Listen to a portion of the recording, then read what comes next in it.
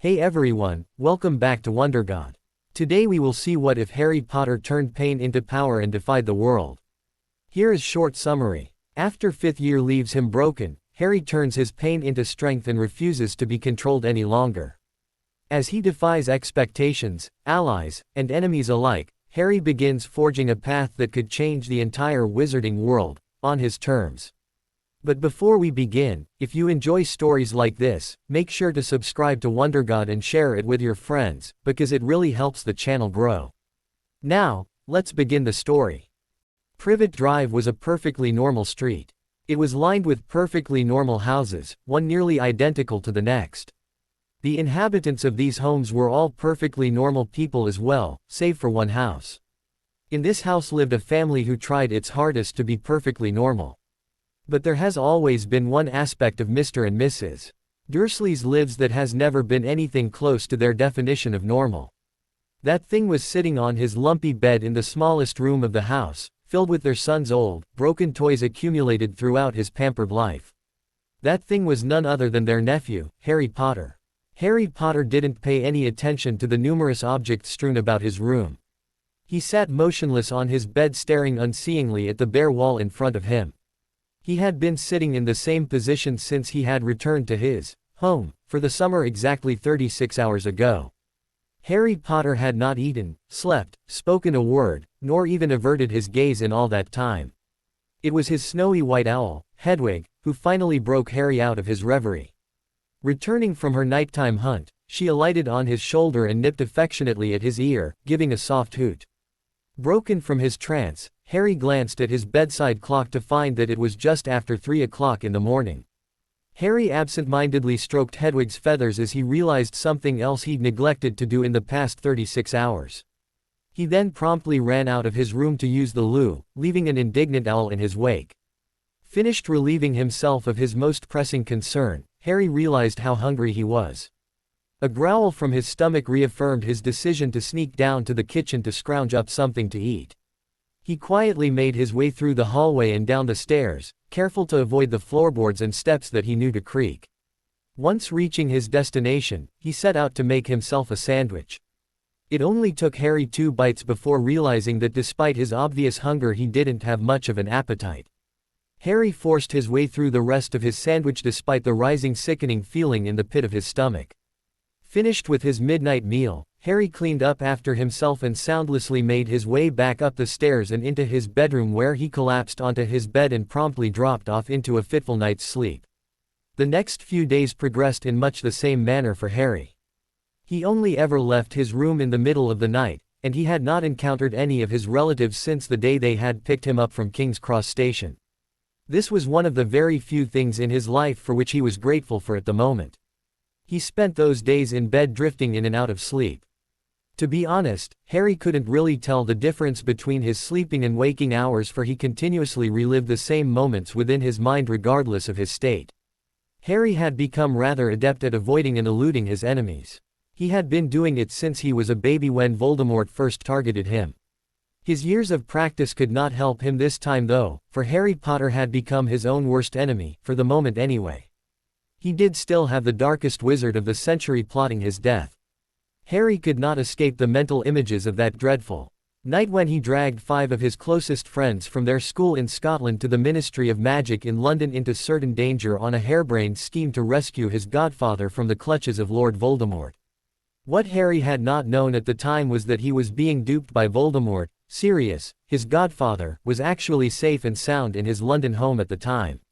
The ensuing disaster led to injury for all 5 of his friends plus several Order of the Phoenix members who had come to their rescue, and worst of all, the death of his godfather, who had been a part of the rescue team. The moment Harry relived most often in his mind was watching as his godfather fell through that accursed veil. This moment brought a mix of emotions through Harry: pain and grief at the loss of the closest thing to a father he had ever known, anger at his murderer, Sirius' own cousin Bellatrix Lestrange, anger at Sirius for not taking the duel seriously. If only he had attacked her rather than wasting time taunting her, helplessness as he could do nothing but watch as Sirius tumbled through the archway, and confusion as to what the bloody hell that veil was exactly. Remus Lupin, Harry's only remaining connection to his long-deceased parents, had held Harry back from following Sirius through the archway, explaining that Sirius was gone and would not be coming back. Everyone he had talked to since then only reiterated this fact, yet Harry didn't understand how it worked. If the arch was a doorway to the world of the dead, shouldn't it work both ways? It wasn't as though Sirius had died properly, leaving behind his body while his spirit moved on to its next adventure. No, Sirius still had his body with him, and as far as Harry was concerned, that should mean that there was still hope that he could come back. Hope was all he had at this point. When Harry wasn't brooding over his godfather's state, he was reliving the rest of the events of that evening. After the shock of Sirius' tumble through the veil, Harry had raced after Bellatrix and cast the worst curse he could think of on her, the Cruciatus curse. It was this act more than anything else that stole Harry's appetite away. The thought of what he had done made him physically ill. He had cast an unforgivable curse. Not only that, he'd cast the worst unforgivable in his mind. He wasn't looking for control or a quick death for Bellatrix, he wanted to inflict pain, to make Bellatrix suffer as he was suffering at the time, as he was still currently suffering. She had mocked him for his effort, for the curse did not work properly. He had learned the hard way that when casting the curse you had to actually enjoy causing others pain. If you didn't enjoy causing others pain, you were only left with a feeling of self-loathing. Casting that curse had made Harry feel as though he was no better than Voldemort himself. It was that feeling that had left Harry completely powerless when Voldemort confronted Harry that night and had allowed Voldemort to possess Harry and gain control over his body. Harry still shivered when he thought of that. It left him feeling as if he was dirty, tainted, like he was covered in dirt that would never wash off. His hatred of himself in conjunction with his grief over the loss of Sirius caused Harry to drop his guard and welcome death's sweet release. Had it not been for Albus Dumbledore's impeccable timing, Harry would have been reunited with his parents and godfather in the afterlife that night. Being in the headmaster's debt was not somewhere Harry wanted to be at the moment. Harry learned later that night that the illustrious headmaster had been withholding quite a bit of information from him, not the least of which was the reason why Voldemort had tried to murder him. Almost 15 years ago when he was only 15 months old, and the reason why Voldemort might want to lure Harry to the Department of Mysteries in the Ministry of Magic. Harry learned that a prophecy was made before he was born about the one who would have the power to defeat Voldemort. One line kept playing repeatedly in Harry's mind, and either must die at the hand of the other, for neither can live while the other survives. That is what Harry's life had come down to, kill or be killed. The entire war rested on Harry's shoulders, and nobody had saw fit to let him know or to help him prepare. The headmaster thought it best to hide this from Harry for the 5 years since they had first met. Surely nothing bad ever came from acting out of ignorance, right? Dumbledore was the great puppet master in the story, and Harry realized that he'd been nothing but one of his puppets all along, his strings manipulated behind the scenes. Harry realized that the real weapon the Order had been guarding all along had been him, and the knowledge that he was in fact their only weapon against Voldemort. With this thought, Harry realized why he had been left with his viciously cruel relatives all his life and why he had no say even now in where he spent his summer vacations. No one ever worried about his well-being or happiness, they just wanted to make sure nothing damaged their precious weapon. Harry was sick of everything in his life right now. Himself, his relatives, the Order, his headmaster, and more than anything else Harry was sick of feeling helpless and out of control in his life. It was this final thought that Harry focused on one night as he drifted off to sleep. Before sleep claimed him, he made a vow that no longer would he sit idly by and be manipulated. From now on, my life is in my own hands. I'm taking control. If Voldemort wants to come kill me, let him come. Next time I'll be ready for him, Harry murmured as his eyelids began to droop and he finally succumbed to sleep. Chapter 1. An Unexpected Visitor. Harry's dreams that night started out as they had ever since he had lost Sirius.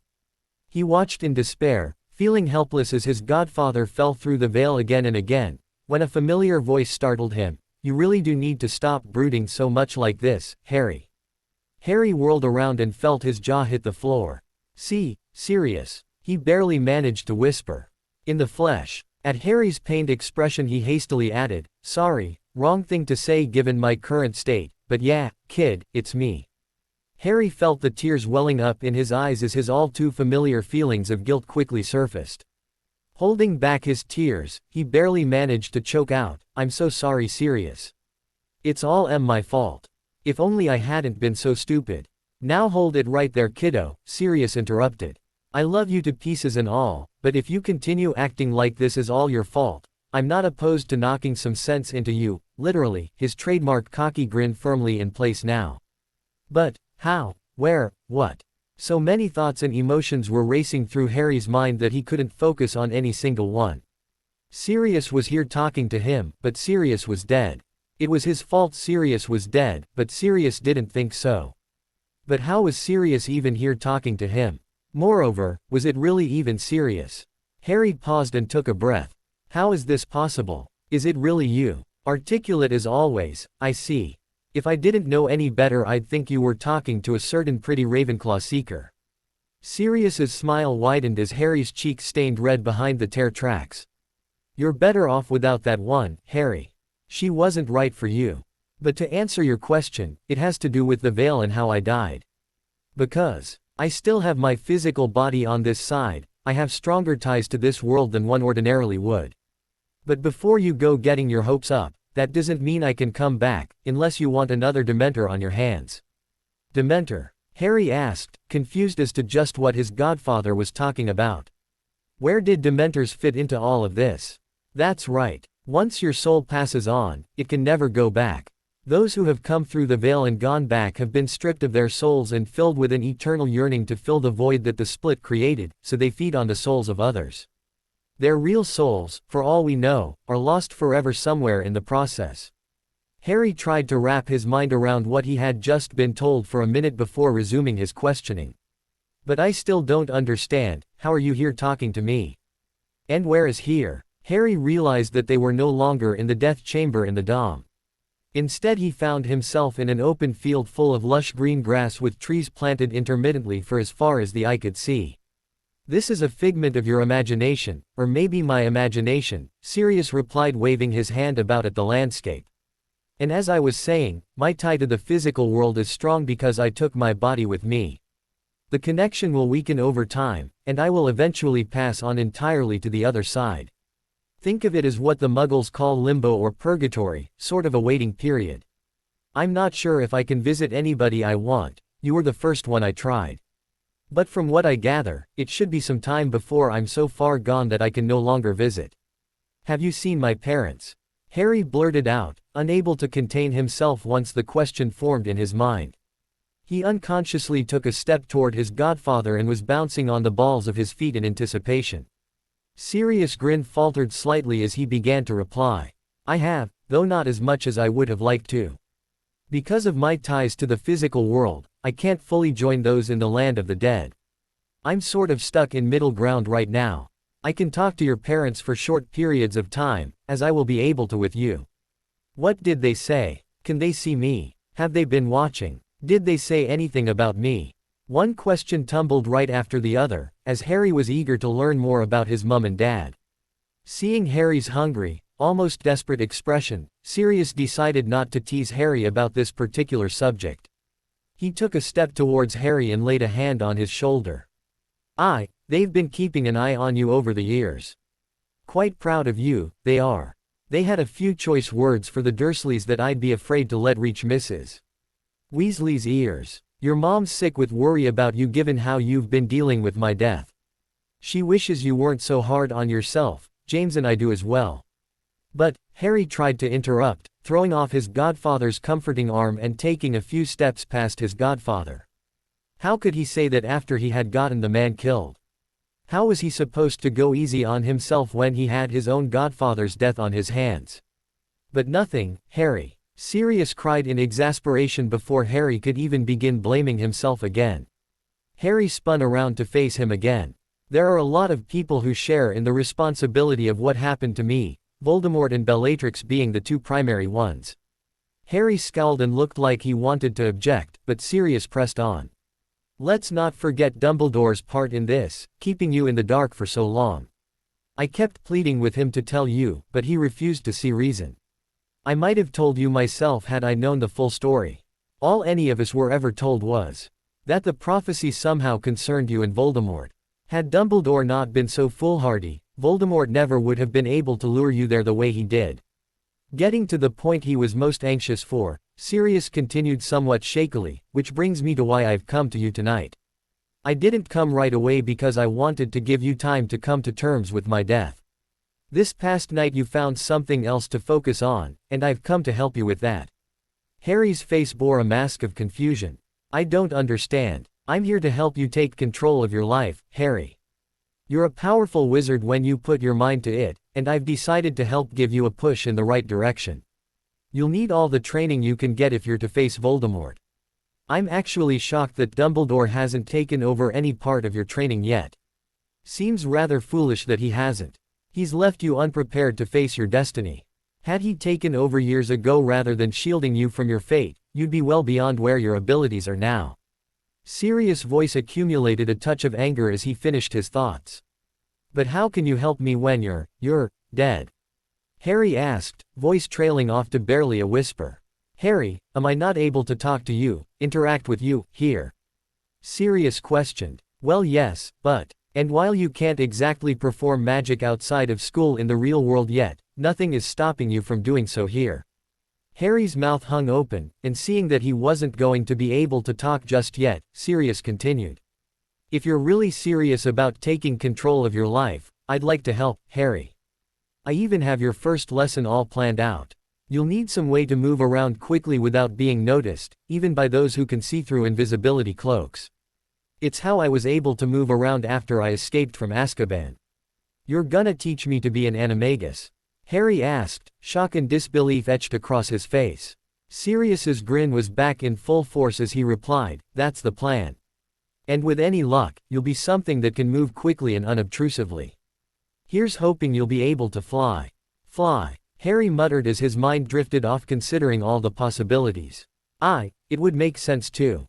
Flying's always been second nature to you, so it would be natural for that ability to manifest in your animagus form, Sirius remarked looking smug. As Harry slowly recovered from his daydreaming of what his animagus form could be, a steely resolve glinted behind his eyes as he locked them onto Sirius' gaze. When do we start? Harry asked in a no-nonsense tone of voice. Sirius chuckled. Now there's the Harry I know and love, man of action. Before we can really get started on that front, you'll need to find your animagus form. To do that you'll need to brew a potion that will put you into a meditative state where you will meet the animal form inside you. Here's how the potion goes.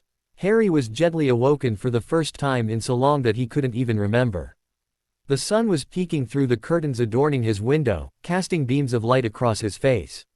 He rose feeling better than he had for a few weeks, hell, for a few months even. He had a purpose in his life now and a plan. Granted, the plan only covered the start of his training, but compared to the helpless, purposeless feeling that had filled him just the day before, Harry felt like a new man.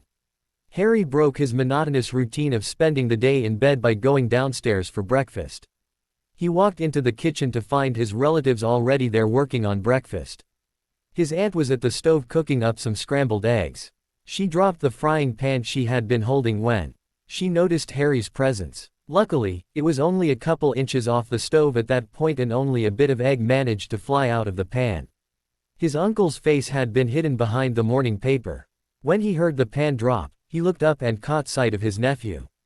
They both looked shocked to see him as if they had completely forgotten he was even living there at the moment. His cousin, Dudley, was nowhere to be seen. He chuckled to himself humorlessly as he realized that they probably had forgotten he was there. He barely acknowledged the Dursleys as he helped himself to some eggs and toast. Harry wolfed down his breakfast and dumped his plate next to the sink before heading back upstairs to his bedroom. Despite the turnaround in his attitude, he was still far from cheery and did not want to spend any more time in the Dursleys' company than was strictly necessary. Harry was still plagued with guilt and self-loathing over the events in the Ministry of Magic, but his newfound sense of purpose in life coupled with his excitement at the prospect of seeing Sirius again gave him something else to focus on, making the pain much more bearable. He no longer felt completely numb to the world. As Harry settled back into his room he noticed a couple letters that he vaguely remembered receiving sometime during the void that was the last few days of his life. He had been much too preoccupied to pay them any mind at the time, but now that Harry was in better control of his mental faculties, he decided he should give them a read. He picked up the first one and immediately recognized Ron's untidy scrawl. "Hey mate. How are you, Harry? Those muggles aren't treating you bad, are they? If Moody can't scare them straight, I don't think anything will. Mum's already on Dumbledore's case about getting you out of there, but he insists that you've gotta stay a while longer. I never did get why you have to keep going back. Ginny was bugging me about letting Pig bring you a letter with mine, but I told her to bugger off for a bit since I know you won't be in much a mood to talk to anyone right away. I got an owl from Hermione earlier, and she's in a right state worrying over you. I told her to lay off you for a while since I know how pushy she can be when she wants you to talk about something. I'm sure the opportunity to thank me by saving me from one of her usual tirades will come up soon enough. Mental, that one is. I'll keep bugging Mum to get Dumbledore to let you out of there. Don't let the muggles get you down. Ron." Harry shook his head in frustration as he crumpled up Ron's letter and pitched it in the trash. He hated when people walked on eggshells around him, as if he was fragile and unable to take care of himself. And to blatantly point it out the way Ron was doing, it was just utterly ridiculous. He resolved to write a letter to Ginny to thank her for thinking of him before he wrote back to Ron. Maybe then Ron would get the hint that he didn't need another minder. Then again, I wouldn't count on it.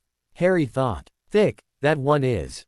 If he was in a better mood he might have laughed at his own joke. Instead, he picked up the next letter to find Hermione's neat script covering the parchment. "Dear Harry, how are you? And don't you dare even think of writing back saying, 'I'm fine.' Have you been eating regularly and sleeping all right? You know Mrs. Weasley will make a fuss over you if you come back looking like you haven't had a decent meal in weeks. I can only imagine how dreadful you must be feeling after all that's happened. I know you don't much want to talk about it, but please don't shut me out or push me away like you usually do. I'm just worried about you, and I want to help. And talking about it can help. I'm hanging in there, but I think my parents can tell that something is wrong. I've been sugar-coating things, a horrible thing to do to a pair of dentists, for them over the years because I was afraid they would pull me out of Hogwarts if they knew the truth of what was happening in our world and the kinds of danger we've been in. I fear the time has come for me to come clean. I only hope they are not too upset with me. Please write back soon, Harry. I'd really like to hear from you. Love, from Hermione." Typical Hermione letter overall, always trying to get people to talk about their feelings. He actually didn't mind it as much as he usually might have. At least she wasn't tiptoeing around him or trying to shield and coddle him. Of course, if Harry had read the letter just the day before he most likely would have scowled and tossed the letter aside, but running away from the pain didn't seem quite so important now. He had to face it and move past it if he was ever going to be any help in this war. What really surprised Harry about the letter was Hermione's admission that she had lied to her parents. Maybe Ron and I have rubbed off on her more than we thought, Harry pondered. She was the queen of rules and following authority to the letter. She must have been seriously scared of being pulled out of Hogwarts to have lied to her parents about it. Before Harry began crafting any letters of his own he searched through his trunk for his potion supplies. Sirius had told him the ingredients and instructions for the animagus potion the night before, and they had decided that Harry should ask his friends to get the additional ingredients he'd need. He was unable to go himself, lest his safety be compromised. The Order was surely keeping tabs on him, monitoring his whereabouts, and asking an Order member could arouse suspicion if they recognized what the supplies could be for or questioned his motives. Harry would just tell his friends he was studying this summer and wanted to be extra prepared for Snape's Newt class, as he'd need to do well in that class to become an Auror. That was of course assuming that he even made it into Snape's Newt class in the first place. Harry quickly compiled a list of what he'd need to make the potion and decided to ask Ginny for her help. He didn't want to risk asking Hermione for two reasons. One, she was just too clever for her own good, and two, her parents were muggles, meaning she didn't have easy access to Diagon Alley. So with that said, Harry pulled out quill and parchment and began to write. The Weasleys had just finished dinner that evening, and Ginny ascended the stairs to her bedroom. She was not having a very pleasant summer thus far. She had lost a man who, while she had only met him just a year ago, and prior to that thought him to be an escaped lunatic murderer, had quickly turned into a favorite uncle-like figure. He was an adult, technically speaking, but he was so full of life and mischief that it was hard not to see him as a friend first and an adult second. She knew that her feelings of loss were nothing compared to Harry's. Sirius had been the closest thing to a father that he'd ever known. Harry had been in such bad shape when they parted ways several days ago. He had almost seemed devoid of all emotion. Only his eyes betrayed the true depth of his pain. She knew this had to be weighing heavily on him, and he was probably blaming himself for the whole thing, the noble git. Not that she could really blame him for it. Hadn't she, after the incident with the Chamber of Secrets her first year, done the exact same thing? She had been manipulated by Tom Riddle, otherwise known as Voldemort, same as Harry. Her brother, Ron, who also happened to be a complete git although for entirely different and much less flattering reasons, was not helping matters at all either. Ever since she'd mentioned she was seeing Dean Thomas on the train ride home he had not shut up about the subject. After living with the guy at school for 5 years without any problems, all of a sudden Dean Thomas is a right prat completely unworthy of me. Right. And to top it all off, he had refused to send her letter to Harry with his, claiming that Harry needed his space right now and didn't need to listen to another girl go on and on about feelings and emotions. If he keeps this up, Ron'll be having a big prank coming his way before long, Ginny thought while grinning ruefully. Just as she started to contemplate the different ways she could exact her revenge on her dear brother, she was pulled out of her thoughts by a tap tap tap coming from her window. She jumped 2 feet into the air, startled out of her reverie. As she glanced over, she saw something she had not been expecting, a beautiful snowy white owl with a letter trying to get in her window. She unlatched the window and opened it up. Hedwig, you know Ron's room is on the top floor. Why? She was interrupted by an indignant hoot from the owl in question. Hedwig held her leg out impatiently while glaring at the red-haired female who dared to question her ability to deliver a letter to its correct recipient. She did not deliver to the wrong person, and she delivered her mail with dignity. Unlike another owl, she had the displeasure of knowing that belonged to a different red-haired somebody. Sufficiently cowed by Hedwig's response to her questioning, Ginny shrugged and took the proffered letter. She scrounged up a bowl and filled it with water, offering it to the owl as a peace offering. While Hedwig hooted gratefully and helped herself to a drink, Ginny looked down at the envelope in her hands and sure enough, the envelope had her name on it. The first thing she noticed as she held the envelope was its weight and clunkiness. She ripped it open to find several gold coins contained within along with 2 pieces of parchment, one full-sized, the other a torn scrap. Now that's odd, Ginny thought to herself before pulling out the full-sized letter and beginning to read. Dear Ginny, I'm not exactly sure where to start as I've never written you before, but I suppose the beginning is as good a place as any. I'm sorry. I'm sorry for a lot of things, actually. I'm sorry for not noticing you and getting to know you sooner. I realized over the past year what a great person you are, and I'd feel lucky to be able to count you as a friend. I'm sorry for forgetting about your run-in with Voldemort. After you brought it to my attention over the Christmas holidays, I realized that I never once asked you how you were handling it and to make sure you were doing okay. I was a bloody git. Can you forgive me? I'm also sorry for leading you into that trap at the ministry. I appreciate your help and willingness to come that night. Without you and the others, there probably wouldn't have been anything left for the Order to save by the time they arrived. I just got around to reading the letter I received from Ron.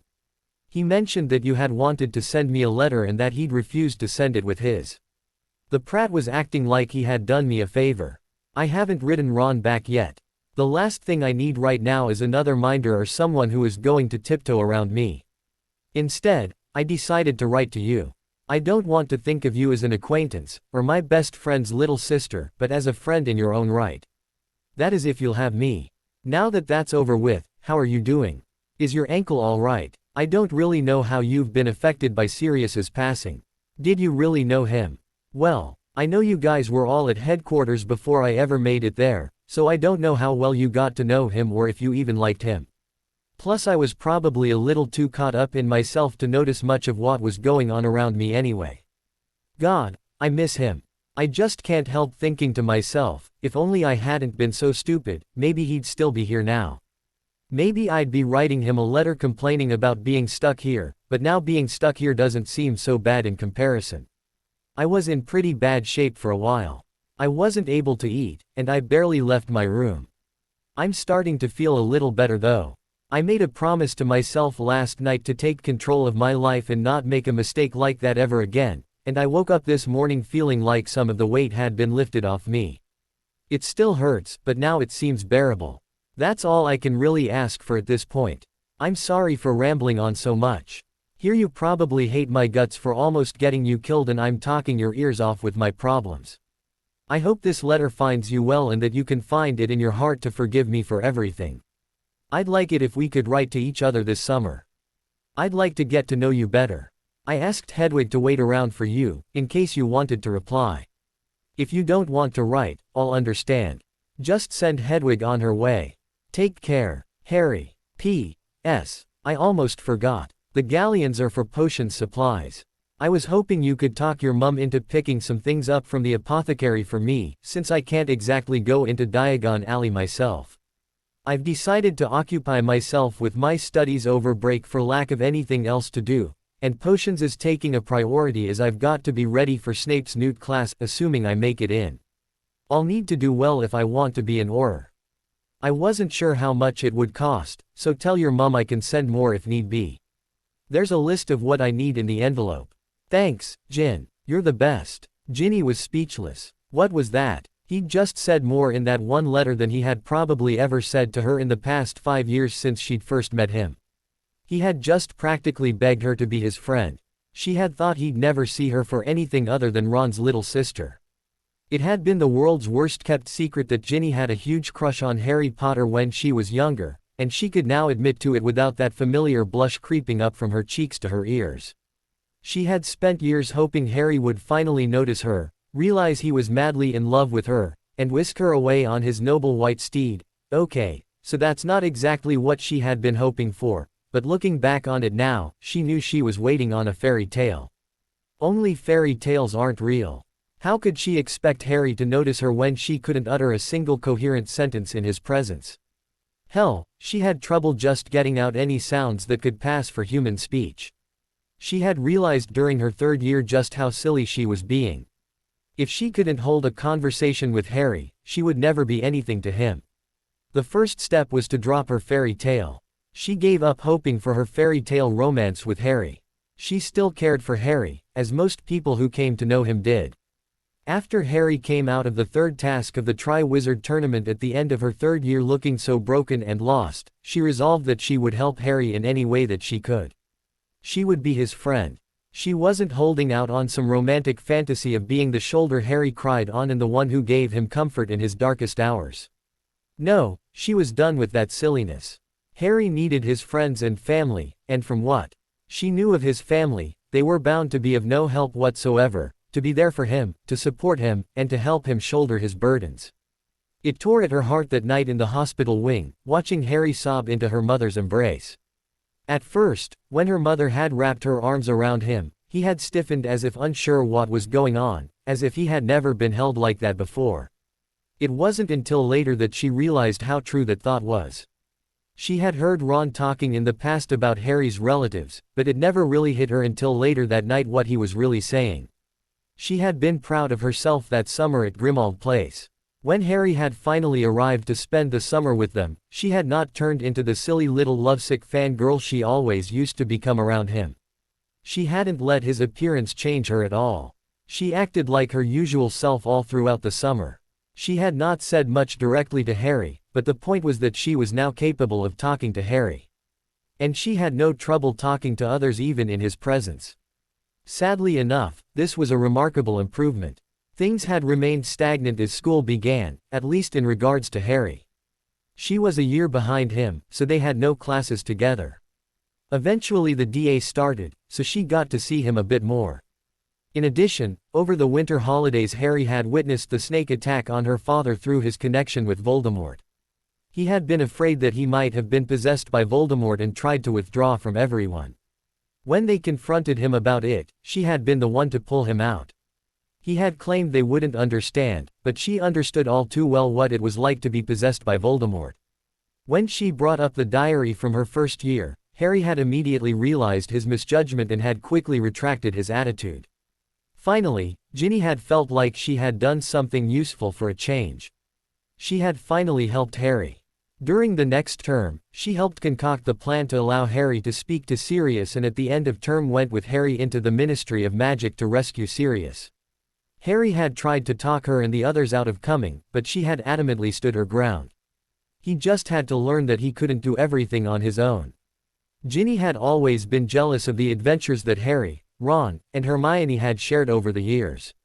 She had romanticized them in her mind, thinking them wonderful and fun and exciting.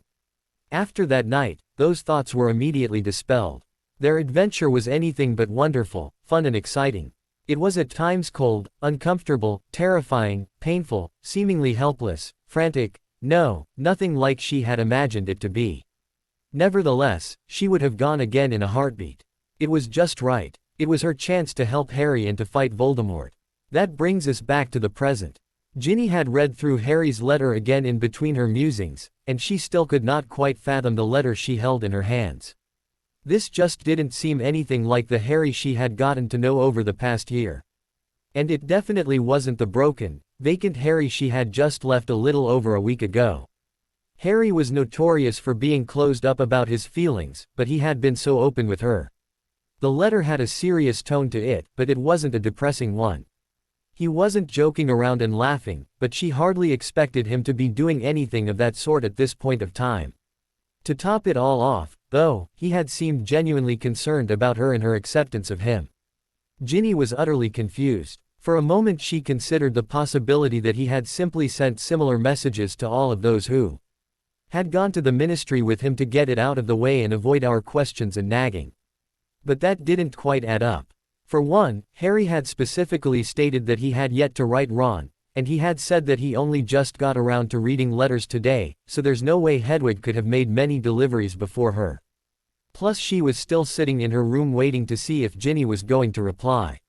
There was no way around it. She was the one he had chosen to write to. He could have at most sent out only one other letter beforehand. As she was watching Hedwig, the owl hooted at her questioningly. "Oh." Ginny jumped as she quickly withdrew from her thoughts. "You're wondering whether or not I'm gonna write back, aren't you?" At Hedwig's nod, Ginny remarked, "Well, aren't you the clever one? I'll try not to keep you waiting too long." And with that Ginny withdrew a roll of parchment and a quill and ink bottle from her desk and sat down to write.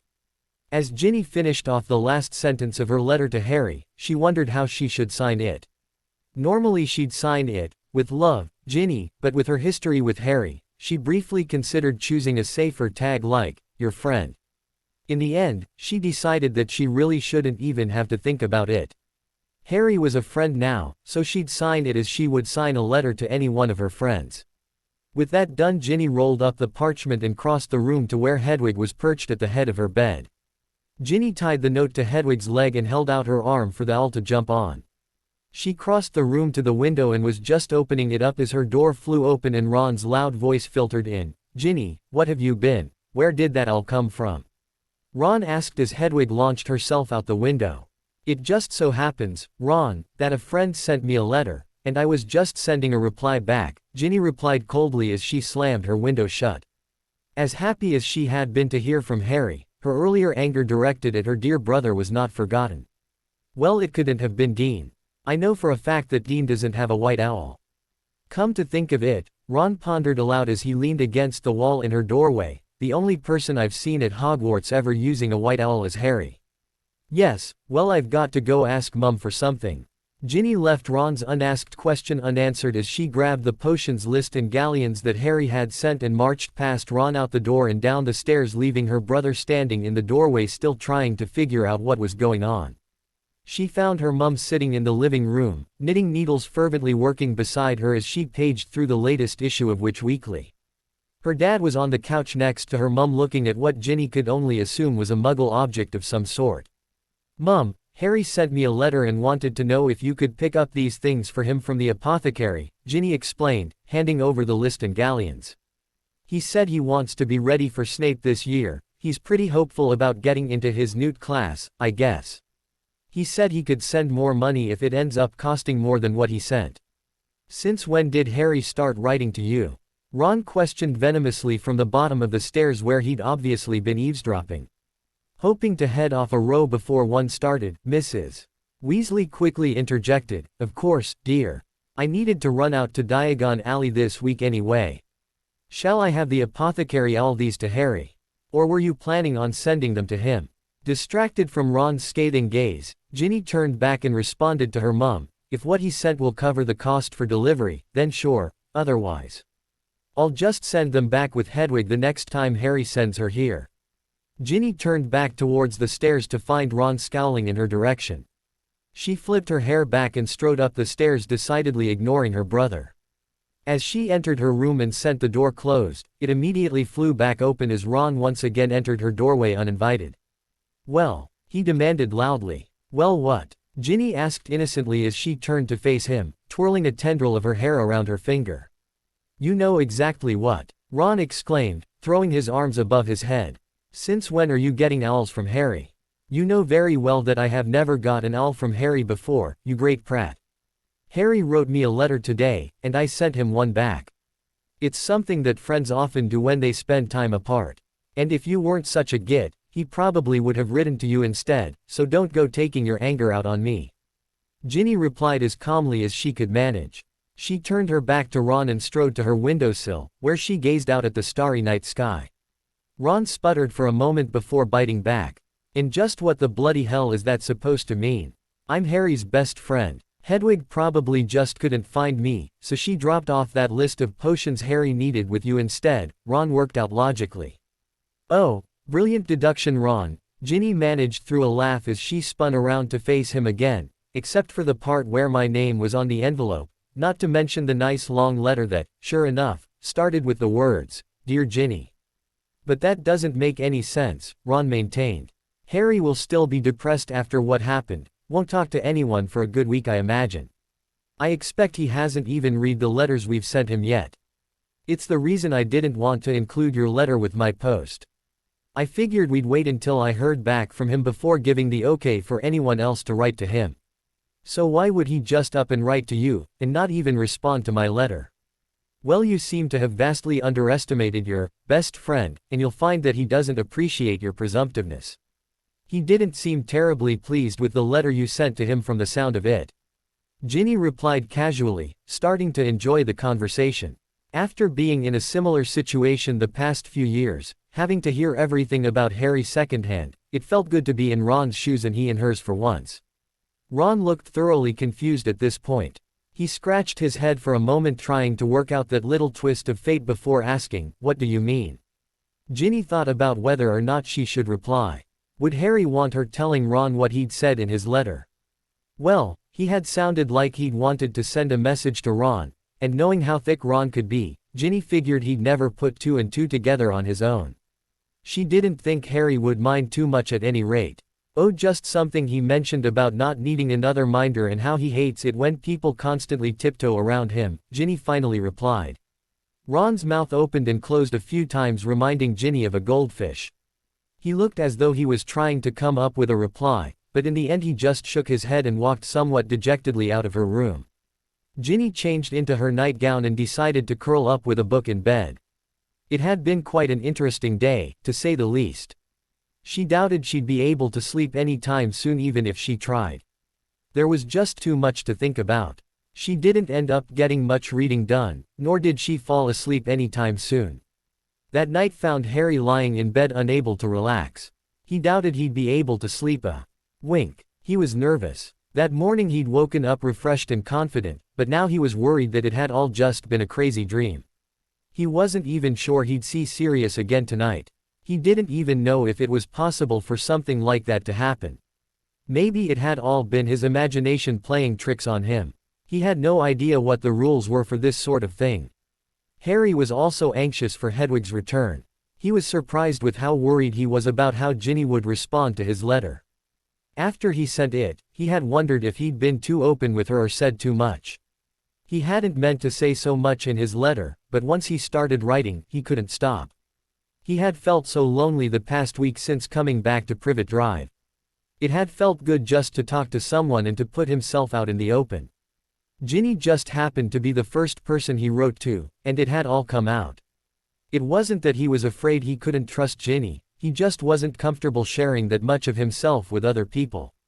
She was definitely the last person who would ever go dark, and he couldn't imagine her running around telling everybody what he'd said.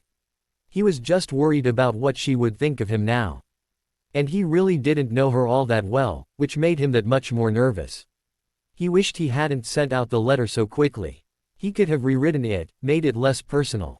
He really hoped she didn't resent him for almost getting her killed or for completely neglecting her after the Chamber of Secrets. He could use all the friends he could get at this point, especially one who could understand what it was like to have a connection with Voldemort, to have him in your head. He still couldn't believe he'd forgotten about her run-in with Voldemort during his second year. It must have been the worst time of her entire life, and he'd put it out of his mind without ever thinking about how she must be coping with it. Harry realized that he often got caught up in his own problems and would completely forget or ignore others' issues. Granted, his problems were often much more serious than the average person's, but that was no excuse to become entirely self-involved. He would just have to work on that and hope his friends could forgive him. Harry resolved to write to Neville and Luna as soon as he'd written to Ron and Hermione. He owed them all his sincere thanks and an apology. He'd led them all into danger, but without them there, he most likely wouldn't have made it out of the Ministry alive. Harry was glad he'd begun teaching the DA last year. Without the extra training, they would have been dead meat against those Death Eaters. He decided he would speak to Dumbledore to see if he could continue with the DA as a school-sanctioned club. With the training he'd be getting from Sirius this summer, that is assuming that he wasn't just letting his imagination run away with him, Harry reminded himself he should still have plenty to teach his classmates. He had spent the rest of his day going through some of his textbooks from the past couple years at Hogwarts. If he was learning during the day and practicing at night, then his training should hopefully go pretty smoothly. He also found himself going through the books he'd been given for this past Christmas that were meant to help him out with his DA lessons. Those were by far his favorite books of the lot. Harry turned back to look at his clock to find that it was well past midnight already. He glanced out his window and could just make out a white speck in the distance, barely discernible in the darkness. He jumped up with a start and greeted Hedwig a minute later when she entered through his window. "There you are, girl. I've been wondering when you'd make it back." Hedwig gave him a reproachful hoot, so he quickly amended himself. "I didn't mean it like that, I was just anxious for you to get back because I couldn't sleep." This seemed to placate the owl, for she stuck out her leg and allowed Harry to untie the parchment that was attached.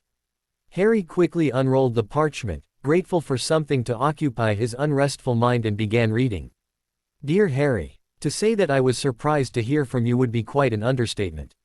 It was a pleasant surprise though. I know how much you hate to hear it, but I was worried about you, along with everybody else, I'm sure. I was quite pleased to find that you are doing better. Time seems to be the only remedy for some wounds, and the fact that you've already begun to recover is certainly promising. I don't imagine you'll ever completely heal, but eventually you'll come to the point where you can think about him and smile, remembering all the good things about him. As for your apologies, I accept equal responsibility for you not getting to know me better before now, so there is no need to apologize.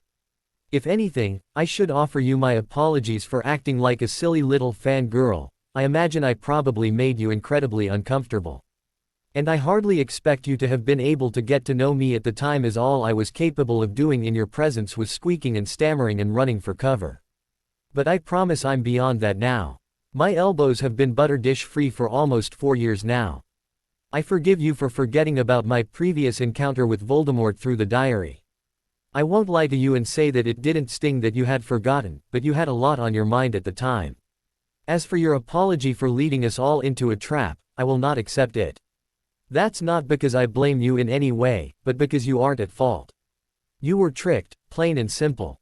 I would have done the same thing in your situation, and if a similar situation arises in the future, I'll be right there beside you again. Plus I know firsthand how tricky and manipulative he can be, and if you want to blame yourself for this, then you'll have to blame me for being fooled by the diary. I miss Sirius as well.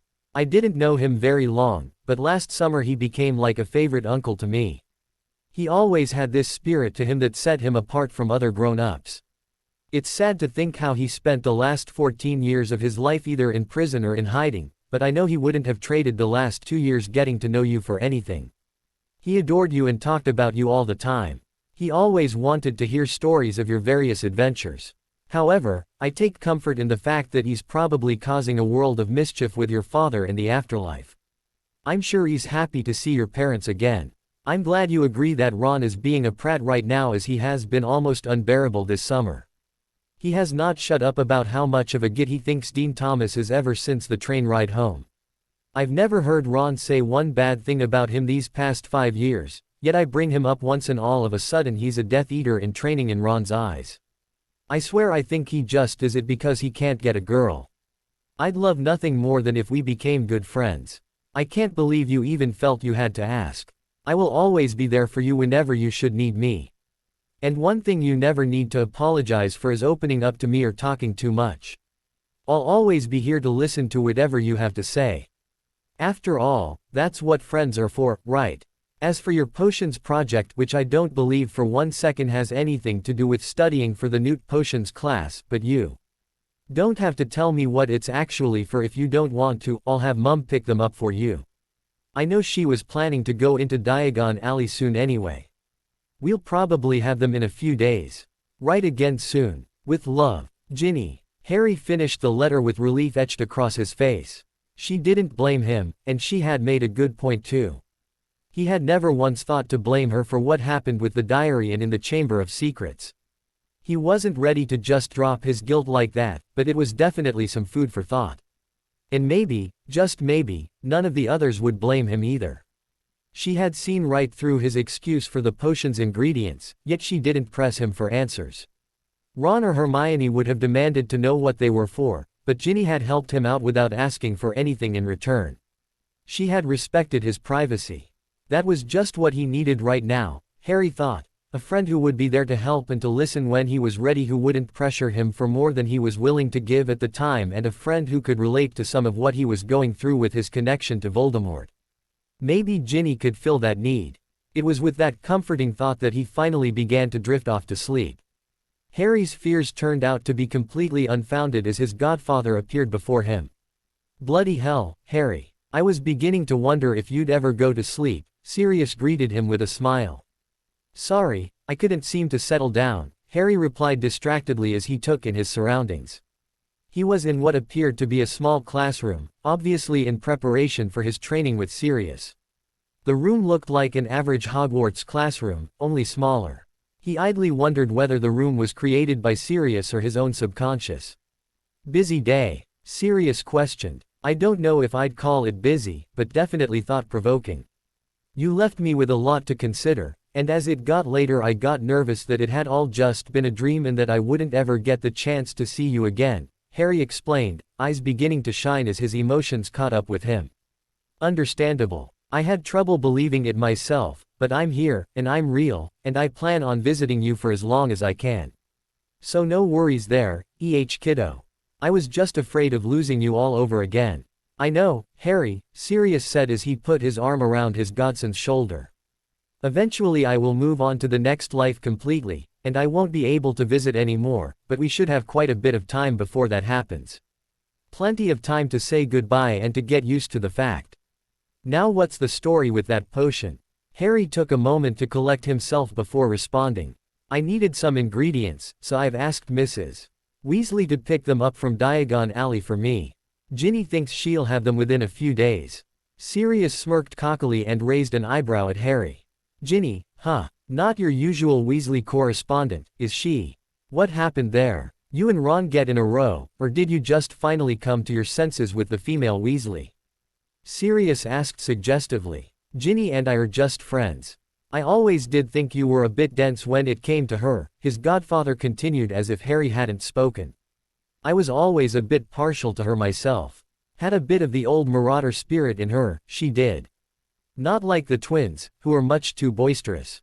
She has that same mischievous nature, but she's sly about it. The twins are all bang and pop, but she's got finesse like a true marauder. And since you're doomed to end up with a redhead anyway, might as well make it one as cute as Ginny." "Wait, what?" Harry asked thickly. "What do you mean, doomed to end up with a redhead?" He scratched his head trying to figure out where the hell this conversation came from and where it was going. Sirius let out a hearty laugh and ruffled Harry's hair playfully. "The Potter curse, or blessing as James liked to call it. Apparently every Potter male is doomed to fall helplessly in love with and marry a redhead. James called it his blessing because he knew right away that Lily was the one for him. He never even looked at another girl at Hogwarts. So there's really no use fighting it, Harry. Might as well just go ring shopping now. Maybe I'll have myself a goddaughter-in-law soon enough. I haven't exactly got the time or the energy to even think about girls right now. And my only experience hasn't left me itching to get back out there right away. Ron was being a prat, so I decided to write Ginny instead. I was planning on writing her anyway, as well as Luna and Neville. I just sped up my plans a bit, alright. Harry retorted. If you say so, Harry, Sirius teased. Harry was not in the mood for his godfather's game, so he quickly changed the subject. There was one question that I had.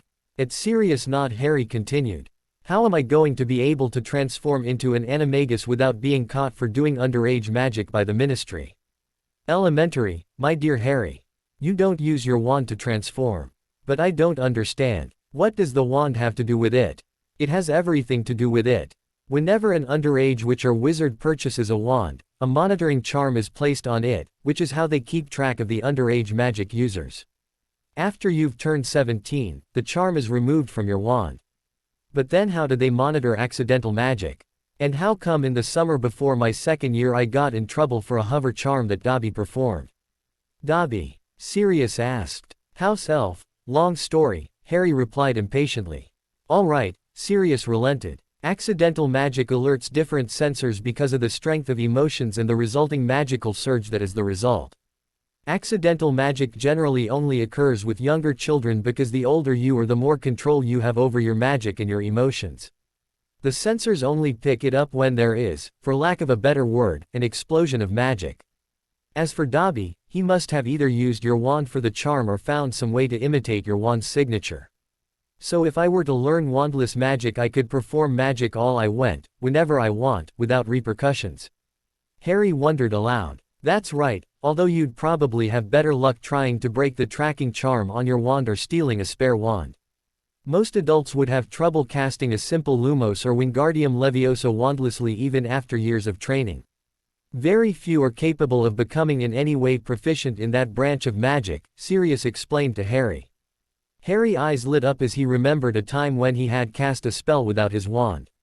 Last summer, when I was attacked by those Dementors, I had dropped my wand because Dudley punched me. It was dark, and I couldn't find it, so I just blurted out, Lumos, and my wand lit up. Harry rushed out. That's amazing, Sirius exclaimed. How come you never told anyone about this? Harry paused to consider that for a second. I didn't think anything of it at the time. Besides, I was much more worried about finding Dementors in Little Whinging and the subsequent trial than about my wandless abilities. By the time the trial was over, I had completely forgotten about it. Sirius held his hand to his chin. I guess I see your point. You did have a lot going on at the time. But we must see if we can develop your wandless abilities. Tomorrow I want you to practice some simple spells without a wand and see what kind of success you have. Then tomorrow night we can analyze what you can do and try to gauge your potential. If you do have some skill with it, the animagus transformation might come easily to you. The hardest part of the process is learning how to channel your magic within yourself to make the change rather than the usual way of casting spells with your wand. How long do you think it'll take me to become an animagus? Harry asked. Didn't it take you and my dad a couple years? It did, but you have to remember that we had no instructor. And we didn't have any resources readily available to us. We had to sneak into the restricted section of the library and search for all the information we could get. That at least doubled our total time, if not more. Sirius paused and decided to get back onto the task at hand. Now there isn't anything we can do about your animagus until you get that potion, so what say we have a couple practice duels tonight? I want to get a feel for what you're capable of. I'm not sure if everything will work the same for us here as in the real world. I tried doing a couple simple spells, and they seemed to behave normally. So first off, just try a couple spells to make sure you can perform them okay, then we'll get started. Harry pulled out his wand, which was stuck in his back pocket, and did a few simple charms to test his magic. Everything appeared to be normal, so he turned to Sirius and nodded. Then they squared off. It was clear that Sirius was the more experienced dueler, but Harry was no pushover. A lot of novice duelers enter with the frame of mind that you'll trade hexes. I get one shot, you get one shot, repeat. Harry seemed to start off this way as well, but quickly learned that Sirius was not going to play that way. He would need to work on his spell casting speed, Sirius noted. Sirius made mental tallies of all his observations of Harry. His spell vocabulary was rather limited. He was agile and frequently relied on that to dodge spells, and he used the environment to his advantage, taking cover when possible and occasionally using a chair or some other object to try to distract or disarm Sirius. When he was finished with his observations, Sirius called for Harry to stop and approached him. Well, I wouldn't mind having you in a fight, but there's plenty of room for improvement. We'll need to improve your spell knowledge and increase your casting speed for starters. Not sure how to respond, Harry just shrugged his shoulders and inspected an overturned desk on the side of the room before finally looking up at Sirius expectantly. Well, I suppose that's enough for tonight. Don't forget to practice wandless magic tomorrow. Sirius ruffled Harry's hair affectionately and added, I'll see you tomorrow night, Harry. And with that, Sirius and the classroom faded out of existence. The next morning, Harry decided to write a letter to Hermione before anything else. He had a lot of letters to write, so it was best to get them started right away. He crawled out of bed and plopped down onto the wobbly chair at his desk. Parchment, quill, and ink were soon on the desk, and Harry began writing. Dear Hermione, I'm doing as well as can be expected, which doesn't say very much. I was in rough shape for a while, but I've been feeling a little better the last couple days. I've started doing some studying. It helps to keep my mind off of things. I'm eating as much as I ever do here now, which should still ensure that Mrs. Weasley will fuss over me next time she sees me anyway. I hope everything goes all right with you and your parents. You'll have to tell them the truth sooner or later, so maybe now is the right time. Just let them know that you are a part of the wizarding world now, and it is a part of you. Make them see that pulling you out of Hogwarts won't remove you from danger. It will only take away your tools to fight back and protect yourself. The best thing for you would be to continue to learn so that you can properly defend yourself should the need arise. I'm sure they'll come around. If you need any help or anything or think a letter from me might help, just say the words. I'd offer to come visit to help you talk to them, but I'm more or less trapped here at the moment. Take care, Harry. Harry sent Hedwig off with the letter, then turned to the door and walked out. He grabbed a quick breakfast much to his relatives' quiet dismay. The threat Moody and the others had made at the train station was still hanging thickly over their heads, and they were reluctant to openly cause Harry trouble. Instead, they just ignored him, which suited Harry just fine. After making his way back upstairs, Harry took a seat at his desk once again and turned his attention inward. It was time for him to start practicing wandless magic. He wasn't sure how he was supposed to start, as he'd only ever been taught how to focus his magic through his wand.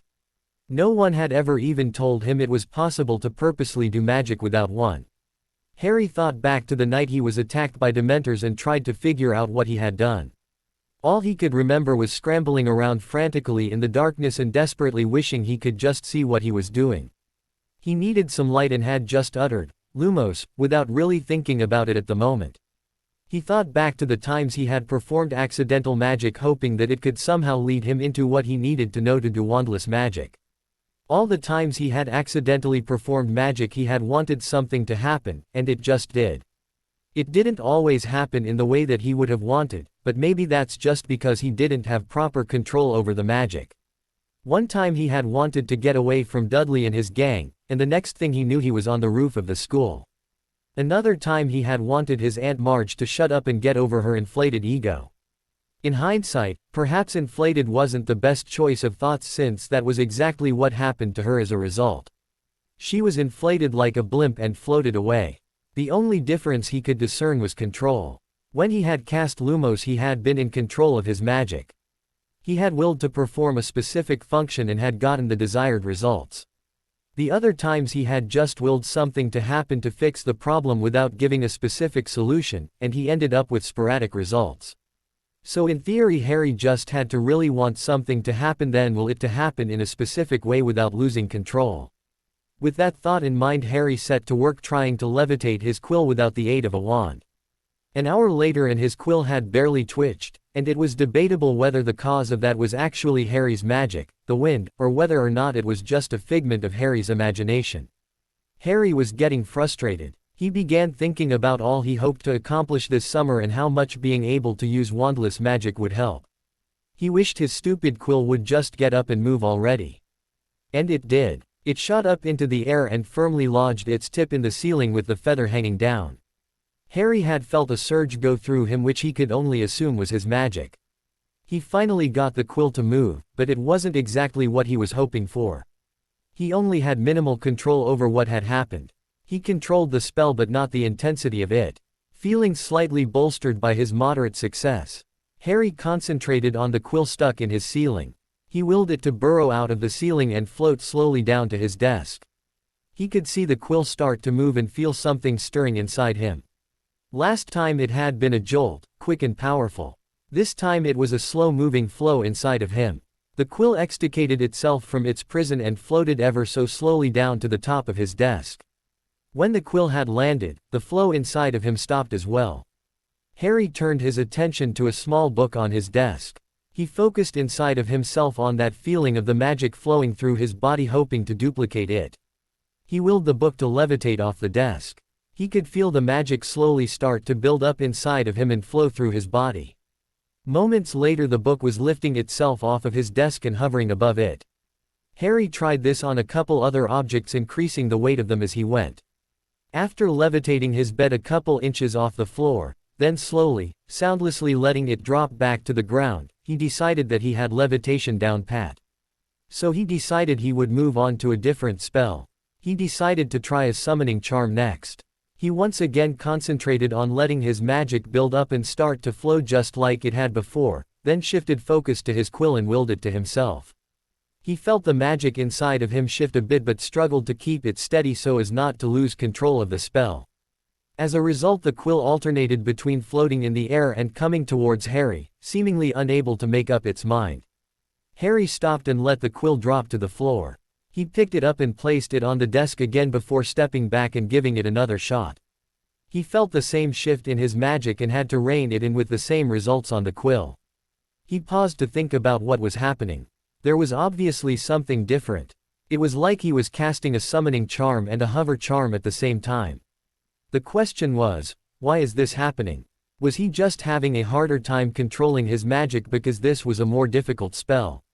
If he were able to stop his magic from struggling with him, would that solve the problem? Harry really wished he had someone he could ask these questions to. He tried a couple more times with the same results and began to grow frustrated. As his frustration increased, he seemed to have even more difficulty with the spell, and the quill would often buck in the air or go in the completely opposite direction and shoot around much faster than Harry had willed it to go. He decided to call it quits for the day before the quill ended up poking his eye out and realized that it was evening already and that he had completely missed lunch. He went downstairs and into the kitchen to find his aunt and uncle sitting down to dinner. Dudley was nowhere to be seen. Must be out with the gang, Harry thought to himself. Otherwise he'd never miss a meal. The Dursleys pointedly ignored Harry as had been the custom so far this summer. As he helped himself to some of the pork roast his aunt had cooked, he could feel the waves of tension streaming off of his uncle. It took all of the large man's energy just to hold back the surge of insults begging to be let loose on Harry. But he was obviously able to rein in all of his ill will, for he simply glared at his nephew before turning back to his food. Harry ate quickly and in silence before dumping his plate off in the sink and rushing back upstairs, eager to escape the tension and to return to the comfort of his solitude. Harry spent the rest of his evening poring over his old textbooks yet again to learn all that he could from them before finally crawling into bed and letting sleep overcome him. Dear Ron, I heard back from Harry today, which I guess is obvious since I asked Hedwig to deliver this. I also got your message earlier. It sounds like he was in bad shape for several days and is just starting to come out of it, which is hardly surprising. I'm guessing that he chose to write Ginny first because it was a safer note to write. He could avoid talking about the more sensitive subjects, and he figured that she wouldn't press him since she doesn't know him as well as us. I wouldn't worry too much about it because I'm sure you'll be hearing from him tomorrow. I'm so anxious to get our OWL results back. I hope they aren't delayed at all because of everything going on at the ministry right now. I've finished most of the summer reading for the Newt courses I hope to take. Have you started studying yet? You know that Newts are incredibly important, and you can never start preparing too soon. You really can't expect to get any Newts with the amount of effort you usually put into studying. You'll need to work extra hard these next 2 years. I'd be happy to write up a study schedule for you to help keep you on task and up to date. I have another letter to write and a long overdue conversation with my parents to plan, so I'm going to have to cut this short. At least think about opening a book, and let me know when you hear from Harry. Love from Hermione. Ron's sour mood had initially lightened as he saw the white owl fly into his room to deliver a letter. It was short-lived, however, when he saw not Harry's messy handwriting, but the neat script of Hermione Granger on the parchment. It wasn't that he didn't like hearing from Hermione. He was just anxious to hear from his other best friend. His foul mood only worsened as he finished reading through Hermione's letter. Why does she always have to get on my case? Ron thought bitterly. And Harry, what the hell is going on with him?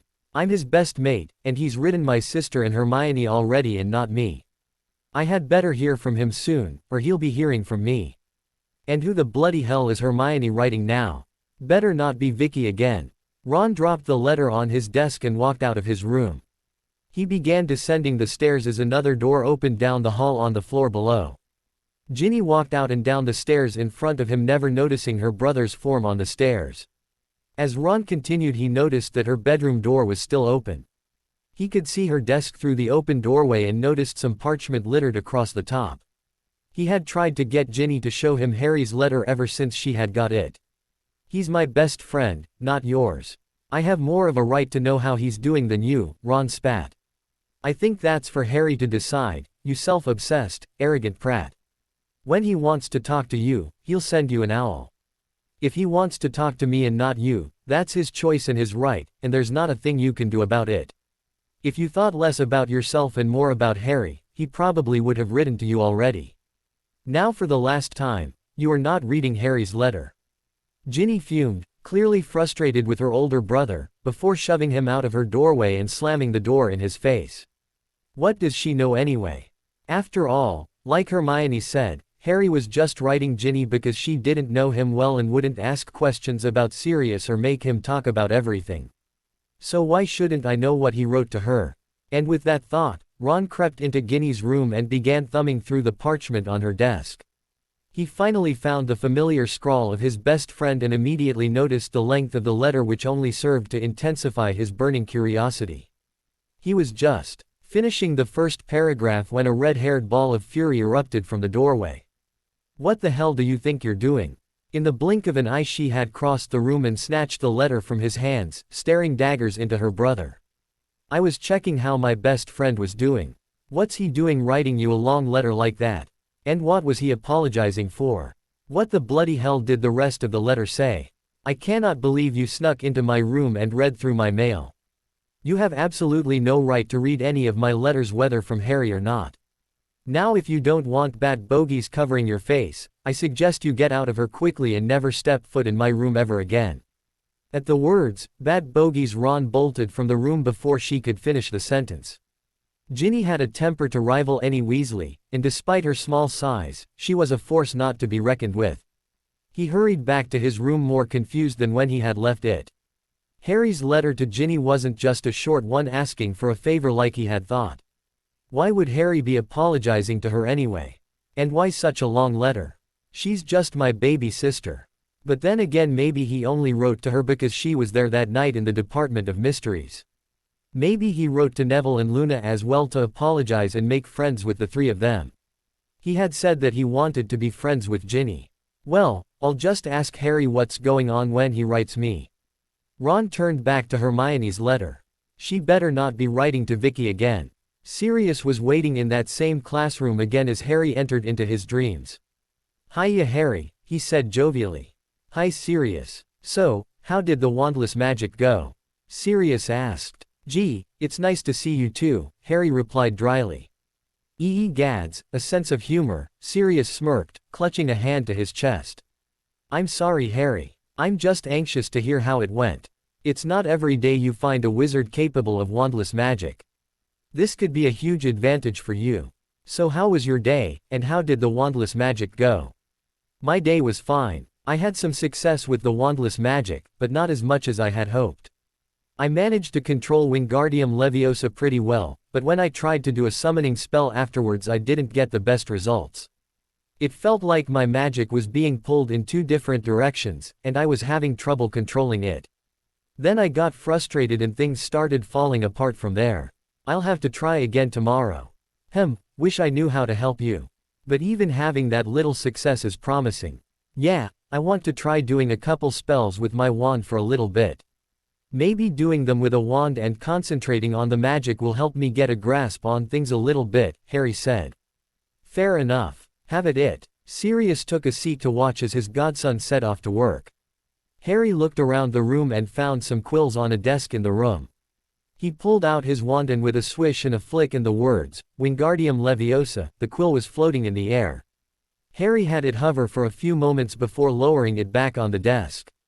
He stood there looking pensive for a moment before opening his mouth. "I can feel the magic in me when I concentrate. It felt the same as it did earlier, only it's slightly different because of the wand. Then it was like the magic was just flowing inside me. Here it's more focused around the wand in my right arm." Harry took a few steps back and performed the summoning charm with a short, Accio. The quill zoomed from the desk towards him, and he snatched it out of the air with his left hand. He did another levitation charm, then another summoning, and thought for a minute. "They're different," he finally said, nodding to himself. He began to pace lightly as he continued to explain. "I can feel the magic for both, but it's different. When I was doing wandless magic earlier I was concentrating on the magic and trying to keep it the same, but when I was trying to summon an object I felt my magic trying to change, so I was fighting with it. That's why it couldn't seem to make up its mind. I was trying to summon it with a levitation charm." Sirius just sat there looking at Harry until he finally asked, "So what does that mean?" "It means that I need to learn the different ways that magic will feel so I can perform more spells without my wand. It will take some practice, but if I can manage to control my magic and change it to fit my needs, then I should theoretically be able to do any type of magic without a wand," Harry explained. "That would be amazing," Sirius exclaimed, rising from his seat, "but that's a pretty big if." "Well, I'll just have to try and see how it goes." "Sounds like a plan. Now that that's settled, what say we get started on tonight's lesson?" Sirius asked. "I thought tonight we would start on the basics of apparition." "Really? You're gonna teach me how to apparate?"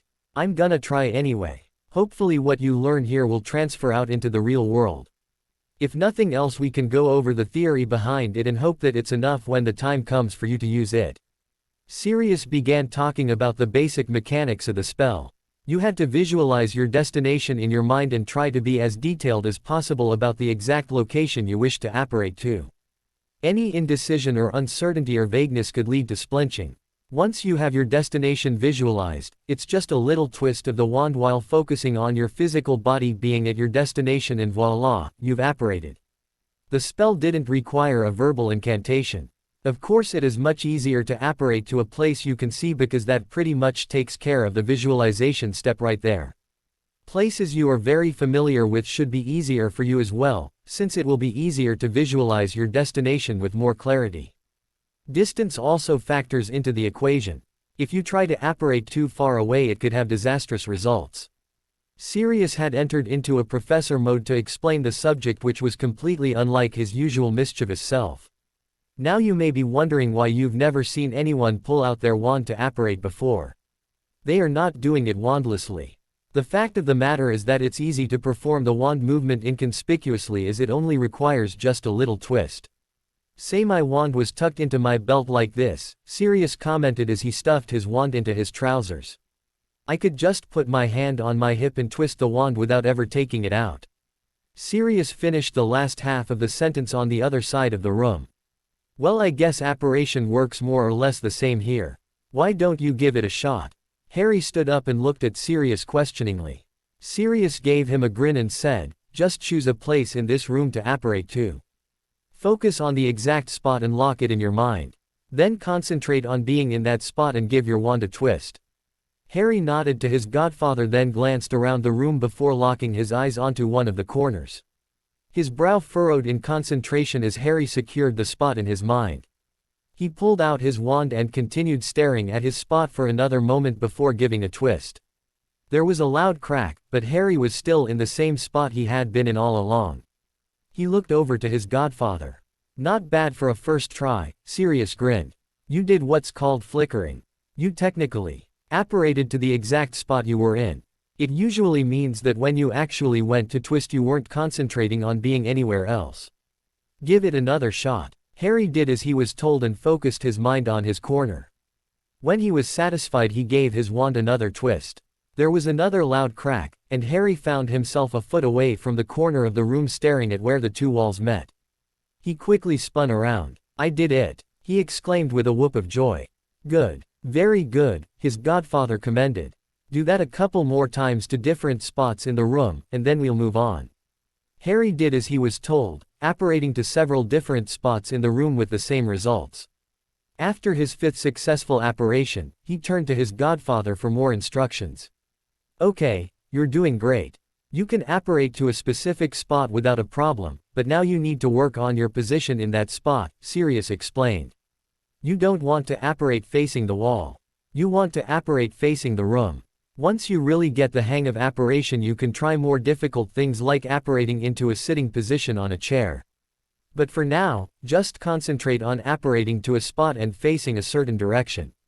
Harry nodded to Sirius to show that he understood the instructions before focusing on the task at hand.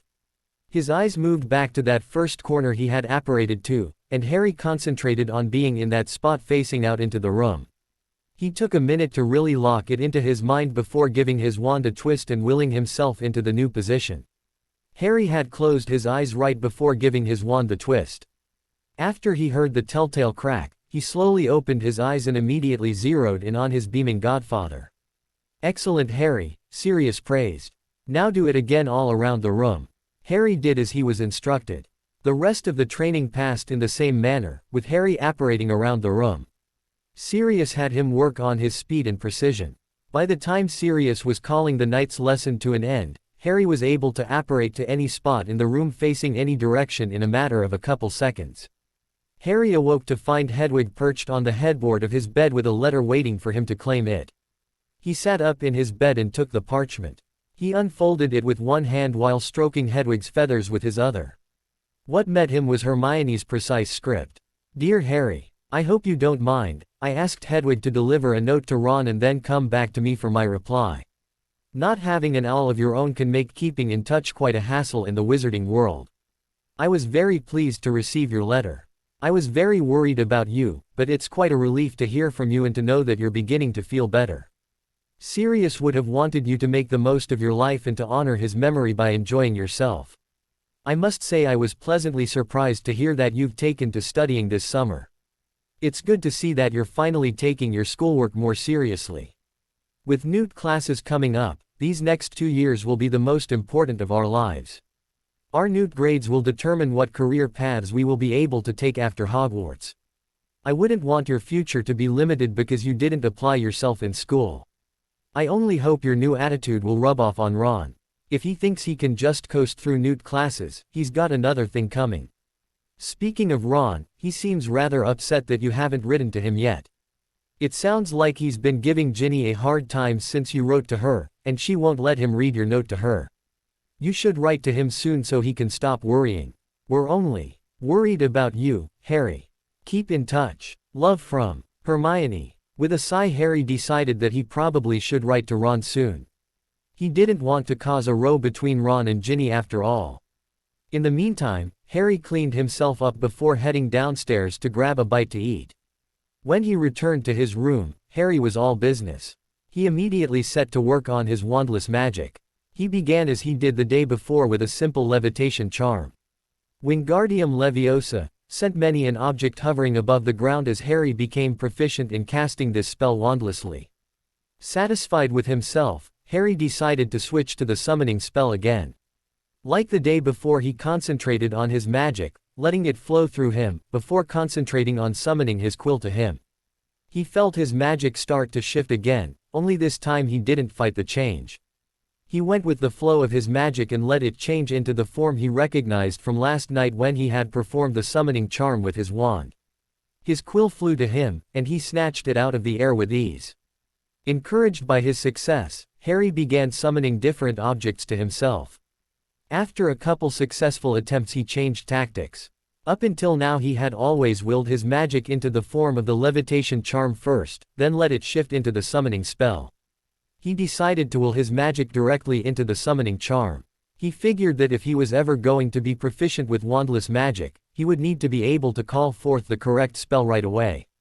He quickly caught the hang of this and began alternating between levitation and summoning charms, calling forth each magic directly. Harry began trying different spells that he had learned over the years in charms and transfiguration. He didn't try any spells learned in defense against the dark arts as he didn't have an opponent to practice them against. He met a lot of success, but there were a few occasions where he had to struggle to get the appropriate results. After a couple of these occasions, Harry noticed that when he got frustrated his magic became more erratic. He was prone to make more mistakes, and he could feel the magic inside of himself disrupted from its flow. When he realized this he took time to calm himself down before starting again. From then on he kept a close eye on his magic to make sure that he didn't lose control of it. Any time he began to get frustrated and saw that the flow of his magic was being upset, he would make himself take a few minutes to gain a level head before continuing. By the time he stopped nighttime was approaching and he realized that he had missed lunch yet again. He ran downstairs to get dinner and realized that his relatives had already eaten. He fixed himself up a quick dinner of macaroni and cheese. As Harry was eating in solitude he thought of the implications of what he had learned that day. His wandless magic could be a great aid to him in the upcoming war, but he couldn't let his emotions get in his way. If he let himself become frustrated or upset, his magic was likely to become erratic at best, which could mean the difference between life and death, and not just for him, but for one of his friends or his classmates, anybody. Voldemort was out in the open now, and Harry knew that it was only a matter of time before he stepped into the spotlight and the war truly began. He would not be caught unprepared. But what could he do? How could he train himself not to let his emotions get in the way? Who did he know who could help him gain control, who could push him to extremes and force him to become used to remaining cool and collected in the worst of circumstances? Harry could only think of one person who would fit the bill, one person who would push all his buttons relentlessly and never back down. Severus Snape was just the man for the job. Harry didn't know if he would make it into Newt Potions. He thought he did pretty well on the Owl for it. Potions was a lot easier when he didn't have Snape breathing down his neck, ridiculing him every couple minutes. But he wasn't sure if he did well enough to manage an O. Harry decided that it might be a good idea to come up with a backup plan, just in case. Then it came to him, occlumency. He would ask to resume his occlumency training. It was something he should probably learn anyway. As Harry was finishing up his meal, he decided it was time to write his dear old headmaster a note. He wanted to continue with the DA and would need permission to do so, and he would also ask for permission to ask Snape to resume occlumency training. Harry ran back up to his room and began writing. Dear Professor Dumbledore, I would like to begin by apologizing for my actions in your office a couple weeks ago. I was angry and upset, but I had no right to destroy half of your office. I hope nothing was damaged beyond repair, but if anything was I would be more than willing to pay you back if I can or to make up for it to you in some way. With that said, on to business. I have two things I wish to ask you. First of all, I would like your permission to continue with the D8 though a change of name might be in order.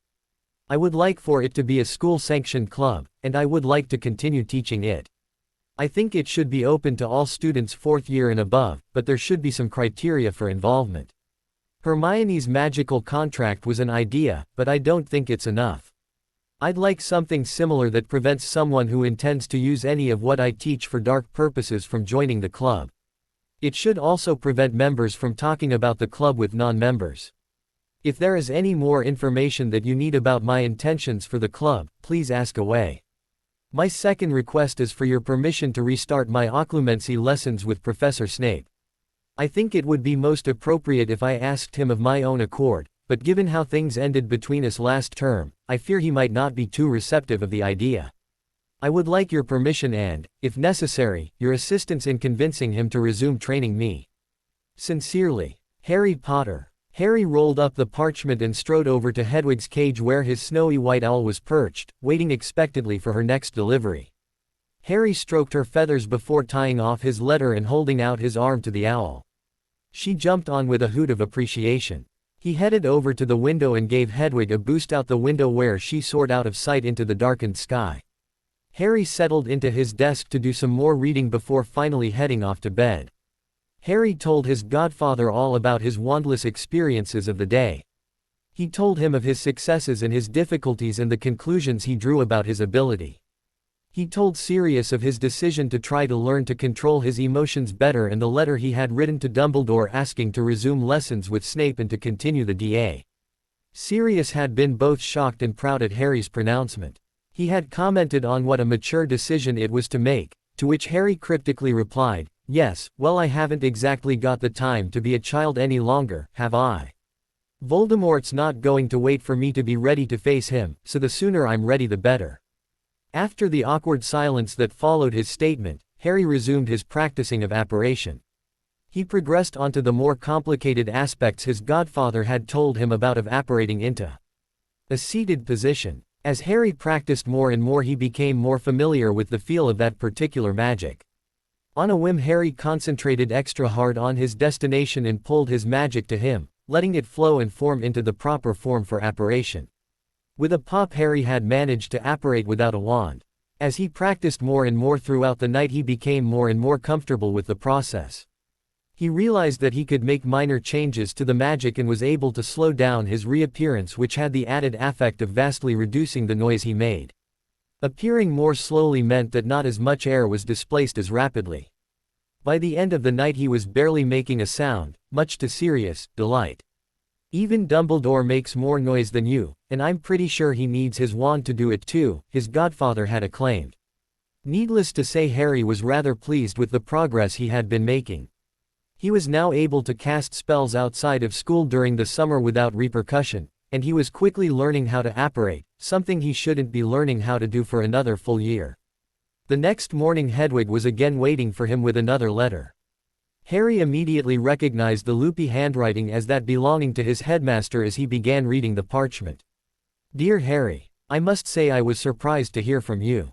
Do not worry yourself over what transpired in my office nor of any of my possessions. I am only saddened that my poor judgment has cost you so much. As for your requests, you have my blessing to ask Professor Snape to resume your occlumency lessons. Should he prove difficult to persuade, I would be more than happy to intercede on your behalf. And might I add that I am quite proud of you for making this decision. It shows a great deal of maturity well beyond your years. As for your other request, I think it a splendid idea to continue with the DA. If it is to be an official club, I will need to approve all of the details before you commence your instructions. I will need to know your plans for the magical contract you mentioned, and your curriculum will also need to be approved by either me or a professor of my choosing. The last thing to put in order will be your status in regards to your role in the club. You will be in a position of authority in this club, and you will need an official role to reinforce your authority. I will discuss your proposal with the rest of the staff before the start of term, and we will come to a decision on the privileges and responsibilities you will be awarded to coincide with your role. Again, I feel I must commend you on the maturity you have shown me. I look forward to seeing you at the start of the term. Sincerely, Albus Dumbledore." Harry tossed the letter aside. He still wasn't happy with his headmaster, but he knew he needed his help. He was pleased to see that the headmaster had no issues with either of his requests and even seemed willing to go out of his way to help out. Being given an official capacity to lead the DA would help him get much more work done, especially with any new members. Before he got too carried away with anything else, Harry decided he would write a letter to Ron. "Dear Ron, I'm doing okay now. The Dursleys have ignored me for the most part, which is a remarkable improvement. I heard that you've been giving Ginny a hard time about my letter to her a couple days back. I really wish you wouldn't. I wrote to Ginny because I wanted to and had something to say to her at the time. If you've got a problem with me, please don't take it out on Ginny or anybody else. Just talk to me about it. You also might want to think about leaving her alone about Dean. It's her business who she dates. Not yours. I think she's quite capable of taking care of herself. What have you been up to this summer? I've actually been studying lately for lack of anything else to do. I wish I could practice with a wand over the summer. I don't want my dueling skills to get rusty. Seems kind of foolish for the ministry to be worrying about underage magic with Voldemort running around. But at least they're finally admitting he's actually back. I'm sorry I didn't write to you sooner, but for several days I wasn't even reading any mail, let alone writing any. Then when I finally came around there were a couple that I wanted to take care of before this one. Don't take it the wrong way. It doesn't mean anything. Take care, Harry. As he was signing his name, a strange owl appeared in the window holding a package. Harry cautiously took the package and looked it over. It was from the apothecary in Diagon Alley. Figuring this must be the ingredients he had asked for, Harry tore it open to make sure he had everything he needed. That was certainly quick, he thought to himself as he confirmed that it indeed had everything he needed. He decided that since Hedwig was making a trip to the burrow anyway, he'd write a letter to Ginny to thank her and Mrs. Weasley. He whipped out a piece of parchment and set to work writing the letter. When he finished, he signed his name and rolled both letters up to give to Hedwig. "You're certainly getting some exercise this summer, aren't you, girl?" Harry asked his owl as he gave her both letters and told her which one went to each person. After sending Hedwig off, Harry closed his curtains to prevent anyone from seeing into his room and began his training for the day. The afternoon found Ron and Ginny Weasley in the garden, Ron hurling gnomes out of the garden while Ginny picked berries. It was a hot summer day with the sun beating down on the two fair-skinned redheads as they worked. As Ron flung another gnome over the hedge, he noticed a white speck in the sky coming towards him. He waited as the snowy white owl flew to him and held out her leg with a letter attached. "Looks like Harry sent me a letter," Ron proclaimed loudly to his sister with a smug smile on his face. After being relieved of her first letter, Hedwig flew over to Ginny and held out her other leg upon which was attached a second letter. "Looks like he wrote to me too," Ginny commented offhandedly. She missed the glare from her brother as she strolled over the shade of a nearby tree to sit and read her letter. Ron, meanwhile, stalked off into the house. Comfortably resting against the trunk of the tree, Ginny delved into Harry's letter. "Dear Ginny, thank you so much. I got the supplies from the apothecary today, it came much sooner than I had expected. Make sure you thank your mum for me as well.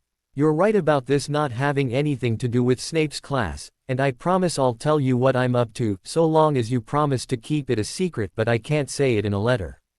All I can say is that this summer I am preparing myself for what's to come, and these supplies should help me out a lot. Hermione mentioned that my last letter to you may have caused some problems between you and Ron. If that's true, I want you to know that I'm sorry. I didn't mean for Ron to get mad at you. If he was upset with anyone it should have been me, and he shouldn't have taken any of that out on you. I told him as much in the letter I sent to him, so hopefully he'll get the message and get off your case. I also told him that your love life is none of his business. I'm not sure he'll listen to me, but I let him know that you are more than capable of taking care of yourself. How are things going with Dean anyway? To be honest, I feel kind of bad. Because I had completely forgotten you had said you were seeing him now. But I hope all is well with you too. Dean's a decent enough bloke. He should treat you right, and if not he'll have more than an angry brother to answer to. Thank you for what you said about the correlation to our situations in being tricked by Voldemort. I hadn't thought of it from a different perspective like that. I still can't shake the feeling that I could have avoided the whole mess had I only thought things through, but it has helped make things more bearable. I know that I am not entirely to blame in what happened, but I still feel some responsibility for it. Believe it or not, I actually have been training and studying quite a bit this summer, even a little in potions. But not all of what I'm doing is for classes. I've begun thinking about what I'm going to be doing with the DA next year. Yes, that's right, the DA will continue. I already made it official by asking for Dumbledore's permission, which he gave without hesitation. We might be changing the name though. It will be an official club, open to students 4th year and up. There will be some sort of qualification for membership, a magical contract of some sort to discourage certain unfavorables from joining up. I haven't mentioned any of this to anyone else yet, so I'd appreciate it if you kept your lips sealed on the subject for the time being. I'd like to keep a few tricks up my sleeve. Well, I hope your summer is going well. Keep busy, stay safe, and write again soon. Take care, Harry. Ginny folded up the letter and tucked it into the pocket of her shorts. What did he mean he hasn't told anyone else yet? Surely he told Ron and Hermione about the DA, right? Maybe he just didn't want me telling Dean or any other friends of mine to keep it from spreading to everyone at Hogwarts, Ginny thought to herself as she strolled into the house. She noticed Hedwig perched in the kitchen and asked, "Hedwig, do you mind waiting a bit to take a reply back to Harry?" Hedwig gave a hoot to show that she would wait, so Ginny ascended the stairs and went to her room to craft her reply to Harry. She pulled Harry's letter out of her pocket and put it into one of the desk drawers that she kept locked. She learned her lesson the hard way when she walked in on Ron reading through the letters she had left lying on her desk the other day. Just as she was dipping her quill in ink to begin writing, her door burst open to reveal a furious-looking Ron. "You just had to go and tell on me to him, didn't you? What, are you trying to turn him against me or something?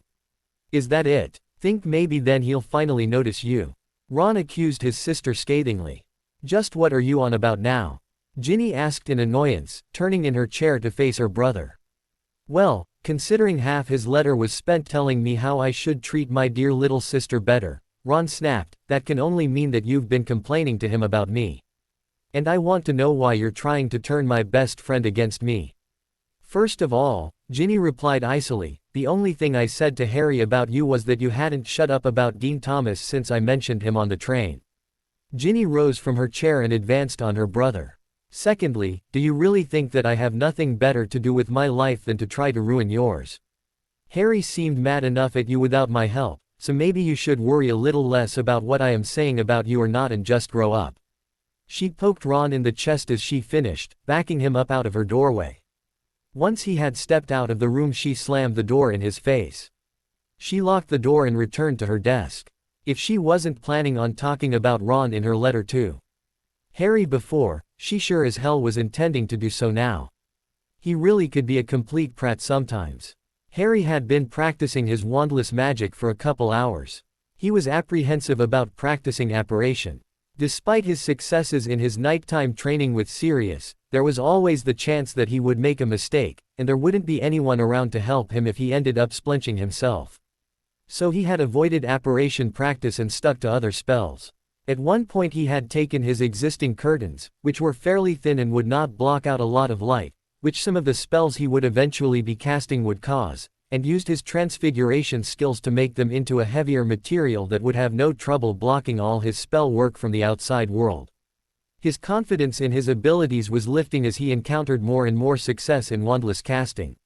He still wasn't up to the standards of his regular magic with a wand, but he was quickly closing the gap.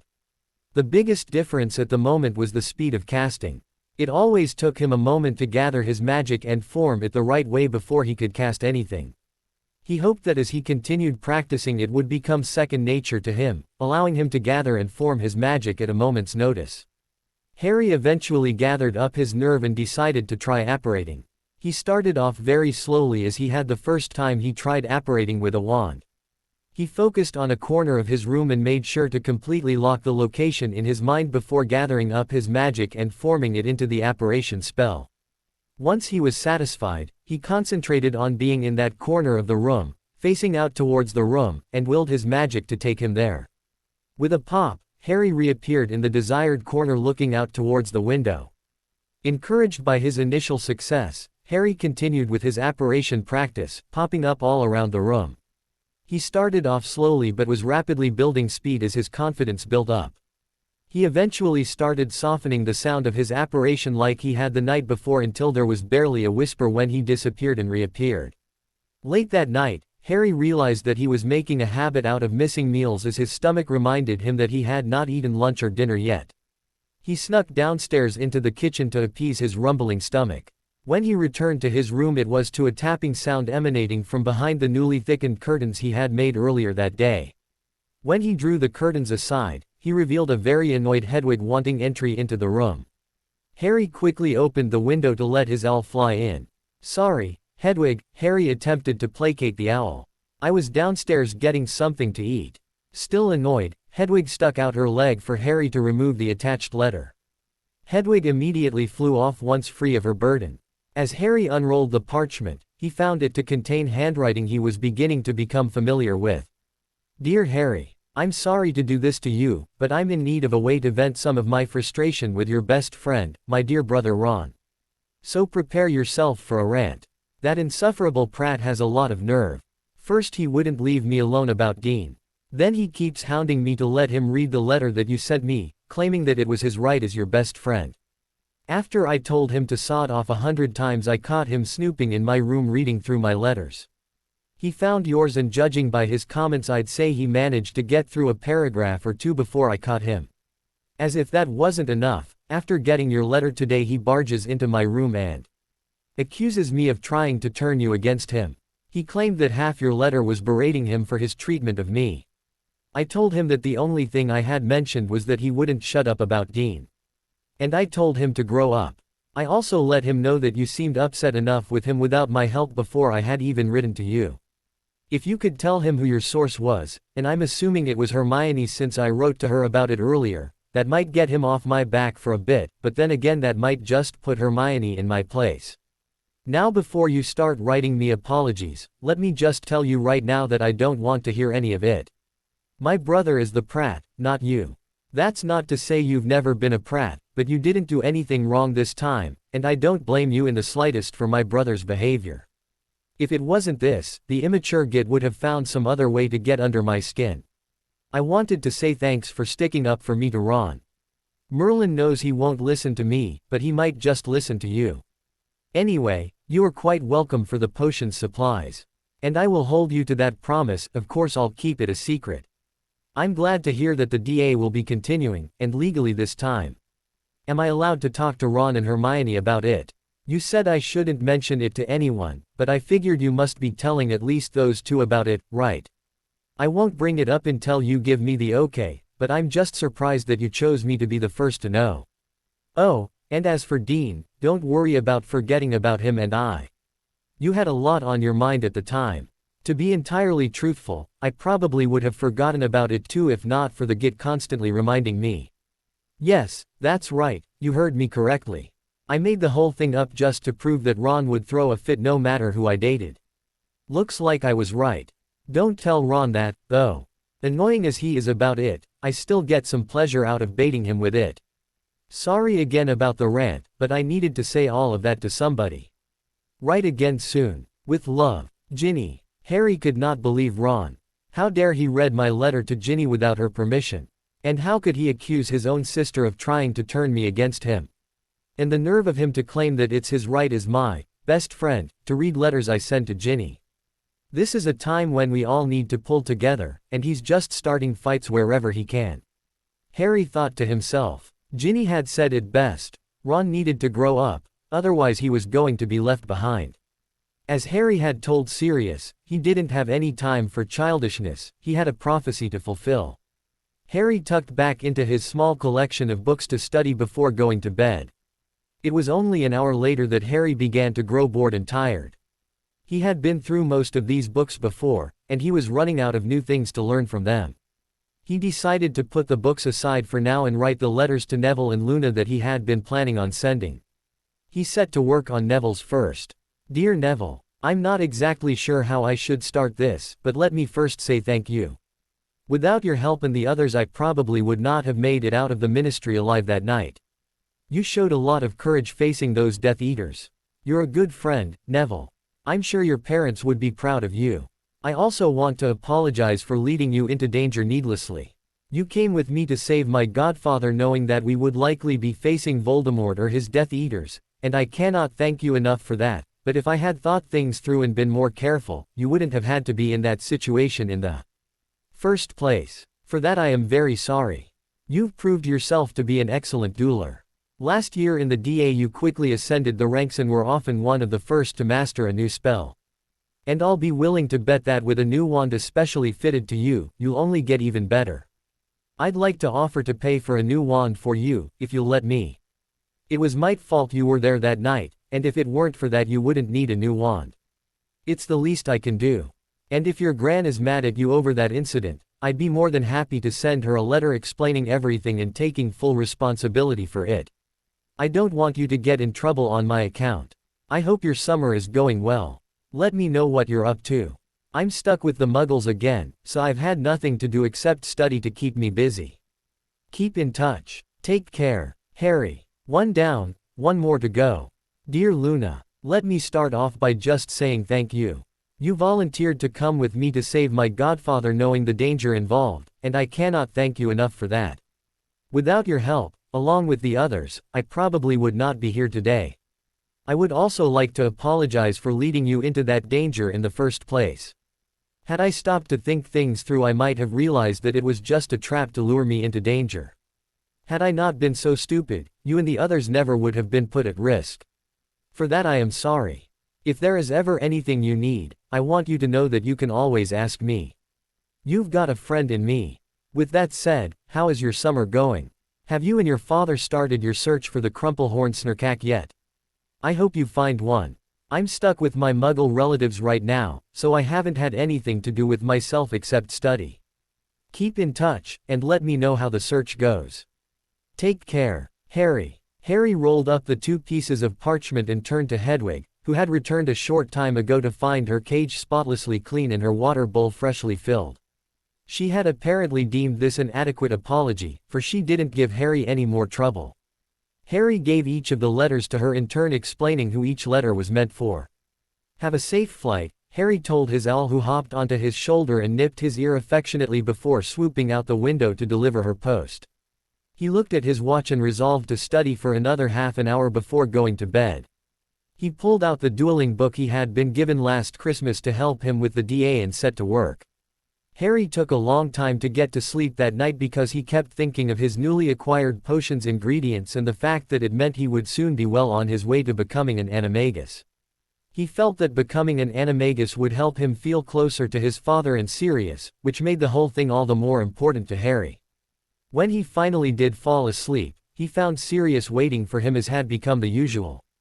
How was your day? His godfather asked him fondly. Great, Harry replied enthusiastically. I was able to apparate around my room just fine without my wand. I also practiced more wandless magic and am becoming more comfortable with it. It still takes me a few moments to cast my spells, but I think I'm getting a lot better. It's beginning to feel a bit more natural. I also got a package from the apothecary today. It's got everything I need to make the animagus potion. That's great. I guess that means we should go over the steps for brewing the potion tonight. You'll have to memorize each step carefully and remember all of the details because you won't be able to write it down here to take with you. It's times like these that will make you wish pensives were a little more commonplace, said Sirius. I'll do my best to remember all the instructions. Hopefully without Snape breathing down my neck the brewing will go smoothly. I tell you, I was amazed at the difference when I was taking my potions, Owl, Harry remarked. Don't be worrying about Snape right now. Besides, weren't you the one who decided that his attitude was going to help? Fine, you win, Harry returned with a slight grin. You better believe it, Sirius smirked. Now let's get to it then, shall we? At Harry's nod, Sirius began drilling the instructions for the animagus potion into Harry's head. He went over every instruction several times and had Harry reciting the steps back to him on command. When Harry was able to regurgitate the instructions perfectly, whether in order or backwards or each step in a random order, Sirius finally decided that he had it down. He decided to call it a night at this point for fear that practicing anything else might take Harry's brain away from the potion. He wished Harry a good night and good luck and faded out of existence. Harry began on the potion as soon as he woke up. He didn't want to waste any time or give himself a chance to forget any of the steps. He drew his cauldron out of his trunk and picked out each of the ingredients he would need. He was soon feverishly working on the potion, hovering above the cauldron, stirring the proper number of times clockwise or counterclockwise as necessary, or chopping, mashing, or mixing ingredients as directed. He performed each step with precision and was left with the desired color and thickness. The potion just had to simmer for 3 hours before it would be ready to be drunk. Harry glanced at his clock and realized that he'd been at work for a couple hours. His stomach growled at him to emphasize the fact that he hadn't eaten anything yet. He decided to obey his body's demands and first headed out the door and into the bathroom. After washing up, Harry dressed and headed downstairs to fix himself something to eat. He strolled down the stairs and into the kitchen and began rummaging through the refrigerator. His Aunt Petunia noticed Harry and, against her inclination to completely ignore her nephew due to the warning the Dursleys had received from the Order, reprimanded him. "And just what do you think you're doing?" she questioned shrilly. "We already ate breakfast, and it's too early for lunch. If you wanted anything, you should have been down here when I was serving. This is not some restaurant that will cater to your wants. If you want to eat, you will do it on my terms. I don't need you messing about my kitchen." Using every ounce of his willpower to refrain from sampling some of his newfound wandless magical abilities, Harry had to take a moment to compose himself before he was able to form an adequate reply. "Fine, maybe I'll go upstairs and write to my friend, Mad-Eye Moody, to tell him how little I'm being fed. You remember Mad-Eye, don't you? You met him at King's Cross this summer. He was wearing a bowler hat and had a crazy-looking eye spinning around in its socket." His aunt's demeanor turned from vengeful to fearful in record time. She remembered who he was talking about and remembered the threat that had been made as well. Not only that, but the boy had used that foul word in her home. She quickly glanced through the window to make sure nobody was nearby who could be eavesdropping, those pesky, nosy neighbors. She forced a smile onto her face and managed to bite out, "Of course. Well, I'll just leave you to fix yourself something then. Be sure to clean up after yourself," before storming out of the kitchen. Harry smirked at his aunt's hasty retreat and returned to the task at hand. He ended up making himself a ham sandwich with a glass of juice. He sat down at the table to enjoy his makeshift meal. He ate in solitude and dutifully cleaned up after himself once he had finished. He walked back up to his room and upon entering noticed a tiny owl zipping around excitedly. When the owl noticed his entrance, it immediately began circling above Harry's head. Using his Quidditch-seeking skills, he deftly plucked the bird out of the air, saying, "Knock it off, pig." He relieved the owl of its burden before letting it go again. This time ignoring the pesky owl, Harry sat down on the edge of his bed to read the note. "Dear Harry, whoa mate, I know you must be feeling pretty down lately, but you don't have to take it out on me like that. Honestly, I don't know why you'd listen to Ginny. She just likes to make my life miserable, so don't listen to anything she says about me. And speaking of Ginny, what's the big idea writing to her so much this summer? You know she has that crush on you, and you don't want to lead her on like that. The last thing we need is for her to reopen the Harry Potter fan club, right? I know she's with Dean now, but I doubt that'll last. You just shouldn't toy with her like that, mate. And while we're talking about leading people on, I think Hermione might be writing her old pal Vicky again. I don't mean to get into anything, but I can't help but wonder if it's really safe for her to be writing him, you know. I mean, he goes to Durmstrang, which is known for teaching the dark arts. Their old headmaster was a Death Eater, after all. Can we really be sure that he's on our side? I think we should talk to Hermione about it. She might take it more seriously if it was coming from the both of us. What's the deal with you studying so much this summer? You've been stuck with the Dursleys every summer, but you've never studied much over the summer before. With you studying all summer, Hermione is going to be relentless about getting me to spend my entire summer buried under books. She'd probably have me read through all of the textbooks for all my classes next year before the term even starts. You're really leaving me hanging here, mate. My summer's been pretty boring so far. I've had a bunch of chores to do around the house. The twins have their own flat in Diagon Alley, so they're not around much anymore. It's just me and Ginny here this summer. And she hasn't exactly been pleasant to be around lately, so I haven't had much of anything to do. Well, mate, don't let the muggles get you down, and write again soon. Ron. Harry could only shake his head as he put down his friend's letter. Ron sure had a lot of nerve with what he'd said about Ginny. And he was still hung up on Hermione and Victor. Well, Harry was not about to get in the middle of that argument. Ron was blinded by his jealousy, and not for the first time in his life either, Harry thought ruefully. He would have to admit that he liked Hermione sooner or later, and he would have to learn that he couldn't choose who his friend decided to spend her time with. Harry believed Hermione when she said she only wanted to be friends with Victor. Maybe if Ron ever got a clue and a little courage, he'd admit that he liked Hermione and end all of this nonsense once and for all, Harry thought to himself. He gave a derisive snort and answered his statement out loud. Yeah, and maybe Voldemort will finally realize the error of his ways and volunteer at St. Mungos to help heal all those that have been hurt in the war. Harry knew that he had to set Ron straight about Ginny and Hermione, but he also knew that if he didn't handle it right, he'd only make things worse. He wished his friend would just grow up a little so that he didn't have to be so careful with what to say to him. His friend had an outrageous temper, and once he got worked up there was no reasoning with him. He decided not to write back just yet, figuring that he'd need the extra time to calm down and gather his thoughts together. He still had over an hour to go before the potion would be ready for consumption. He decided to practice his wandless magic to pass the time. After 45 minutes, Harry switched to apparition practice. Harry knew he had the basics down and could apparate anywhere in the room without difficulty, so he decided to be a bit daring. He had yet to try apparating to a space outside the room he started in. He slipped on his invisibility cloak to hide himself away from his relatives. Then he focused on the dining room since he knew nobody would be in there at this time. Since it was his first time apparating outside the room, he took his time to concentrate on his destination before activating his magic and disapparating from his bedroom. Slowing his apparition down to mask his arrival, Harry barely made a sound as he appeared in the dining room whole and intact. Grinning to himself, he began apparating to different rooms around the house until it was time to check on the potion. He appeared back in his room and strode purposefully to the cauldron set up on the floor in the corner of the room. He ladled some of the potion into a glass and let it cool for a few minutes.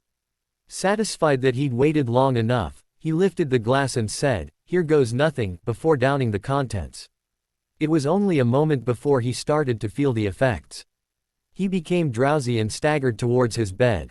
He barely made it to the edge of his bed to pitch himself onto it as he was overtaken by the potion and succumbed to unconsciousness. Harry found himself in a dark forest. There was little to no light, so Harry assumed it was nighttime, yet the forest was so thick that the sun may have been high in the sky without his noticing. Despite the lack of light, he was able to see surprisingly well. As his body began to move of its own accord, Harry realized that he was merely an observer in this vision. He had no control whatsoever. The body he was inhabiting stalked through the forest stealthily. Harry was able to catch glimpses of his paws as he maneuvered through the overgrowth and trees. He had black fur and seemed to be feline. "I must be a panther," Harry thought to himself. "This must be my animagus form." Harry concentrated on the feel of his body, and he noticed the magic coursing through it. He committed the feeling to memory so that he could emulate that magic when it came time for him to transform. The panther continued its progress through the thick growth on the forest floor, weaving in and out of trees as it silently stalked its prey. It sneaked up on another animal Harry was unable to recognize from the rare glimpses he received of it. When he drew in close, the panther pounced at it with blazing speed and quickly subdued the smaller animal. Thrilled at his success, or should he say the panther's success, Harry let out a mental whoop that the panther seconded with a victorious growl. Just then his vision blacked out. He assumed that marked the end of the vision, so he prepared to wake up. Without notice, Harry's eyes were blasted with light. He was temporarily blinded as Harry felt air soaring all around him. As the spots began to clear from his eyes, Harry realized that he was facing the sun as it was beginning its descent. He also quickly noticed that he was not standing on the ground nor was he falling. At the moment he was gliding on a current of air. Elated at the prospect of flying, Harry let out his second mental whoop of the day. He strained to catch a glimpse of himself as the body he inhabited flapped its wings. Harry could see that his wings were covered in black feathers. He tried to think of what kind of bird he could be. He didn't think he was a raven or a crow, but those were the only birds he could think of offhand that were black. Something inside of him seemed to insist that he was an owl. He had never seen a black owl before, but that didn't mean they didn't exist. And he just couldn't shake that nagging feeling inside him. He was a black owl. Harry concentrated on his magic again to note its form. It was very similar to the feel of the panther, he noticed. It made sense considering both spells would require transforming himself into an animal form. The minor difference between the two must just be the difference between the owl and the panther. The owl descended into a forest. By now the sun had almost completely set, and the inside of the forest was plunged mainly in darkness. Harry could see as well as if he were in broad daylight, better in fact. His eyesight was sharp. He could probably see a needle on the ground 100 feet away. He pinpointed a small rodent scurrying about on the forest floor. The owl spread its wings and deftly swooped down to snatch the critter in its talons before the mouse even realized it was in danger. Harry again only had a moment to revel in his success before his vision blackened, and he was again plunged in darkness. He wondered if that was the last of his visions or if more would come to him. His question was answered as he was lifted out of his dreams and returned to the waking world. Harry was mystified. He was under the impression that he would have been told which animal he was to take the form of as an animagus. He only expected to see one animal, not two. Did this mean that he got to choose which animal to become or what? He didn't dare hope that he could be both animals, he knew that was impossible. He'd have to ask Sirius about this the next time they met. Sirius sank into a chair bewildered while staring at his godson after Harry had dropped his bombshell. "What do you mean you saw two animals?" he finally asked. "You only get one." "I know, that's what's got me so confused," Harry replied. "First I was this panther stalking through the forest. Next thing I know my vision blacks out. Then it comes back to me, only this time I'm an owl flying through the sky. That's not normal, is it?" "No, it's definitely not normal," Sirius replied shortly as he paced around the small classroom, absent-mindedly avoiding the few desks scattered about.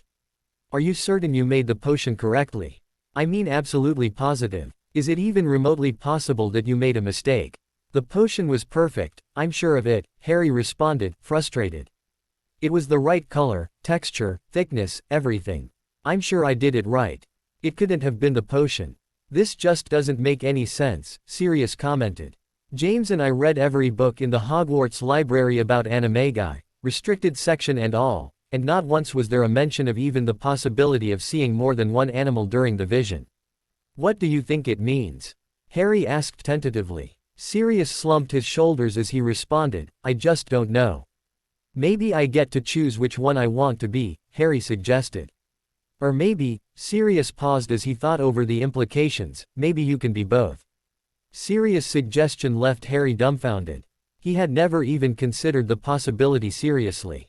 It had entered his mind briefly at first, but he had quickly dashed the thought away, figuring his godfather would do the same. It was unheard of for someone to have more than one animagus form, most didn't even have a single form. Then again, it was also unheard of for someone to see a vision of more than one animal. Harry finally let himself consider the possibility that his godfather could be right. It brought a smile to his face. He couldn't wait to be either animal, but the thought that he could be both animals was an overwhelming one. He'd be able to fly without the aid of a broom. He'd be able to stalk through the forbidden forest back at Hogwarts without fear. He would be predator and not prey. "Maybe you're right," Harry finally said. "It felt natural being in both the owl and the panther. And I made care to note the feel of the magic within the body while I was there so that I could replicate it here. Maybe I really can do both." "Well, it can't hurt to try, at least," Sirius replied with a grin. Harry smiled back at his godfather. "So can we start then? Is there anything else I need to know?" Harry asked quickly. "Anxious, are we?" Sirius teased. "Given your knowledge of wandless magic, I suppose I don't have much to add. If this works like your other wandless magic and you already know how to manipulate your magic the right way, I imagine you're already 90 of the way there. All you've got to do is start doing the changes. It's best to start by changing one limb at a time back and forth. Once you're able to change each part of your body individually back and forth, then you can try for the full transformation." Not wasting any time, Harry shut his eyes and shifted his focus inward. As he had done so many times now, Harry called forth his magic until he could feel it flowing freely. He concentrated the magic into his left arm and willed it to take the form he had felt in the panther during his vision. Once it felt right, Harry focused on the black furred paw he had seen stalking through the forest. With the picture held in his mind's eye, Harry willed his left arm to become the paw. It was a weird feeling. Harry felt his arm changing, muscles and bones reforming as fur sprouted out covering the appendage. He could no longer wiggle his fingers, instead he could extend and retract sharp claws from his paw. He opened his eyes to find that he had been successful. It felt weird being human but having an animal paw. But he shook off the feeling, smiling at his success. Harry glanced over to his godfather to see his reaction. Sirius grinned as he shook his head at his godson. "I don't know whether to be proud or angry. It took me months and months of practice before I finally got that far, your father too, though he beat me there by a couple weeks. And here you are 30 seconds after you started with your arm transfigured.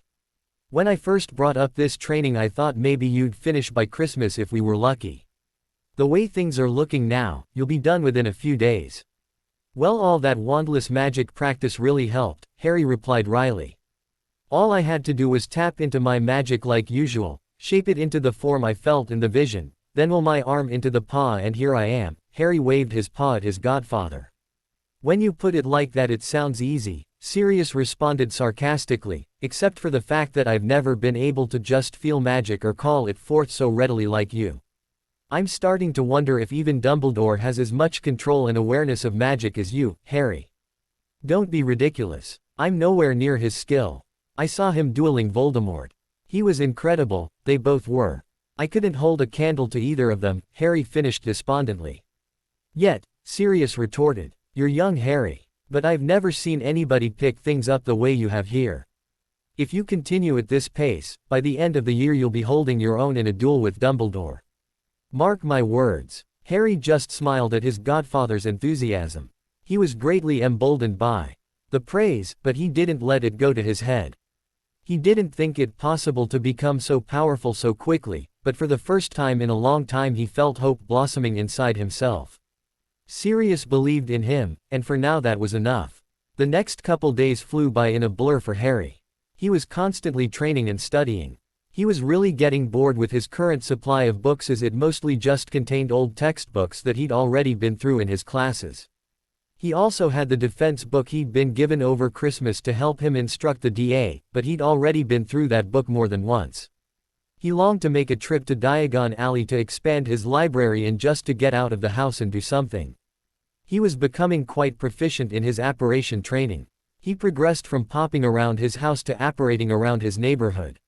He could apparate with relative ease now even across the entire neighborhood, but Sirius had warned him not to try doing a long-distance apparition just yet for fear that he'd splinch himself. Harry was getting restless. His animagus training had progressed rapidly. He was able to change every individual part of his body into either his panther or owl form at will, which delighted him to no end. He was anxious to make a full transformation, but Sirius had stopped Harry from doing it the night before and made him promise to wait until the next night to try it. Harry couldn't wait to go to sleep tonight. He had written back to Ron berating his best friend for actually sneaking into Ginny's room to read the letter Harry had sent to her. He explained in no uncertain terms that he considered Ginny a valuable friend and that he had every intention of continuing to write to her throughout the summer. He told him that he and Ginny were just friends and that she was perfectly capable of looking out for herself and didn't need an overprotective brother hovering around sticking his nose in her business all the time. He'd also told Ron that he had absolutely no intention of getting in the middle of one of his fights with Hermione about Viktor Krum. He told Ron that he was being rather ridiculous about the entire thing and warned his friend to drop the subject before things turned ugly. It didn't take long for Harry to receive a reply back from Ron. He had gauged his friend correctly when he had decided that Ron would most likely fly off the handle after reading the letter. Ron had warned him off writing to Ginny anymore with a veiled threat hanging over him if he continued to write her. Ron had also asked Harry just whose side he was on of the topic of Viktor Krum. Ron claimed that he was putting their friend in danger by not warning Hermione to stop writing the Bulgarian. Harry decided not to bother responding to his irate friend. He knew that his friend would be in no state to listen to reason at the moment, so he didn't even bother trying. Ron's temper got the best of him far too often for anyone's good. Ginny was certainly right about one thing: Ron needed to grow up, and fast. He had written to Ginny again after receiving Ron's reply. He'd talked about Ron's ridiculous threats and accusations a bit and other things as well. He told her that he had not yet mentioned the DA to anyone else yet, Ron and Hermione included, and asked her to hang on to his secret for just a little bit before he let his other friends in on his plans. He received replies from both Neville and Luna, who were both surprised but glad to hear from him. They told him how sorry they were about the loss of his godfather. They also both asked if the DA would be continuing next year. Luna had, in her awkward way, told Harry that it was like having friends. Like so many other times, Harry had no idea how to respond to her. Luna had also talked about the expedition she was on with her father to find the Crumplehorn Snarkack. They had apparently been hot on the trail, but the animals kept eluding capture. She said she expected they will have caught one by the end of the month. Harry wondered what they were actually following but decided it might be best not to know. Neville had seemed excited to be getting a new wand and had told Harry that he really didn't have to pay for it. He asked Harry if he really thought that his magic would improve with a wand that was suited especially for him rather than his dad. He also said that his gran had been a little upset that he had put himself in danger but that she was proud of him for what he had done. Harry was glad to see that his friend was finally getting some positive reinforcement. Maybe his confidence would improve over the coming year. Harry had taken to jogging and working out in the mornings on his godfather's suggestion.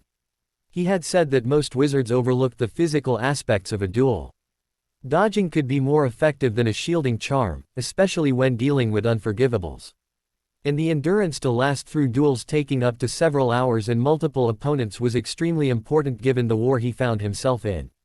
His running and workout routine would help him build up his endurance and his speed. His reflexes were already quite sharp, which he attributed to Quidditch practice and growing up with the Dursleys trying to avoid getting hit. He decided not to just work on that but to also build up some muscle as well. You never know when he might need to resort to physical violence instead of magical. When Sirius had made the suggestion, Harry had no choice but to agree. Back in the Department of Mysteries, the duel with the Death Eaters had been as physical as it was magical. The extra quickness, strength, and endurance were sure to come in handy next time. Harry smiled ruefully at that thought. He no longer thought of it in terms of if he ever met another Death Eater in combat but rather when. Harry was already considering including physical training in the DA. He knew he had to talk about the DA with his friends soon, especially Hermione. She was, after all, the brains behind the operation. He would need her help working out all the details of what he would be teaching when and organizing everything in a manner that would be acceptable to present to Dumbledore, and he could use her help with the magical contract. Harry had settled into a bit of a routine the past couple of days. He would wake up, grab a quick bite to eat, then go for a jog around his neighborhood. He reckoned he ran a good 4 kilometers every morning. He would follow that up with a series of other exercises: push-ups, sit-ups, chin-ups, jumping rope, punching a bag that his cousin used to train for boxing, among other things. He would then shower and get cleaned up and ready for the day. He'd eat an early lunch, then return to his room to study. After a couple hours he would begin practicing wandless magic. He would eventually move on to apparition followed by animagus practice. Afterwards he would eat dinner then spend the rest of the night studying and taking care of any personal matters such as letter writing. His morning workout routine was leaving Harry extremely sore and tired, but he knew that it was only because he was not used to the physical exercise. It would only take a little while before he began to get the hang of it. He felt genuinely good about himself for the first time in quite a while. It is amazing what a sense of purpose can do for you, coupled with a plan of action. It is always best to keep busy lest you become bored and begin to brood. Harry didn't leave himself any time for that as even his dreams were spent training with Sirius. That night, as scheduled, Harry made his first attempt at a full transformation into his animus forms. "Here goes nothing," Harry remarked with a grin. "Just do what you've been doing with the partial transformations, only this time concentrate on the whole animal rather than individual parts. You'll define," Sirius advised practically. Harry shut his eyes as he concentrated. He pictured the panther in his mind and began building his magic up inside himself. He let it flow through his entire body until he could feel it from his toes all the way to his fingers and head. He then focused his magic into that of the panther transformation and pictured a panther in his mind. Once in focus, he willed his magic to make it happen. He could feel himself changing all over.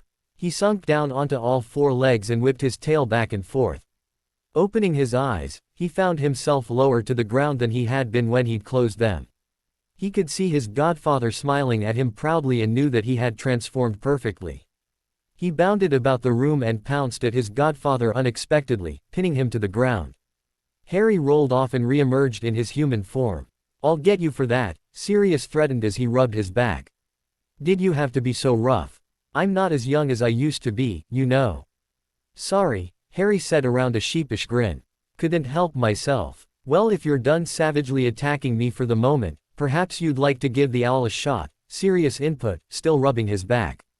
Whatever you say, old man, Harry retorted teasingly. He closed his eyes and repeated the process of building up his magic. This time he changed it slightly to reflect his owl form, then pictured the owl in his mind. He willed his magic to make the transformation. When he opened his eyes he felt shrunken, he was even lower to the ground than before. He stretched out his wings and beat them experimentally. He rose from the ground a couple inches before sinking right back down. He began flapping his wings tentatively and lifted himself off the ground. He flew around the room slowly gathering his bearings before swooping around the room, delighting in his newfound freedom. He could fly. He swooped toward his godfather who ducked out of the way. He swung himself around and moved toward Sirius slowly this time and perched on his shoulder. His godfather stroked the feathers on his neck a couple times before Harry took off again. He landed on the ground this time and was replaced by human Harry moments later, a large smile plastered across his face. That was incredible, Harry exclaimed. Sirius only cocked an eyebrow and let his godson continue. I've always loved flying, but this is so much different than flying on a broomstick. This is just me in the air completely free. I can't wait to fly out in the sky in the open air, free as a bird, Harry said wistfully. Sirius smiled at Harry's excitement. That's actually a good idea. You should spend some time each day in your animus forms to get used to moving around and using the different muscles of the animals. The only trouble will be finding a place where you can do so inconspicuously. Well, I'm not going to find any place suitable in Little Whinging. I would need to go someplace like the Forbidden Forest or perhaps even the forest around the burrow, Harry thought out loud, grinning widely. Sirius let go of a sigh knowing that Harry was right. He would need to use long-distance apparition to find a suitable place. You're right. I just wish there was someone we could have keep an eye on you just in case. You worry too much, Sirius, Harry replied. I'll be fine. I haven't had any trouble at all with my apparition, and I'm able to apparate all around Little Whinging without any difficulty. There's nothing to worry about. Sirius let go of another sigh. It's not that I doubt your abilities, Harry, but this is the first time you've ever tried anything like this. Things could easily go wrong. I'll be extra careful about it. I promise, Harry replied. All right, Sirius finally conceded. Harry could only grin at the man who was the closest thing to a father he had ever known. Harry began his routine normally the next day. He went for his morning jog and worked out afterwards. It was after lunch that his schedule changed. As soon as he polished off his sandwich, Harry prepared to apparate to the outskirts of Hogsmeade. From there he'd head into the Forbidden Forest to transform into the Panther. Afterwards he would take flight in owl form before returning to number 4 Privet Drive for the rest of the day. Harry said goodbye to his owl and told her where he'd be and that he'd be back later in the afternoon. Some people might think it weird to be telling an owl so much, but she always had an uncanny ability to know what was going on and understand what he was saying. She was a really intelligent owl. He apparated into Hogsmeade near the Forbidden Forest a moment later. He rushed into the woods and made his first transformation in the real world. A panther was soon stalking through the forest, maneuvering through all the growth of plants on the forest floor and weaving in and out of trees blocking his path. He nimbly traversed the tree-laden grounds. The trees weren't thick enough to really impair his movement, so he was able to move around quite freely. After a while he slowed down into a stealthier stalk through the forest. His movements were silent and he stuck to the shadows to blend in as much as possible. He kept low to the ground to keep hidden from other animals in the area. He decided to practice his hunting skills as the panther and tried to pick up the scent of an animal nearby. He finally thought he found something and followed it as best he could. After several minutes he came upon a rabbit meandering about. He slowly snuck up on the creature and prepared to pounce. As he was about to jump out, the rabbit noticed him and shot out of there like a bullet. Always one for a challenge, Harry quickly darted after the smaller animal. His long stride allowed him to easily catch up, but the rabbit was much quicker in changing directions, making it hard to stop the small beast. Soon enough Harry had the poor rabbit cornered. Fear was clearly visible in its eyes, knowing that it had no way to escape the large feline. Rather than move in for the kill, Harry merely gave the rabbit a poke with his paw then ran off, as if they were merely playing a game of tag. Harry knew that the time might come where he would need to catch his own food and be forced to kill an animal in that situation. Sirius was proof enough that it could happen. But he had no intention of killing without purpose. He would never kill an animal just because he could or for sport. That was senseless. Harry ran around for a bit longer, enjoying the exercise in his panther form. After some time he could see Hagrid's hut at the edge of the forest and Hogwarts castle in the distance. He decided to turn around and head further into the forest. It wouldn't do for a panther to be seen running about the forest by Hagrid or anyone else at the school. After several more minutes running through the forest, Harry decided it was time to give his other form a shot. He shifted back into human form before making the change into an owl.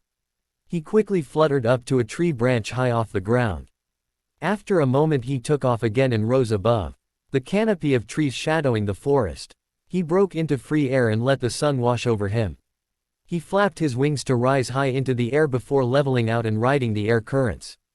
He was able to mostly glide at this point, letting currents of air and thermals carry him around with just the occasional flap of his wings to correct his position. He found that he could control his movement somewhat by shifting the feathers in his wings a bit. It was awkward and would take some getting used to, but it was incredibly fun to play with. He began swooping down and pulling back up, enjoying the complete freedom of movement. He could go anywhere at all like this. Harry could see Hogsmeade in the distance and decided to pay the town a little visit in his current form.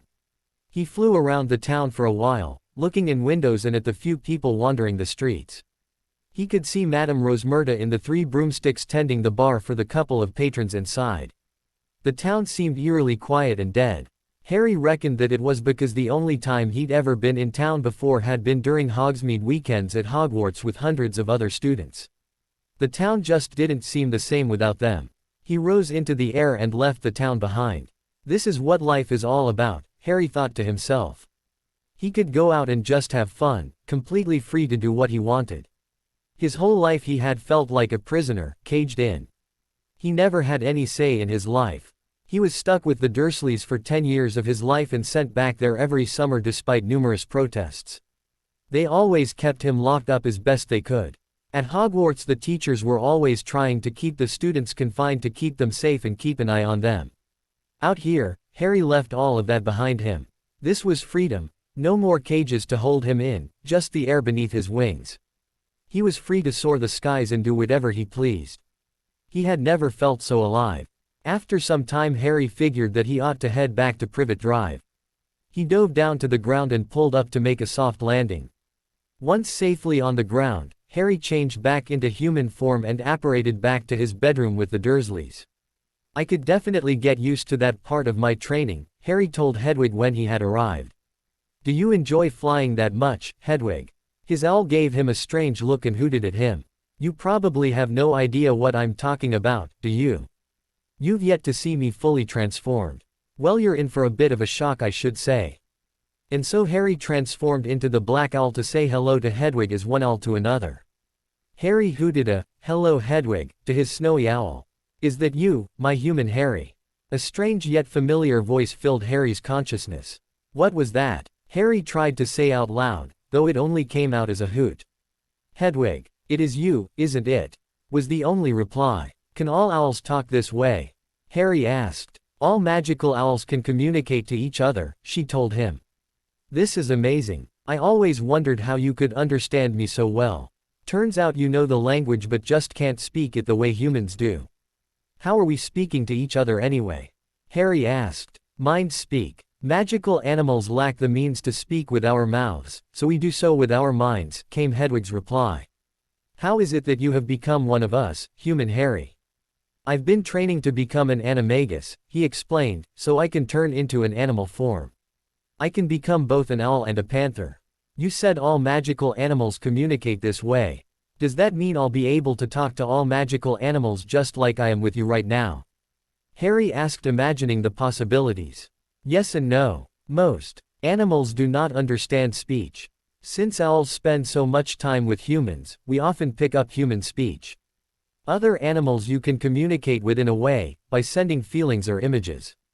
You can send calming feelings and images to an animal that is frightened if you wish to calm it down to show it that you mean no harm, for instance. Phoenixes are the only magical creatures that have their own language. We cannot understand their speech, Hedwig dutifully explained. While Harry would have loved to be able to talk to Fawkes, this new information was still incredible and opened up many possibilities for Harry. I wonder if I can learn to mind speak in my human form, Harry mused. I do not know, human Harry. I have never heard of a human who could communicate with us before, even in animal form, let alone human form. Well, it's worth a shot at least, Harry decided. But anyway, I should get back to my training. It was nice talking to you, Hedwig. It was nice to be able to speak with you too, human Harry, Hedwig replied. Harry reverted back to human form and affectionately stroked Hedwig's feathers. She gave him an appreciative hoot in reply. Harry then turned his attention to his studies. Ooh, do you know of any spells I could use to change my appearance? Harry asked his godfather. Why do you ask? Sirius questioned suspiciously. Well, now that I have long-distance apparition worked out, I thought it was time for me to take a trip to Diagon Alley. If I don't get some new books to study at the very least, then I'll never get anything accomplished this summer. I can't just keep rereading all my old textbooks. Okay, I get your point. There isn't much you can do apart from the simple glamour charms most witches use to do their makeup. They work the same way Muggle makeup does, in covering up the surface instead of actually changing your appearance. There are charms to color your hair and some that can grow your hair temporarily as well. There isn't much beyond that you can do to change your appearance, which is why a metamorphagus like Tonks is so valuable.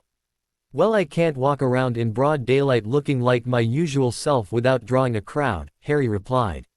I agree. I think I remember the hair charms well enough. You'll want to wear a hat or something to cover up your scar.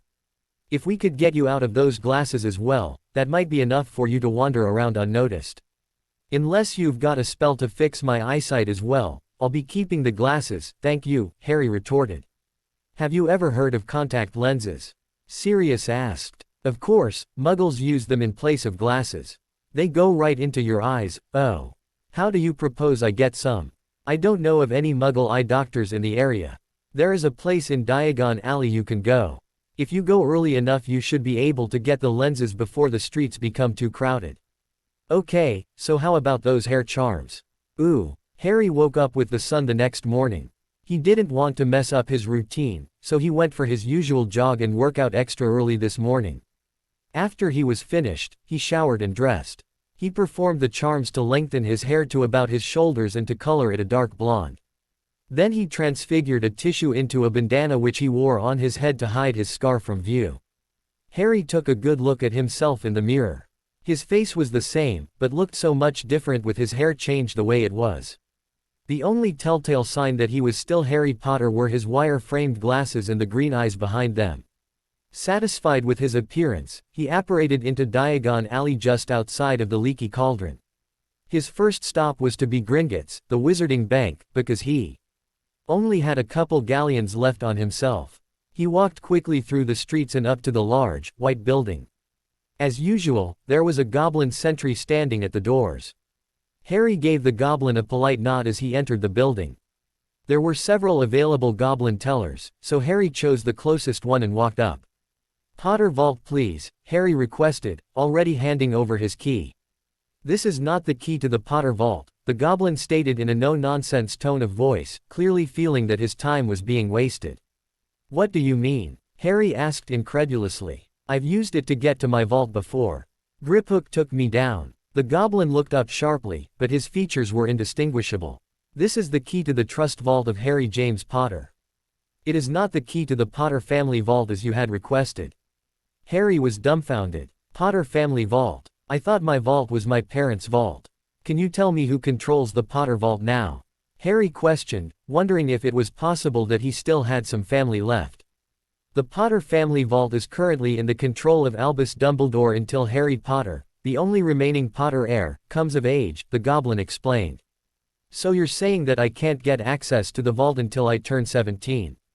Harry asked to make sure he understood everything correctly. I said you could not access the vault until you come of age. You wizards may consider 17 to be your coming of age, but we goblins consider it to be 15. After the heir turns 15, the executor is required to relinquish control of the account to the heir. But I turned 15 last summer, and I was never given control of the family vault, Harry retorted indignantly. Did you ever ask Mr. Dumbledore to hand over control to you? The goblin asked impatiently. I didn't even know the vault existed before today, so how was I supposed to know I had to ask for control over it? Harry asked, annoyed. I could have an official notice sent to Mr. Dumbledore giving him until the end of the month to hand over control to you before it is forcibly taken from him if you would like, the goblin offered. That would be perfect. Thank you for your help, Harry replied politely. That would give Dumbledore about 2 weeks to give Harry control to his family vault. In the meantime, can I visit my vault please? Harry asked the goblin. Certainly, the goblin replied. Griphook, take Mr. Potter to his vault please. The familiar goblin waved Harry forward and led him to a cart that would take them down to the vaults. It's nice to see you again, Griphook, Harry said politely. Beg your pardon, was Griphook's startled reply. Oh, you probably don't remember me. You took me down to my vault the first time I was ever here 5 years ago. I was with my friend Hagrid at the time, Harry explained. I remember perfectly, the goblin replied. You were with the half-giant that day. I was just surprised you remembered me. Most humans don't pay attention to us goblins. We're all the same to them. Oh, well I know lots of wizards treat magical creatures as beneath them, but I never bought into any of that. I have friends who are house elves, werewolves, half-giants, and half-Veela. One of my best friends started up an organization to promote elfish welfare, Harry elucidated. Well Mr. Potter, you are certainly unique among your kind, the goblin stated. Please, just call me Harry. Very well, Harry, said Griphook. I hope you don't find me too presumptuous, but why have you dyed your hair to another color? Your hair was black the last time we met. I don't want anyone to notice me while I'm walking around Diagon Alley today. Not only would any Death Eaters who saw me try to either capture or kill me, but Dumbledore and his followers would try to capture me as well. So it's best if nobody knows who I really am, Harry explained. The cart suddenly stopped. We have arrived. Key. Griphook held out his hand. Harry handed over the key and grabbed the lantern as he exited the cart after the goblin. Griphook opened the vault door, and Harry stepped inside. He began filling his money pouch, and it was soon stuffed to the brim with galleons. Might I make a suggestion, Harry? Griphook asked. Of course, Harry replied. You seem to be withdrawing quite a bit of gold today. Would it not be easier to just use one of our bottomless money bags? Griphook asked. Harry looked at Griphook questioningly for a moment before asking the obvious question. What's a bottomless money bag exactly? Griphook looked surprised that Harry had never heard of one before. It is a bag that is linked directly to your vault. You just state the amount of money you need, and it will be automatically transferred from your account to the bag. Brilliant, Harry exclaimed. How can I get one? If you'll just follow me back to the cart and up to the surface, I can arrange everything for you. There is an initial fee of 35 galleons go get you set up with the bag and an additional 15 galleons per month after that. For an extra 5 galleons we can key extra people to your bag. Only one who has been keyed will be able to withdraw money from your account through the bag. That way nobody but yourself or anyone you designate will be able to take money from your account, so you need not fear if you lose the bag. Griphook explained. Great, Harry said as he dumped the contents of his bag and counted out 35 galleons. He turned to Griphook and said, lead on. And so, 20 minutes later, Griphook handed Harry the bag that was now linked directly to his account that would allow him to withdraw any amount at any given time. Before he left, Harry asked the goblin, do you have a record of how much gold I have in my account? I don't want to end up spending all my money without even realizing it. Of course, Mr. Harry. Let me just find the latest statement, Griphook responded as he began rifling through some files. Ah, here it is. You have in your personal account an amount equaling 51,213 galleons, 7 sickles, and 3 nuts. Your money is not all in that form, obviously, but that is the total amount of money available to you. Wow, Harry sputtered. Thanks Griphook, you've been a big help. You are welcome, Harry, the goblin replied formally. It was a pleasure to do business with you. And you as well, Harry responded before walking out of the office and through the hallway to the main chamber of the bank. He exited the bank and headed immediately toward the second-hand robe shop. Sirius had explained to Harry that the eyewear store was just across the street from it. As he walked through the door of the shop, a middle-aged witch greeted him cheerfully from behind the counter. Can I help you, young man? Yes, Harry replied. I'm looking for contact lenses to replace these glasses. Harry momentarily lifted the glasses off of his face. Ah, now that I can do. Can I see your glasses for a moment, please?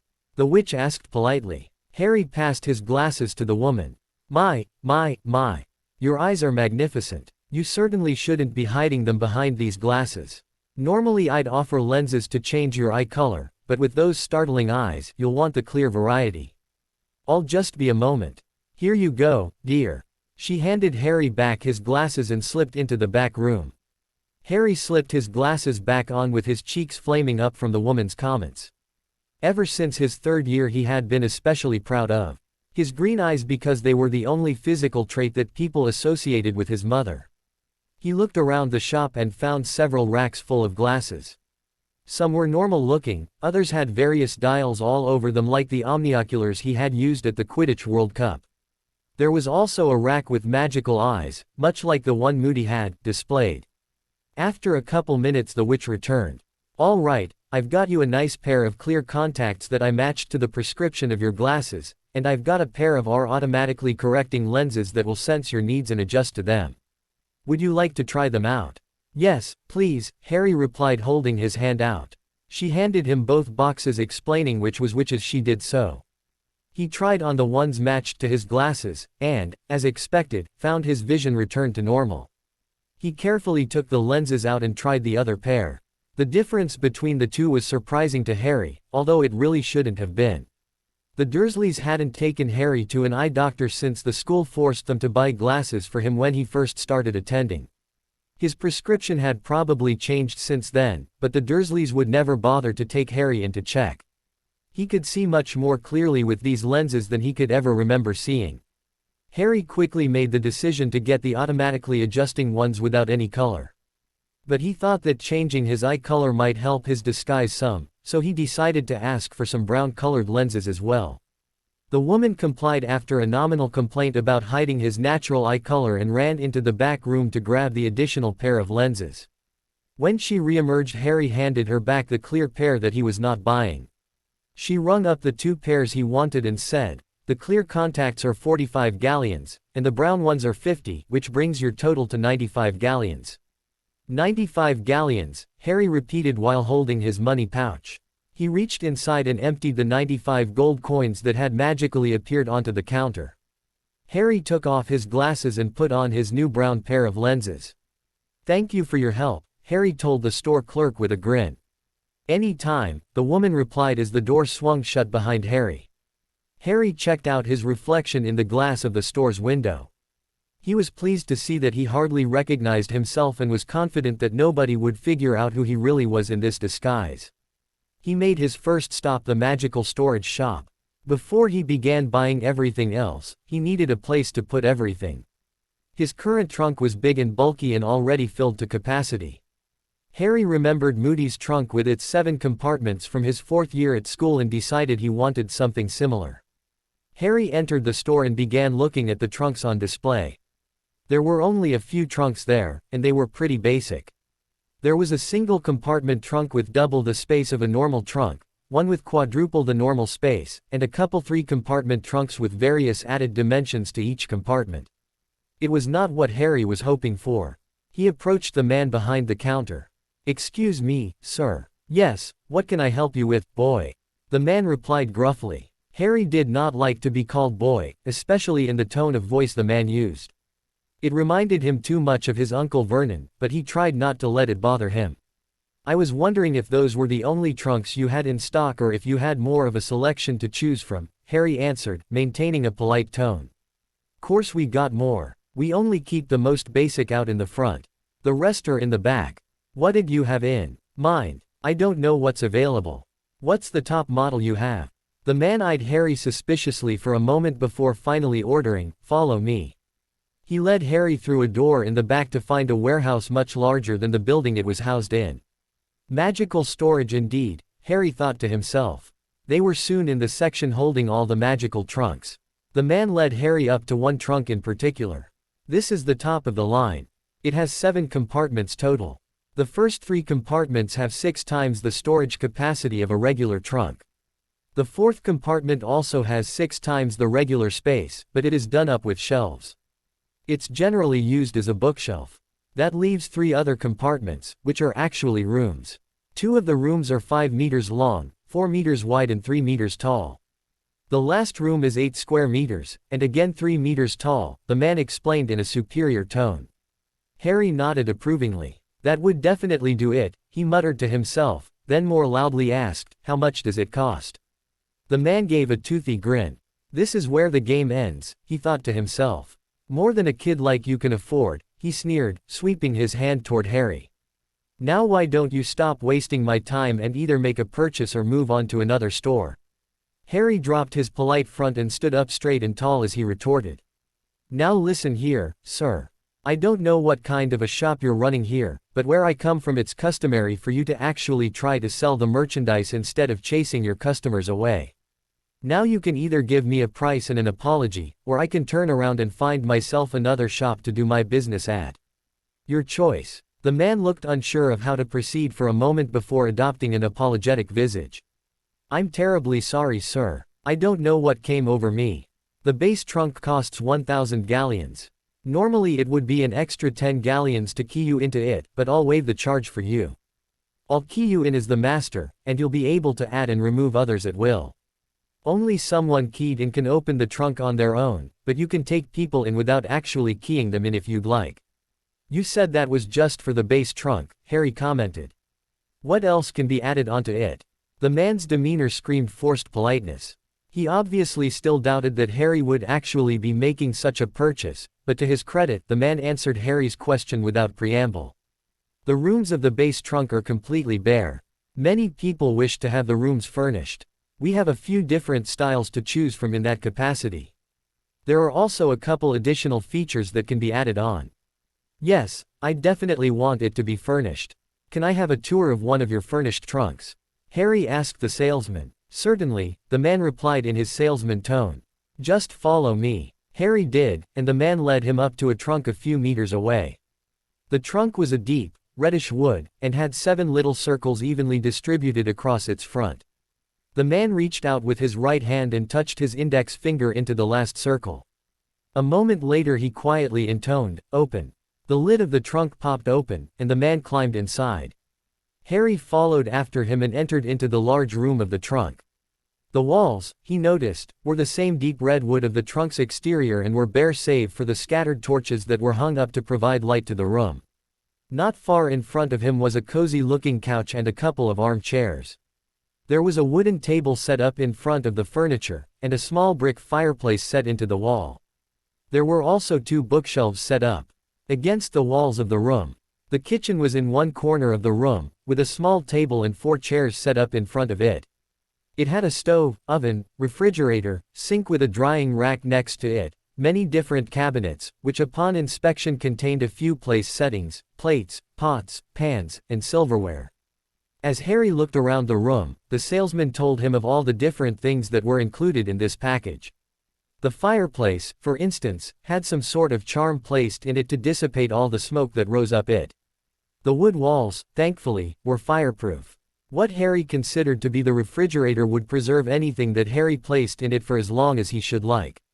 The stove could be lit with just a tap from Harry's wand. He was encouraged to try out the furniture, to note how comfortable it was. And Harry had to admit, it was. The tour continued into one of the smaller rooms, which had been converted into a bedroom. The walls were again bare save for a couple torches, while the queen-sized bed was fitted with dark blue with a gold trim. There was a desk in the room as well as a dresser. A closet was set into the far wall. The third room was set up similar to the bedroom he had just vacated. It had all the same furniture, only slightly different in style and color. Harry listened as the salesman explained that there were also trunks where the last room was set up as a study instead of a second bedroom. Harry mulled that over for a bit. He highly doubted that he'd ever have company spending the night in his trunk. So a second bedroom hardly seemed necessary. Then again, he didn't really have that much need of a study either. It would provide more bookshelves, though Harry doubted that he'd be filling the 2 in the main room any time in the near future, so that was hardly a concern. And he had a desk in each of the bedrooms anyway. In the end, Harry requested to see a model where the third room was converted into a study. He just couldn't decide which one to go with. While they were looking at that second model, Harry commented, "You know, the only thing missing from these trunks is a bathroom. Toss that in, and you could live in there full time." That earned him a toothy grin from the salesman, who informed Harry that there was a new model that did include a bathroom. So the two took a tour of that model, and Harry was showed into the bathroom. It was small, no doubt about that. But it had a toilet, sink, and a shower. In other words, it had everything it needed to have. The man asked Harry if he was satisfied with the tour or if he'd like to look around some more. Harry said that he was ready to leave, so the man took his hand again and with a whispered, "Exit trunk," they found themselves in the warehouse again. The man turned to Harry once again and asked, "Is the trunk satisfactory?" Instead of answering the question, Harry had a few of his own. "You mentioned that there were some additional features that could be added on. What kind of features are available?" "Well, there are some standard features to protect the finish of the trunk against wear and tear and even from some spell damage. It wouldn't hold up against an unforgivable or anything, but it would protect the trunk from many different spells should they go astray and strike the trunk. There is also a feature that can be added which will allow you to be able to shrink and expand the trunk. Normally, a shrinking charm would wreak havoc on the space that the trunk holds, but a recent development has allowed us to get around that problem." "That sounds good," Harry replied. "I think I'd like a trunk with a study and a bathroom. And I'd also like the additional features, both to protect the trunk and to allow me to shrink it added on as well. Now how much would that set me back?" The man gave a small smile. "As I said, the base trunk is 1,000 galleons. The standard furnishings are an additional 2,000 galleons, with the addition of a bathroom being an added 500 galleons. Normally, the additional features would be an added 50 galleons each, but I'll waive those for you." Harry grinned right back at the man. "I'll take it." "Excellent," the salesman beamed. "It will take me about 5 minutes to get everything prepared. You can wait out in the front of the store." The man made as if to lead Harry out, but Harry held up a hand. "Don't worry about me. I think I can find my way back. Thank you for your help." "Believe me, the pleasure was all mine, Mr. Thomas," Harry blurted out. Dean Thomas. It was the first name Harry could think of that didn't stand out. He couldn't use Ron's name because the Weasleys were fairly well known.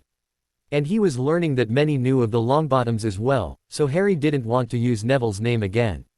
And Dean Thomas sounded more believable than Seamus Finnegan.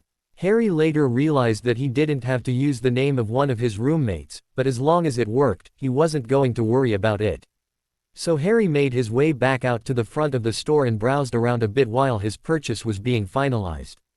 He found a selection of backpacks that were charmed to be featherweight and had various amounts of expanded space that might appeal to him come the next Hogwarts term, but Harry had no need of such a thing at the moment, so he just continued to wander the small shop until the salesman came back.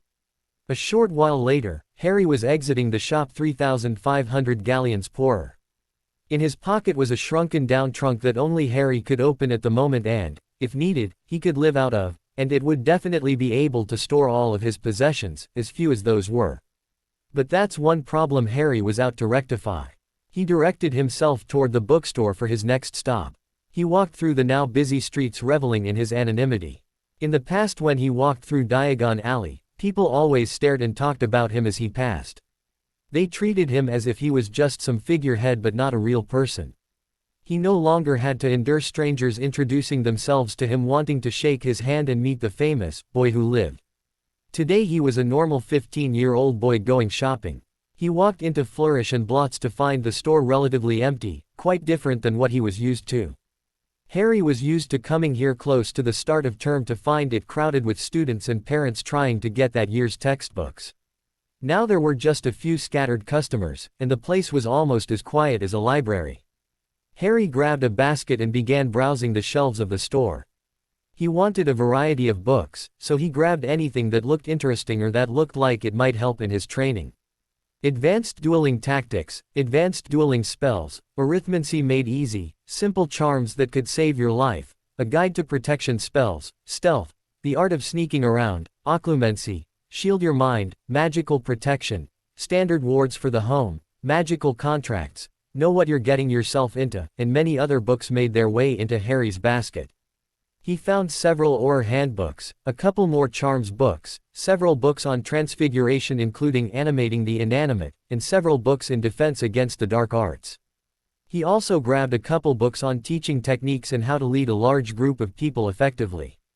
As he added more and more books to his basket, he noticed that he never ran out of room and that the weight never became unbearable. He figured the basket must be charmed to keep expanding and to always be lightweight regardless of its contents, similar to those backpacks he was looking at. He noticed another book that he added to his pile, Everything You Ever Wanted to Know About the Unforgivables short of How to Cast Them. Harry took his large collection of books to the counter where he was greeted by the friendly old shopkeeper. "All set, young man." "Yes, sir," Harry replied politely as he placed his basket on the counter. Merlin's beard. "Quite a collection you seem to be building up. I suppose you'll be needing an enchanted bag to carry these around in." "Oh, that won't be necessary," Harry interrupted as he pulled out his new trunk. He put his hand on top of it and said loudly and clearly, "Full size," as he cast a wandless finite incantatum. Acting like it was the most normal thing in the world, Harry continued, "I'll just store them in here," gesturing towards his now full-sized trunk. "Remarkable. They have the shrinking charm added in there now, huh? I guess it was only a matter of time since you youngins can't use magic, till you're 17. Harry smirked to himself. That was the reaction he was hoping for. He needed some way to shrink and unshrink his trunk at will in public without arousing suspicion about underage or, even worse, wandless magic. So he decided to just make it look as though he wasn't doing any magic at all. Make it look like it's the trunk and not him. The attention is all on the trunk then and not on Harry. Dear me, I seem to have gotten carried away with myself. I'll just ring you up then, shall I? The old shopkeep said. He began sifting through the basket and adding each book to the tab. He handed each book to Harry to put in his trunk as he finished with it. When he lifted the book on the Unforgivables he paused. Normally I'd be hesitant to sell a book such as this to one as young as yourself, but I suppose that with you-know-who back you'll be growing up well before your time anyway. With that he handed the book over. When the last book was in Harry's trunk the shopkeeper said, "That will be 127 galleons, 11 sickles, 3 nuts." Harry repeated the amount and fished out that exact amount from his money pouch. He handed over the coins to the old man. "Thank you, young man. Have a splendid day, and stay safe," the shopkeeper called out to Harry with a smile. "Thank you, sir. You do the same," Harry said to the man as he tucked his now shrunken trunk back into his pocket and exited the store. He had to stop himself from waving to Ernie Macmillan, a Hufflepuff in his year at Hogwarts, as the boy passed by on the street, remembering at the last moment that he was in disguise. It was definitely best not to call attention to himself. As Harry continued walking down the busy street he felt his stomach grumble hungrily. He decided to make his way over to the Leaky Cauldron for a bite to eat before he continued shopping. After maneuvering through the bustling crowd, Harry entered the dingy pub. He spotted Tom the bartender and headed his way to request a meal. As Harry walked towards the bar, what he saw made him stop in his tracks. Two faces Harry had not expected to see today swam into view. One very familiar, the other not so much, yet he knew both people. He stared intently into the somber face of Remus Lupin who was sitting at the bar with a woman who Harry unmistakably identified as Nymphadora Tonks. He may not have recognized her face, but nobody else could pull off the hot pink hair, nor would many others even try to. Besides, how many pink-haired women could Professor Lupin know? Harry quietly and discreetly sidled up to the bar to try to eavesdrop on their conversation. He was very careful to remain as inconspicuous as possible. The last thing he needed was to be recognized by either of the two. He'd never hear the end of it. He won't want to talk with me, Tonks. He's got friends that will be there to help him. I'll just remind him of what he's lost, Lupin proclaimed. Don't be daft, old man. Harry needs you now more than ever. Sure, he's got his friends to help him, but he needs you more than he needs them.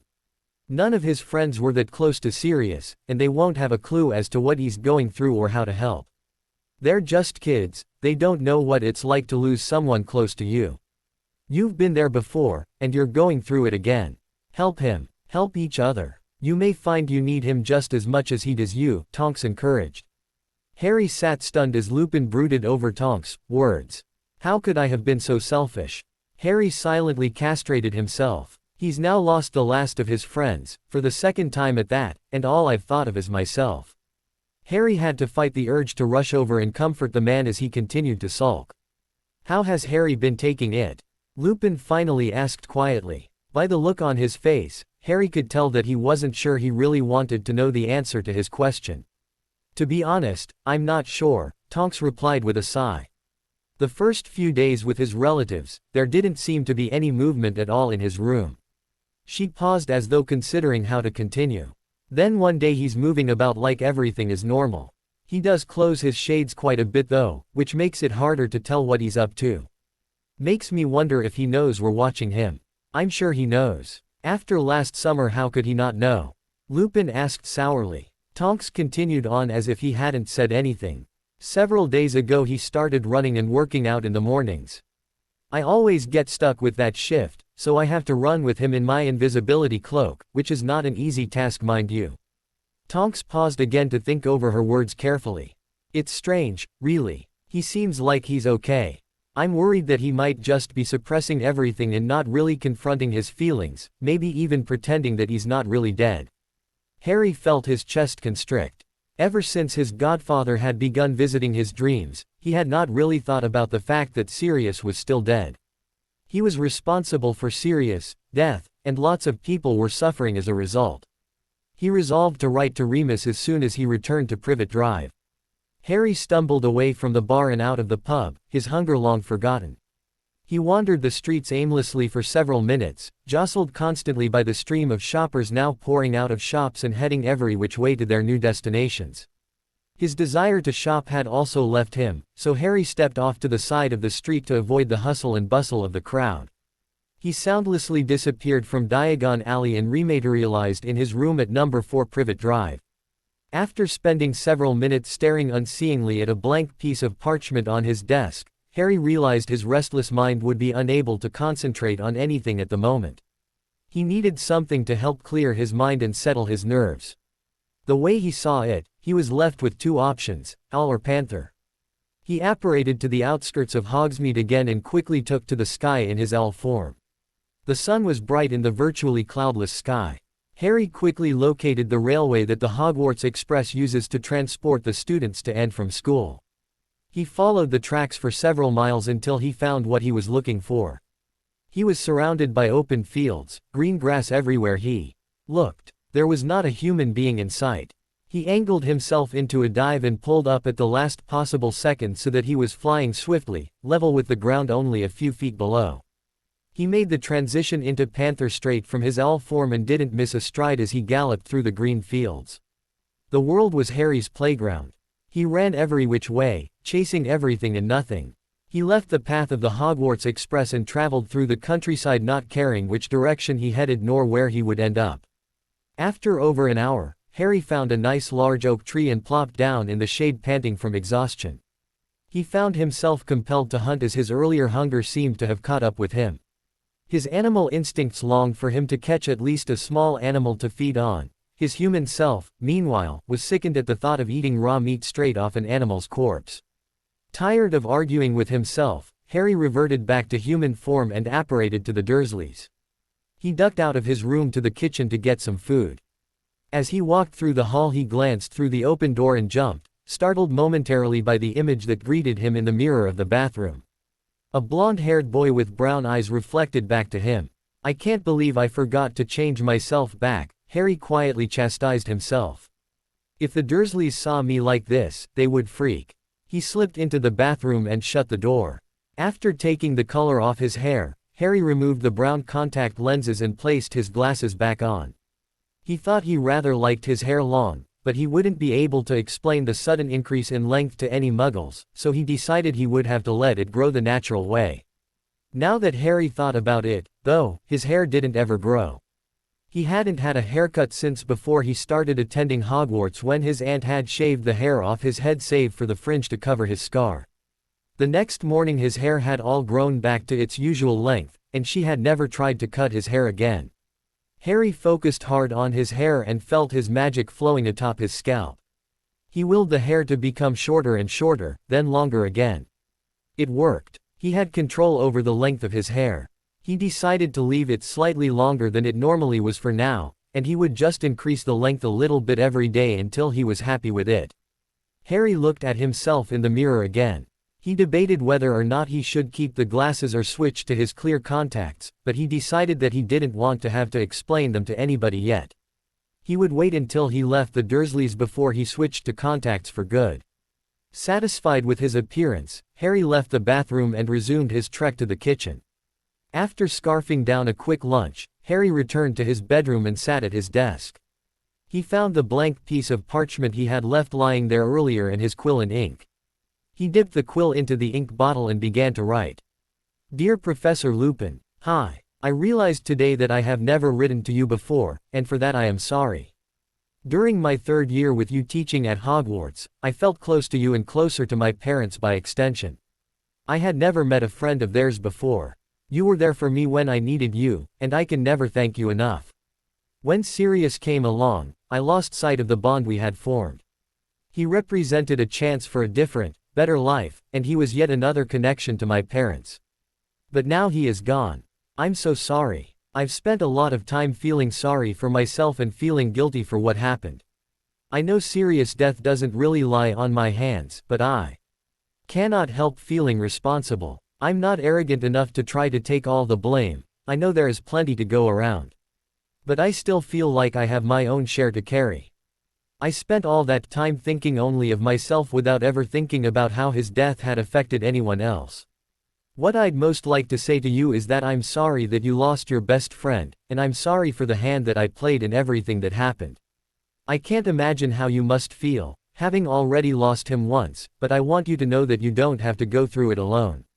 If you feel up to it, I'd like to talk to you about everything. Sirius, my parents, your time at Hogwarts, life in general, or whatever else might come up. I don't think it would be a good idea to meet at the Dursleys, since they hate everything magical, especially magical people. They've been tolerable so far this summer, but I don't think they would take too kindly to a wizard visitor. There is a park nearby where we could talk. If you would like to meet, let me know when to meet you. My calendar is pretty open right now since I'm stuck here with nothing to do all summer, so whenever works for you would be fine. I look forward to hearing from you. Take care, Harry. He read through the letter once and smiled inwardly. He really hoped this would help cheer his old professor up. The man had looked awful in the pub today, and Harry hoped he could do something to lift his spirits. He couldn't believe that Professor Lupin thought that Harry wouldn't want to talk to him. Harry rolled up the parchment and tied it to Hedwig's leg, asking her to deliver it to him right away. His owl gave him a hoot to acknowledge his request before taking off out of his bedroom window. With that taken care of and his nerves finally settled, Harry took out his new trunk and enlarged it. He retrieved one of his new Defense Against the Dark Arts books and began reading.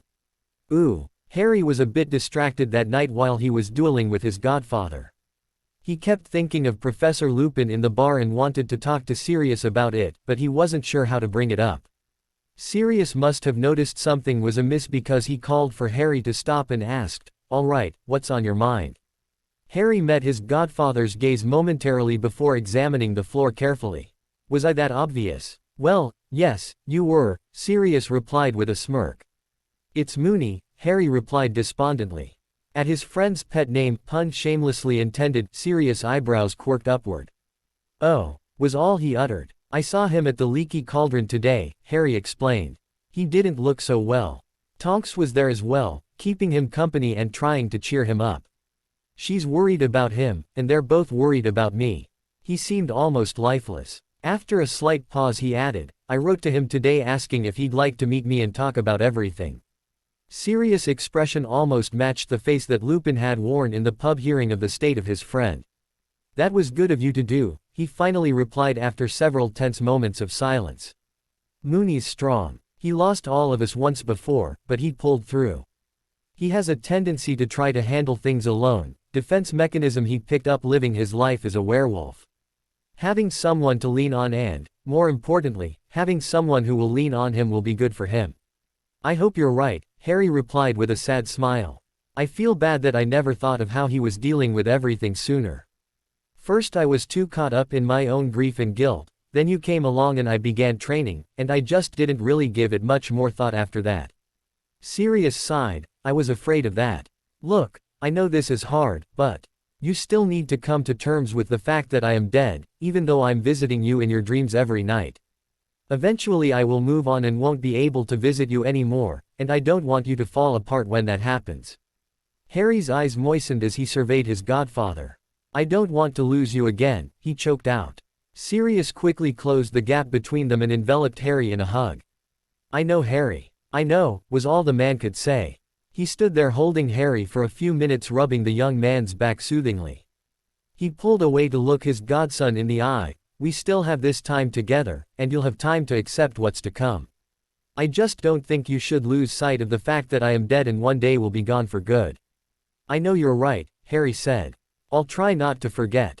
Sirius gave him another brief hug before asking, you ready to get back to work? Yeah, let's do it. Ooh. When Harry returned from his morning workout, he found Hedwig waiting for him with a letter. He opened it up and read the short message.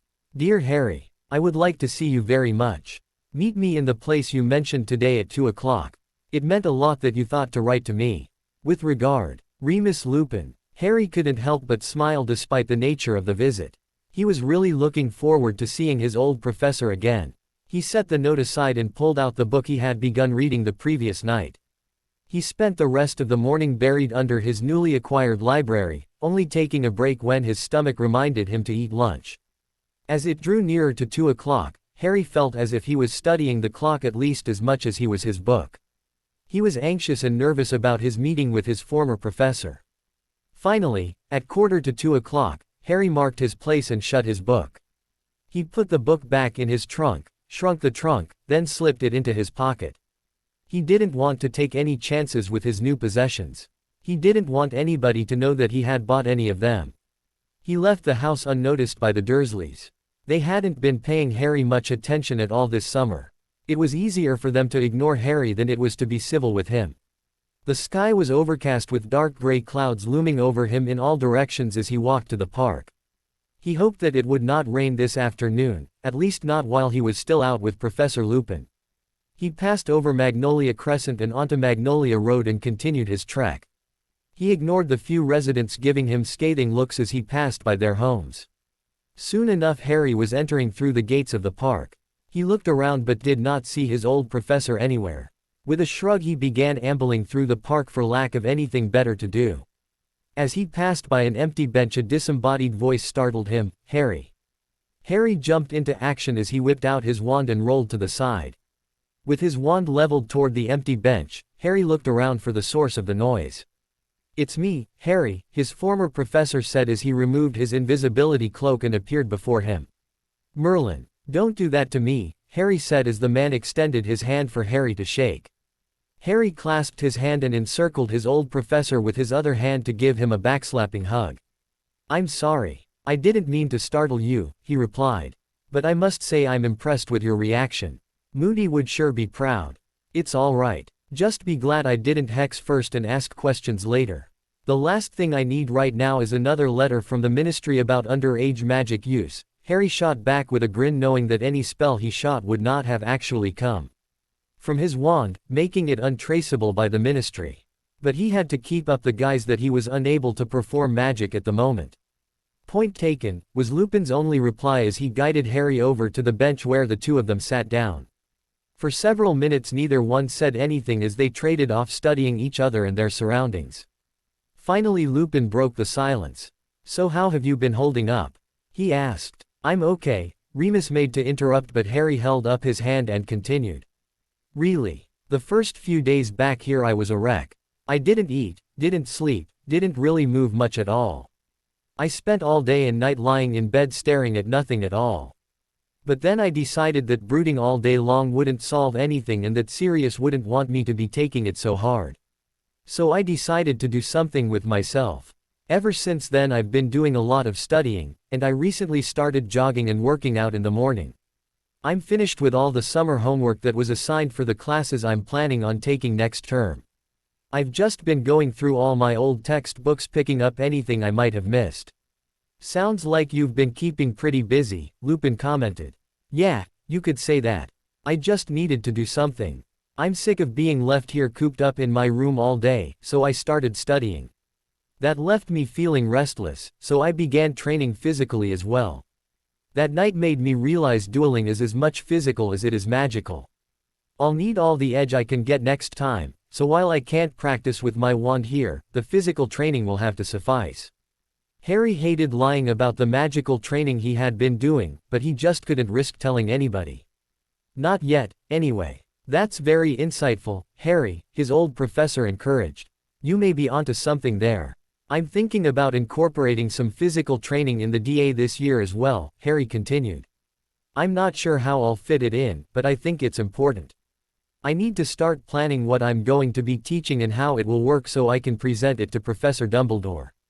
I've got to go over some things with Hermione as well. She was the real brains behind it last year. You're going to keep teaching the DA? Remus inquired. Even with Umbridge gone? Yeah, even if they manage to find a good teacher, they'll still need all the training they can get, especially with the lack of consistent teaching over the years. In 5 years there, I've only had 3 acceptable teachers, and 2 of them tried to kill me. I already asked for permission to run it as a school club with me as the leader and was granted it. Only the details need to be worked out now, and we've got all summer for that, Harry explained. Indeed, Remus replied with a thoughtful expression. I think it's great that you've found all this stuff to keep yourself busy with, but I'm worried about you, Harry. It does not do to dwell on things you cannot change, but it is perhaps worse to ignore them or pretend that they never happened. I'm worried you might be doing that here. Harry sighed. I know what you're talking about, Professor, but… Harry, Remus interrupted, it's been several years since I've been your professor. Please just call me Remus. All right, Remus, Harry tested the name. That's gonna take some getting used to. I will admit keeping busy does help me take my mind off of Sirius. Harry stumbled over his godfather's name. I know that he's dead and that nothing will ever change that. And I'm sorry I cost you your best friend. Don't say that, Harry, Remus soothed, putting a hand on the young man's shoulder. Don't ever even think that. It wasn't your fault. Any one of us would have done the same thing in your shoes. Not Hermione, Harry deadpanned. She knew how foolish I was being and tried to talk me out of it. She warned me that I had a saving people thing, but I wouldn't listen. Then she came along anyway and got hurt because of me.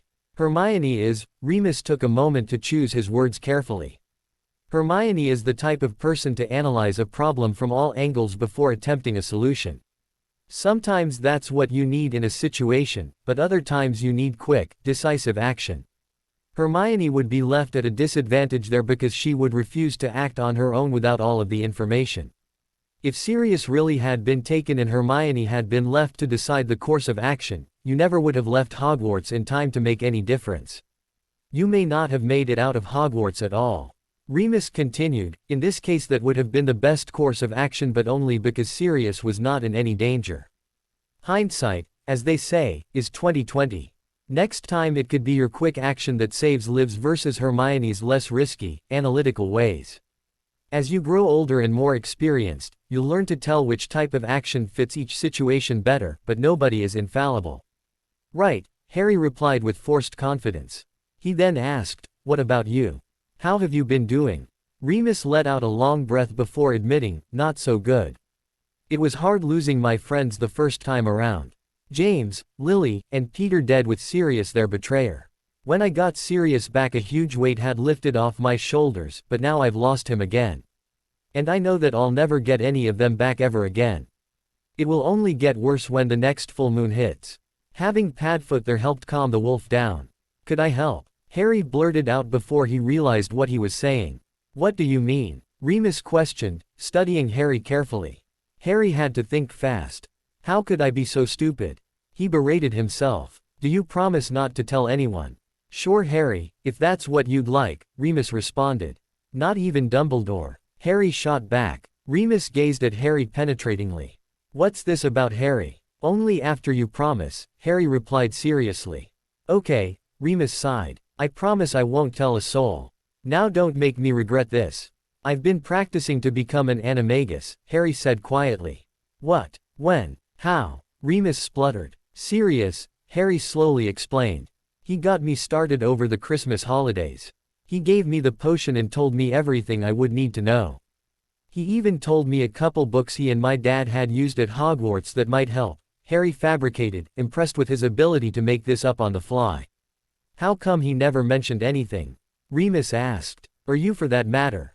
We wanted to keep it a secret, something just between the two of us," Harry made up. He didn't think many people would approve. "I see," Remus paused, taking in this new information. "So what's your form then?" Harry quickly decided to go with Panther, since that would be the form that would help most in keeping Moony company during the full moons. "And how far along are you?" Remus questioned. Harry considered this for a moment before answering. "Well, before the year ended I was able to do partial transformations for all of my limbs and most of the rest of my body. I had meant to give the full transformation a shot before summer started, but with everything that happened I never got around to it. Now that I'm here I can't try without getting kicked out of Hogwarts." "I'm impressed," Remus said. "Do your friends know about this?" "Not a one," Harry replied evenly. "I thought for sure you'd share something like this with Ron and Hermione," Remus said with some surprise. "You three are so close." "It was something that just Sirius and I shared," Harry said carefully. "Ah, say no more. Thank you for sharing this with me, Harry." Remus paused to consider something before continuing. "If I share a secret with you, will you promise not to tell anyone that you heard it from me?" "Of course," Harry replied without even needing to consider. "The Ministry can only track magic performed with your wand. So if you were so inclined," Remus told Harry, "you could continue your animagus training over the summer." "Really?" Harry asked in mock surprise. "That's great. But I want you to be extra careful if you decide to give it a try, and it wouldn't be a good idea if others knew you were trying," cautioned Remus. "Right, I'll be careful," replied Harry. "Let me know if you manage a full transformation, then we'll discuss if and how you'll keep me company on full moons," Remus said. "If you want to maintain your secret, we may have to wait until school starts to plan this. I just want you to know that it really means a lot that you'd share your secret with me, Harry, and that you want to help me with my transformations." "Professor Remus, it's the least I can do." "No, Harry," Remus interrupted, "it's a lot more than that." "Thank you," he choked out as he put his arm around Harry's shoulder. "I know I can never replace Sirius, but I would like you to know that I will always be there for you if you should ever need me." "Thank you, Remus," Harry said through a stifled sob. "I'd like it if we could meet like this more often." "I'd like that too," Remus replied with a small smile. "How about we try to meet once every week or two? We shouldn't meet at regular times, best to change it up every time. Moody would have my head otherwise. I'll let you know the date and time of the next time I'll be able to come see you. I'll wait for you under my invisibility cloak at one of the benches, so just walk around like you did today until I call for you, okay?" "Sounds like a plan," Harry replied. Remus sighed. "I should get going, Harry. Take care of yourself. I'll send you an owl sometime soon for our next meeting." "Okay Remus," Harry said. "Thanks for coming, and be careful." "You got it," he replied as he rose to his feet and embraced Harry once more. "Until next time." And with a pop Remus was gone. Harry began his walk back to the Dursleys, and thought over his conversation with Remus. He had given away information he hadn't meant to, but he had done a pretty good job covering up his real summertime activities. It really felt good to have someone to talk to though, and he was glad he would be able to help Remus, especially when the full moon came around.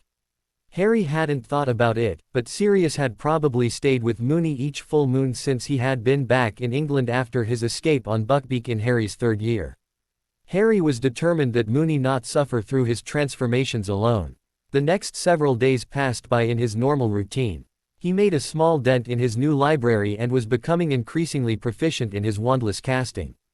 He found that if he practiced any new spells at night with Sirius to get a feel for the spell, he could easily pick up the wandless casting for it the next day. He moved much of his wandless casting inside of his trunk, to avoid being caught. He was also beginning to increase in the speed with which he was able to cast spells. It only took him half a second to build up his magic and form it correctly before casting his spell.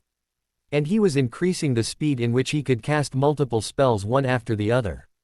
He found that he was just as quick if not a little quicker without the wand than with it. He still practiced with his wand against Sirius, though, because he wanted to be used to using it for when he got back to school. He didn't want to slip up and showcase his new abilities for the whole school to see. As Harry made his way through books, he took notes of any spells he thought would be useful to use in the DA. He kept a list and a short description of each spell in a notebook he had found in his room. Towards the end of the summer he would take his list and organize it into the order in which he would teach the spells. In the back of his mind, Harry kept reminding himself that he needed to write up the magical contract for the DA and that he should consult Hermione about it. He had skimmed through the book he had bought on the subject, but he wanted to know as much as possible about magical contracts before he began working on it. He finally made himself sit down and write her a letter. Dear Hermione, I need your help. I know that must come as a huge shock to you. I am going to continue teaching the DA next year, only it will be a club open to all students 4th year and up. There will be a requirement that every member sign a magical contract saying that they won't discuss the DA with any non-members and that they will not use anything I teach them to help Voldemort or the Death Eaters. I would like your help with the contract. It needs to be more than the one you had everybody sign last year. For one thing, if anybody is insincere or planning on breaking the rules of the contract, they would be unable to sign their name in the first place. But then I was hoping to find a way to stop people from accidentally mentioning it in front of other people, kind of like how the Fidelius charm works with the secret keeper being the only one capable of disclosing the secret. And of course there needs to be suitable punishment if either clause is violated. Any thoughts you have on this would be greatly appreciated. I managed to get my hands on one book on the subject, but I was hoping you might know a little more. I need to present the contract before Dumbledore and have him approve all the subject material. Have you talked to your parents about everything yet? I was thinking it might be a good idea to have some support to help explain everything. I know I won't be allowed to come talk to your parents, but one of the Weasleys would be an ideal candidate, or Remus. I met with Remus last week, and we've decided to meet up and talk on a regular basis from now on. It's nice to actually have some contact with the wizarding world beyond owls for once. Let me know how your summer is going. Keep in touch. Take care, Harry. After Harry sent Hedwig off with the letter, he returned to his studies. He had turned into somewhat of a machine, it seemed. He spent his entire day studying, practicing spells, improving his wandless abilities, physically training, and training in his animal forms. He spent the majority of each night training with Sirius in his dreams. Sirius helped him while he was learning new spells and also served as his dueling partner. His godfather was still the superior dueler, but Harry's skills were improving dramatically. Harry was getting faster and stronger, both physically and magically. He was able to dodge curses while hurling hexes of his own. His shields were able to deflect anything Sirius threw at him, and his reflexes were as sharp as ever. Prior to this training, Harry had not been accustomed to an all-out duel. The way it had always been done in classes had been with opponents alternating shots and shields. In a real duel nothing was so formal. You could volley hexes back and forth, or one person could release a barrage of curses one after the other. Harry was still getting used to this aspect of battle, but he was improving every night. He had finally managed to best his godfather the previous night. Sirius had been a mix of happiness and pride in his godson and anger at himself for having been beaten by a 15-year-old. Harry could tell that Sirius had been very proud of him despite his confused emotions. He began reading his books on occlumency today, spurred to do so after his first Voldemort-related experience of the summer the previous night. His scar had not bothered him at all since their encounter in the atrium of the Ministry of Magic. He assumed Voldemort had been lying low since his return was finally being acknowledged by the Ministry. Last night Harry had been training with Sirius as was normal when he was suddenly ripped from the classroom. When he was able to orient himself, Harry found himself in a dark, dank cavern surrounded by figures robed in black, faces covered by masks. He had sat upon a rough throne hewn from stone. As he stood up to address his followers, they fell as one to their knees in a bow. My loyal followers, tonight our number grows. I have called in our faithful servants from Azkaban, and with them come your brothers who were recently captured. Voldemort paused as a muttering spread through the crowd. Silence. We have been careful thus far, discreet in our movements to avoid notice. Now the world knows I have returned. They no doubt expect us to make ourselves more public, to spread terror and chaos throughout the land. And we will. Yes, we will. In time. Now is the time to gather up our allies, to build up our numbers. While the world expects us to strike out, we will build up our strength. And just when they let their guard down, we have our coming out party. After all, we wouldn't want to deny the world a chance to celebrate our glorious return. Once we have properly announced our presence to the world, the dark mark will once more light up the skies, striking fear into the hearts of the wizarding world. And you, my followers, will be allowed to enjoy yourselves torturing and killing muggles, mudbloods, and muggle lovers. We will show the world the superiority of pure blood. Ah, it would seem our guests have arrived, Voldemort commented as several Death Eaters entered. Welcome. I trust your stay in Azkaban was pleasant. Tell me, how is it that 12 Death Eaters were unable to overcome half a dozen school children? Voldemort asked in mock calm. My lord, Lucius Malfoy answered, stepping forward, we were trying to protect the prophecy. We could not strike the Potter boy for fear of destroying it. That would explain how Potter eluded your grasp, Lucius, but tell me, how is it you were unable to capture one of the other 5 children running around? Surely you must have realized that Potter would have traded the prophecy had you captured just one of his friends. My lord, it was not that easy.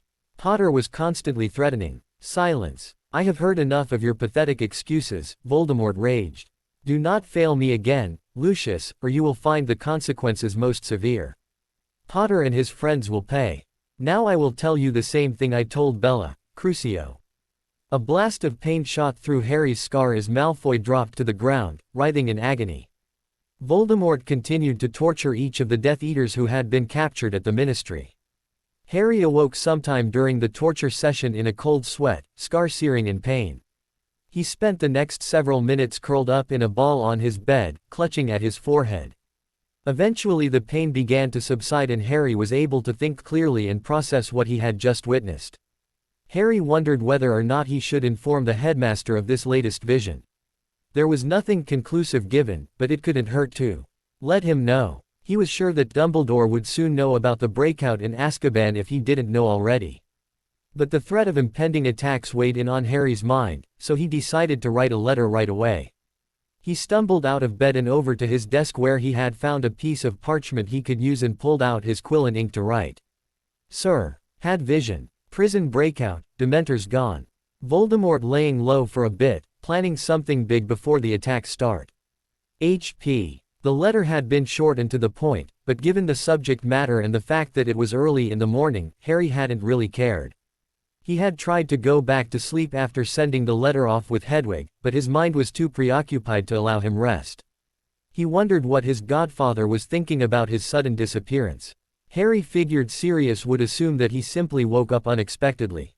While lying in bed, he was reminded of how his previous visions of Voldemort had turned out for him and decided not to wait for Snape's occlumency lessons. Which is how he found himself now pouring through occlumency, Shield Your Mind. Unsurprisingly, he found the subject to be much more in-depth than Snape's simple instruction to clear your mind. There were several different methods outlined, but the best explanation Harry had seen thus far told readers to think of their minds as a castle or fortress. This fortress would be like a city with all the inhabitants and their homes and possessions being his thoughts and memories. The people who were considered less significant would be close to the city walls or even outside of them. These would have hardly any protection. The majority of the people would be within the city walls and would be protected from intruders. No fortress is completely impregnable, so the most important people would be towards the center of the city housed in a castle with its own protections surrounding it. Should anyone break into the city, they would be bombarded and fought back the minute they stepped foot inside. They would hopefully be expelled before ever reaching the castle in the middle of the city. If they did reach the castle, the intruder would have to break through its defenses while holding off the attack from the rest of the city, making the castle all but impossible to break into if you're a gifted occlumens. The key, Harry found, was not so much clearing your mind but organizing it. When a Legilimens first attacks, he will only have access to the most trivial thoughts and memories if he breaks through your outer shield, allowing the occlumens time to expel the intruder without becoming distracted by the memories being viewed. And so Harry decided that the first step towards mastering occlumency would be to organize his mind. So he decided to take a few hours every day to sift through his memories and organize them. To help with the process, Harry imagined several different trunks in his mind. He put different labels on each trunk to put similar memories in each one. Each trunk could also have different compartments to further divide his memories into subcategories. School had its own trunk with each of his classes and teachers having their own compartment. Friends was another trunk with each of his good friends getting their own compartment. He put the DA members into another compartment, and other classmates into another. He created a trunk for enemies which included compartments for Voldemort, Death Eaters, Draco Malfoy, other Slytherins who have sided with Draco or Voldemort, Snape, Fudge, Umbridge, other Ministry idiots, and other miscellaneous foes. He made a trunk for the Order with compartments for Dumbledore, Remus, Tonks, Moody, other members, and Order information and secrets. He made a trunk for family, both good and bad. The Dursleys comprised one compartment, his parents another, Sirius had one, and the Weasleys had a compartment. There was also a trunk for miscellaneous pre-Hogwarts memories that ranged from bad to worse. And he made other various trunks as was needed. It would be a hard process for anybody to go through all their past memories and organize them, but for one who had a lot of bad memories without too many good ones to counteract them, it was a grueling process. Harry was noticeably distressed during this time, and his godfather picked up on it during their nightly sessions. The organization of his mind lasted for several days, and his training with Sirius was virtually on pause during that time. Sirius had decided it was more important to comfort and reassure his godson during that time than to continue dueling. The boy had been through so much in his young life and had shouldered so many burdens on his own, it was time to try to lighten his load a bit. Sirius asked the questions that he had shied away from when he was alive about Harry's childhood, the Dursleys, some of his rougher times at Hogwarts when so many people had turned their backs on him, his parents, and anything else that came up. Harry also met with Remus again during this time. The perceptive werewolf had picked up on Harry's mood as well. He took it to mean that Harry was finally really facing serious death and comforted him as best he could. Harry felt really guilty about misleading Remus, but used the situation to his advantage to sell his grief to his former professor. He knew that everyone expected him to be taking serious death badly, but seeing his godfather every night made it so much easier to forget the pain. But with Harry looking as bad as he did at this time, it made it that much easier to hide his nighttime activities from others. When Harry finished organizing his memories, he knew he wasn't done with them. He had been suppressing so much for so long, and he was not naive enough to think that he was over his past, but there were more important things to do now. So he pushed all that aside, trapped in the trunks in his mind for the time being. With all of his memories so organized and stored away, Harry found it much easier to control his emotions and thought processes. He could prevent himself from thinking about certain things if he wanted to, and it wasn't hard to squash any emotions he wasn't ready to deal with by just locking them up in the thoughts and memories that were causing them. Now that everything was sorted out, it was time to learn how to protect his mind and memories. He read more of the book and found different analogies of how to protect the mind. Physical barriers were one example, while another example likened the process to setting up wards to protect a home or possession. Given Voldemort's strength, Harry decided it was probably best to cover all fronts. He didn't know anything about wards yet, but he had bought a book about them from Diagon Alley. That would be the next book to devour. In the meantime, Harry imagined setting up physical barriers. He imagined his mind to be encased in steel walls on all sides, the ceiling and floor both steel as well. He then imagined his trunks being reinforced with steel as well. After he felt like he had done all he could with physical barriers, he decided to start reading on wards. That was how Harry found himself reading through Magical Protection, Standard Wards for the Home Today. Harry had been using his assignment notebook that Hermione had given him to help him keep notes to himself and keep track of the days. As he was adding a note to himself, he realized the date, July 30th. Harry realized that it was Neville's birthday. He decided that he would write a quick note to his friend to wish him a happy birthday. He wished he had thought of it sooner so he could have gotten the boy a gift, but he would have to make do with just a homemade birthday card. He set aside his book and pulled out parchment and quill to begin writing. Dear Neville, happy birthday, mate. I wish I wasn't stuck with my Muggle relatives, or I might have been able to get you something. I don't know if you ever realized this, but our birthdays are only a day apart. Kind of funny how despite that, this day could still sneak up on me. But the Dursleys never celebrated my birthday, so it's never been a big deal for me, which has made it easy to forget about it. I hope your summer is going well. I've been keeping busy studying. I've been coming up with new lessons for the DA this year. That's right, the DA will be back. It'll be open to new members and officially sanctioned by the school, so we won't have to sneak around the school all the time anymore. You'll hear all the details about it when we get to school. Well, I just wanted to wish you a happy birthday. I hope your day goes well. Take care, Harry. Harry walked over to his owl and gave her the letter to deliver to his friend. It was never a strange sight to see Harry talking to his owl at Privet Drive. She was, after all, the only friend he had in the house. Ever since he had found he could talk to Hedwig, he would occasionally change to his owl form and chat with his snowy white feathered friend. He also tried to imitate their minds speak in his human form, but had not found any success yet. He told Hedwig to deliver the note to Neville and that it was the boy's birthday. He wished her a safe flight and saw her out the window. Harry turned back to his book and buried himself in it. He found a lot of words that would not help his current problem, but that he read up on regardless because he was genuinely interested in learning more about them. There were anti-apparition, anti-portkey, anti-muggle, and confounding wards. There were wards that would prevent entrance to anyone except in a certain location designated as the gate. There were wards that you could key to certain people to specifically prohibit their entrance. There were also age-specific wards like the age line that Dumbledore had used with the Goblet of Fire in Harry's 4th year. There were a few different wards to create different kinds of silent spaces. One kind would block any sound from leaving the enclosed area but would allow sound to enter, another kind would block sound from entering the enclosed area but allow sound to leave it, and the last ward would block sound from both entering and leaving the enclosed area. There was an imperturbable ward that would prevent anything, living or non-living, from crossing through the barrier. Harry found that the strength of a ward is equal to the amount of magic poured into it. Long-lasting wards can be regularly reinforced to increase the strength of it.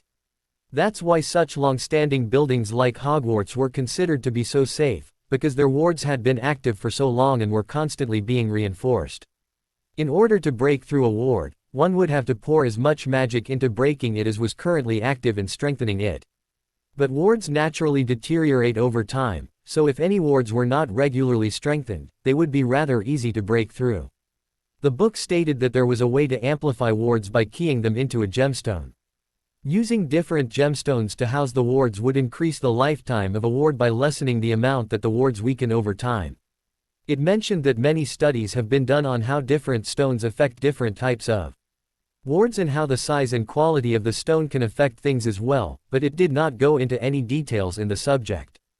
It was just a book on the basics, after all. Harry found himself very interested in the subject of wards. Hogwarts was considered one of the safest places in the world, yet he had found his life in danger several times throughout his 5-year career there. He wondered what wards were in place at Hogwarts and how they were protecting students. He wondered how these wards had failed to protect him and his classmates so many times. Before he went to sleep that night, he imagined placing some of the newly learned wards in his mind. He placed an imperturbable ward around his entire mind space to prevent anyone on the outside from entering. Putting wards up in your mind wasn't exactly the same as it was casting the wards in real life. It was more of an analogy of sorts. You cannot cast magic in your mind, but you can will things to happen a certain way.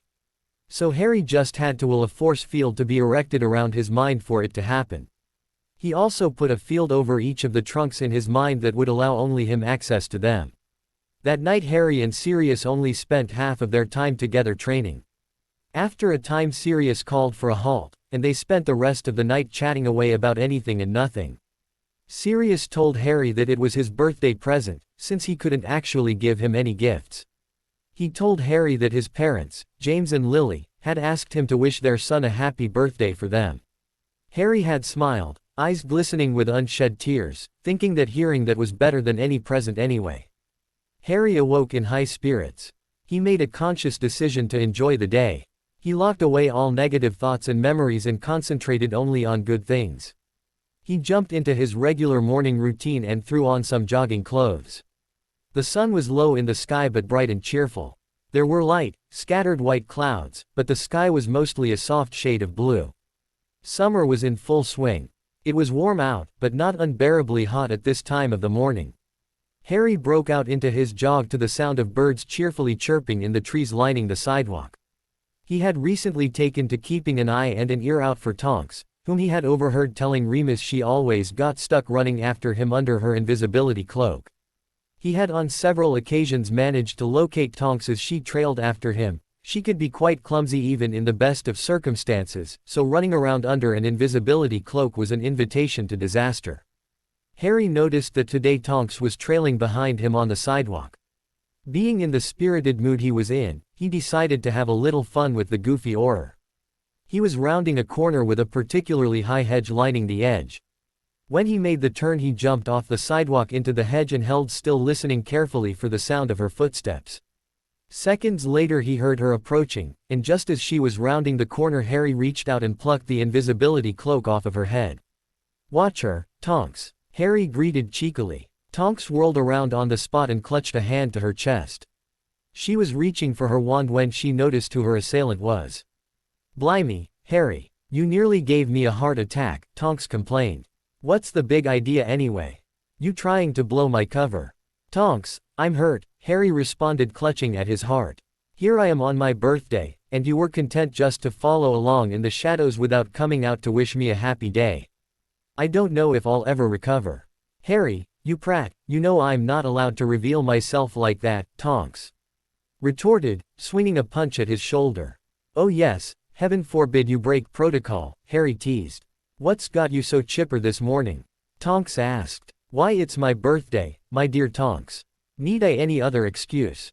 Harry asked, feigning hurt. "So you think that since it's your birthday you can just go and do whatever you want?" Tonks questioned. "More or less," Harry returned brightly. "All right, I'll let you get away with your fun just this once," she relented. "How did you spot me, anyway?" "Oh, I've known you've been following me for weeks. I've been keeping my eyes open and my ears too," Harry grinned. "I've thought about springing a trap on you for a while now, and today seemed like just the right day to go for it." "Moody would be so proud," the young orer mock praised.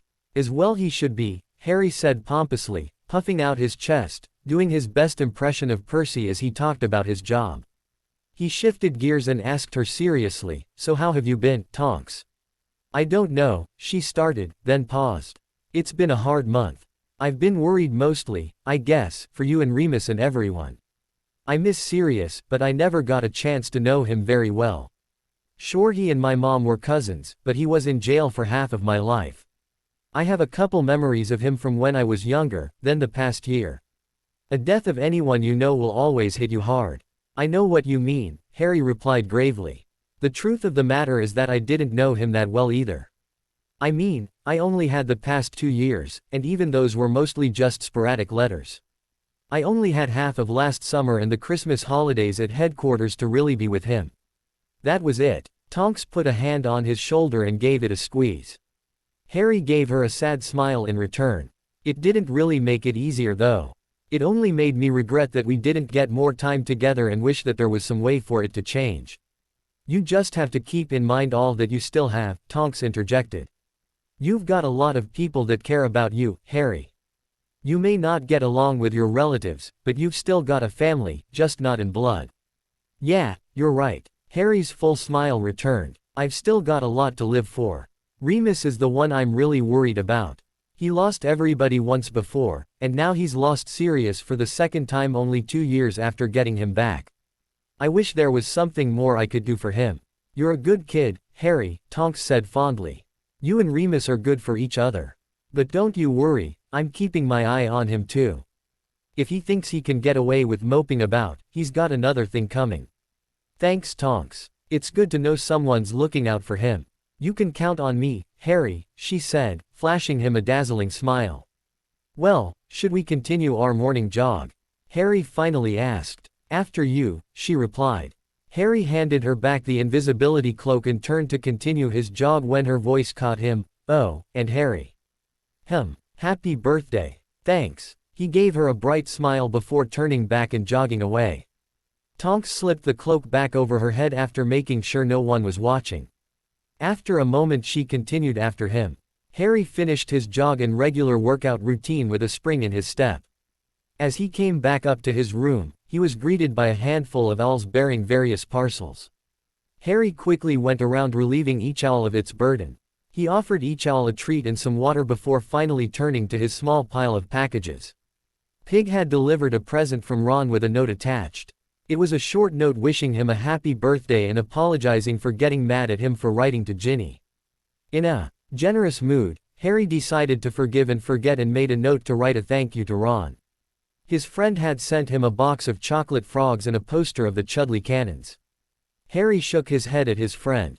Ron was utterly devoted to the Cannons and seemed intent on making sure Harry was the same way. An unfamiliar owl had brought him a somewhat weighty rectangular package with a note attached. Harry opened the letter first and found Hermione's script on the page. She had wished him a happy birthday and told him that she hoped her present would help him. He tore open the packaging and, unsurprisingly, unearthed a book and a pamphlet. The book made him grin while the pamphlet caused him to huff in annoyance. The book she sent was to help him out with the magical contract for the DA. The 5 Stages of Grief pamphlet made Harry want to yell out in frustration. How could Hermione think a stupid little booklet would help in a situation like this? Remembering his earlier vow to himself, he decided not to let it get to him and moved on to the next package. Another unfamiliar owl delivered a present from Remus. The note he sent asked him to meet him in the park today at 3 o'clock. His former professor had sent him a book on defense and a wizarding photograph of himself, James, and Sirius. The true marauders, Harry thought to himself. The photo was housed in a plain wooden frame. He decided to look up a charm to do engravings. He rather liked the title he had thought up. A Hogwarts owl came bearing a gift from his half-giant friend, Hagrid. Harry hoped that Hagrid hadn't sent him any homemade food again. His friend meant well, but his food always ended up winning the battle against Harry's teeth. Harry tore open the package to find a dagger. He reckoned it was about a 10-inch blade and had a dragon theme to it. A dragon coiled itself around the hilt of the small blade, its eyes sparkled with red sapphires. The sheath also had carvings of dragons on it. Hagrid always did love dragons. Harry smiled at the gift. It was unconventional, sure, but it wouldn't have been a gift from Hagrid if it was normal. He didn't know how much use he'd get out of it, but Harry rather liked the gift. He looked at the note that was sent along with it written in Hagrid's messy scrawl. He had wished Harry a happy birthday and told him not to let his relatives bother him. He said that he had an interesting term lined up for the students this year which made Harry cringe. Hagrid's idea of interesting generally meant life-threatening to everyone else. Errol had brought a package from Mrs. Weasley. Her cooking was legendary, and Harry was not disappointed to find homemade fudge and a small cake. Harry set it aside for the moment. After he opened all his presents he would put it in the fridge in his trunk to preserve the food. The twins had also sent him an owl with a box full of Weasley's Wizarding Wheezes products. Harry decided to hold off opening any of those just yet. He didn't fancy having anything explode in his face just yet. They had sent him a letter wishing him a happy birthday and telling him about their business plans. They were apparently opening a shop in Diagon Alley in September. They told him that as their financial supporter, Harry would own 10 of the company. Harry resolved to write them back to tell them that 10 was too much. If he thought they'd let him, he would have tried to talk them out of giving any of the company to him, but he knew he wouldn't get away with it, so he decided to try to talk them down to 5 instead. Harry moved on to what his own owl, Hedwig, had brought him. The first was just a letter, a reply from Neville thanking him for his letter and wishing him a happy birthday in turn. Neville seemed really excited about getting back into the DA. Harry smiled as he thought of his friend. Neville had really come a long way the previous year. After Bellatrix Lestrange, the woman who had tortured Neville's parents into insanity, escaped from Azkaban, he had found a new determination that quickly made him one of the most formidable duelers in the whole club. Hedwig had also brought him a package with a note attached. Harry tore open the letter to find Ginny's handwriting sprawled across the parchment. She wished him a happy birthday, telling him to do something silly today just because. Laughing, he thought to himself, already did that, Gin. Just ask Tonks. He resolved to write her back to tell her about his ambush on the Auror. He thought she'd get a kick out of that. He opened up the package she'd sent, which was rectangular in shape. He found a drawing framed in an elegant dark wooden frame with symbols unknown to Harry etched along its sides. To be honest, Harry barely noticed the frame at all. The drawing had caught his attention and held it. A big, shaggy black dog was grinning at him in a way that no normal dog would ever be able to. But this wasn't any normal dog that had been drawn. Padfoot was captured in all his glory. Harry was struck dumb at the sight. The drawing was magnificent. His godfather's animagus form was captured perfectly. His personality bled from the canvas. He bounded about a small orchard painted behind him. Harry didn't recognize the landscape, but that didn't matter to him. Padfoot's eyes sparkled with mischief. He wagged his tail spiritedly and lolled his tongue out of his mouth. He gave a silent bark at Harry, and Harry could almost hear it in his mind. The top of the frame had Padfoot engraved across it in large letters. The bottom of the frame read, "In loving memory of a dear friend." Tears streamed down Harry's face as he once again mourned the loss of his godfather. He hadn't thought much about his godfather's passing in quite some time since he saw the man every night in his dreams, but this painting made it all real for him for a moment. It was a fitting memorial for his godfather and friend. He didn't think anything else could capture his godfather's spirit as Ginny had done. He hadn't even known she could draw. He eventually placed it on the nightstand next to his bed and continued to gaze at it for another long minute before looking back to the rest of his gifts. He picked up his new books and placed them with the rest of his library in his trunk. Harry kept his unread books in the regular storage compartments, but as he read through them he added the books to the bookshelves of the study in the trunk. So he slipped the books in with the rest of the unread ones, then gathered the dagger, food, and poster into the trunk. He put the food away and placed the dagger on a table in the living room. He wasn't sure what to do with it just yet. He stuffed the poster into a closet, not wanting to stare at the orange poster in the living room or bedroom. Harry exited his trunk and returned to his bedroom. He decided that thank yous were in order, so he sat at his desk and began writing. Glancing at the drawing on the little table beside his bed, Harry began to write. "Dear Ginny, thank you. I can't tell you how much your gift means to me. I don't think anyone could have captured him better than you have. I could have sworn I was staring into his eyes. I can't thank you enough for the gift. I didn't even know you could draw, but you're very good. I'd like to see some of your other drawings sometime, if you don't mind showing me. Ron sent me the usual, candy and cannons merchandise.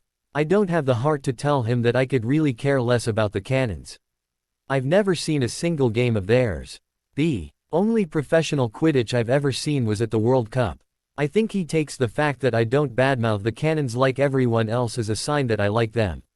I'm not really sure. Hermione sent me books. Shocking, I know. Take a moment to calm down and get over your astonishment. One will be very useful. It's a book on magical contracts. I had asked for her help writing one up for the DA. I highly doubt the other book will be of much help to me, though. She sent me a booklet on the 5 stages of grief. How she could think a book was what I would need to help me with it is beyond me, but that's Hermione for you. Hagrid sent me a dagger with a dragon motif on the hilt and sheath. It's kind of cool, but I don't know what use I'll find for a dagger. At least it wasn't any of his home cooking though. I rather like my teeth whole. Remus Professor Lupin sent me a book on defense and a picture of him, my dad, and Sirius. I was thinking about engraving the True Marauders into the frame, but I think I'll wait and have someone else do it for me as my handwriting is hardly legible. Do you know about the Marauders and all that? Sometimes I forget that while you've been around all these years you haven't necessarily been privy to all of our little secrets and everything we've done. Sometime this term we'll have to sit down together and catch up. I'm sure you've got a few stories you could share with me as well. Anyway, the twins sent me some samples of their merchandise which I have been too afraid to open. They told me they're opening up a shop in Diagon Alley in September. I hope we get a chance to see it sometime. I'm sure it'll be a great shop. Your mum sent me fudge and cake, exactly what a growing boy like me needs. I'm meeting with Remus later today. He told me to meet him in the letter he sent, so at least I won't be completely alone on my birthday. Oh, and I took your advice before I even had a chance to read it and did something quite silly today. I've got people watching me all the time here, so I decided to surprise one of them, Tonks to be exact. I know the surprises are supposed to happen to the birthday boy rather than the birthday boy surprising other people, but my birthdays never were normal. So I was on my morning jog, and after taking a turn I hid in some hedges and waited for Tonks to come around the corner. She always gets stuck following me when I jog. I snatched the invisibility cloak off of her as she came around the corner. I think I nearly gave her a heart attack, but the expression on her face was definitely worth it. She wasn't too pleased at first, but I told her that it was my birthday and that she should be wishing me a happy day rather than following in my shadows. So we chatted for a bit about things, Sirius, Remus, life. We were talking about how little we both really knew Sirius. She was related to him but never really saw him because he was in Azkaban half her life. I only knew him for 2 years, and we only spent a couple months together. Remus is the one I'm really worried about. He, my dad, Sirius, and Peter Pettigrew were best friends. He lost all of them in basically a day 15 years ago. Then 2 years ago he gets one of his friends back, and now he's been taken away again, for good this time. That was half the reason I began meeting with him. I wanted to make sure he was okay. I don't know how I got onto such a serious topic, no pun intended. You're quite easy to write to. I don't know why, but I never have to think about what to say in my letters to you. I wonder if you'll be that easy to talk to in person. We haven't really talked very much in person before. I guess we'll just have to find out. Thanks again for the drawing. It really is wonderful. You have a lot of talent. I best be off to write the rest of my thank yous. Write again soon. Take care, Harry. That was one down. Harry wrote letters to Ron, Hermione, Hagrid, and the twins. They all said similar things, thanking them for the gifts they sent and describing what else he had been given, with personal touches here and there. He told Ron all was forgiven. He told the twins that their offer of 10 of their shop was too generous and that he would accept no more than 5. He decided not to send a letter to Remus since he would be seeing the man later that day. When all was said and done he found himself with 6 letters to send. Luckily 4 of the 6 would be delivered to the same place. He walked over to his owl and realized that he'd have to find something to hold his letters because he couldn't tie all 6 to her legs. He conjured a small bag and put all the letters going to the Weasleys in it. He tied the bag to her leg and tied the other 2 letters to her other leg. A few minutes later his owl was gone, and he still had a couple hours to go before it would be time to meet Remus. He decided to make himself lunch, so he left his room and walked out into the hallway. His cousin was leaving his room at the time and didn't pay him any attention as he scampered down the stairs. By the time Harry was at the top of the stairs, the front door was slamming shut, his overweight cousin nowhere in sight. If he moved like that more often he wouldn't be as wide as he is tall, Harry muttered to himself with a small chuckle.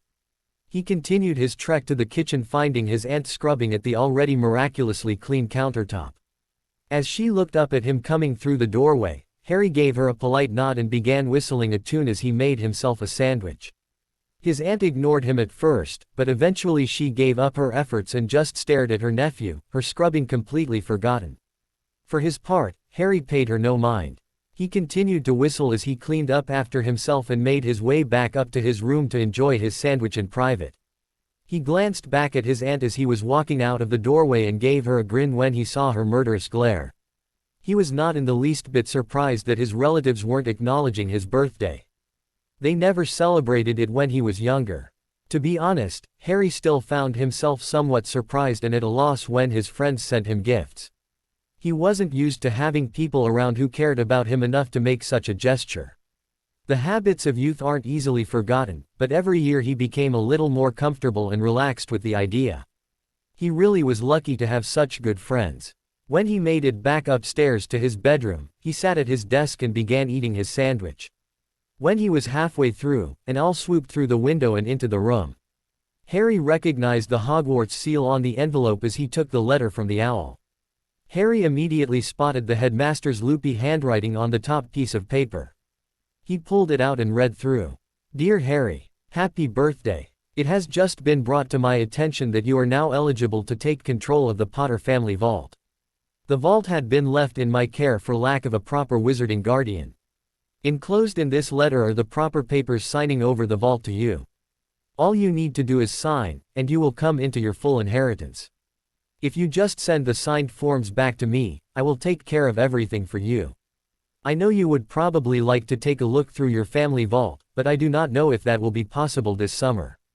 Your safety is my prime concern, and I'm afraid that Diagon Alley is not safe enough for you to visit. Even with a full guard from the Order, the chances for an attack are just too great to justify the risk. I will be meeting with the staff of Hogwarts in 2 weeks' time. During that meeting we will discuss the DA and what status you will have as its leader.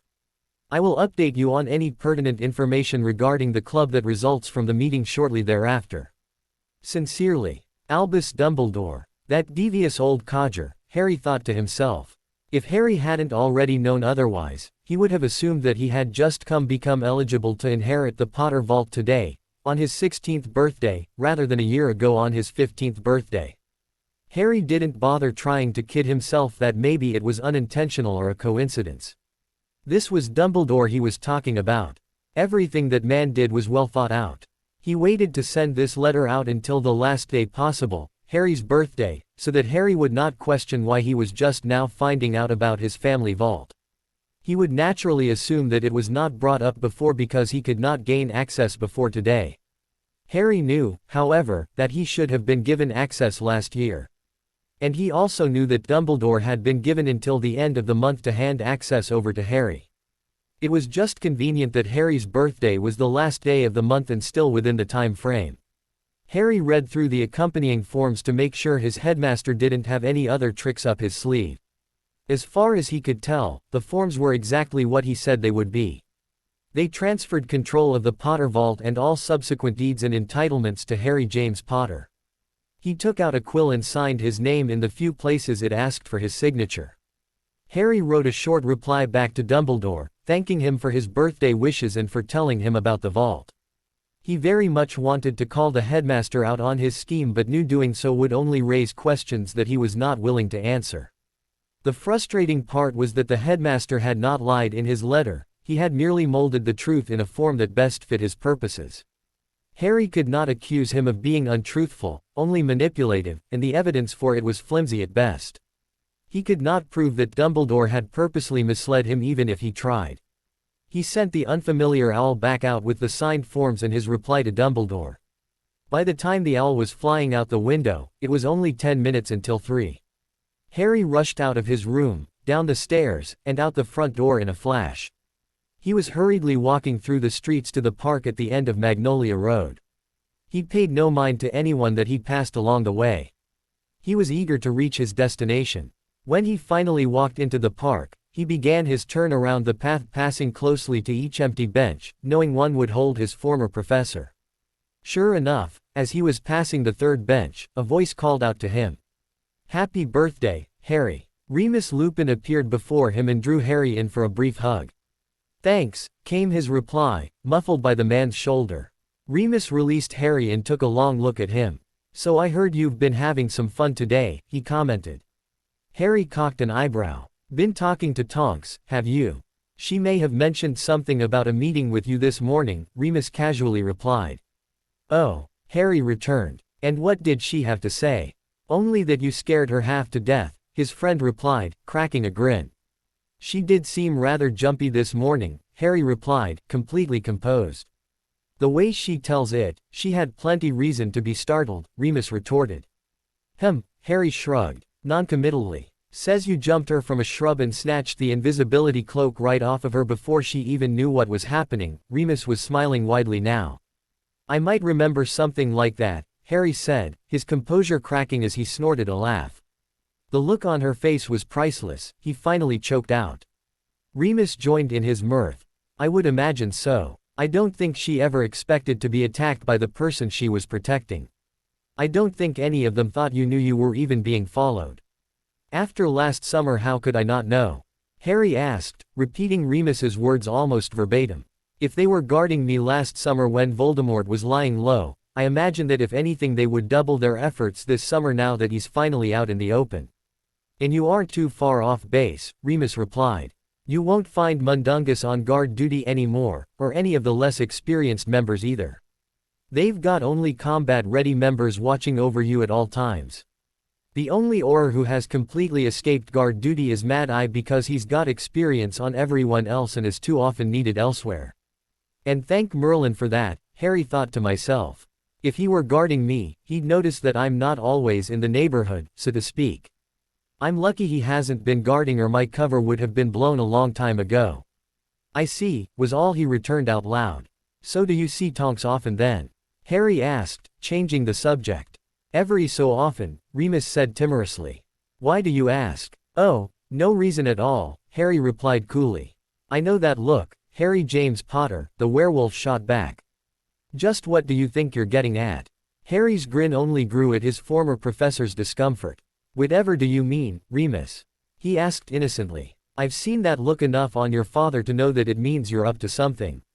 Remus, I'm hurt, Harry grinned. How could you accuse me of such a thing? Well, how about you, Harry? Remus said, attempting to shift the focus off of himself. I hear you've been getting a fair share of owls coming in. You haven't been getting anything from the young Miss Chong now, have you? Harry smiled widely at the man's attempt to turn the tables. Nah, we broke up months ago. I haven't thought about her at all this summer, but your defensive behavior is only confirming my suspicions, Remus. And what are you suspicious of? Remus asked in return. Oh, no, I wouldn't want to embarrass you, Harry said with a mischievous sparkle in his eyes. Oh bollocks, Remus exclaimed. Come on, out with it already. His friend's behavior was only encouraging Harry. Oh, if you insist, Harry paused dramatically. I don't know if you've noticed, but Tonks is a girl. Of course she's a girl. Oh, so you have noticed, then, Harry interrupted. And you see, sometimes when a boy and a girl are grown up, they may find themselves becoming attracted to members of the opposite sex, or in some cases of the same sex. Honestly, Harry, I'm as old as your parents. I don't need a speech about the birds and the bees, Remus groaned. So you know all about your attraction to Tonks and what you should be doing about it then? Harry inquired. Of course I know what to do about it, Remus shouted. Harry abruptly burst out laughing.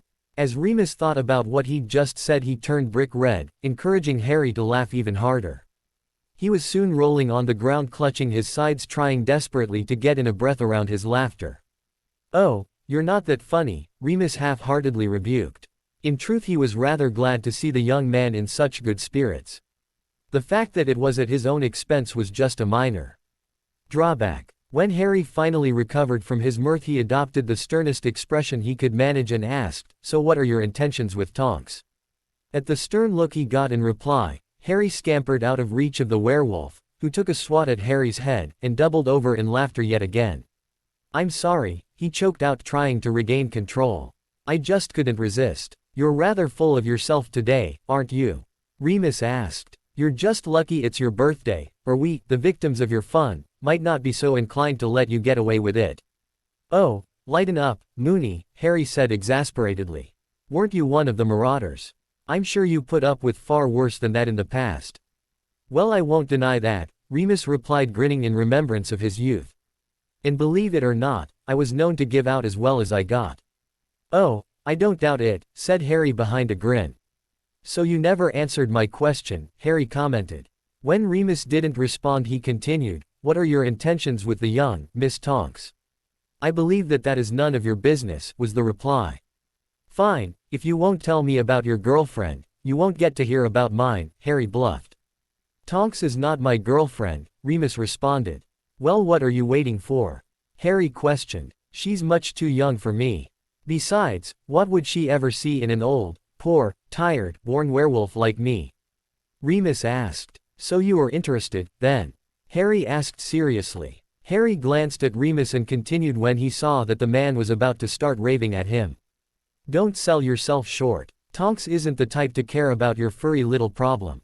As for what she sees in you, I'm not sure I'm the right person to ask, because whatever it is, it sure as hell isn't doing anything for me. Remus half-heartedly glared at him. You're entirely too full of yourself today. Well, better than being full of someone else, at least, Harry returned. I think if aimed at someone besides me, I could rather like this side of you. Harry adopted the most innocent, childlike look he could muster, thanks Uncle Moony. A few days later, right after his morning workout, Harry got a visit from the same owl that had borne the headmaster's letter on his birthday. It was carrying another letter with the Hogwarts seal on it. As Harry ripped it open and dumped it out, his eyes were immediately drawn to the red and gold badge with the letter C on it. A letter was attached. Dear Mr. Potter, it is with great pleasure that I am able to inform you that the ridiculous educational decrees passed by Dolores Umbridge have all been repealed, including your lifelong ban on Quidditch. Katie Bell spoke with me before the year was through and expressed her wish for the captaincy to be offered to you. She felt that since she would have enough going on with her newts this year that you would be able to handle the spot better than she. I have to say that I am inclined to agree that you would make a magnificent captain. I have become accustomed to having the Quidditch and House Cup in my office, and I hope to keep both there for years to come. I trust you will not let me down. Yours sincerely, Minerva McGonagall, Deputy Headmistress, Hogwarts School of Witchcraft and Wizardry. Harry picked up the next piece of parchment and momentarily froze at the words on the top of the page before continuing down. Ordinary wizarding level results. Pass grades, fail grades. Outstanding O, poor P. Exceeds expectations E, dreadful D. Acceptable A, troll T. The results for Harry James Potter are as follows. Astronomy A. Care of magical creatures E. Charms, shocked face. Defense against the dark arts, shocked face. Divination A. Herbology E. History of magic, laughing face. Potions, shocked face. Transfiguration E. Special distinction goes to the student for this exam for scoring over 100%. Harry smiled a genuine smile after reading his results. He had actually done it. He had all the scores he needed, and he had done it all on his own. He didn't need any favors to get into the classes he'd need to be an Auror.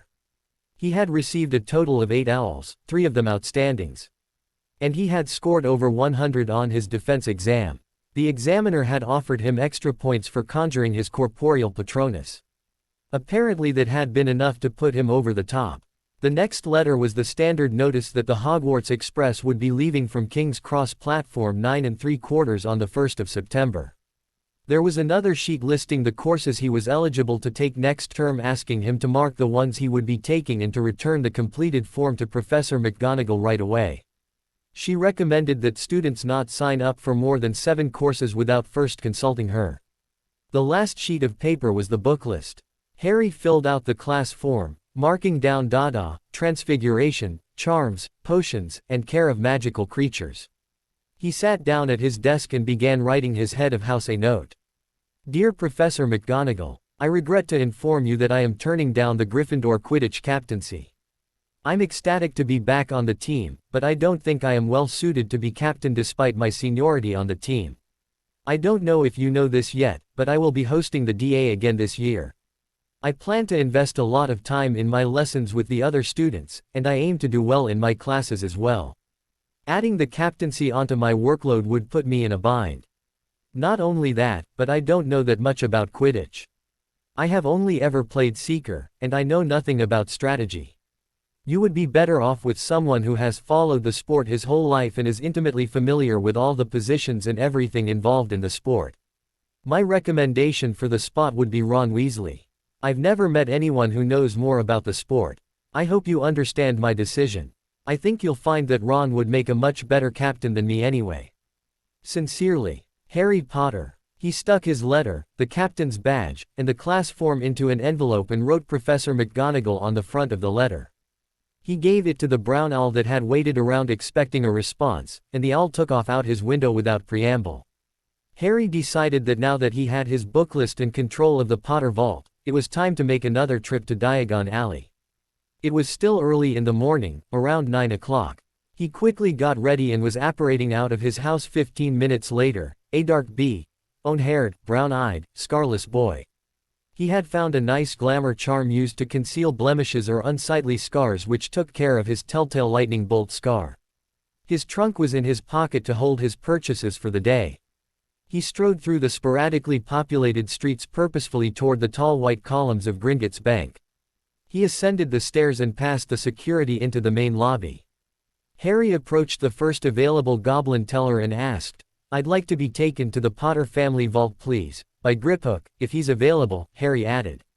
"May I ask why you have requested Griphook?" the teller asked curiously, seeming to forget to be discourteous.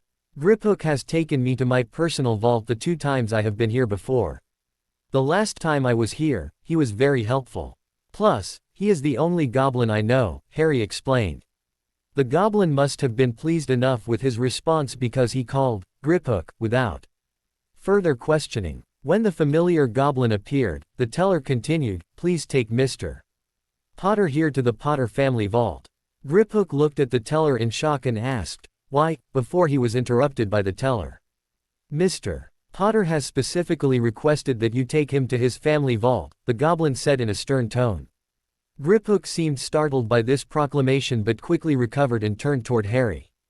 "You do me great honor," he said with a nod of his head that might be taken as a bow.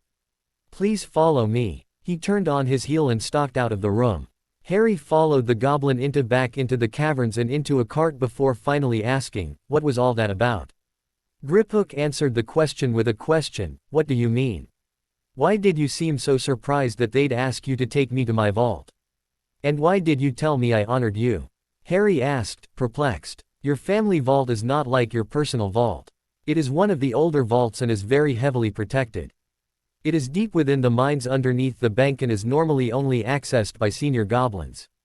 It would be another 20 years before I become eligible to be promoted to a level that I might handle such vaults. A goblin in my position being asked to take anyone to such a vault is unheard of," Griphook explained. "Oh," was all Harry could think to say in reply. The ride was especially long, at least twice as long as the trip to his personal vault, Harry decided. When they finally arrived, Harry realized something. Griphook." "Yes, Mr. Harry." The goblin replied. "I just realized I don't have a key for the vault," Harry explained. He was about to say more about the circumstances when he was interrupted. "These vaults do not require a key, Mr. Potter. Not for blood members of the family, anyway.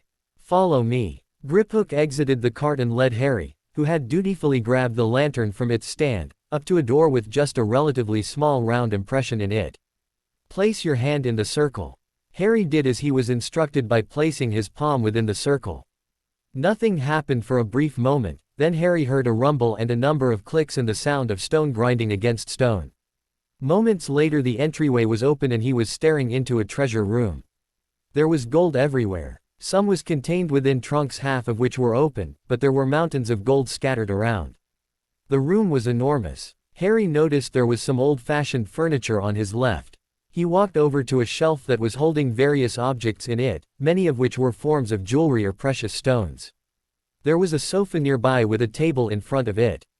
On top of the table an envelope caught Harry's eye.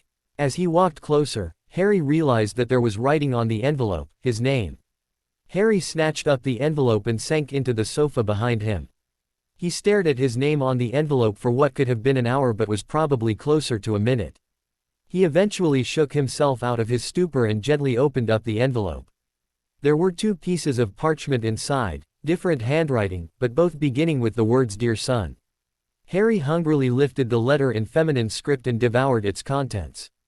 "Dear son, writing this letter to you is probably the hardest thing I have ever had to do in my life. Your father and I are taking you and going into hiding tomorrow. Voldemort found out about some prophecy that might name you as his future killer, so you have become one of his prime targets. What could possess a man to attack an infant is beyond me, especially one as precious as you, but Voldemort seemingly lost his humanity long ago. I am writing this letter because I fear for what might happen. If you are reading this, then my fears were well founded. I am sorry that I was unable to be there for you as you grew up. Since the day I learned I was pregnant, you have been the center of my life. I want you to know that I love you with all of my heart.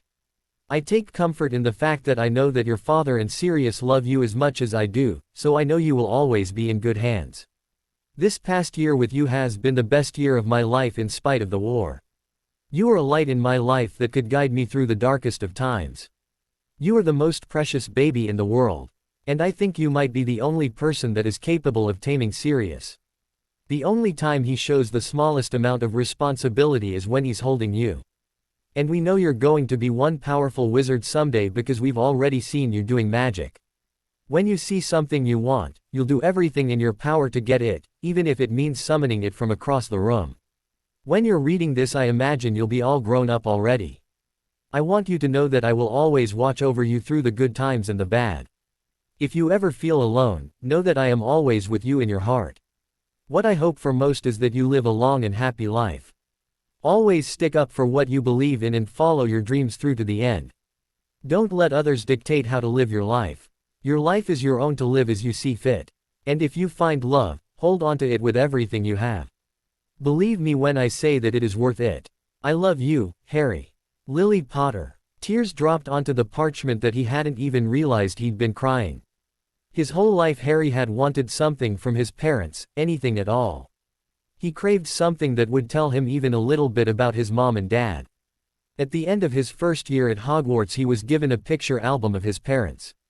That was the only thing he owned, besides his father's invisibility cloak and the Marauder's map, that linked him to either of his parents. Now he had a letter from his mom sitting in his hands, written to him. It was quite literally a dream come true. And it wasn't just any old letter that she had written. It was meant for Harry, written to Harry. It said all the things that he had been longing to hear for all his life, though he had long given up hope. He reverently replaced his mom's note in the envelope and opened up the second letter. Dear son, I don't know where to start. I am writing this letter because there is a very good possibility that I may not make it out of this war alive. Unless you are taken here beforehand, you will not receive this until you're 15, practically a man. I'm sorry I was not there for you while you were growing up. I would have loved to be the one to teach you to fly. You're going to be a great Quidditch player someday, just like your old man, I can feel it. You already love flying, but don't tell your mother that I've taken you on a broom. I'd never hear the end of it. Sirius thinks you'll be a seeker, but I think you'll follow in my footsteps and be the best chaser Gryffindor has seen since your old man. You're already doing magic, which entertains us to no end. You even once levitated Padfoot into your crib to cuddle with as you went to sleep. Sirius would never say so, but I don't think he'd ever been so happy in his life. He loves you like you were his own son, and I know he will have taken good care of you. Now for the fatherly advice that you've been missing out on your whole life. I don't imagine Sirius ever had too many words of wisdom to give you. One day you're going to find a woman who is everything that you could ever hope for in a partner. And I'll bet you, she's got red hair. Some call it a curse, I call it a blessing, but you're a Potter, and Potters always end up with redheads. Though if you find yourself a winner without the hair, don't listen to me about this stupid curse. When you find the one, never let go. Fight to the end of the earth for her if you have to. There will never be a more important battle than the one you wage for the love of your life. I knew your mother was the one for me right away. She was a little harder to convince, but I never gave up. She fought me good and hard for a while, but she eventually caved in and gave me a shot, and we never turned back after that. I love your mother very much, but we both love you more than life itself. We will always be watching out for you. Any time you stumble in life or need someone to turn to, know that we will always be there in spirit. Live your life whatever way makes you happy, and know that your mother and I will always support you. I love you, Harry. James Potter. Tears were again streaming down Harry's face, but he was aware enough to wipe them off before they managed to drip down onto the letter. It wasn't so much anything specific that was said in the letters but just the overall sentiment behind them that touched Harry so. His parents loved him. To actually have tangible evidence of it was overwhelming. He had always hoped and thought that his parents loved him, but it was just blind hope. His relatives hated him and had never shown him the slightest bit of sentimentality. So he imagined what his real family was like and how great it would have been if his parents were still alive. But it was never real before now. Now he knew that he was loved like a child should be loved by a parent. He could remember times before Hogwarts when he was locked up in the cupboard under the stairs with nothing to pass the time but his imagination. He would imagine his parents and what his life would have been like had they still been around. He had never seen pictures of them before, not even of his mum who had been his Aunt Petunia's sister, so the figures didn't even look exactly like his parents. But at the time it didn't matter because he didn't know any better. His imaginary parents had loved him very much and doted over him the way any real parent would. The more he learned of his real parents, the more his imaginary world was destroyed. Harry didn't mind, though, because reality was so much better than the illusion. He could only guess what his parents were like in his mind, and he always held on to his doubts. But he didn't have to doubt this because the letters had come from his parents. There was no guessing or imagining here. His parents loved him. He slipped his father's letter back into the envelope with his mother's and extracted his trunk from his pocket. He put the envelope in the trunk before shrinking it up again and placing it back in his pocket. He wasn't going to let anything happen to those letters. Wiping his eyes, Harry resumed his tour of the vault. There were a couple bookcases filled with volumes upon volumes of old tomes.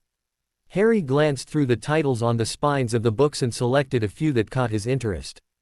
Basic healing spells every parent should know, The Fidelius Charm, Guard Your Secrets Well, and Portkey Creation were among the few to be transferred into the collection in his trunk. On a desk he found a pile of papers containing a couple deeds to properties he now owned. The only name he recognized from the pile was Godric's Hollow, but he apparently also owned a few other houses scattered throughout Great Britain. He found a collection of portraits and paintings in a corner of the vault. He selected a couple paintings of landscapes to hang in the rooms of his trunk. The walls had come bare and could use some spicing up. Harry wandered around the vault for a couple of hours total, looking through things at random. He hadn't really come with a purpose. He just wanted something to link him to his family, his past. He had found it in spades in his parents' letters. There was still plenty more to look through, but he decided that he had had enough for the day. He still had other business to attend to. He walked back to Griphook, and the pair rode the cart back up to the surface. Harry mentioned that he would like to exchange some galleons for Muggle pounds, so Griphook led Harry to the appropriate line. Harry had been in possession of wizarding money for several years, but he had never thought to change some of it into Muggle money. He had never had anything in the Muggle world. He still wore his cousin's enormous cast-offs, practically swimming in them.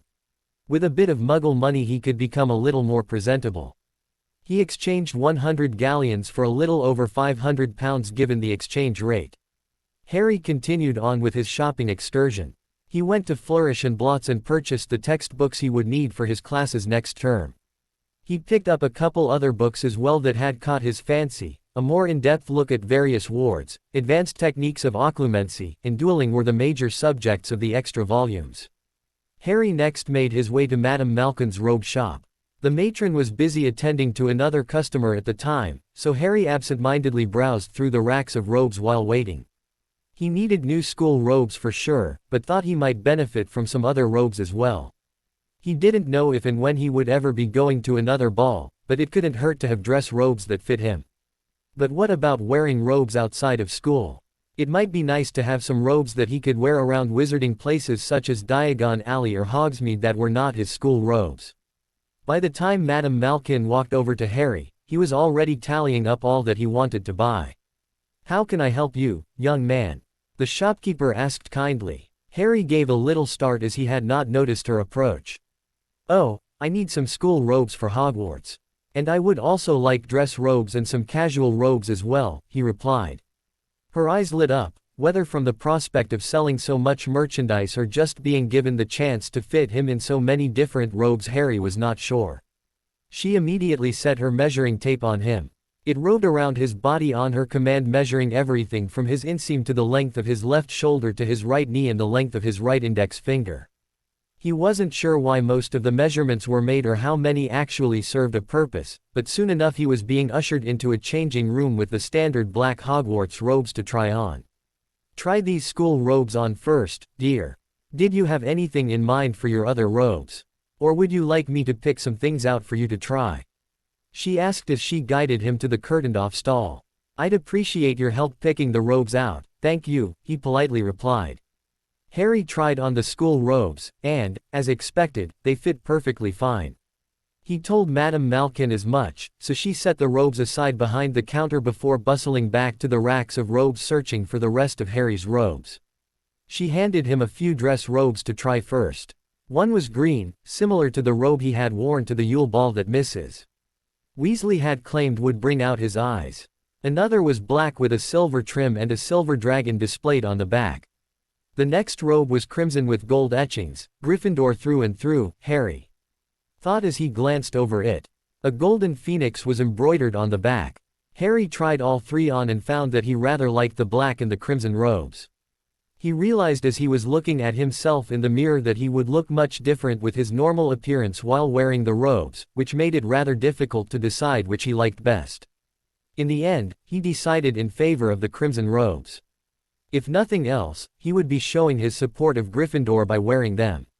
Harry was then given a few simple robes that were similar to his Hogwarts robes, only not black. There were several different colored robes: green, red, blue, yellow, gray, and silver, to name a few. He chose the green, blue, and gray ones, and they were added to his increasing pile behind the counter. The store owner asked Harry if there was anything else he would like. Harry told her that that would be all he needed, so she proceeded to ring him out. 70 galleons, 4 sickles please, she informed Harry. Harry repeated the cost and pulled the exact amount out of his money bag. He threw all of his robes into his trunk and with a quick, "Thank you," he was walking out the door. Harry's next stop was the stationery shop to stock up on ink, parchment, and quills, followed by the apothecary to replenish his potion supplies. It was a quick stop, only getting precisely what was needed and not wasting any time browsing around. He made his way to Elop's Owl Emporium next. He was running low on owl treats and knew that Hedwig would not be happy if he had nothing left to give to her. Their relationship was building now that he was able to turn into an owl and hold a conversation with her, but Hedwig was a proud owl and would expect to be rewarded properly for her service, and Harry was inclined to agree with her. After stockpiling on owl treats, Harry wandered through the alley until he came up a store that had dragon hide clothing prominently displayed in the window. He looked up at the sign to find the store was called Toller's Personal Defense. Harry shrugged his shoulders and opened the door. The shop was average-sized, lined with shelves displaying various products. One section was devoted to sneakoscopes. There were several mirrors on the wall that Harry presumed were faux glasses based on the images that were appearing in the glass. Harry came to a section full of wand holsters. There were a few different varieties. Some would attach to your wrist and with a little flick would pop out into your awaiting hand. There were some that attached to your leg. There was also a variety embedded within some dragon hide boots. There were different accessories within each kind as well. Some were just basic with no extra enchantments. Some prevented your wand from being summoned while it was in the holster. Others appeared to be invisible while attached to your arm. He grabbed 6 of the wrist holsters that would prevent your wand from being summoned while housed in it and that turned invisible while attached to your arm. He figured it was the least he could do for his 5 friends who had followed him into the Department of Mysteries. They were all linked to him now and would most likely become targets for Death Eaters. Any small advantage that he could give them, he would. Harry grabbed a small faux glass for himself as well. It couldn't hurt to have it around as a precaution. He paid for the 6 wand holsters and mirror before exiting the shop. He then traversed the busy streets to the Leaky Cauldron to have some lunch. He entered the pub to find it slightly crowded. Harry scanned the crowd for any familiar faces but thankfully came up empty, so he made his way straight over to the bar. He asked Tom for some fish and chips, which was served to him. A minute later with a bottle of butterbeer. Harry polished off his meal quickly and thanked Tom for the meal. He paid the bartender, then exited the pub into the Muggle world. As long as he was out and now had a pocketful of Muggle money, he might as well do a little Muggle shopping as well. Harry entered the streets to find the sidewalks filled with pedestrians hurrying about their business. The streets were filled with cars speeding by and others stopped at the red traffic lights. Unfamiliar with the area, Harry asked a woman nearby for directions to the nearest department store. She looked to be in her 40s and was wearing a green business suit. "Excuse me, ma'am. I don't mean to bother you, but could you possibly tell me where the nearest department store is? I'm not from around here, and I need to pick up a few things." The woman gave him a warm smile and replied, "Certainly, dear. It's not every day one meets a young man like you with such manners. If you just walk down this street 2 blocks and make a left, then there will be a store about a block down." "Thank you, ma'am," Harry responded politely. He was on his way in the direction he had been pointed and followed the movements of the crowd around him. He wasn't familiar with the traffic signals and when it was proper to cross an intersection, but he knew well enough not to just walk into traffic. He just followed the lead of the crowd and picked up on the flow quickly. After 2 blocks he turned to his left and headed down that street. About a block down, he saw the large department store the woman had directed him to. He counted himself lucky that the store was so close and that he had met the nice woman who gave him directions. On his own he might have wandered for hours without ever finding a suitable store. Before he went into the store, Harry ducked into an alleyway. He changed his hair back to its customary black, but left it at its shoulder length. It was, after all, how he wanted it to eventually look. He also took out his brown contacts and put in his clear ones instead. In the Muggle world he had no fear of being recognized, and he wanted to have a better idea of how he looked in his clothes than he had gotten in Madame Malkin's with his features altered.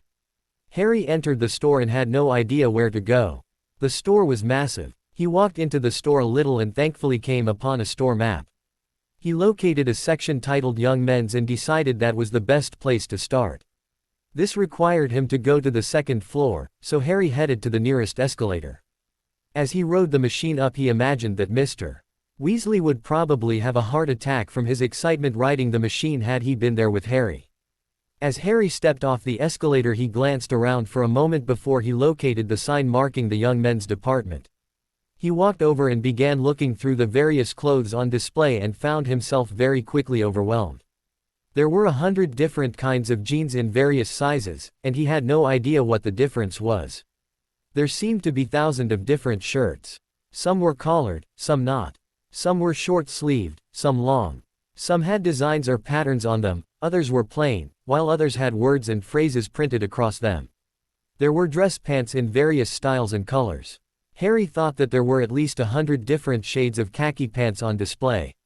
It must have shown on Harry's face that he had no idea where to start because he was only looking for a couple minutes before a young woman, probably no more than a year or two older than him, approached. "Did you need any help today? You look a bit lost." Harry gave her a shy smile as his cheeks tinged slightly pink.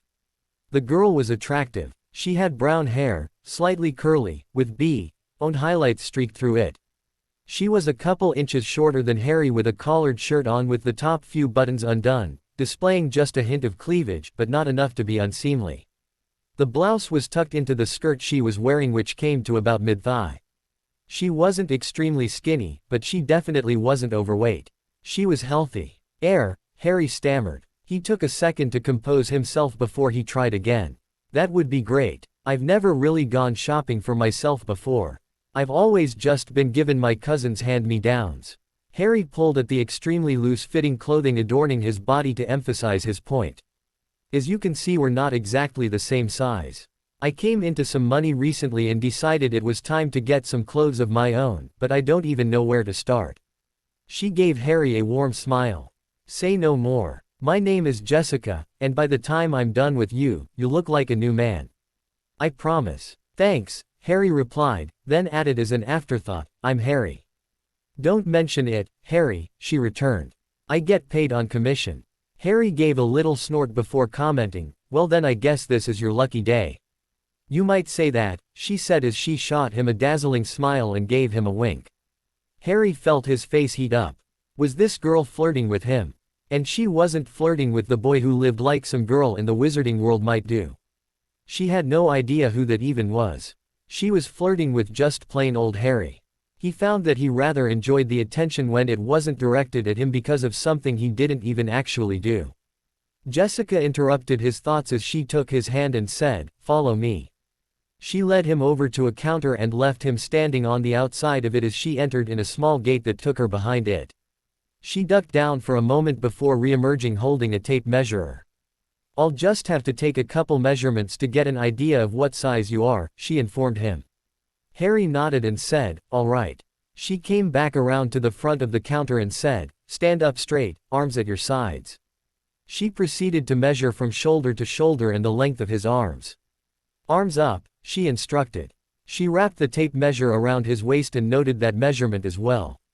The inseam measurement came next, and Harry found that being measured in the Muggle world was a lot more intimate than being measured in the Wizarding world. When she stood up after taking the final measurement, both teens were blushing. Harry's cheeks resembled a tomato while Jessica's were only pink. For once Harry was grateful that he was wearing his cousin's enormous clothing. "So what kind of clothes are you looking for exactly?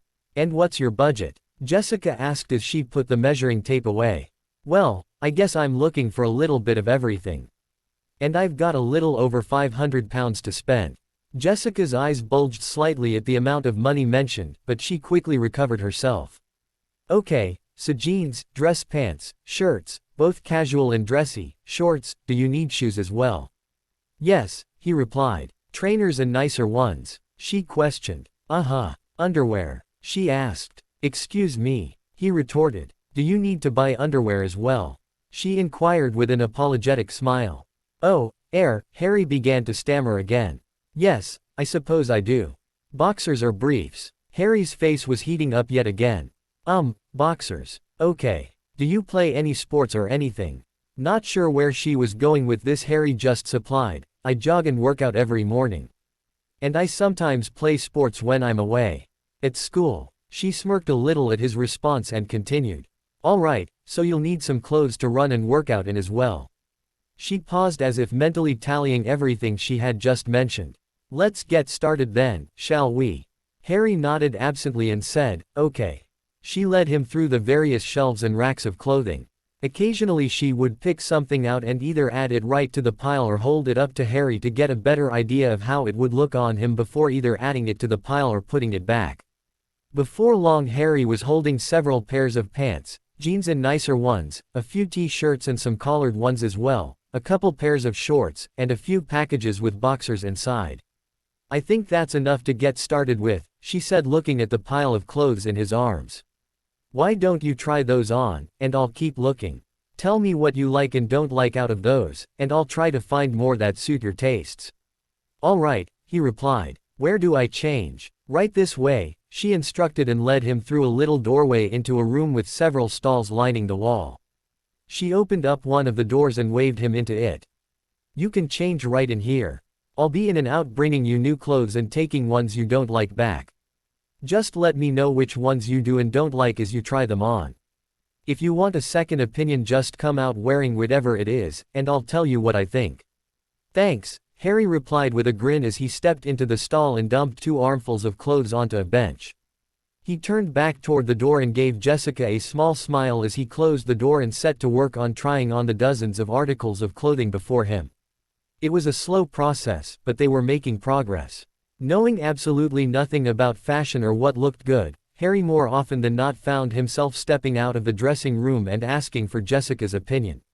She gave her honest opinion on each piece, but always had some insightful comment to make. She liked one shirt because the green in it really brought out the color of his eyes. There was a pair of jeans that she said really didn't fit his style because it was generally worn by the more rebellious type. She nixed some things claiming they were too loose. The only things she ever vetoed for being too tight were pants. There were some shirts where Harry felt a little constricted, but when he brought it up she would only smile and reassure him that he looked great in it, always with a bright smile on her face. She was getting a fair amount of exercise going back and forth from the changing room to the racks of clothing outside, returning clothes they didn't like and bringing back new ones for him to try. She didn't seem to mind a bit though. She'd probably be making more on the commission of his purchase than she would normally make in a full day's work. Not only that, but she found Harry to be kind of cute and modest and sweet. The two kept up a fragmented conversation as Jessica came in and out of the changing room. She told him that she was going to start attending a nearby university in the fall and was working here to help pay the tuition. He told her that he went to a boarding school in Scotland that his parents had gone to. He briefly mentioned that his parents had died when he was 1 and that he lived with his aunt, uncle, and cousin now but that he didn't get along well with them. Sensing that it was a sensitive subject, Jessica began talking about her own family life and didn't ask him any probing questions about his. Eventually Harry ended up with a few pairs of jeans, a couple casual pairs of khakis, a couple pairs of dress pants in khaki and black, a good dozen casual t-shirts, several collared shirts, a few long-sleeve shirts and sweatshirts for when it got cooler, a couple pairs of casual shorts, some workout shorts and shirts, and over a dozen pairs of boxers. All they needed now was to pick out a couple pairs of shoes, and they would be done. Jessica led him out of the young men's department and across the store, down an escalator into the shoe department. They were each carrying a few bags filled with the clothes they had already picked out. When they walked into the shoe department they were immediately intercepted by a man who looked to be in his 40s. "Can I help you?" he asked. Actually, I'm already being helped, thanks, Harry replied, gesturing toward Jessica. Ah, hello Jessica, he greeted condescendingly. I'm sure she was rather helpful selecting clothes, but I can assure you that there is not an employee in the store who knows this section better than I. I would be more than happy to take over from here. Jessica, you can leave the bags here, and I'll make sure the young man gets taken care of. Before Jessica could answer, Harry interrupted. Actually, sir, Harry intoned, I'd much rather have Jessica continue to help me. She's been extremely helpful so far, and I think she has a great idea of what I'm looking for. So if you'll just excuse us, we'll get on with our shopping. The man shot the two teens a scathing glare before stalking off to help some other customers. Jessica flashed Harry a wide smile and said, Thanks Harry. You don't know how many times he's done something like that and just takes over the sale at the last second, claiming all the commission for himself. He only gets away with it because he knows the owner. Hey, I meant what I said, Harry returned with a small smile. You've been great. I'd still be wandering around clueless if not for you. The least I can do is make sure you get the credit for all you've done for me. Thanks, Harry, she said. Now come on, we still have to find you some shoes. She grabbed his hand and proceeded to lead him over to a shelf displaying a collection of trainers. Now let's see, first things first, we need to measure your feet. Take off your shoes, please. Harry did as he was told, and soon enough she was bringing him trainers and asking what he thought of them. He liked a few of the ones she had picked out, so she brought him the right size and had him try each one on. He walked around a little bit in each to get a feel for how comfortable each one was. He eventually selected the pair he liked best, and they moved on to brown shoes. The process repeated once again, which led them to the final pair of black shoes. When they finally had all the shoes selected, they picked up all the bags again and Jessica led him to the front of the store. She rung him up behind the counter, which took a considerably long time given how much stuff he was buying. The total came up to be about £475. He pulled out the £500 notes he had been given by the goblins and gave them to Jessica. She counted out the change and went to hand it to Harry, but he just shook his head. Keep it, he told her. Consider it a thank you for all your help. She blushed beautifully at his gesture but persisted. I really couldn't do that. It's too much. Here, she again tried to hand the money to Harry. Please. Like I told you, I recently came into a lot of money that I really have no use for. And you have been a huge help to me today, and I actually had a lot of fun shopping with you, he told her, feeling his own face heat up again. I don't really have any other way to say thank you, so please just keep it. She looked as if she was about to argue more, but she paused and looked deep into his eyes as if searching for something. Her resolve softened and a small smile graced her lips, creating a small dimple in her left cheek. Seeing her expression change from one of resolve to acceptance, Harry smiled widely. Jessica pulled a small card out of her pocket and grabbed a pen off the counter and wrote something on it. After she was finished, she tilted her head back up and looked him in the eye again. She bit her lip softly as she lifted the card up and held it out to him. If you ever need a personal shopper again, just give me a call, she explained behind a smile. You're a really sweet guy, Harry. Don't be afraid to call, even if it has nothing to do with shopping. Harry cursed himself as he felt his face heating up for what seemed like the 100th time since coming into the store. He knew that he was probably grinning like an idiot, but he couldn't do anything to help it. He took the card from Jessica and gave her another one of his shy smiles. Thanks, he replied softly. I'll have to keep that in mind. Be sure that you do, she replied with a winning smile. Do you need some help taking these things out to your car? Oh, no, I think I can get everything out there okay, Harry answered. Thanks again for all your help, Jessica. It was my pleasure, Harry, she responded. Harry's cheeks tinged with pink yet again as he collected all of his purchases together and set off for the store's exit. He glanced back over his shoulder to find that Jessica was following his exit with her eyes, still standing at the counter. She gave a little wave goodbye, to which Harry could only respond with a grin because both his hands were tied up with the bags of clothes. As he came out of the store, Harry returned to the alleyway he had visited before entering the store to change his appearance back to normal. Here he stored his new purchases in his trunk. Once everything was safely inside and his trunk was tucked back into his pocket, Harry apparated back to Privet Drive. Harry noticed as he appeared in his bedroom that his owl's cage was empty. Finding that somewhat curious since she didn't normally leave to hunt until after dark, Harry wondered where Hedwig had gone off to. Shrugging off his curiosity, he sorted through all of his new purchases and put everything away properly. He changed out of his cousin's old clothes and put on one of his new pairs of jeans and a white t-shirt. Harry looked in the mirror and shortened his hair a bit to the last length he had it at. He was about halfway through his gradual lengthening of his hair. It was at a somewhat awkward length right now, but he knew that in a little bit of time it would be just how he liked it. Harry read for a couple hours before his hunger got the better of him.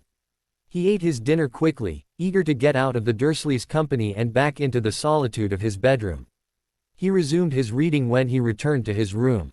He didn't see a sign of his owl until the next afternoon when a white blur in his window drew his attention away from his books. He looked over to see Hedwig gliding towards him with a letter attached to her leg. "So that's where you were off to," Harry said. "You were out fetching mail for me." He gave her some owl treats as a thank you, then looked to the letter in his hands. He could tell it was from Ginny right away just from the way she had written his name on the outside. They were owling enough over the summer for him to become very familiar with her handwriting. He had just gotten a letter from her a few days back in reply to the thank you he'd sent for his birthday gift, but he hadn't sent a letter back since then. He wondered why she was writing him again so soon. Harry tore the letter open to find out. "Dear Harry, I think your owl likes me. She just showed up last night without any mail to deliver. She spent the night in my room, although I left the window open for her, so she may have been in and out during the night. After breakfast this morning I figured maybe I should write a letter for her to take back to you before you started to worry where she was. We got our Hogwarts letters yesterday morning. I didn't make prefect, not that I really mind all that much. I have no desire to have the extra responsibility thrust upon me, but it would have been nice to have gotten the rewards for it. I figured I might get a cat or maybe an owl. I've never had a pet of my own before. Oh well." Ron got his owl results, which I gather were decent but not outstanding based on both his and Mum's reactions, but I'll let him tell you more about that. I didn't actually see his scores anyway. How did you do? I'd be willing to bet you aced your defense exam, right? That's what I thought. How did you do on your potions exam? That was the one you were worried about, that you needed to become an Auror, wasn't it?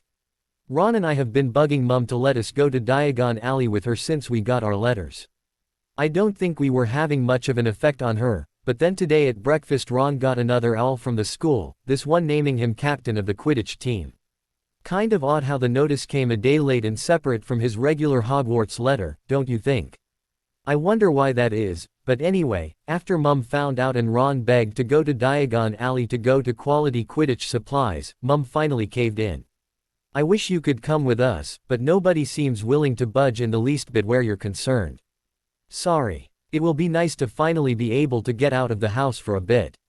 Not that we have it nearly as bad as you, but I'm beginning to feel kind of caged in here, you know. I mean, we can go outside and all, but the wards around the house only extend so far, so we have to stay close to the house. That means the clearing we usually play Quidditch in is off limits. I've gone flying a bit around the house, but it's not the same. We don't have the space to really practice. Did your Quidditch ban get lifted? Or have you not heard about it yet? I can't imagine them not lifting it, but the ministry has done a lot I'd never imagined it doing. It'll be nice to have you back on the team. Well, I've run out of things to talk about for the moment. Feel free to write me, you know you want to. With love, Ginny. Harry was glad to see that McGonagall had listened to his advice and named Ron the Quidditch captain. He realized that Ginny, like Hermione, could be entirely too clever for her own good. She hinted that she thought that there was more to Ron being named captain than meets the eye, and she was quite right. But Harry hoped that Ron didn't make the same connections his sister had. Ron could be extremely jealous at the best of times. Harry didn't want to know what his friend would do if he knew that Harry had refused the captaincy and recommended Ron. A normal person might be grateful, but he could never tell with Ron. He tended to get jealous and resentful in that type of situation. Harry got up from his desk to fetch another treat for Hedwig before returning to his desk to write a reply. Dear Ginny, Hedwig always did have good taste. I got my Hogwarts owl yesterday as well, complete with owl results. I am happy to say that I think I did quite well. So well, in fact, that I will be taking all the classes I need to become an Auror, potions included. It's amazing how much easier the subject is when you don't have Snape and his band of Slytherins constantly berating and taunting and sabotaging you. Who would have thought that without all that I might not be half bad with potions? It's really not that different than cooking, and I have years of experience with that. That's great to hear about Ron. He deserves to be captain. I've never met anyone more obsessed with the sport than he is, and he knows strategy a lot better than anybody else on the team as well. It was a good choice. My official stance is that I have no idea why his letter would arrive a day late and that you're too clever for your own and my own good. Just what I needed in my life, another woman who is going to see through everything I do. Anyway, McGonagall did say that my ban was lifted along with all the other ridiculous educational decrees the Toad passed last year. That's great that you guys will get to go to Diagon Alley with your mom. Don't feel too bad about me. This summer has been a lot better than some of the past ones. I've been getting out of the house regularly and keeping busy, plus I have those meetings with Remus, not to mention the additional pen pal. Barring the rocky start, I'd say it's the best summer I've ever had, although I guess that doesn't really say all that much. It has been nice having you to write to this summer. Hermione and Ron are great. Don't get me wrong, but Hermione can be too demanding and pushy and you can never trust that she won't pull a teacher card on you, and Ron just gets jealous too easily and has problems with his temper. I've yet to find any such faults in you, but I'll just have to keep my eyes open.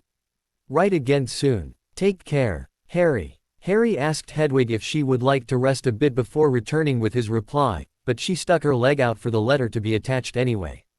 She nipped his finger in an affectionate way to signify that she appreciated being asked before she took off out the window and into the sky.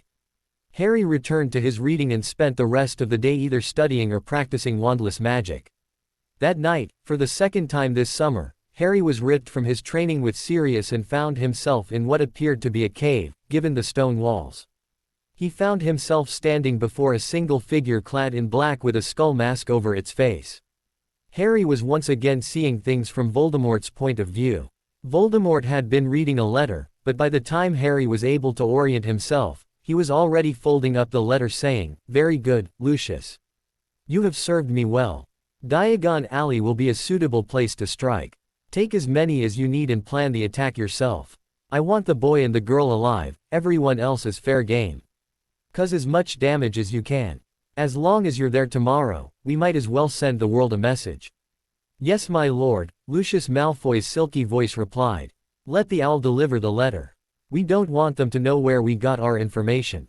And Lucius," Voldemort paused dramatically, "do not fail me this time." The mask tilted forward as its occupant bowed his head slightly in acquiescence before turning abruptly and walking out of the room. Voldemort adopted a wicked grin, obviously pleased with this plan of his. After a moment he called out, "Wormtail." The disgusting rat of a man entered reluctantly, shuffling forward. "What do you have to say for yourself, Wormtail?"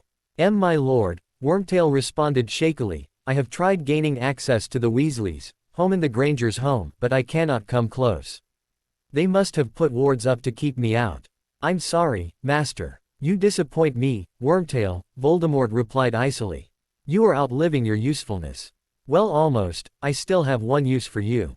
Wormtail looked hopeful until he noticed the malevolent glare Voldemort was giving him, the same one he always gave before he cast Crucio. Wormtail fell to the ground shrieking in agony, pain beyond pain coursing through his veins. Meanwhile across the country a boy shot awake in bed clutching his forehead and biting his lip to keep from screaming out in pain. Harry had hoped that his practice in occlumency would rid him of these visions or at least decrease the intensity of the pain he felt as a result of them. He had no such luck. Harry shakily crawled out of bed and over to his desk. The sun was just beginning to peek over the horizon, providing him enough light to see what he was doing. He scrambled for a quill, ink bottle, and piece of parchment where he hastily scribbled a note. "Sir, another vision. Attack today at Diagon Alley. They captured an owl on delivery. The plan is to capture a boy and girl, they didn't mention who, and to cause as much damage as possible. Wormtail has tried to get into the burrow in Hermione's house but has been kept out presumably by wards. HP. Harry looked around for his owl, cursing when he realized she was still out on delivery from last night. He had no choice but to wait for her to come back and hope that it was soon. She could usually tell when Harry needed her, so he hoped that she would realize his need and hurry back. In the meantime, Harry opened up a book and began to read, hoping the activity would take his mind off the pulsing agony in his scar. The pain gradually faded away, but this soon after a vision it was still rather intense. Sure enough, within half an hour Hedwig was swooping through the window with a hoot to announce her arrival. "Thank Merlin you're here, girl. I need you to take this to Professor Dumbledore right away. Take a rest when you get there, but hurry on your way back, Hedwig. The Death Eaters are capturing owls now, and the last thing I want is for them to get you." She was gone without delay to deliver his message. He hoped she would be safe. He didn't want to imagine what the Death Eaters would do if they captured his owl. Needing an activity to take his mind off of his rough start to the morning, Harry put on his new workout clothes and went outside to start his jog. He was increasing his jog as the summer went along because his endurance was increasing the more he ran. Today he ran a bit extra just for the physical release of his nerves.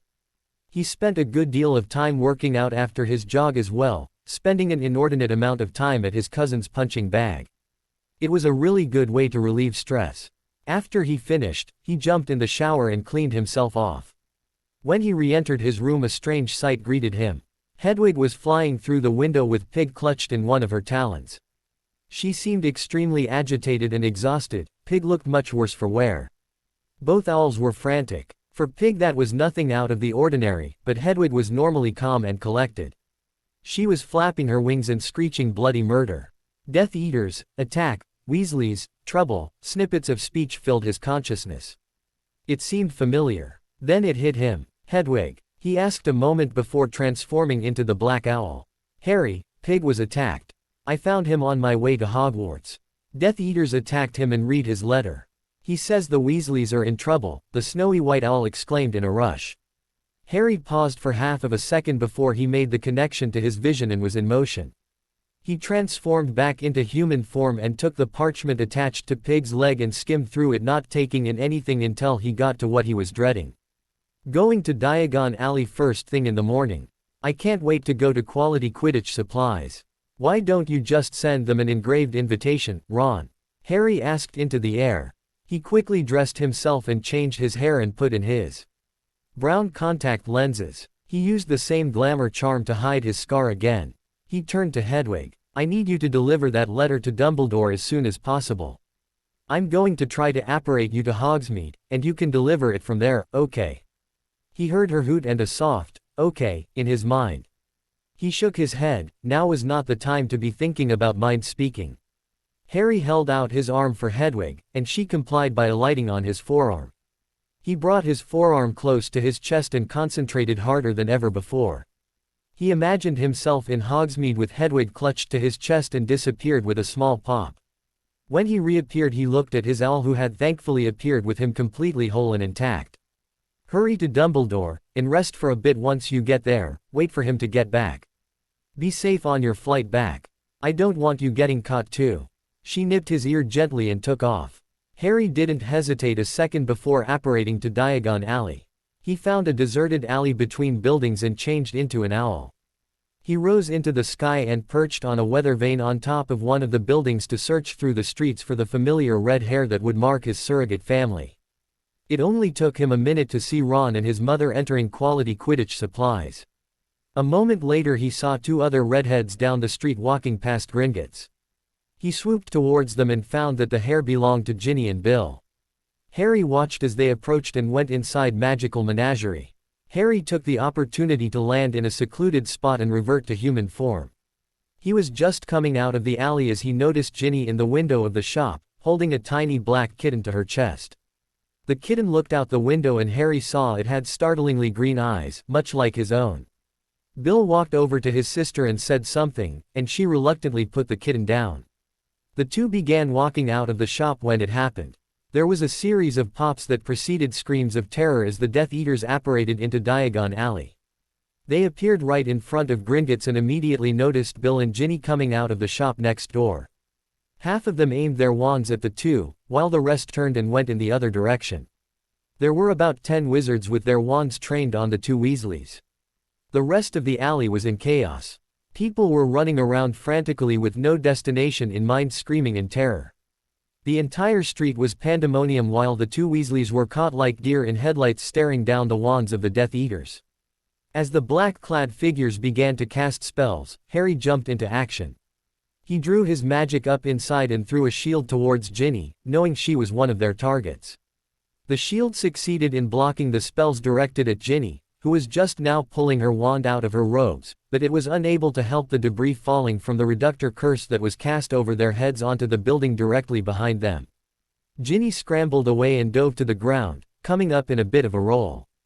As she stood, she limped on her left ankle, having twisted it in her little bout of acrobatics.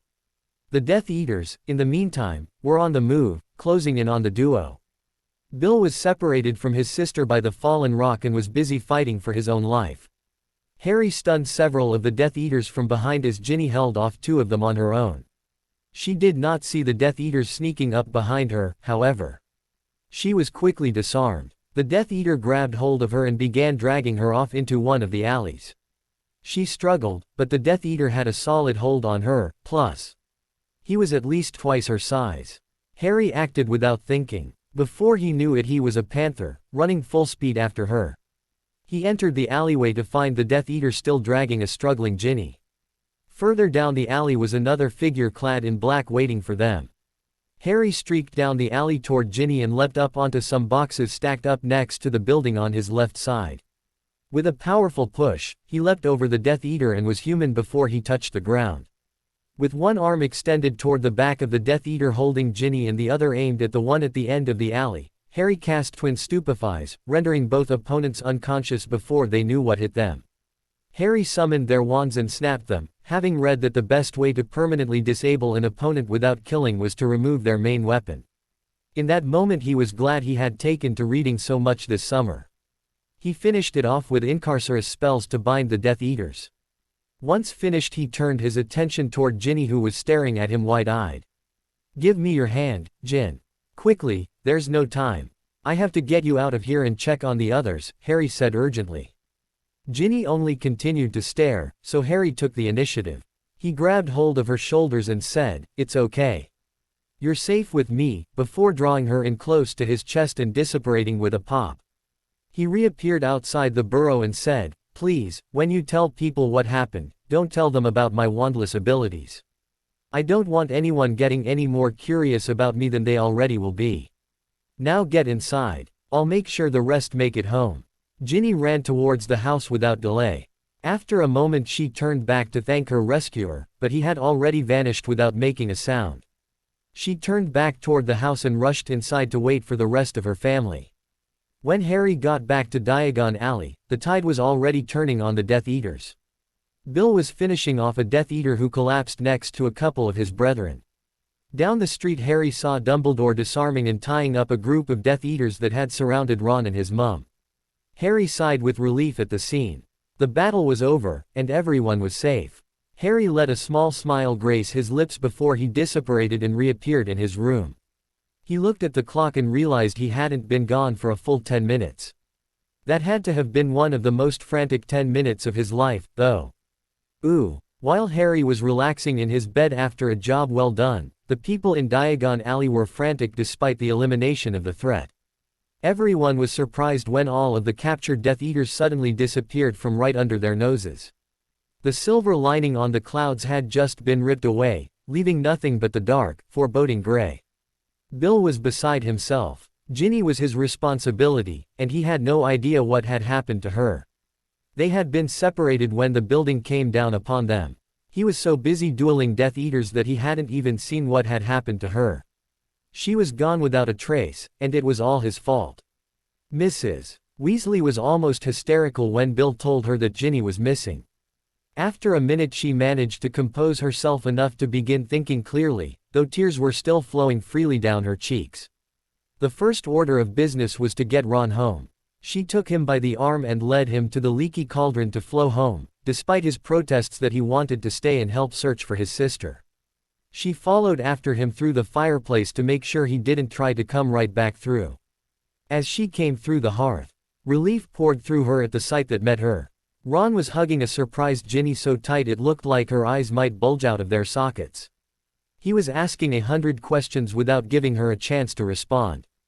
Mrs. Weasley quickly closed the distance between them and engulfed both children into one of her bone-crunching hugs, exclaiming, "Thank Merlin." "Mum, Ron," Ginny wheezed, "I can't breathe." The two Weasleys let go, looking sheepish but unapologetic. There was only a moment of silence before Ginny spoke again. "What happened? Is everyone okay?" "Yes, everyone's fine, just worried half to death that you were taken captive," Mrs. Weasley replied. "Oh, Bill," she shrieked before turning and heading back through the fireplace in a swirl of green flames. It was only a long minute before Mrs. Weasley returned with Bill, and Ginny found herself yet again the subject of a life-threatening hug. "What is it with you people? You find me safe at home, so you try to squeeze the life out of me?"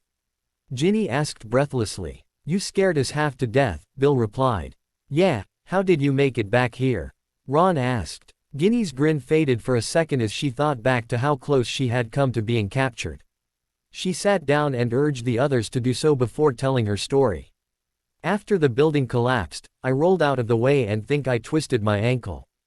Anyway, I came up and started battling the Death Eaters in front of me. There were 3 of them approaching, and I managed to stun one while holding off the other 2, but I got snuck up on and disarmed from behind," Ginny explained. "He started dragging me off into an alleyway while I was struggling to get free. I couldn't see where we were going because I had my back to him. Anyway, as we're going through the alley, this cat comes streaking through. And I'm not talking about a house cat, this was a jungle cat, like a panther or something. It leapt over our heads, and the next thing I know, the man holding me is slumped on the ground unconscious. I turn around, and there's a man, couldn't have been more than a couple years older than me, conjuring ropes that tied themselves around the one holding me and another Death Eater at the end of the alley. He came up to me, told me I was safe, and grabbed hold of my shoulders and pulled me into his chest.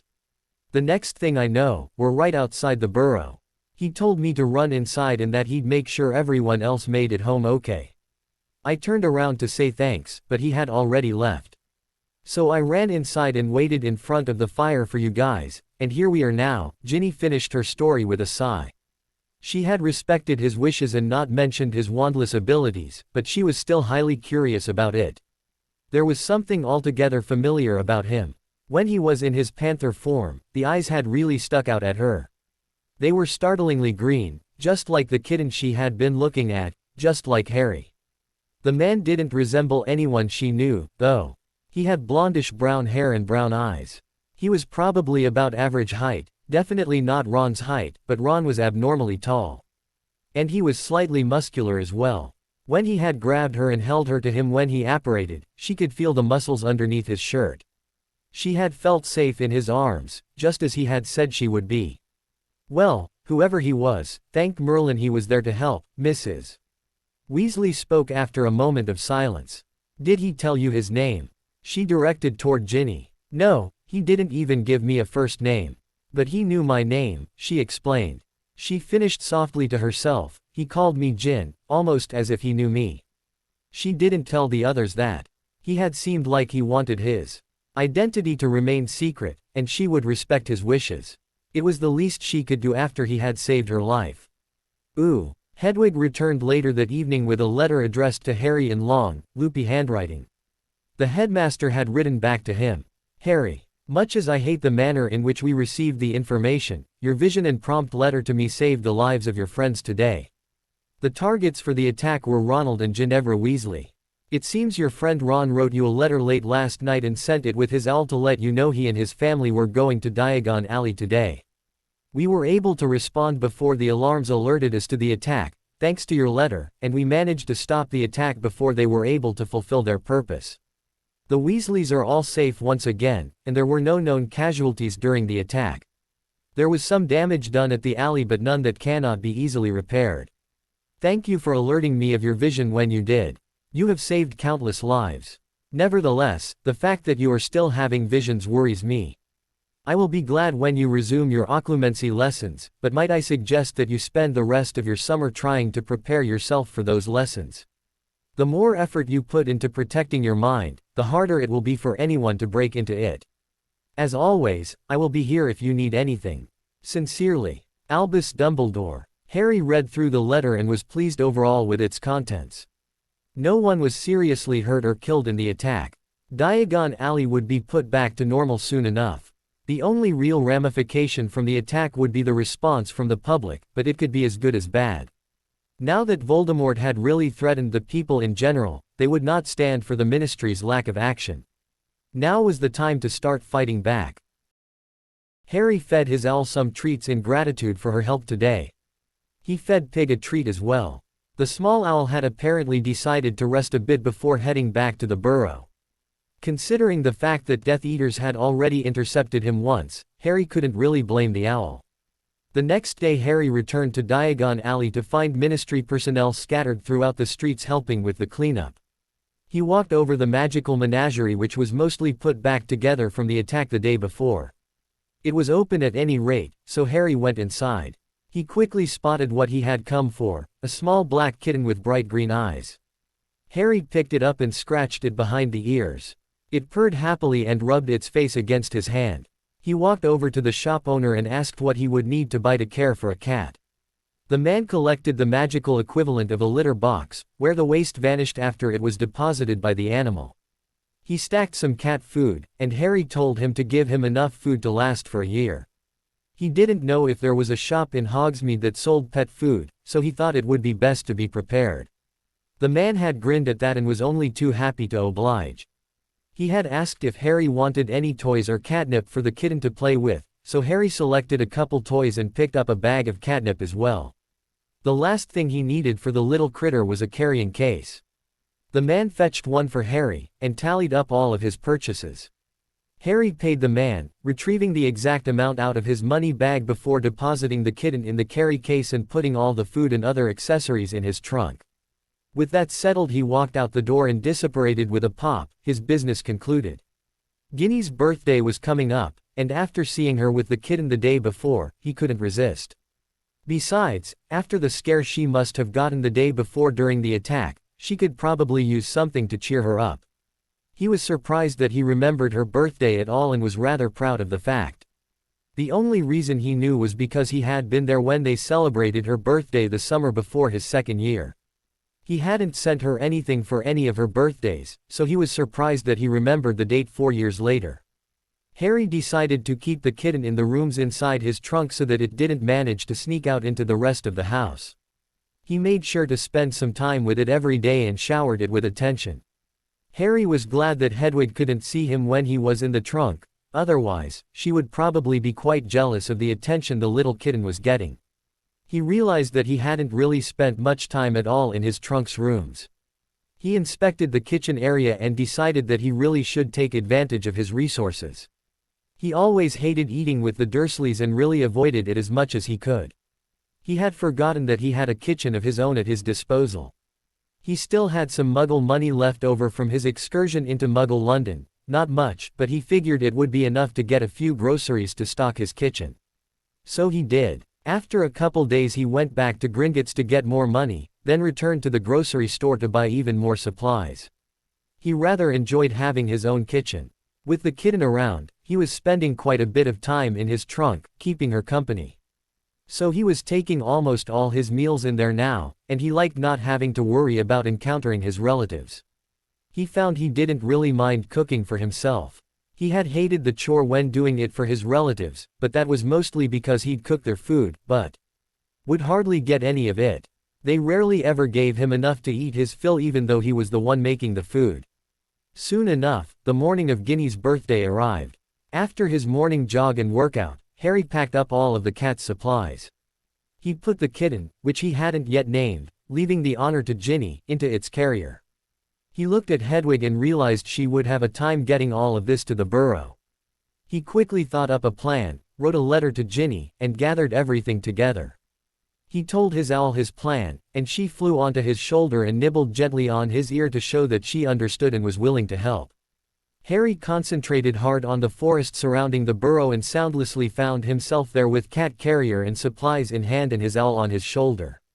He picked a spot that Ron had shown him several summers before that was quite a bit away from the house, figuring that if they were all stuck in the wards, no one would be anywhere nearby. Smiling to himself, Harry put all of the parcels down and turned to his owl.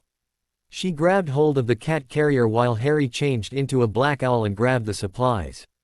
The two slowly lifted up into the air and flew towards the burrow. Hedwig led the way, though Harry found that he could sense which way he needed to go to find Ginny. Must be how owls always find the recipient of their post, he thought to himself. He resolved to ask Hedwig about it later. Ginny was in her bedroom, still in bed. Hedwig took charge, tapping at the window to get her attention. She turned groggily to the window and jumped out of bed with a start. She rushed over to the window and let the white owl in. She was surprised when a black owl followed in as well. "What's all this you've got here?" she asked Hedwig. She let out a squeak when the kitten poked its head out of the carrier. "Oh, it's you. Come here, you beautiful little thing," she exclaimed, pulling the kitten out and hugging it to her chest. Hedwig hooted indignantly to gain her attention. "Oh, I'm sorry, Hedwig, I didn't mean to ignore you," she placated the owl, stroking her feathers as she still held the kitten close in her other arm. "And who is this we have here?" she asked the room generally as she looked toward Harry. She was struck silent for a moment as she came face to face with the third animal in a week that had those brilliant green eyes. "I don't think I've ever seen you before. What's your name?" Harry hooted in reply. Ginny grinned and returned with, "Well, that won't do. Every owl I meet tells me its name is Hoot." Hedwig hooted again and stuck out her leg towards Ginny. She took the letter and sat on the bed, kitten still clutched to her as she tore open the letter with one hand. She began reading while absent-mindedly stroking the kitty. "Dear Ginny, happy birthday. The present you gave me meant so much to me that I wanted to do something special for you. You mentioned how much you wanted a pet of your own, and I remembered how much you love cats, so I managed to buy you this little kitten. She doesn't have a name yet as I figured you might like to name her, so give her a good one. You might be wondering about the second owl. He's a friend that Hedwig seems to have made this summer. He comes to visit every once in a while and is pretty friendly, so you don't need to be afraid of him. Don't be offended if he refuses owl treats, though. He won't accept any from me either. I haven't named him or anything, as he isn't really mine, so I don't know what to call him. I enlisted his help because I bought you all the supplies you'll need for the kitten that I'm guessing you have sitting in your lap right now. It should be enough food to last you a year. There's a magical litter box, some toys, and a bag of catnip. Everything you need to keep your new kitten happy. I heard about the excitement you all had at Diagon Alley the other day.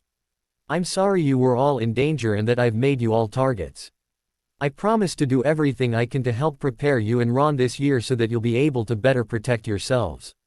I don't think I would ever be able to forgive myself if anything happened to any of you. I wish I could be with you to celebrate your birthday, but I'm sure your family will more than make up for my absence. Forget about everything happening in the world today, and just focus on having the best birthday you can. That's what I told myself on my birthday, and it worked out pretty well. There's nothing you can do to help today, but you can take the day to enjoy yourself and remember all that is worth fighting for. Keep the kitty company, she absolutely loves the attention. She was monopolizing my time for the little while that I had her. I think Hedwig was becoming jealous. She loves being scratched behind her ears and will play with you all day if you let her. I hope you like her. Have a very happy birthday, Jin. Take care, Harry." Ginny's eyes were shining as she finished reading the letter. Harry really could be the sweetest guy in the world, and he probably had no idea he was even doing it. How he had managed to buy the kitten, let alone pick out the one she had absolutely fallen in love with the moment she saw it in the magical menagerie, was beyond her. Ginny glanced back at the letter. He had called her Jin, which she couldn't ever remember him doing before. It reminded her of the man that had saved her life, but she quickly pushed that thought out of her mind. She stood up from her bed and looked down at the kitten in her arms. She was curled up in the crook of her arm against her chest and appeared to be sleeping. Ginny carefully made her way across the room and offered Hedwig an owl treat. With all the correspondence Ginny had been doing with Harry this summer, she kept a small stock of treats in her room now. She offered one to the mystery owl as well, but as Harry had said, the owl shook its head and turned its neck slightly away to signify that he wasn't interested. Ginny shrugged and gave the second treat to Hedwig as well. She looked through all the supplies that the black owl had brought. There was a ton of food, the litter box he had talked about, a bag of catnip, and a couple toys. She thanked both owls profusely and asked, "Can you guys hang out for a little bit? I want to go show off this precious little kitten and then write Harry a reply." "Okay." Hedwig hooted her acquiescence right away, so Ginny turned her attention to Harry. He thought about it for a second before hooting and bobbing his head slightly. Ginny shot them both a wide smile and said, "Thanks, I'll be back in a few." And then she was gone. She carefully made her way down the stairs so as not to disturb the sleeping bundle of black fur in her arms. She walked into the kitchen and was greeted by a chorus of "Happy Birthday" from all occupants of the room. The kitten's head shot up at the unexpected noise, and she shot out of Ginny's arms and out of the room before the red-haired birthday girl could react. "Oh, you scared her away," Ginny huffed. "Scared what away?" someone asked. Ginny didn't pay attention to whom the voice belonged. "My kitten," Ginny replied. "I haven't named her yet. Now I'll have to go find where she's hiding." "Where did you get a kitten, dear?" her mother asked. "Oh," Ginny's cheeks tinged the faintest shade of pink, a testament to how composed she had become over the years. "Harry sent her to me, for my birthday," Ginny explained as she turned on her heel and strode out of the room in search of her kitten. A few minutes later, Ginny coaxed the black ball of fur out from under the couch and once again let her curl up in her arms. She began thinking of names for her as she walked back into the kitchen. "So Harry sent you that kitten, Fred asked. "Mighty nice of him, that was," George added. "Indeed, he is quite thoughtful, wouldn't say George." "Why, I would say so, Fred. Quite the catch, that one." "Oh yes, he's simply dreamy. Why, if we weren't sure he didn't swing that way." "And we are sure, aren't we, Fred?" "Pretty sure, my good twin. Alas, if only things were different, we'd be vying for his attention. We wouldn't mind sharing, mind you. After all, we're sure he's plenty man to handle the both of us." "Cut it out, you two, Mrs. Weasley," admonished her sons. Ginny meanwhile had largely ignored their banter and was now trying to eat her breakfast with her one free hand. The other arm was still holding the kitten in her lap, scratching behind her ears as Harry had suggested. After scarfing down her breakfast as fast as she could handle one-handedly, she scrambled away from the table and back to the stairway. "Well, I'm off to write Harry a reply. The owls are upstairs in my room waiting for me," she explained to her family. She ascended the stairs and stopped off on the first floor, immediately heading back to her room. She laid the kitten down on her bed where she scratched it some more while thinking up a name for her. She finally decided on Emerald. She'd call her Em for short. "What do you think, Em?" she asked her kitten. "Will Emerald do for you?" The kitten purred affectionately into Ginny's hand in reply, which Ginny took as a yes. With that settled, she left Em on her bed with one of her toys and walked over to her desk. She sat down to write a reply. After a few minutes of writing, she stopped and tapped that quill against the parchment for a minute. After rubbing her chin for a moment in thought, she crumpled up the parchment and started over. Harry would have laughed if he was capable of doing so in owl form. He was tempted to retrieve the discarded parchment from her trash bin but decided against it. He didn't want to arouse any suspicion, and it really wouldn't be right of him to invade her privacy like that. Several more minutes passed before Ginny signed her name, finishing the letter. She tucked it into an envelope and wrote Harry's name. Turning to the two owls perched on the windowsill, she asked, "So which one of you wants to take this?" Hedwig hooted and stuck her leg out, signifying that she would be the one to take the letter. It made sense since she was Harry's owl. Ginny thanked both of the owls and appreciatively stroked both of their feathers. Harry felt a little awkward at the attention but found that he rather enjoyed it in an odd sort of way. He hooted his thanks in reply, and the two owls took off out of the window. Harry and Hedwig flew together the entire way back to Privet Drive. They spoke to each other throughout their flight. Harry asked her about her ability to always find the recipients of the letters he sent out, and she explained that she didn't really know how she knew where to go, she could just tell which way to go instinctually.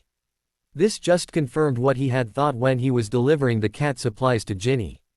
As they approached his neighborhood, Harry split off from Hedwig and reverted to human form before apparating into his bedroom. He didn't want any of the Order members who were keeping tabs on him to see the Black Owl entering his room. Moments later, Hedwig arrived bearing the letter he had just watched Ginny write. He took the proffered letter and tore it open to read its contents. Dear Harry, thank you so much. I love her. Her name is Emerald because of her beautiful green eyes. I'm calling her M for short. Did you get her from the magical menagerie in Diagon Alley? That's where I was when we were attacked, and I had fallen in love with this kitten with brilliant green eyes as soon as I walked in. How did you know? And for that matter, how did you manage to get her, considering you're in lockdown with your relatives? Well, regardless of how you managed it, thank you so much. She is quite possibly the best present I have ever been given. I was advised not to write much about what happened at Diagon Alley, so you'll have to wait until I see you for all the details. But I guarantee you that it's quite the story. I'll tell you all about it on the train ride. Since I'm not a prefect, I'll be able to sit with you while Ron and Hermione are off in their little meeting. That is of course assuming you'd like to sit with me on the train. You really didn't have to buy me all of that stuff to go along with them, but I appreciate it. I know you have a lot of money and like to spend it on others. And I won't let you spend all of your money on me all the time, but I might just let you get away with it every once in a while. I know that your money has always been a sore spot between you and Ron, but I could care less either way. I know you've got it, and I don't. And I know that you're not averse to spending it on others, and I promise not to get offended by it. I know you're not trying to buy friendships or anything silly like that. That doesn't mean I'll always accept it, but I won't ever throw it back in your face. Hedwig's friend was quite striking. I don't think I've ever seen a black owl before. But then again, I think Hedwig is the only white owl I've ever seen, so maybe they make a good match. Do you think maybe they're a little more than friendly? Might we be finding some black and white owls flying around the Potter household soon? You never know. It's proper to save yourself for marriage, of course, but Hedwig has always seemed a bit promiscuous if you ask me. You'll have to watch out for her. Sure, he may seem nice and honorable, but they all do at first glance. Then once they get what they want, their true colors show, and you realize that it was all just an act. Men, thanks again for Harry. And I think I just might take your advice. Today's a day for me to enjoy, and I might as well take advantage while I still can. I've got a new kitten to play with, and my family is all here to share the day with me. Today will be a good day. Write again soon. With love, Ginny. Harry burst out laughing while reading the letter. Just imagining what must be going through her head. Just thinking of him and Hedwig together, like that, was downright disturbing but also absolutely hilarious. She had no idea what she was saying, of course, but that didn't lessen the amusement Harry got from her comments. The rest of his summer vacation was pretty normal for Harry. His scar acted up on him a couple times. It only twinged with pain and gave him some vague flashes of Voldemort's emotions. He didn't have another vision. He wrote to both Ron and Hermione about his owls and what classes he would be taking and everything. They both wrote to him about the same.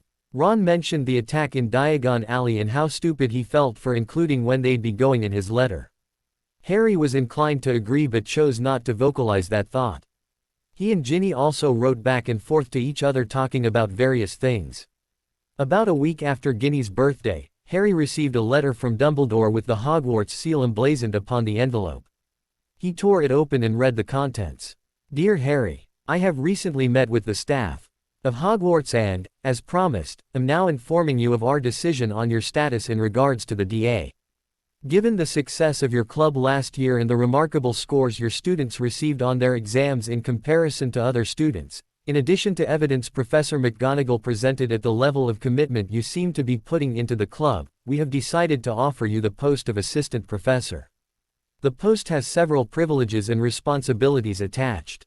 If you so desire, you would be given your own quarters and your own office. You would be welcome to continue using the room of requirement for your classes, or, if you would prefer, we could arrange for a classroom to be set up for you. You would have authority over your peers, including the head boy and girl, but all of the staff would still have complete authority over you except during your DA meetings where you would be equals. There are other privileges included like the ability to access the restricted section of the library and an extended curfew as well. As I mentioned, as an assistant professor you would have authority over the other students. You will be expected to treat this authority responsibly and not abuse it in any way. You will have the ability to take and award house points and give out detentions, but if it is found that you are abusing this power, it will be stripped from you. We expect you to treat all students equally regardless of any personal feuds or of which house they are from. You also may be asked for assistance by our new Defense Against the Dark Arts professor. He may ask for help in some of his classes, in evaluating the students, or in offering additional tutoring to students who are struggling. He is not used to the demands of professorship and has expressed interest in having an assistant, which is a large part of the reason we are offering such a position to you. I will ensure that none of his demands conflict with your own studies, of course. As you might have imagined, this decision was not unanimous among the staff. I will warn you, you will be watched closely, both by the staff and the students. If you reach out to people of all houses, I think it could go a long way to creating inter-house unity which the school has not enjoyed in hundreds of years. There will always be some who refuse to cooperate, but you must not let the few ruin it for the many. I will await your decision on whether or not you would like to accept the post and what accommodations we should make for you. I feel I should mention that while there have been many assistant professors in the past, only once has the position ever been held by a student. You are the second person in the history of the school to receive that honor. I trust you will not let us down. Sincerely, Albus Dumbledore. Harry didn't know what he was expecting from Dumbledore, but this was definitely not it. He had briefly thought he might be made an honorary prefect or something, but he had put it out of his mind, deciding that he really had no idea what the old man would come up with. Never in a million years would he have predicted this. He had no doubt who the headmaster was speaking of when he mentioned that the decision was not unanimous. Snape would have fought this to the bitter end, but to have it go through must have meant that he had the support of the rest of the staff. He guessed that Professor McGonagall had showed them all the letter he had sent her turning down the Quidditch captaincy. He couldn't think of anything else that she could present as evidence to the level of commitment he was putting forth. Harry hated the fact that this would further alienate him from his classmates. He wanted nothing more than to be normal, but he had realized long ago that he was anything but normal, and continuing to deny the fact would only make things harder. So he was left with only one choice really, he had to take it. He didn't want to be separated from his friends though, so he decided to turn down the separate quarters but accepted the office. He told the headmaster that he would like to continue using the room of requirement as it would provide him with everything he would ever need throughout the semester, making life easier for him. Harry sent a reply back informing him of his decision and thanking him for the opportunity. He told him that he was almost finished writing up the magical contract he would use for the club and that it should be ready for him to look over by the time he arrived on September the 1st. With that out of the way, Harry turned his attention to more immediate concerns. He had been debating with himself for the past couple days over the card that Jessica had given him when he had been shopping in Muggle London. She had said to call if he ever needed help shopping again, but not to be afraid to call even if it wasn't about shopping. He didn't imagine himself to be an expert when it came to girls, but he thought for sure that this was a hint that she wanted him to call, maybe to ask her out.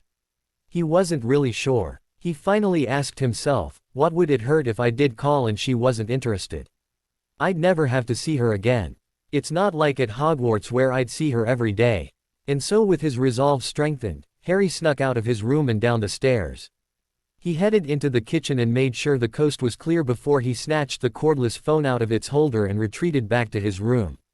He locked the door magically since all the physical locks were on the outside and put up a privacy ward to prevent anybody from eavesdropping. He dialed her number and waited while the phone rang. After a few rings someone picked up. Hello, a female voice greeted him.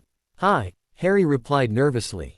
Is Jessica there? Speaking, she responded. Oh, Harry answered as he began pacing back and forth. Hi Jessica. I'm not sure if you remember me, but my name's Harry, and you helped me with my shopping a week or so back and left me with your number. Hi Harry, she interrupted cheerfully. It's good to hear from you. I was wondering whether or not you'd call. So you did want me to call then? Harry half asked, half stated. Of course I did. Why else would I give you my number? She giggled softly. Oh, right, he said. Well, you had said that I could call you even if I didn't have more shopping to do. Uh-huh, so I thought I would take you up on your offer. I know we hardly know each other and everything, and I'm not sure if you'd like to or not, but I was wondering if you'd maybe like to, Harry stammered. Are you trying to ask me out on a date, Harry? She asked helpfully. Harry slapped himself on the forehead for being such a dork. Maybe yes, or maybe no, she asked candidly. Yes. Would you like to get dinner with me sometime? He deadpanned, forcing his nerves out of his throat. I'd like that, she answered sweetly with a slight giggle. You would? Harry asked dumbly. I mean, you would. That's great. When would you like to go out? How about this Saturday? She supplied. Saturday. Harry said. Okay, Saturday works. Will you be picking me up, Harry? She asked. Oh, well, I don't exactly have a car or anything, he explained. That's all right. Would you like to meet me somewhere? She asked supportively. Sure, he replied. Where would we meet? Do you know your way around London? She asked. Not really, he answered. Okay, why don't you meet me in front of the store at say 6 o'clock? I know of a place nearby that we could go to, she explained. Will that be okay with you, Harry? Yes, that would be wonderful, he responded gratefully. Good. I'll look forward to seeing you at 6 o'clock on Saturday then, she told him. I'll look forward to seeing you too, he responded back. Then a thought struck him. What should I wear? I mean, what kind of attire should I wear for the restaurant? She giggled softly again. A very good question, Harry. I'm proud. Most guys wouldn't think to ask. Wear one of the nice khaki pants, a collared shirt, and your brown shoes and you'll be just fine. Thanks, he said, constructing a mental picture of his new clothing and what he'd wear. You're welcome. I'll see you on Saturday then. Bye Harry, she said. Bye Jessica, Harry answered before hanging up the phone and collapsing on his bed. That was nerve-wracking, it was.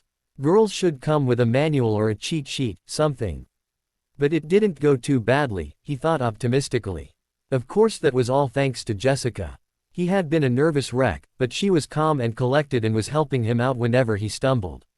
She seemed very cool like that. She didn't seem to mind that he got nervous or stumbled over his words. For the rest of the week Harry was bursting to tell everyone about his date. He wished he had people in his life that he could tell things to. But at least he had Sirius. Sirius was the one person he could tell everything, all of his secrets, too. Sure, Sirius was dead and only visited in his dreams, but it was still nice to have that one person he could share himself with. He loved his friends and Remus and everyone, but there was so much he couldn't tell any of them. He just got himself a date, but he couldn't mention it to his friends because it would raise way too many questions. He didn't hesitate to mention it to Sirius, though, and was teased mercilessly for it as a result. His training went poorly for the next couple days as all his godfather had to do was bring up his date or make some suggestive comment and Harry would become distracted. After the second night of this torment, he put a lock on his emotions and no longer let himself become preoccupied with anything but dueling Sirius. And Sirius paid for his taunts. Harry won most of their duels now, with his godfather only winning an occasional one or two. They were usually all well fought, though, and were very good practice for Harry.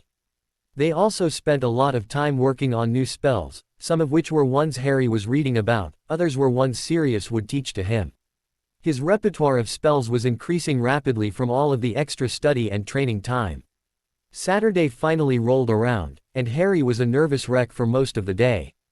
His run was extra long as was his bout with his cousin's punching bag, but it still didn't settle his nerves. He had to force himself to eat lunch and only managed a small amount of food.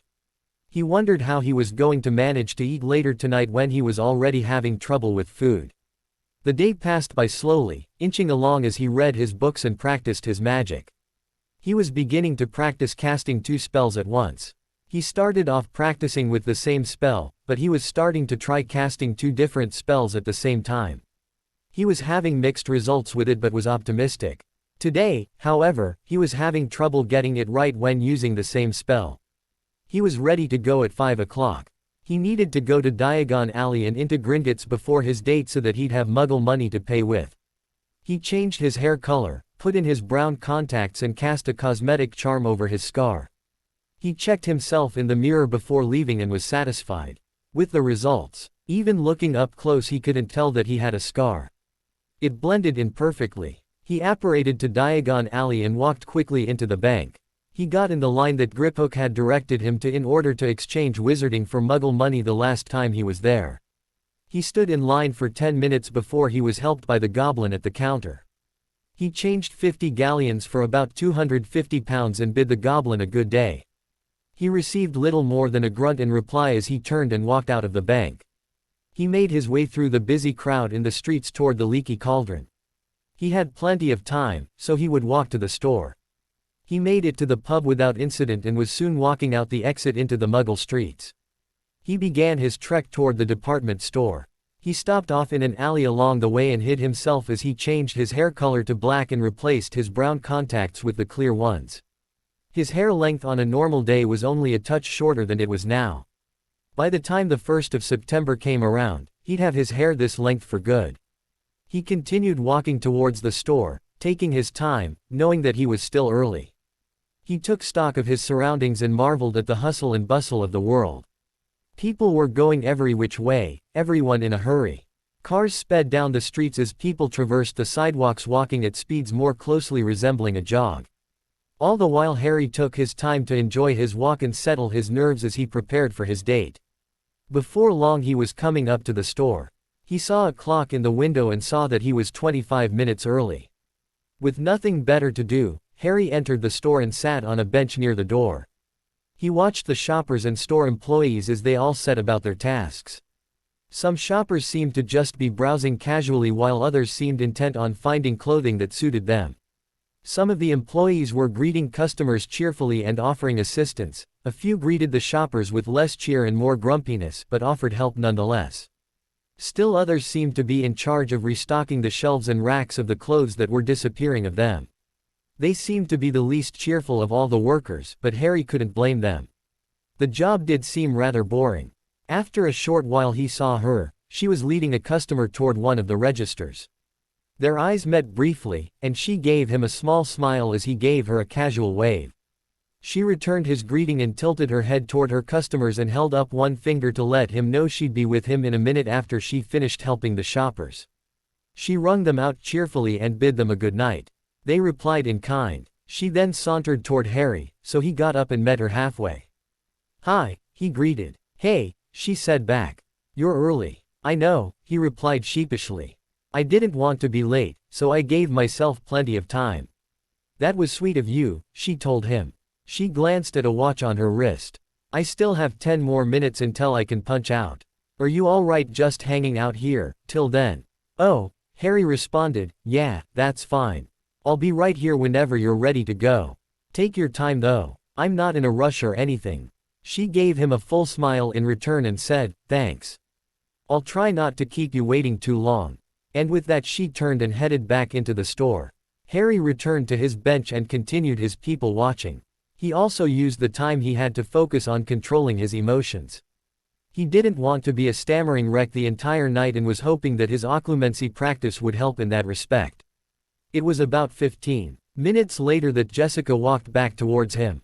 She had changed, he noticed immediately. She had been wearing a cotton skirt before, red in color, with a white blouse. Now she was wearing a black skirt that seemed to be a more silky material. It had some white flowery designs on it. She was wearing a light blue top that came down in a V over her chest. "Shall we?" she asked. "You look beautiful," he told her without registering what she had asked. She shot him a dazzling smile as a reward, and Harry's brain took another moment to catch up with him. Right, I'm ready to go." She giggled softly again, and Harry found he rather liked the sound. It wasn't like when girls like Lavender or Parvati giggled while gossiping at Hogwarts. That was a louder, more intimidating laugh. Jessica's giggle was soft and inviting. He decided that anything he did to make her laugh like that was worth it, even if he did look stupid as a result. "Thank you, Harry. You look rather dashing yourself." Harry blushed brilliantly at the unexpected compliment. "Well, a woman with impeccable taste helped me pick it out," he managed to say without stammering one bit. She giggled again, and Harry mentally congratulated himself for accomplishing that without making an idiot of himself. He opened the door for her and waved her through it. She smiled at him as she passed and whispered, "Thanks," as she walked out into the street. Harry followed her out the door and looked at her for direction. "Right. It's over this way," she explained, gesturing to the right. Harry followed her lead, and they walked side by side down the street. "So how is the job going?" Harry asked her conversationally. "Oh, it's going all right," she replied. I haven't had many cute guys coming in spending hundreds of pounds and leaving me enormous tips lately though, so it could be better. Harry chuckled sheepishly at her joke, shrugging slightly. You really did save my life that day, you know. I think I'd still be wandering around the store looking for clothes if it weren't for your help. She looked over at him and met his eyes for a moment and knew that he was being honest. It was my pleasure, really, she told him. As I said, it's not every day I get a customer like you. And it's not every day that I actually enjoy myself so much while on the job. Ah, here we are, she said, gesturing toward the Italian restaurant in front of them. I hope you like Italian. Uh-huh, he responded. They entered the restaurant, and she immediately led him to the host table and said, Jessica Rowland, party of 2. The man looked through a list in front of him and responded, ah yes, I'll be able to seat you in just a moment, if you'll just wait to the side momentarily. She nodded to him, and the two of them stepped to the side to wait. Thanks for setting all of this up, he told her. I really don't know where anything is in this city. I had to ask someone to direct me to the nearest department store that day just to find the place. It's no problem, she said to him. I know what it's like to be in a place totally unfamiliar to you. It can be overwhelming. I'm just glad that whoever you asked directed you to our store. Me too, Harry replied honestly. Just then a waiter came up to them. Right this way, please, he directed them. Harry waved for Jessica to precede him and followed behind her.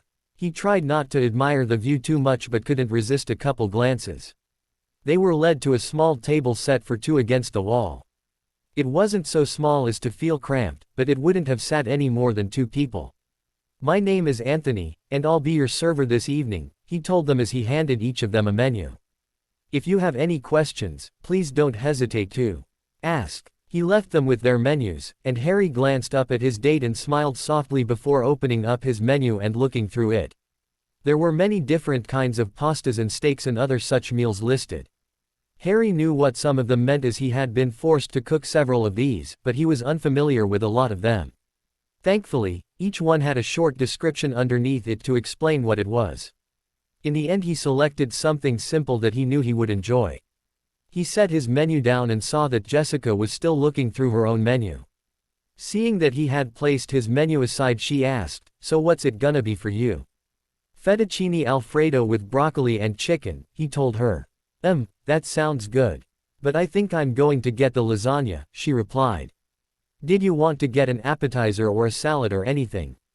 I hadn't thought about that," he responded with a sheepish grin. He opened his menu back up and looked through the list of appetizers. Half of it seemed entirely foreign to him, and he didn't know what to make of it. He looked over the menu to find her watching him with a small grin on her lips. "Was there something that you wanted?" he asked her. Her smile grew wider as she answered, "I was thinking some calamari might be nice." Not really knowing what he was agreeing to, Harry said, "Okay, that works for me." The waiter returned a minute later and asked, "Are we ready?" "Did you want an appetizer to start off?" Harry glanced at Jessica and saw her give him a slight nod urging him to order it. Yes, we'd like to have some calamari please," he told the waiter. "An excellent choice. And were you both ready to order?" Harry nodded and looked to Jessica to let her go first. She turned to the waiter. "I'll have the lasagna." The waiter jotted down the order on a pad of paper and turned to Harry. "And for you, sir?" "I'll have the fettuccine Alfredo with chicken and broccoli please," Harry replied. "Excellent," the waiter said as he jotted the order down. "I'll have your appetizer out for you shortly. Now what can I get you both to drink?" "I'm just going to stick with water," Jessica told the waiter. He turned to Harry waiting for his reply. "I think I'll just stick with water for now as well," he told the man. The waiter nodded and wandered off, presumably back to the kitchen to place their order. "So Harry," Jessica broke the silence a moment later, "what have you been up to since the last time I saw you?" "Oh, well, I've been jogging and working out in the mornings as usual," he told her. A small smile graced her lips as she listened. "And I've been doing a little studying as well, since the school year is starting up soon." "You said you went to a school in Scotland, right?" she asked him. "Yes, my parents both went there when they were kids. That's where they met," he answered her. "That's sweet. So they arranged for you to go there too?" "Yeah, apparently they had that planned right from the start since they both died shortly after my first birthday," Harry told her, only slightly lying. After all, they had planned to send him to Hogwarts. They didn't actually actively arrange for him to go there, but that was just a technicality. I'm sorry, she told him. It must have been really hard growing up not knowing your mum and dad. Yeah, he answered. My mum and my aunt were sisters, and I guess they didn't get along very well. I don't really know any details because she refuses to talk about my mum, so I can only assume they didn't like each other. My aunt and uncle always kept me separate from their lives, doting on their own son. I've always kind of felt like an outsider there. It was the truth, just a dumbed down version of it. It would have to do because he couldn't tell her the whole truth. That's terrible, she gasped. It must have been horrible growing up like that, feeling like you don't really belong. You probably wondered what your life would have been like with your parents had they not died, she said. Oh, I can't believe I just said that. How terribly thoughtless of me. I'm so sorry. I didn't mean to bring all this up. Oh dear, I'm mucking this up royally, aren't I? It's okay, Harry told her with a slightly sad smile as he reached across the table and placed his hand atop hers. You're right. I did always imagine what life would have been like with my real parents, feeling like I really belonged in the world. But I've had 15 years to come to terms with all of it. Don't feel bad about it, really. I'm okay talking about it. I still feel just awful for bringing all that up, she told him. Don't. I really don't mind talking about them. I mean, I don't really remember them or anything, but I absolutely love hearing stories about them.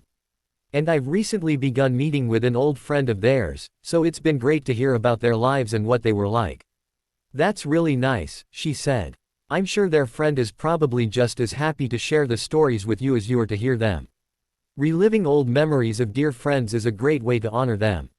I never really thought of it that way, Harry said. The waiter appeared at the table again serving the calamari. She gave his hand a quick squeeze before letting him pull away. Harry waited and let Jessica make the first move. She saw that he was waiting on her and gave him a smile for his efforts. She pushed a small pile of the squid onto her small plate and poured a bit of marinara sauce over it. He smiled at her and mimicked her actions. He skewered one of the breaded pieces and brought it into his mouth. He chewed it curiously for a few moments before smiling and nodding to himself. Jessica giggled softly and asked, "Is that your first time having calamari?" "Uh-huh," he replied shyly. "I could tell," she told him. "Your reaction was cute." Harry felt his face heat up and knew that his cheeks must be stained red. He mumbled a "thanks," and forked another piece and put it into his mouth. They ate their way through the calamari and waited only a moment before the waiter appeared to claim the empty dish. "Your meal will be ready shortly," he informed them. "I'll be back in a minute with it." "Thanks," Harry told him sincerely. He and Jessica chatted for a minute as they waited for their main dishes. Sure enough, the waiter was back carrying 2 plates. He placed the lasagna before Jessica and the fettuccine alfredo in front of Harry. "Bon appétit," he said to them merrily. "Thanks," they both replied. They grinned at each other for a moment before turning to their meals. They talked a little as they ate, but they mostly just enjoyed their meal. Harry found that he rather enjoyed the restaurant's take on the dish. He didn't fancy himself to be a great chef or anything, but he thought that he made a decent meal on his own. But his dinner here was fantastic. He told Jessica as much. "I'm glad you like it," she told him. "I wasn't sure what kind of food you liked, but I figured Italian was a pretty safe bet." "It was a good choice," he told her earnestly. Soon enough they were finishing up their meals. The waiter returned shortly thereafter and asked, "Any dessert for you or coffee?" Harry looked at Jessica. She shook her head slightly to show that she didn't want anything else, so Harry replied, "No, I think we're both pleasantly full." "Very well, I will just leave this with you then," he said as he placed the check in the middle of the table but slightly towards Harry. "Thank you," Harry told the man. Harry took the check and looked at the price. £40, gratuity not included. Harry had never eaten out before, so he didn't know how much to leave for tip. He turned to his date and asked, I feel kind of stupid, but how much should I leave for a tip?" She smiled at him warmly and said, "Don't feel bad. 15 is about the standard." "Thanks," Harry told her gratefully. He turned back to the check and did the math in his head. It took him a minute to do the work since it had been some time since he had taken a math course, but he eventually figured it out. £40 for the meal and an even £6 for the tip would do it. He had a £50 note from the goblins, so he took that out and gave it to the waiter saying, "Keep the change." The man grinned at Harry for a moment before saying, "Thank you, sir," and disappearing. Harry turned back toward his date who was grinning at him yet again. "You really are the biggest tipper I've ever met, you know that. If you're not careful, you'll end up giving all your money away." Harry just smiled shyly and shrugged his shoulders. "Are you ready to go?" he asked her. "Yes, I suppose so," she answered. They walked through the restaurant and out onto the street again. Harry turned to Jessica unsure of what he was supposed to do now. Thanks again for setting everything up. I really enjoyed the restaurant." "Me too," she replied. "The company was especially nice." Harry's face turned Arlette yet again as he responded, "I really enjoyed spending the evening with you too." She smiled back at him warmly and the two stood there silently grinning at each other for a minute. Do you have your car nearby? Would you like me to walk you to it? Or do you live nearby?" "I live a few blocks away," she told him with a brilliant smile. "And an escort would be lovely." "Great," he replied. "Shall we?" "Indeed," she responded. She gestured to the right, and they set off down the street together. After a minute of walking silently, she reached her hand and placed her palm against his. He spread his fingers and intertwined them with hers. He glanced over at her and flashed a wide grin at the gesture. She returned his smile, and they continued to walk. "I really had a great time tonight," he told her. "I haven't had fun like this in a while." "Well, you should do it more often," she told him. "I really enjoyed being out with you as well. Thanks for the dinner." "Oh, don't mention it," he replied shyly.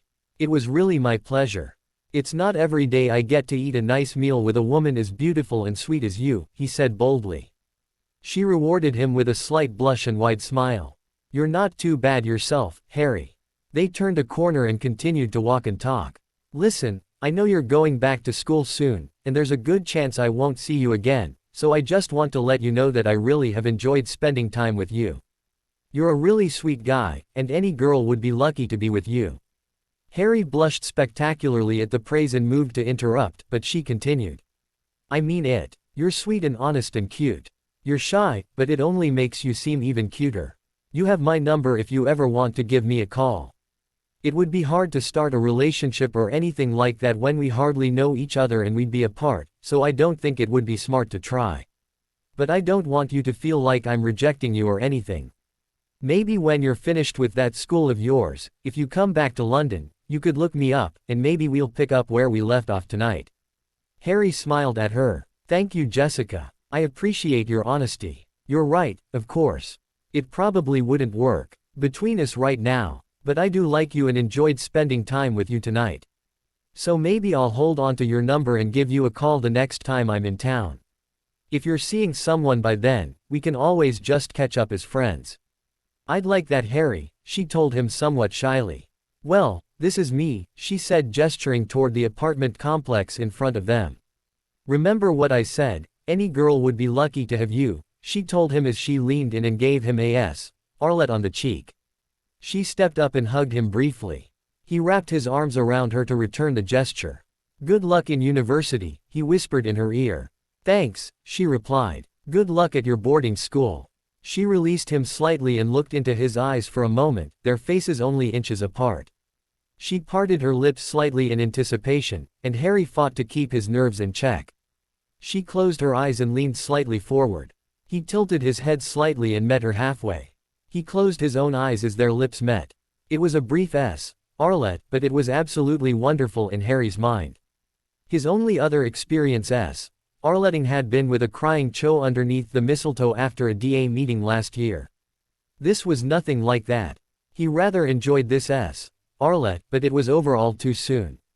She pulled away, then hugged him once more before backing away and saying, "Good night, Harry." "Good night, Jessica," he replied and watched as she walked up the steps to the front door. She paused as she reached the door and turned back toward Harry. She smiled sadly at him and waved goodbye. He returned the sad smile and waved his own goodbye. She turned back to the building and entered it as she exited his life. He knew going into the date that whatever happened with her wouldn't last, but it didn't make it any easier to watch her go. He had fun with her. She was great. He just wished that she was a witch and went to Hogwarts so that they didn't have to part. But life is hardly ever that fair, and never so in the case of Harry's life. He chose to walk around the city for a bit to clear his head. He didn't want to go back to Privet Drive just to be stuck in his bedroom for the rest of the night. He wandered the streets aimlessly for a time, not really registering his surroundings or paying any attention to where he was going. He was lost in his thoughts of Jessica and the date they'd just had. It was nice. He finally had a date that he could look back on and not find a complete disaster. After a while he finally pulled himself out of his reverie and apparated back to his bedroom at the Dursleys' house and spent the rest of his night reading. That night Harry told Sirius about his date and everything that was said at the end. He also embarrassedly told him about the goodnight Arlette. "That's great, Harry," his godfather exclaimed. "Sounds like you found yourself a winner." "Yeah," Harry replied. "It just Arlette's that it can't be more. I've got Hogwarts, she's got her own school. It would never work, and by the time it would work, she'll have already moved on, I'm sure." "Maybe," Sirius answered back, "but then again, maybe you'll have moved on as well." "Maybe," Harry said without much conviction. "Listen Harry," Sirius deadpanned. "You just had a great night with a pretty girl with no strings attached. Lighten up a bit, alright? Maybe you'll end up with this chick, maybe not, but there's no use dwelling on it right now. There are plenty of girls at Hogwarts. Open your eyes and look around, and you might just find someone that catches your fancy. I just wish my life could be easier for once and that something would just go my way," Harry explained. "I know you do Harry, but life is often too complicated for us to get exactly what we want," Sirius lectured. "You just have to take what life hands you, and make the best out of it." "I'll try," Harry sighed. "That's all you can do." The last week of summer passed by without incident. Harry continued to read and practice diligently. He finished writing the magical contract with all the spells attached with a day to spare, of which he was quite pleased. He was confident that no one of questionable loyalty would even be able to sign the contract. And those that did manage to sign would be bound pretty tightly. They definitely wouldn't be able to switch sides in the war without finding themselves seriously disabled magically. The penalty for talking about the club was much less severe, but anyone who breached that clause would regret the decision, and wouldn't be able to get away with it without his notice. The day before he was set to leave, Harry packed up all the loose objects in his room, which wasn't very much at all. Most of his possessions were in his trunk already. He pulled all the normal things he would have for the school year in his old trunk. He decided that he would continue to use this trunk as normal so as not to arouse undue suspicion. His school robes, cauldron, course-related books, and a few personal effects went into this trunk. He kept the rest of his library, his invisibility cloak, Marauder's map, and anything else that might be considered either unusual or particularly valuable in his new trunk. He passed the rest of the day as he had passed every other day of the summer, reading and training. The next morning, Harry started his morning routine as normal. He went for his normal jog, and he said his goodbye to an invisible Tonks. He thanked her for watching out for him all summer.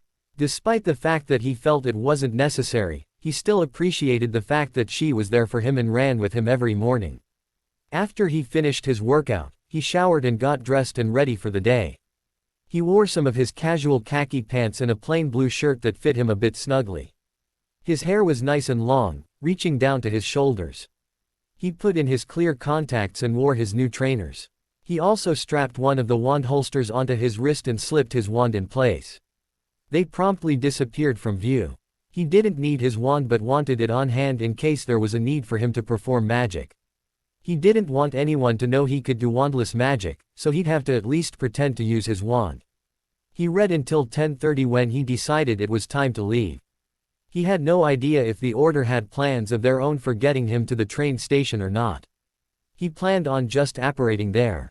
If anyone asked him, he would just tell them that he left with his uncle that morning under his invisibility cloak. His uncle had not wanted anyone to see him. He asked Hedwig if she'd rather go with him or fly to the school. He heard a brief reply of, "Fly," in his head, so he nodded and saw her out the window. He added her cage into his trunk and apparated just outside of King's Cross Station. He wandered through the crowd and across the platforms until he came to Platform 9. He saw the barrier that separated platforms 9 and 10 and walked slowly towards it. As he walked right into the barrier, he found himself standing in platform 9 and 3/4. The Arlet engine that was the Hogwarts Express was ready and waiting for students to board. The platform was not yet busy as there was still over 20 minutes left until the train was set to depart. He went into the train to find a compartment and chose the one at the end of the train that overlooked the platform. He loaded his trunk into the storage rack, sat down on one of the benches, and looked out of the window onto the platform. Families were gathering together, helping the smaller ones with their trunks. Mothers were doting over their children, most of whom were trying to escape their mother's coddling and affection. If only they knew what life would be like without it, they might not fight their mothers so hard. It became increasingly busy on the platform as the time ticked down. Finally, with little more than 5 minutes to spare, Harry caught a group of redheads rushing through the barrier. Ginny came through with her brother Bill.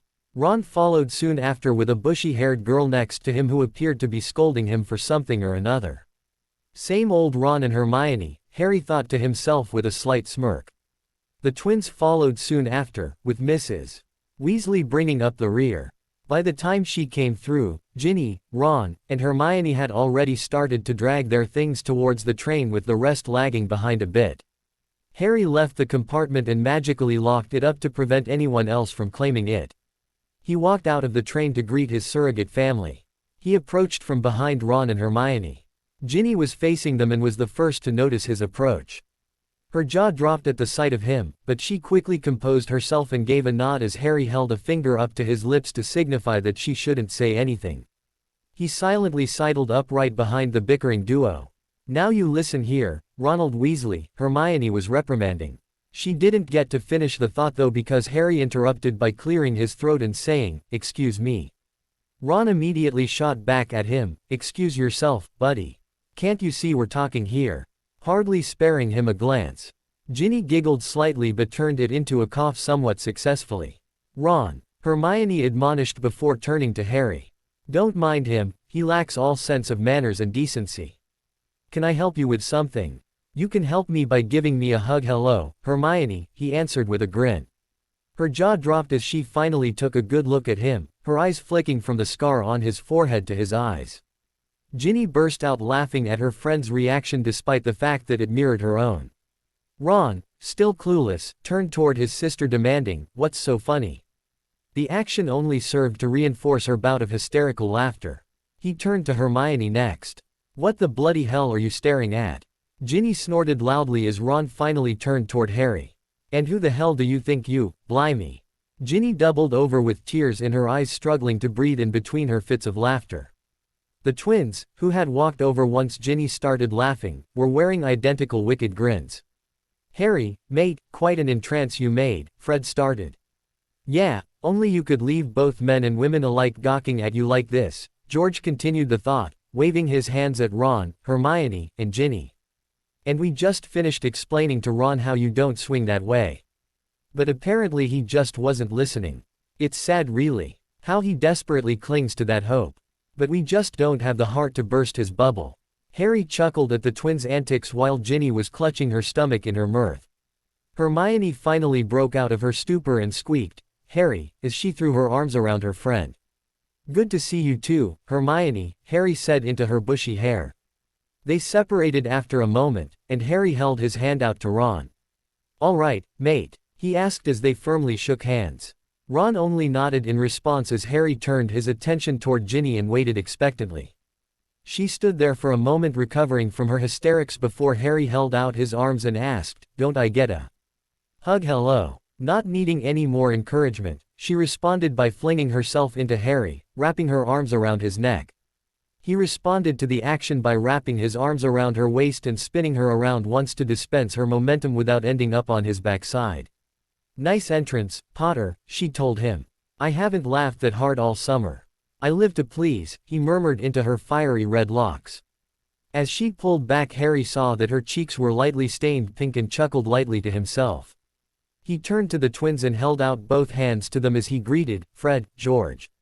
Harry, mate. Bloody brilliant. Knocked 'em dead. You've got style. And pizzazz. We like it," they said in unison.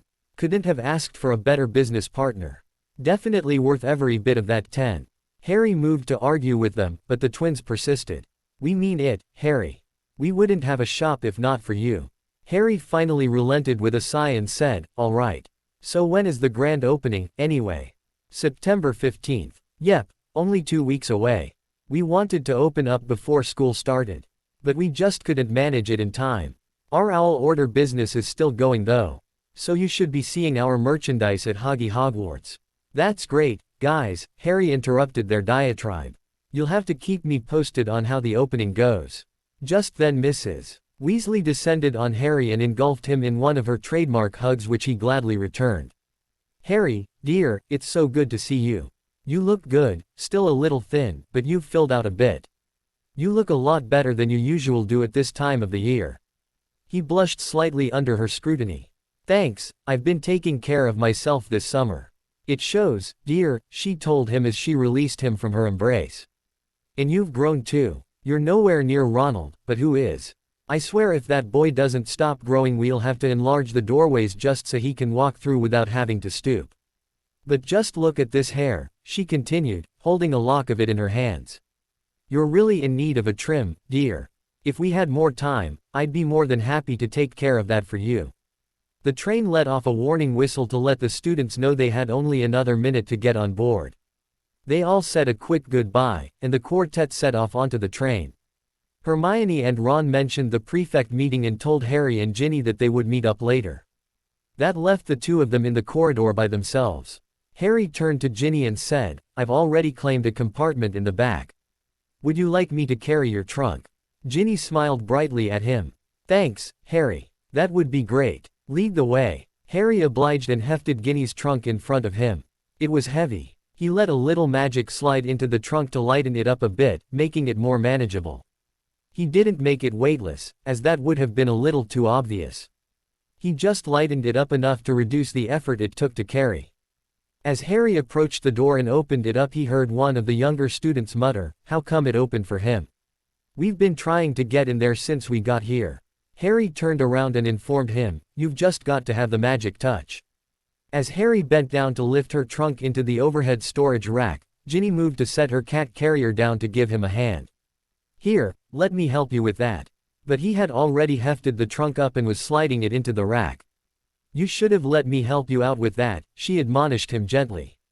You already carried it all the way to the compartment on your own while I was just carrying him here. You didn't need to lift it up onto the rack all by yourself. Oh, how is Em?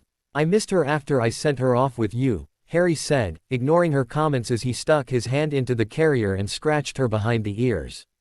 He could hear her loud purring even that far away. She's wonderful, but I was wondering, she trailed off as she pondered how to ask her question. Yes, Harry prodded. What is it? Well, I was just wondering how you managed to get Em for me. I know she came from the magical menagerie in Diagon Alley because I saw her when we went to get our school supplies. But there's no way you could have gone there to get her for me, and there's no way you could have known that I had absolutely fallen in love with her the moment I laid my eyes on her. She said the last part softly to herself. I have my sources, he explained evasively, and an owl. You make it sound so mysterious, she said. She could tell he wasn't being entirely forthcoming with her but decided to let it go for now. This is kind of weird, don't you think? She asked him suddenly. We've been talking so much over the summer through letters, but we've never really talked like this in person. I guess so, he agreed, but we have plenty of time to get accustomed to it. She awarded the comment with a dazzling smile. You've changed a lot since last year. Well, it's like I was saying to you over the summer, Harry explained. You've got to live your life and really enjoy it, otherwise you won't have anything worth fighting for. The minute we let Voldemort stop us from living, he wins. Wise words, she commented. Yes, well, I've had a lot of life experience in my 16 years to give me an interesting perspective. That's the understatement of the century, she laughed. So are you excited to be going back? Harry thought a moment before replying, yeah, I guess. I always used to think of Hogwarts as home, while the Dursleys was just a place I went to stay over the summer before I could go back home, but after the past couple years Hogwarts doesn't feel quite so homey to me anymore. Don't get me wrong, I'm happy to be getting out of the Dursleys' house, but it's just not the same as it used to be. I'm sorry, Harry, she said sadly. But just think, in another year you'll be 17, and you'll be coming here for the last time. After that you'll be able to go out and make someplace your new home. You'll get to choose who you live with and what you do with your life. Yeah, you're right. Soon enough my life will be mine to control. So you said you were going to regale me with the story of the attack on Diagon Alley, he prodded. Oh, right, I did say that I would, didn't I? She chuckled softly. All right, well sit tight cuz you're in for quite a story. So we went to Diagon Alley to buy our school supplies, like I already told you. Ron went with Mum to pick something out at Quality Quidditch Supplies, some books on strategy, I think. Anyway, Bill took me to the magical menagerie because I wanted to look at all the animals. I knew I wouldn't get to buy one, but I wanted to look anyway. I absolutely fell in love with this little bundle of fur, she said as she pulled Em out of the carrier and into her lap where she proceeded to scratch her as she continued her story. Anyway, Bill told me it was time to move on, so I put the kitten down, and we walked out of the store. Just as we were walking out, there was a whole bunch of pops, and all of a sudden there are a good 20 Death Eaters standing in front of us. She took a big breath before continuing. It took me a second to realize what was happening, and the spells were already coming at me as I went for my wand. The spells aimed at me were blocked. Bill must have put up a shield, I guess. I don't know, I never asked him about that. Anyway, they also shot spells at the building behind us, which sent us scrambling out of the way. I twisted my ankle in the process, but I was up and dueling with a couple Death Eaters for a minute. Then I was disarmed from behind. I never even realized anyone was behind me. She shivered slightly as she went on. So one of them grabbed me from behind, pinning my arms down and dragged me into an alleyway. I couldn't see where we were going because I had my back to him. All of a sudden this jungle cat, must have been a panther or something, comes streaking through the alley. He leaps onto some boxes and up over our heads. Before I know what's going on, the man holding me is slumped on the ground, unconscious, and a man, couldn't have been much older than you or me, is binding them up. She smiled at the memory of her savior. He told me that I was safe with him, grabbed me, and next thing I know we're right outside the burrow. He told me to run inside and wait for the rest, that he would make sure they made it home safely. When I turned back to thank him he was gone. That's quite the story, Harry said. He was grinning inwardly but was maintaining his outward composure. You're sure lucky this mystery man was there. I know, she told him. I just wish I knew who he was. He didn't give me his name, not even his first name or anything. But he knew who I was. He had long hair like yours, but it was a light brown. He had brown eyes, but the panther that came through had green eyes that seemed so familiar, similar to M's here and Hedwig's owl friend and, you, she said turning towards him. Really? Harry asked somewhat uncomfortably. He had to stop his throat from gulping in his nervousness.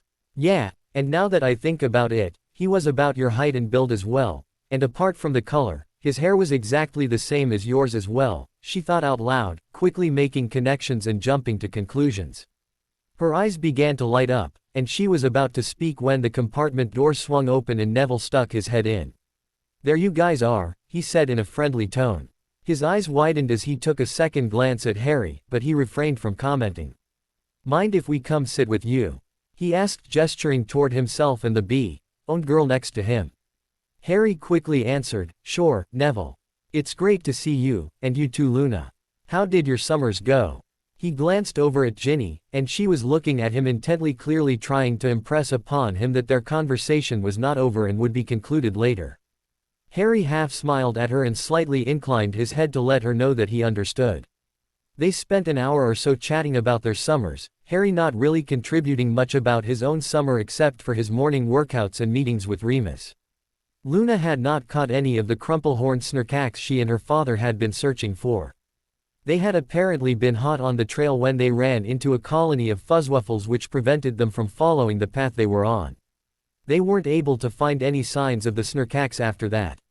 Neville had a new wand which he wasted no time in showing everyone in the compartment. It was cherry wood with unicorn hair as its core. He told some story about his great-uncle Algie that Harry only vaguely paid attention to. It had something to do with his toad Trevor, but Harry wasn't entirely sure where he fit into it. Ginny told them about her summer at the Burrow and about Ron being a prat.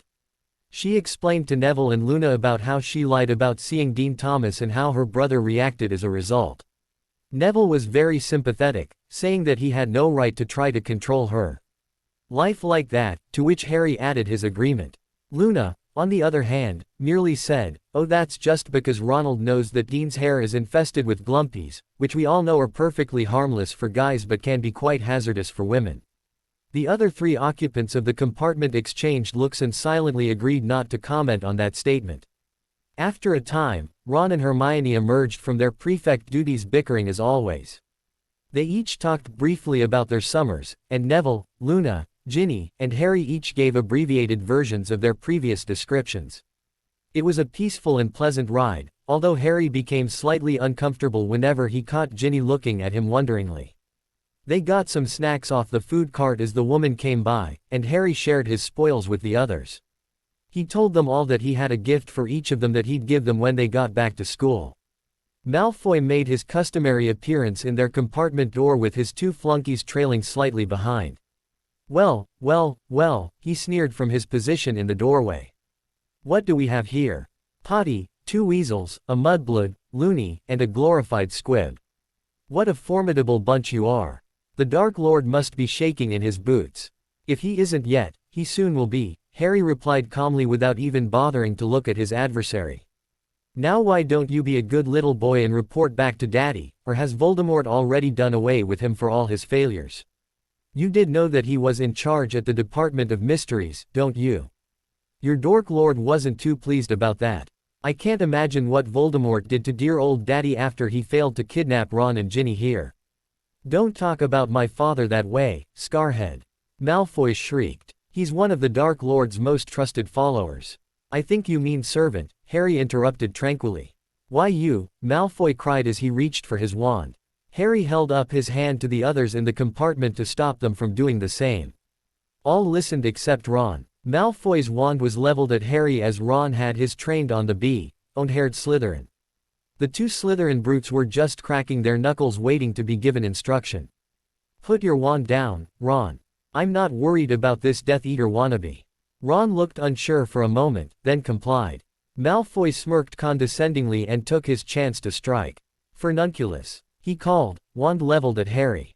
His spell rebounded off an invisible wall directly in front of him, and he was blown back a couple steps as boils sprung up on his face. Crabbe and Goyle scrambled to his side, unsure what else to do without being given direct orders. Harry stood and strode to the door. "Do tell Daddy I said hello, would you?" he asked as he shut the door on the faces of the 3 Slytherins. He smirked as he strode back to his seat and sat down. His friends were all staring at him in wonderment. Ron finally broke the silence. "Bloody brilliant, mate. I didn't even see you pull out your wand." Harry's grin grew wider. "Remember when I said I had a gift for each of you?" Seeing their nods he continued. "Well, this is what I was talking about," he explained as he took off his wand holster which instantly appeared before their very eyes. "It'll prevent your wand from being summoned while it's in the holder, and it'll turn invisible once it's strapped on, so no one will know it's even there." "Wicked," Ron exclaimed. Apparently he was fine with presents so long as he wasn't the only one being given them, Harry mentally noted. "That's really great, Harry," Hermione said, "but where did you manage to get them?" "I all ordered them from a place in Diagon Alley," he explained. This seemed to satisfy her as she just nodded and sat back against the bench. Ginny grinned at him knowingly, and he imperceptibly shook his head at her to try to get her to stop giving him those looks. She glanced around quickly and winked at him before adopting a neutral expression. Harry almost growled at her. The rest of the train ride went by quickly. Soon enough Hermione was informing them all to put their robes on and dragging Ron out into the corridor to help organize the departure. The others grinned at each other knowingly regarding the bickering duo. "Do you think either of them will ever get a clue in just S, or let the other one?" Harry asked the room at large. Ginny giggled softly, which reminded Harry slightly of Jessica's giggle. Neville just shook his head and said, "I don't know, Harry. But Merlin help us all if they don't figure it out soon." "You said it," Ginny piped in. Luna just gazed dreamily out the window, seemingly oblivious to all that was going on around her. The train slowed down gradually and came to a stop after a minute. The four friends looked at each other briefly before filing out of the compartment. Harry led the way, followed by Ginny, Neville, and Luna bringing up the rear. As they stepped outside, Harry heard the familiar and ever-comforting call of Furs years. Furs, years over, air. Harry turned and quickly spotted his half-giant friend who literally towered above the rest of the crowd. Harry held up a hand to Hagrid and called to him, "All right, Hagrid." Hagrid looked down through the crowd and spotted Harry. An enormous smile broke out on his face, and he called back, "All right, Ari," as he waved a beefy arm at him. Harry smiled widely and turned back toward his friends. They quickly made their way over to the carriages. Harry took a moment to study the two Thestrals at the front of the carriage and walked over to them. He patted each one on the head and thanked them for taking them to the school before entering the carriage and taking a seat beside Ginny. They waited for Ron and Hermione to catch up before taking off. Ron sat next to his sister, leaving Hermione to sit next to Luna. The carriage ride lasted for a few minutes in companionable silence. They pulled up to the front entrance to the castle and disembarked. As they walked through the entrance hall to the doors of the Great Hall, Professor McGonagall's voice permeated into their hearing. "Mr. Potter, a word please." His five friends looked at him with varying degrees of sympathy. Harry smiled at them all and gestured for them to continue without him. "Save me a seat, would you? I'll be in a minute." They nodded and continued without him as he strolled over to his head of house who led him off through a side door. "Mr. Potter, the headmaster will announce the reformation of your club this evening as well as your status as assistant professor," she informed him. "He would like to meet with you after the feast to go over the details of the club. The password is Canary Cream." Harry smiled widely at the name of the password. "His tastes are expanding," Harry commented offhandedly. "Indeed," she replied with the barest hint of a smirk. "You should be off to the feast, Mr. Potter. I have some first years to attend to." Harry nodded and walked over to the door. As he opened it up, she stopped him. "Mr. Potter, I will be glad to see you back on the Quidditch pitch this year. Your broom has been placed in your room with the rest of your belongings." "Thank you, Professor," he replied. "I hope you were right about your friend, Mr. Weasley," she said. "Believe me, he knows much more about Quidditch than I do," Harry explained. "Believe it or not, Mr. Potter, I was already well aware of that. I chose you despite that, knowing that you would consult your friend and have him help you with the strategy if you were captain. I wanted you as captain because you're a natural leader. You may not have been able to build the strategies, but you would have led them to victory. I hope Mr. Weasley will be able to get over his insecurities enough to lead the team." Harry was slightly dumbfounded at her explanation. "Thank you, Professor. I'll be sure to help him along the way as best I can." "I have no doubt you will. Now hurry along," she said with a genuine smile peeking through her stern composure. Harry smiled in return and nodded, hurrying out the door and into the Great Hall. All eyes focused on him as he strolled through the hall to the Gryffindor table. He barely noticed the enchanted ceiling or the floating candles as he focused his attention on his destination. He saw that his friends had left him an open seat next to Ron and across from Ginny. Hermione was sitting across from Ron, and Neville was on the other side of Ron. As he walked towards the table, the hall was abuzz with whispered conversations, mostly stemming from the female populations. Girls from all years giggled and whispered back and forth to each other behind their hands. Harry caught a couple stray words being murmured, causing a faint blush to creep onto his otherwise composed face. He finally made it into his seat and was immediately bombarded by Ron. "What did McGonagall want?" he asked. "Professor McGonagall," Ron, Hermione corrected. "Right," he said. "What did she want?" "Dumbledore wants me to meet him in his office after the feast," Harry said with a grimace. "What's wrong?" Hermione quickly asked, noticing the expression. "Huh?" Harry asked thickly. "Oh, it's nothing. I'm just not looking forward to going back to his office. The last time I was there I kind of destroyed half of it." Ron sputtered while Hermione looked like she might have a heart attack. Neville's eyes bugged out, but Ginny just looked somewhat surprised but mostly amused. "You did what?" Hermione shrieked. Harry glanced around as a few heads turned in their direction. "Keep it down, would you?" Hermione didn't even bother to look sheepish.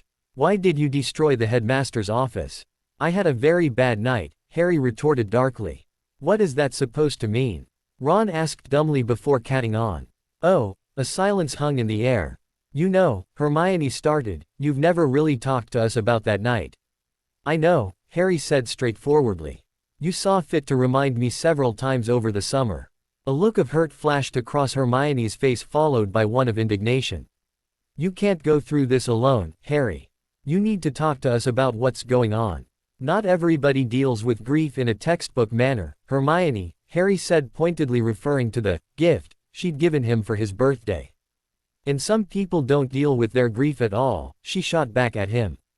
And what would you know about it? He asked her sharply. Nothing. That's the whole point, Harry. You haven't let any of us in. I know that more went on that night that you're not telling us. It's time to stop with the secrets and tell us what's going on. I think that's my decision to make, he told her coldly. I'm not going to drop this, Harry. I will find out what you're hiding from us, she told him matter-of-factly. I'm not some problem for you to solve, Hermione, Harry frigidly intoned.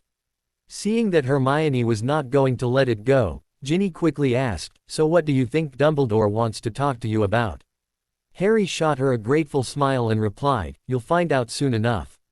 The sorting's starting. Sure enough, Professor McGonagall was leading a group of small, timid looking first years into the hall from a side door. They stood in front of the head table as Professor McGonagall strode forward, placing a stool in the middle of the room. She set a worn, old hat on top of it.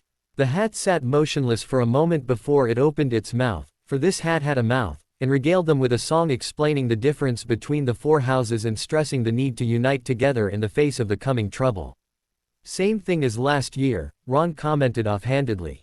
That's because we haven't made any progress towards uniting the four houses.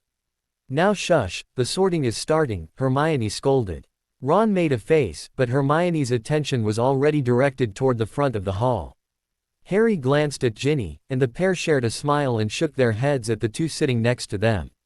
The sorting went by with just the occasional rumble of Ron's stomach followed by a, bloody hell, would they get on without it already? I'm hungry. Or something of the sort, anyway. Hermione would automatically reprimand Ron and command him to pay attention. Finally, Zeller, Aaron, was sorted into Hufflepuff, concluding the sorting ceremony. The headmaster stood from his seat in the middle of the head table and spread his arms out. Welcome to yet another year at Hogwarts. There is a time for speeches, but that time is not now. Tuck in. He sat down abruptly as food appeared on all the tables across the hall. There was a small cry of approval at the appearance of the food, followed by a general murmur of conversation mixed with eating. Harry and his friends didn't talk much as they ate through their meals. At one point Hermione commented, that must be the new Dada teacher, gesturing toward the only unfamiliar professor at the head table. Oh, do reckon, E.S. Ron asked around a mouthful of food. Honestly, Ron, that's disgusting. Don't talk with your mouth full, Hermione admonished. Whoever he is, he can't be as bad as Umbridge. I'll second that, Harry inserted. Even Lockhart was better than her, Ron commented, mouth free of food. He shifted his gaze to Hermione and said, but then again, some of us were actually quite taken with him. Hermione blushed slightly, but answered, that was years ago, Ron. We were only second years. Let it go. Ron looked like he was going to pursue his point, so Harry quickly interrupted. As long as we're allowed to use our wands in class, and we don't get punished for telling the truth, I'll be happy. He unconsciously rubbed the back of his right hand where the words, I will not tell lies, could still be seen etched into his skin. Ron and Hermione both shot him sympathetic looks, and they all resumed their meals. Soon enough, the food was disappearing, and Dumbledore was again rising from his seat at the head table. The noise died down quickly as the student body noticed the headmaster rise. I trust you all enjoyed the feast. I have a number of announcements to make this evening. First, I would like you all to welcome the newest addition to our staff, Professor Caldwell, he said, gesturing toward the wizard on his left side. Professor Caldwell stood and lifted a hand to acknowledge the polite applause ringing through the hall. He looked to be in his 50s, with short brown hair with a light tint of gray running through it, about average height, and seemed to have a mild-mannered, modest countenance. He seemed normal, which was quite abnormal for a Dada professor. Professor Caldwell will be taking over the Dada classes this year. The educational decrees that were passed by our previous Dada instructor have all been repealed. A ring of applause met this proclamation. "We have another, unusual addition to our staff this year. We have taken on an assistant professor who will be leading additional classes in defense. Please give a warm round of applause for Assistant Professor Harry Potter." Harry blushed brilliantly as the entire student body shifted their gaze onto him. There was a moment of absolute silence before someone started clapping a few seats down from him at the Gryffindor table. Picking up their cue, the rest of the students, save for the majority of the Slytherin table, all joined in, clapping and cheering for him. "Bloody hell, Harry!" Ron exclaimed next to him. "Why didn't you tell us?" "Language, Ron," Hermione scolded. "That's amazing, Harry. There's only ever been one other student in the history of the school who has been made an assistant professor." "I know, Hermione," Harry told her. "Dumbledore told me." "Did he tell you who the other student was?" she asked him. Harry shook his head no, so she continued. "It was Professor Dumbledore. He helped teach Transfiguration his 7th year." Harry didn't know what to say in response. He didn't end up having to respond, for Ginny finally chimed into the conversation with a, "Congratulations, Harry." Harry shot her a grateful smile and said, "Thanks, Gin." She gave him another one of those looks she had been giving him ever since Neville and Luna had walked into their compartment on the train, so Harry averted his attention and focused his gaze back on the headmaster. Dumbledore held out his arms again, and the noise died down. "Yes, Mr. Potter will be hosting a club this year which will provide extra defense lessons to all those 4th year and above who are interested. I will let him give you the details at a later time. Notices will be posted in your common rooms for those who wish to attend the informational meeting for the club. Our caretaker, Mr. Filch, has kindly asked me to remind you that magic is not to be performed in the corridors and that the rather extensive list of banned items can be found on his office door. The Forbidden Forest is still strictly that, forbidden. Our new students and some of our older ones would do well to remember that. Those wishing to play for their house Quidditch team should give their names to their heads of house. We are also in need of a new Quidditch commentator. Anybody interested should do likewise. As you all know by now, Lord Voldemort," a collective gasp went around the room at the name, "and his Death Eaters are once more at large and gaining in strength. I cannot stress enough the seriousness of the situation that lies before us. The castle's defenses have been strengthened over the summer, but we must all work diligently to ensure that the school remains secure.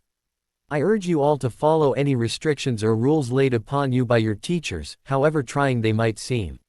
We all place your safety as our number one concern." Harry glanced at the Slytherin table during the headmaster's speech. There were several students that were listening attentively, some looked bored but were at least paying attention, but there were a few, Malfoy included, who were completely disinterested and unconcerned with the subject at hand. Harry made a quick mental note of the members of this last category.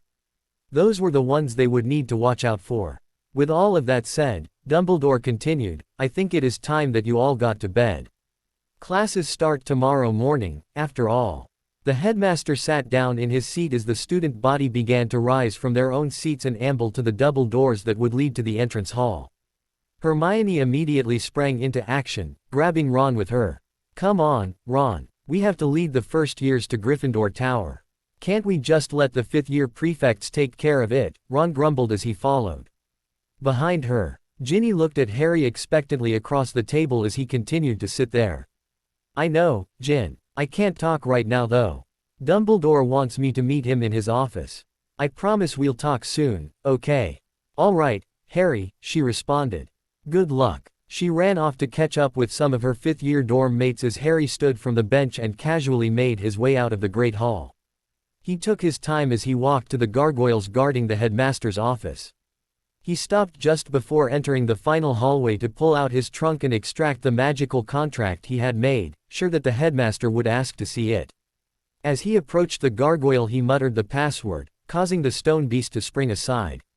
Harry stepped through the opening onto the spiral staircase that had appeared in front of him. He rode the staircase to the top and used the Gryffindor knockers to alert Dumbledore of his presence. "Come in, Harry," the headmaster greeted from inside. Harry pushed the door open and stepped into Dumbledore's office. He was bombarded with flashbacks of his last visit to this particular office. His godfather had just died, and the headmaster had chosen that moment to inform him of the prophecy that was now hanging over his head, the one that said he must either be murderer or be murdered. He had destroyed half of his office that night, but it seemed that everything had since been either repaired or replaced. There was no trace of his rampage left. Harry closed the door behind him and walked further into the room. He noticed Fawkes, Dumbledore's phoenix, sitting on his perch beside the headmaster's desk. He walked over to the red and gold feathered bird and greeted him with a, "Hello, Fawkes," as he stroked the phoenix's feathers. Fawkes rubbed his head into Harry's hand and trilled his appreciation at the attention. Dumbledore chuckled lightly and commented, "I don't think I've ever seen Fawkes so taken with anyone besides myself than he is with you." Harry looked at the man he had looked up to since the first time he had seen him and regarded him closely for a second before giving him a slight smile. "Thanks. How did you meet Fawkes, anyway?" "That is a long story that will have to wait for another time," the old man explained. "For now, why don't we move on to the business at hand?" "Very well," Harry replied. "You wished to go over the details of the DA." "That's correct," he said to the young man. "Please, have a seat, Harry." Harry complied by walking over to the plush armchair in front of the headmaster's desk. As soon as he was settled, Dumbledore continued, "I think the first order of business should be the magical contract that you wish to have your members sign. Given the nature of a magical contract, I think it important that I approve anything you have drawn up to make sure it is completely safe for the students to sign." "Of course," he replied, handing over the parchment. Dumbledore read through the parchment carefully, smiling slightly as he made his way through it. When he was finished reading, he held his wand over it and gave it a little bit of a wave. His eyebrows shot upward in surprise. "You've already performed all the enchantments?" he asked. Harry felt a prickle on the edge of his mind that he quickly associated as another presence seeking to read through his conscious thoughts. He kept his memories of the summer, especially the ones involved in the creation of the contract, locked tightly in the trunks in his mind, knowing that the headmaster was using a casual form of legilimency to pick up any memories that might flash through his mind that would contradict his answer. "Yes," Harry explained, "I planned everything over the summer and had it written out. I performed all the necessary spellwork on the train today." He really hoped he had progressed far enough in occlumency to keep the headmaster from spotting his lie. "You know you're not really supposed to perform magic on the train, Harry," the headmaster said sternly. "But then, what the ministry doesn't know won't hurt it, will it?" He chuckled softly, eyes never losing their twinkle. "No, sir," Harry replied. "I've seen people using magic on the train before, and I've used magic on it before without getting in trouble, so I assumed it was all right." "Indeed. The train ride is a bit of a gray area, I suppose. But as long as no harm is done, we are willing to overlook any magic used during the train ride." Harry nodded, showing his understanding. "Now, Harry, what do you intend to teach at these meetings?" Harry had to bite down the sigh of relief that he almost unconsciously made. "Well, sir, a lot of that is going to depend on how many people sign up for it, where they are all starting, and how quickly they learn. Assuming there are enough people for it, I plan on splitting the club into 2 different classes. The first class will consist of all the students I taught last year to start with, and we'll start where I left off last year, Patronus Charms. After they have managed that, I plan to start a new line of training with them. Most of the practice we have had dueling in the past has been standing still trading shots with an opponent. I plan to change that. I'm going to introduce new aspects into the duel, not the least of which is movement. I'll have them practice dodging spells without the aid of a wand for protection. I'll just have them cast stinging hexes so as not to cause too much damage for that. Once they get the hang of moving about to avoid being hit, I'll have them use that technique in a dueling situation. I'll also teach them some new spells along the way, like more advanced shields like Contigo and Servo, stronger stunners like Adenitis, and binding spells like Incarcerus. We'll also get into dueling tactics and using your environment to your advantage. I'll get them out of the habit of trading spells back and forth and into the habit of launching a barrage of spells at their opponents to catch them off guard." "It sounds like you have things pretty well in hand," Dumbledore commended. "What about your second class?" "They'll start more or less where the other class started last year, the basics," Harry explained. "I started them with Expelliarmus last year, and they really needed the help even with that spell. Some of them were saying it wrong, and there were a lot of issues with aim and the force put behind the spell. Any students who appear to be ahead of the rest of the class, I will consider moving into the more advanced class. We'll move through the basic spells, Protega, Stupefy, Impedimenta, that kind of thing before moving into what the advanced class is starting with this year. The speed at which we move will be based entirely on how quickly they pick things up. I'm not trying to get through a specific set of material, I'm just trying to make sure they know what to do when the time comes where they need to fight back. An admirable ambition, the headmaster praised. It seems everything is in order, then. How often do you intend for the clubs to meet? I thought maybe each one would meet once during the week for an hour, and once on the weekend for 2 hours, Harry told him. Very well, that will work fine. I should inform you that you may from time to time be visited by various faculty members during your classes. I will inform them that they are all welcome to attend but that your authority is not to be challenged without due cause. If you feel any of the faculty are being disruptive to your classes, please inform me right away. Please do not try to take matters into your own hands. Yes, sir. I will ask all staff to refrain from visiting you during your first week of teaching. That should give you ample time to get settled and get your classes started up without fear of interruption. Thank you, sir. I should tell you, Harry, that another part of your professor status allows you access to all of the house common rooms. I will ask you not to visit any common rooms besides Gryffindor towers without due cause. Yes, sir. You have more privileges and responsibilities than any other student in the school, Harry. And it will set you apart from the other students to an extent, but it would be best not to set yourself apart any more than is strictly necessary. You are still a student, and they are still your peers and friends. I'll do my best, sir, Harry replied solemnly. I have no doubt of that, Harry. You hardly give anything less, he responded warmly. Now I imagine that you'd like to get back to your friends before they all head off to bed.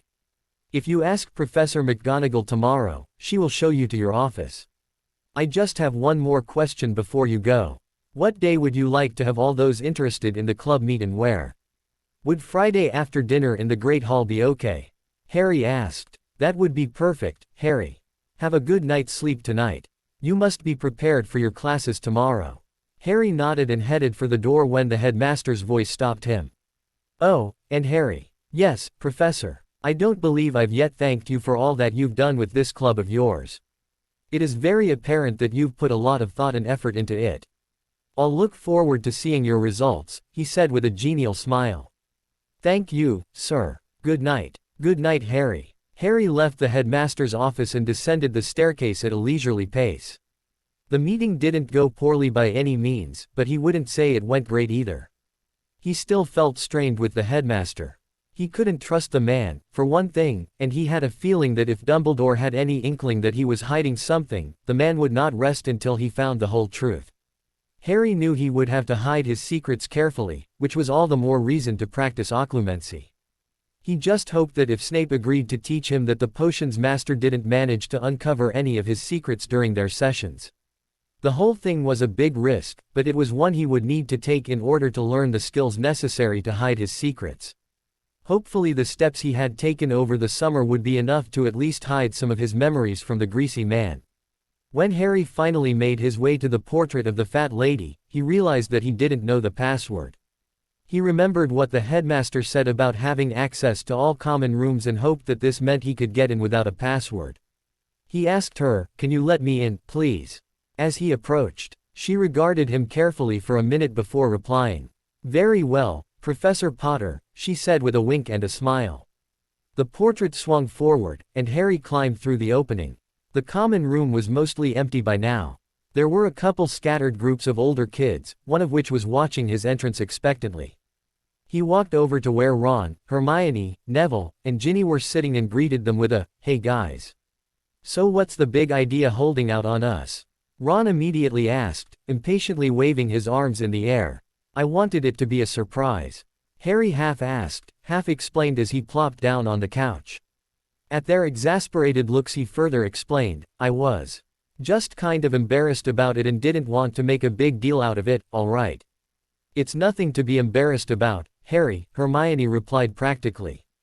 "It's a great honor. You'll be in the next edition of Hogwarts, a history for sure. Plus just think of all the extra privileges and responsibilities you'll have. All the more to set me apart from everyone else, Harry continued for her.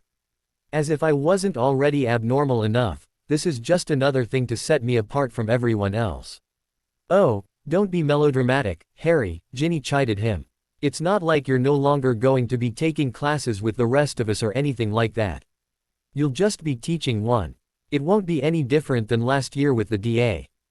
Besides, with all those extra privileges Hermione was talking about, it will be that much easier for you to get away with a little bit of rule breaking.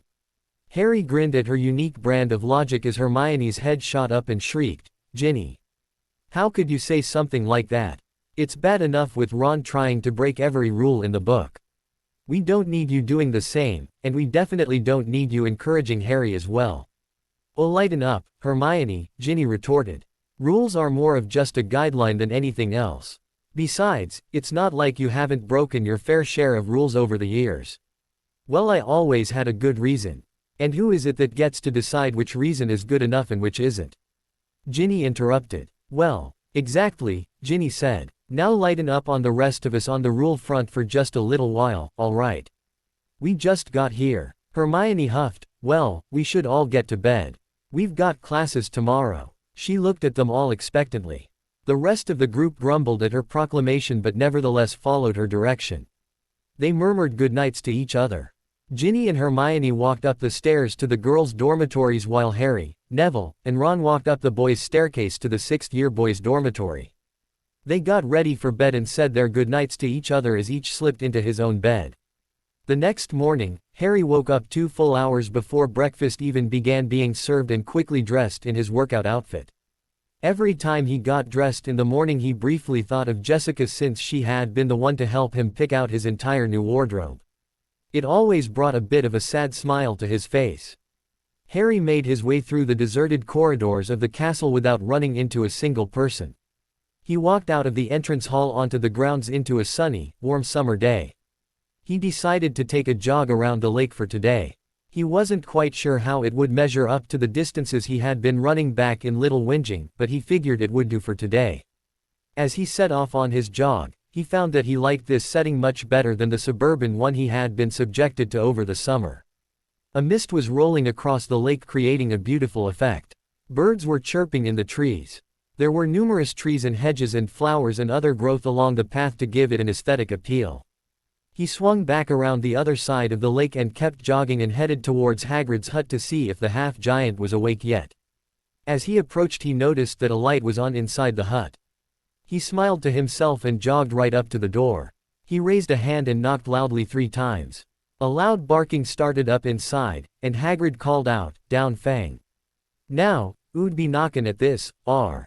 The door banged open in front of him and the large form of Hagrid appeared with his hand around the collar of his boarhound, Fang. "Harry. Good mornin'. Didn't 'spect ta see ye this early. I got used to waking up early over the summer. I went for a jog every morning, and I decided to continue that practice here. I just finished a turn around the lake when I noticed a light on in your hut, so I thought I'd come pay you a visit," Harry explained. "Mighty nice of ye, Harry. Good ta see ye, as always. Come on in and avenue a cuppa." "Thanks, Hagrid." Harry walked into the room and took a seat at the table. Fang bounded over as soon as he was let loose and stuck his face in Harry's lap. Harry scratched the hound behind the ears as it slobbered all over his shorts. Hagrid set a large mug in front of him filled with tea and pushed some rock cakes onto the table. Harry gratefully took the cup of tea but avoided the rock cakes like the plague. He rather liked his teeth unchipped. "So how was your summer, Hagrid?" Harry asked his friend as he sipped his tea. "Oh, I was alright, suppose. Did a lil work fare the order, I shouldn't be talkin' aboo, duh." "Of course," Harry replied. "Got any fun lessons planned for us?" Harry asked curiously, mostly because he wanted to know what he was getting into before he found himself knee-deep in it. Hagrid's idea of a fun lesson usually involved creatures that could easily tear a human in two. "I do, I can tell ye aboo that." "It'd ruin the surprise," Hagrid said with a hearty chuckle. "Oh, all right. And here I thought being friends with the teacher would get me an inside track on what was coming up next," Harry mock pouted. Hagrid just chuckled all the more at Harry's lame attempt to get some sympathy. Harry sipped his tea some more then set the mug down. Well, I ought to be going, Hagrid. I've got to finish up my workout routine, then get ready before breakfast. Thanks for the tea. Welcome, Harry. Come on, stop by any time. Now, here. Thanks, Hagrid. Harry smiled over his shoulder as he walked out the door. He jogged up to the castle and through the hallways and up the staircases to the 7th floor. He stopped outside the portrait of Barnabas the Barmy and paced back and forth in front of it 3 times, thinking of his need to work out as he walked.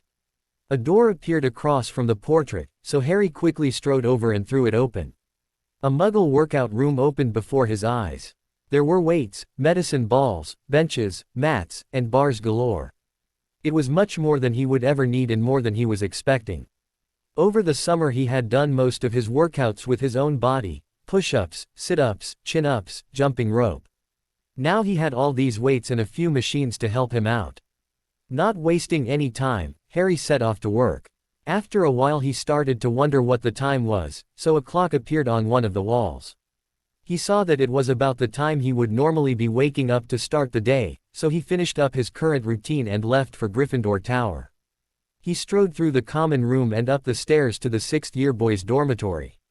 His dorm mates were just starting to stir. Harry headed into their bathroom and showered. He got ready for the day as his friends all groggily got out of bed and began getting ready.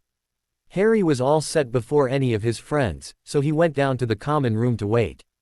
There were a few people sitting around when he got there, most notably was the red-haired girl sitting on one of the couches in front of the fireplace.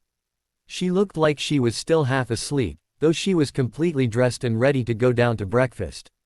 Harry snuck up behind the couch and vaulted himself over the top to plunk down on the cushion next to the redhead. Ginny jumped with a start at the unexpected movement next to her. She glanced over and saw Harry grinning widely at her. "Don't do that to me," she said exasperatedly. "It's too early in the morning for people to be sneaking up on me. I'm liable to just hex first and ask questions later." "I'll be sure to keep that in mind," Harry replied cheerfully.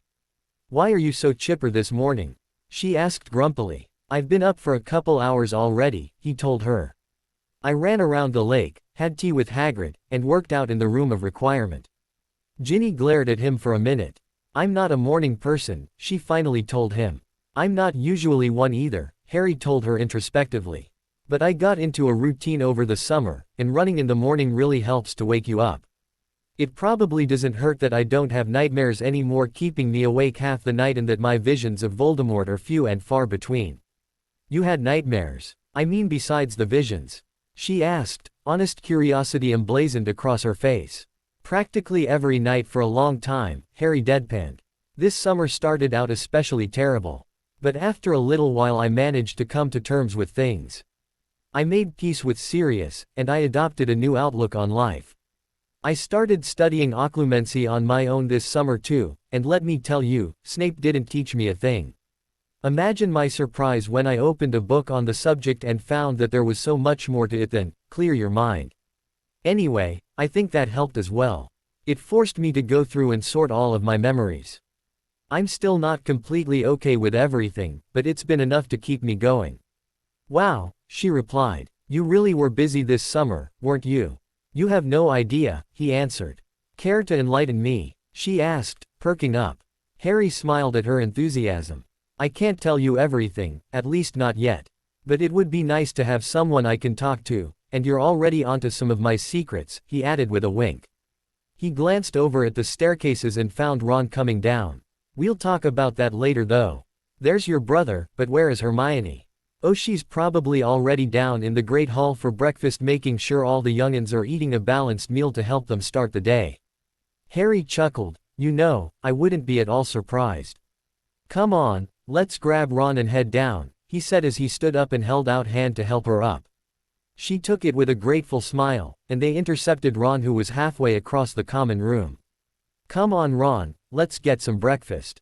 Ron nodded and grumbled a bit but followed as Harry and Ginny walked out of the common room. When they arrived in the Great Hall, they found it half filled with students. Hermione, as expected, was already at the Gryffindor table, but she was not, at least at the moment, lecturing the first years who were sitting at the end of the table closest to the exit. Morning, my own, Harry called as the trio approached the table. Hermione looked up and smiled at her three friends. Good morning Harry, Ron, Ginny. Grab some breakfast, you'll want to get a good meal in before classes start. Harry and Ginny shared a smile. I wish Professor McGonagall would hand out the schedules already. I want to know what classes we're starting with today. Bloody hell, woman, Ron groused. You're not supposed to be so cheerful about going to classes. It's unnatural. Watch your language, Ron, Hermione admonished. You're a prefect, you should be setting a good example for all the younger students. Ron rolled his eyes. Well, at least there's one thing I can be cheerful about. No more potions with Snape, ever again. Ron smiled as he loaded up his plate. Professor Snape, Ron, Hermione corrected automatically. Cheers to you, mate, Harry replied glumly as he dumped some eggs onto his plate. I wish I was that lucky. You had your chance, Ron reminded him in between bites, but no, you just had to go and get an outstanding on the OWL. I still don't know how you managed it. You're as bad at potions as I am. Well, the subject is a whole lot easier without Snape breathing down your neck and Slytherin sabotaging half your potions, Harry retorted. Well, Professor Snape can't berate your potions abilities this year, Hermione chimed in optimistically. You got an O on your all fair and square. He'll have to admit that you know what you're doing. Harry put his fork down and looked incredulously at his friend. Hermione, Harry began as though he were talking to a small child, what planet have you been on for the past 5 years? Do you think he cares how well I did or didn't do on my exam? The man hates me. He's hated me since before he even met me. Nothing will make him act civil with me. I guarantee you, this year will be no different than any others. Hermione made to interrupt when Ron piped up, mouth full of food. Dawn. No, W.H., Uintrian Mae. Snow, word in my book. Hermione's attention shifted to Ron as she set down her fork and pushed her plate away in disgust. That's disgusting. I do wish you'd learn some manners, Ronald Weasley. Ron took a drink from his goblet and retorted, and I wish you'd stop bossing me around so much. You act like you're my mother or something. Well, someone's got to keep you in line when she's not around, Hermione huffed haughtily. Their argument was interrupted by Professor McGonagall as she handed out class schedules to all the students. Hermione's attention was diverted to the slip of paper in her hands. She could be seen muttering to herself, trying to memorize her new schedule as quickly as possible. Harry looked down at his own schedule and commented, well, it's McGonagall to start with double transfiguration. I've got a break before lunch, then care of magical creatures with Hagrid afterwards. I tried to get him to tell me what we'd be studying this morning, but he wouldn't give anything away. You went to see Hagrid this morning? Hermione asked. Yeah, I stopped by after my jog because I saw the light on in his hut, Harry responded. You went for a jog this morning? Ron asked looking at him incredulously. Yeah, I jog every morning, started over the summer. Well, how are we supposed to know these things when you don't tell us anything anymore? Ron asked with a scathing undertone. Well, I've got transfiguration this morning, Hermione interrupted, then history right before lunch. I've got a break after that and you're not taking Hagrid's class. Harry cut in disbelievingly. Hermione at least had the decency to look sheepish. Well, I don't really need it for any of the career paths I'm considering. But Hagrid's your friend, Harry blurted out. I don't need his class for anything, but I took it because he's my friend, and I want to help him. Well, of course he's my friend too, Hermione soothed, but my schedule was already full enough without adding a class where I won't learn anything useful. Harry glared at his bushy-haired friend when Ron spoke up. I've got Hagrid with you, mate. Harry smiled at Ron, but he was still upset that Hermione would just leave Hagrid behind like that just because his class didn't fit into her career path. He didn't have time to dwell on the topic, though, because they only had 15 minutes to run upstairs to grab their books before the bell rung. As they were walking back to the 7th floor, Harry turned to Ginny. So what do you have first, Gin? She made a face at him and said, double potions. Ouch, Harry replied with a grimace. Well, at least you'll be getting it out of the way first thing. You won't have to worry about a double dose of Snape for the rest of the week.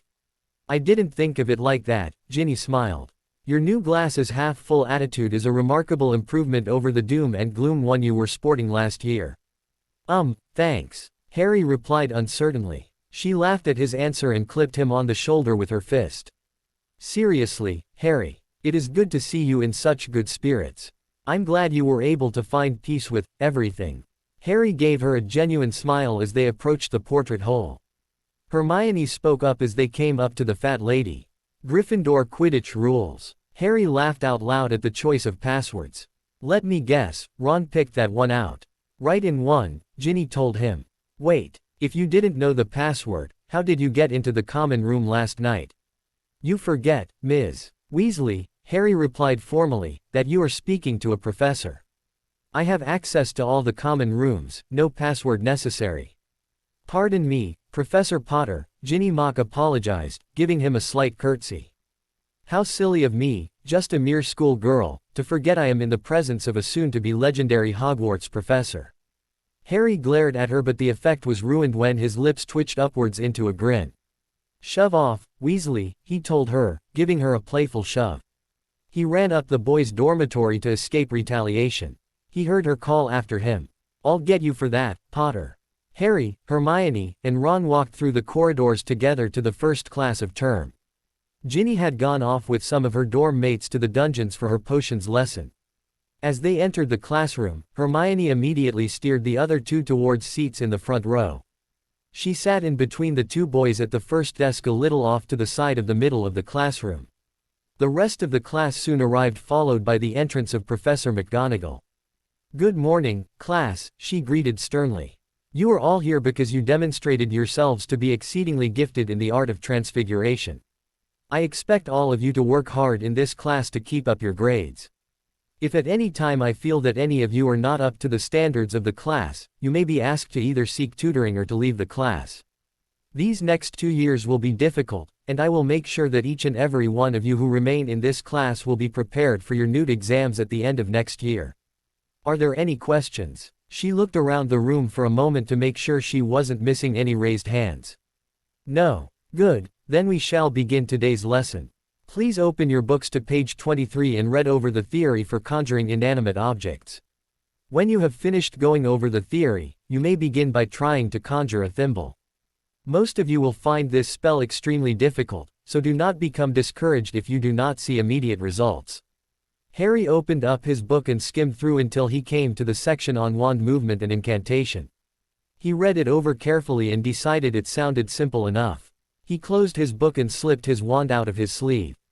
Just as he was about to cast the spell, a voice interrupted him. What do you think you're doing, Mr.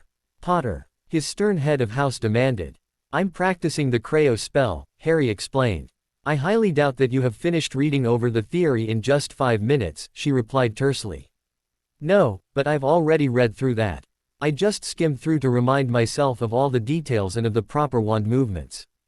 I think I'm ready to try the spell, Harry responded confidently.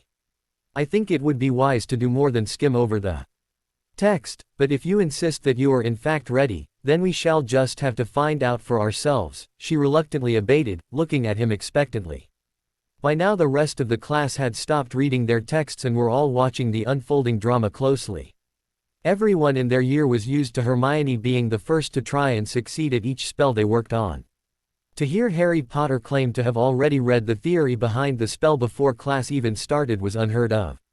And to see him stand up to a teacher and make the bold claim that he was ready to perform the spell right away was all the more unexpected. Harry took a moment to gather himself before setting his mind to the task at hand. He built up a small reservoir of magical energy within himself to prepare for the spell.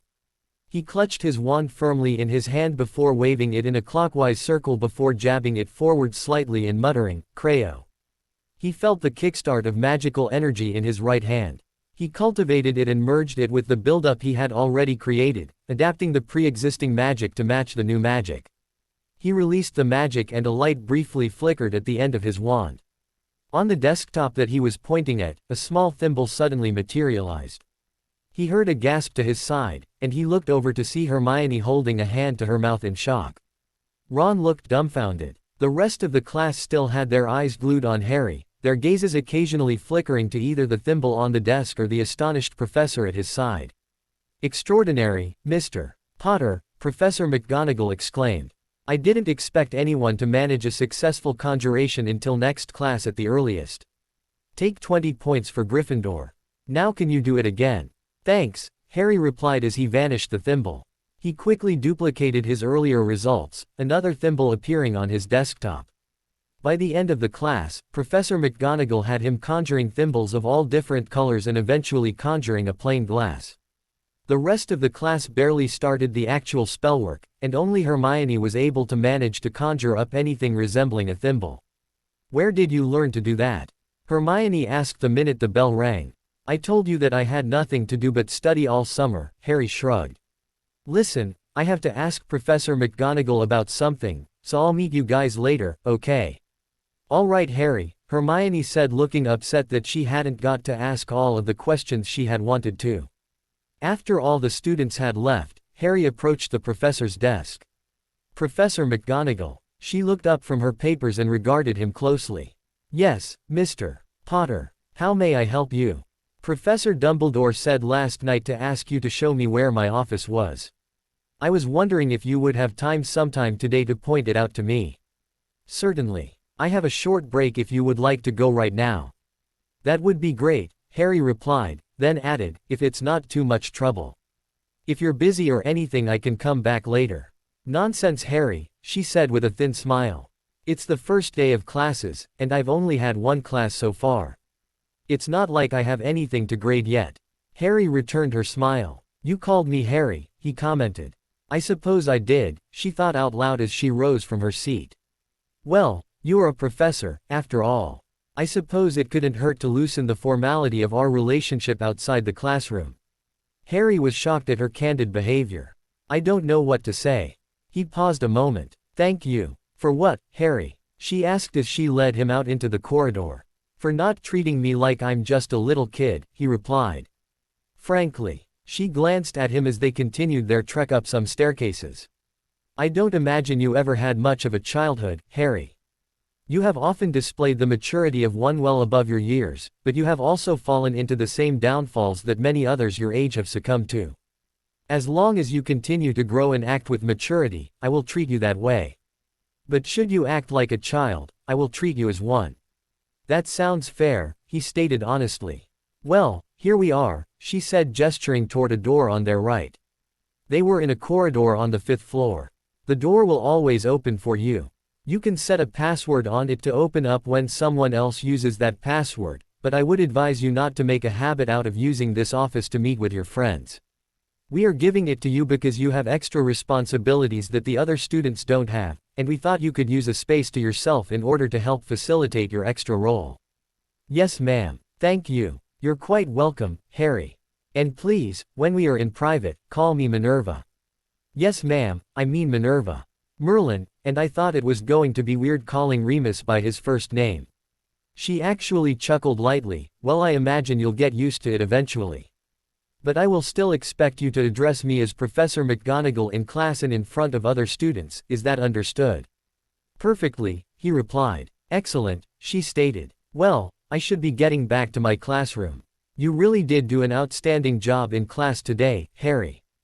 I'll expect this level of work from you from now on now that I know what you're capable of. You can count on it, he said lightly. Indeed. Good day, Harry. Goodbye, Minerva. That was definitely just weird. As she left him at the door, he finally opened it up all the way and took a good look at his office. There was a desk on his left-hand side facing the wall on his right with a high-backed chair behind it.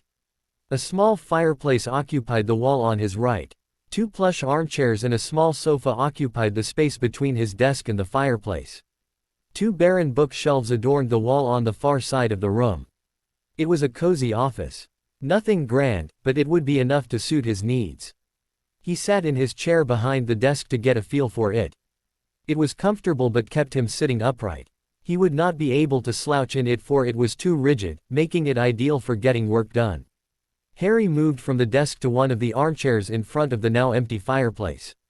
These chairs, he found, were extremely comfortable. He stood and gave the sofa a sit. The cushions almost seemed to mold themselves to him, they were so comfortable. He reclined and waved a hand to summon his bag to himself. He pulled out the book onwards that he had started the previous day and spent the rest of the time before lunch reading. Harry met his friends for lunch. Afterwards, he and Ron walked out onto the castle grounds and down to Hagrid's hut for their Care of Magical Creatures class. They only reviewed animals they had covered in the past, so the lesson didn't contain any excitement or near-death experiences.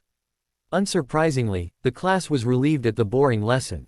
When the lesson was over, Ron and Harry walked back up to the castle together. "Tell me why I'm still taking divination again," Ron grumbled. "Because your mum made you take 6 classes and divination is much easier than history, especially since you've become so gifted at predicting your own death. Just think, now that I'm not in the class, you can predict my death as well." "She'll probably give you extra credit," Harry joked. Ron smiled. "You're right. Trelawney loves talking about your death. This will be so easy. Well, I'm glad I could help. Have fun in class," he called out cheerfully. "Prat. Git." Harry watched as Ron walked toward the North Tower. Harry went up several flights of stairs to the room of requirement. He walked back and forth in front of Barnabas the Barmy thinking of a room where he could train and practice dueling. When he opened up the door, he found himself in a large room. There were some bookshelves lining parts of the walls, and set to one side of the room were several dummies. Before going any further, Harry turned around and locked the door, following it up with the best privacy and imperturbable charms he knew. He preferred that his training sessions remain private. Curious, Harry went over to the dummies and took a good look at them. He wondered what they were for. As if in answer to his unasked question, and in fact it probably was, a small booklet appeared on a nearby table. Harry walked over and read the title, Training Dummies Instruction Manual. He browsed through it for a couple of minutes, then shut the book and grinned widely. This was more than he had hoped for. It would be perfect. The training dummies could be activated to move around and cast spells at you. You could limit the spells which they would cast by demonstrating which spells you wanted them to use. You could also set a difficulty level on each of them ranging from novice to dueling master. He activated 2 of the dummies to start with and demonstrated the stinging hex to them. He set them both to the level of a Hogwarts graduate, thinking that would be a fair starting point for this activity. With everything set up to his satisfaction, he called out, "Training dummies begin." He immediately set in motion. He wasn't actually casting spells back at his opponents. This exercise was meant to increase his reflexes and reaction speed. He was simply dodging spells shot at him from his 2 opponents. He found that as long as he could keep a fair amount of distance between himself and his opponents, dodging was fairly easy.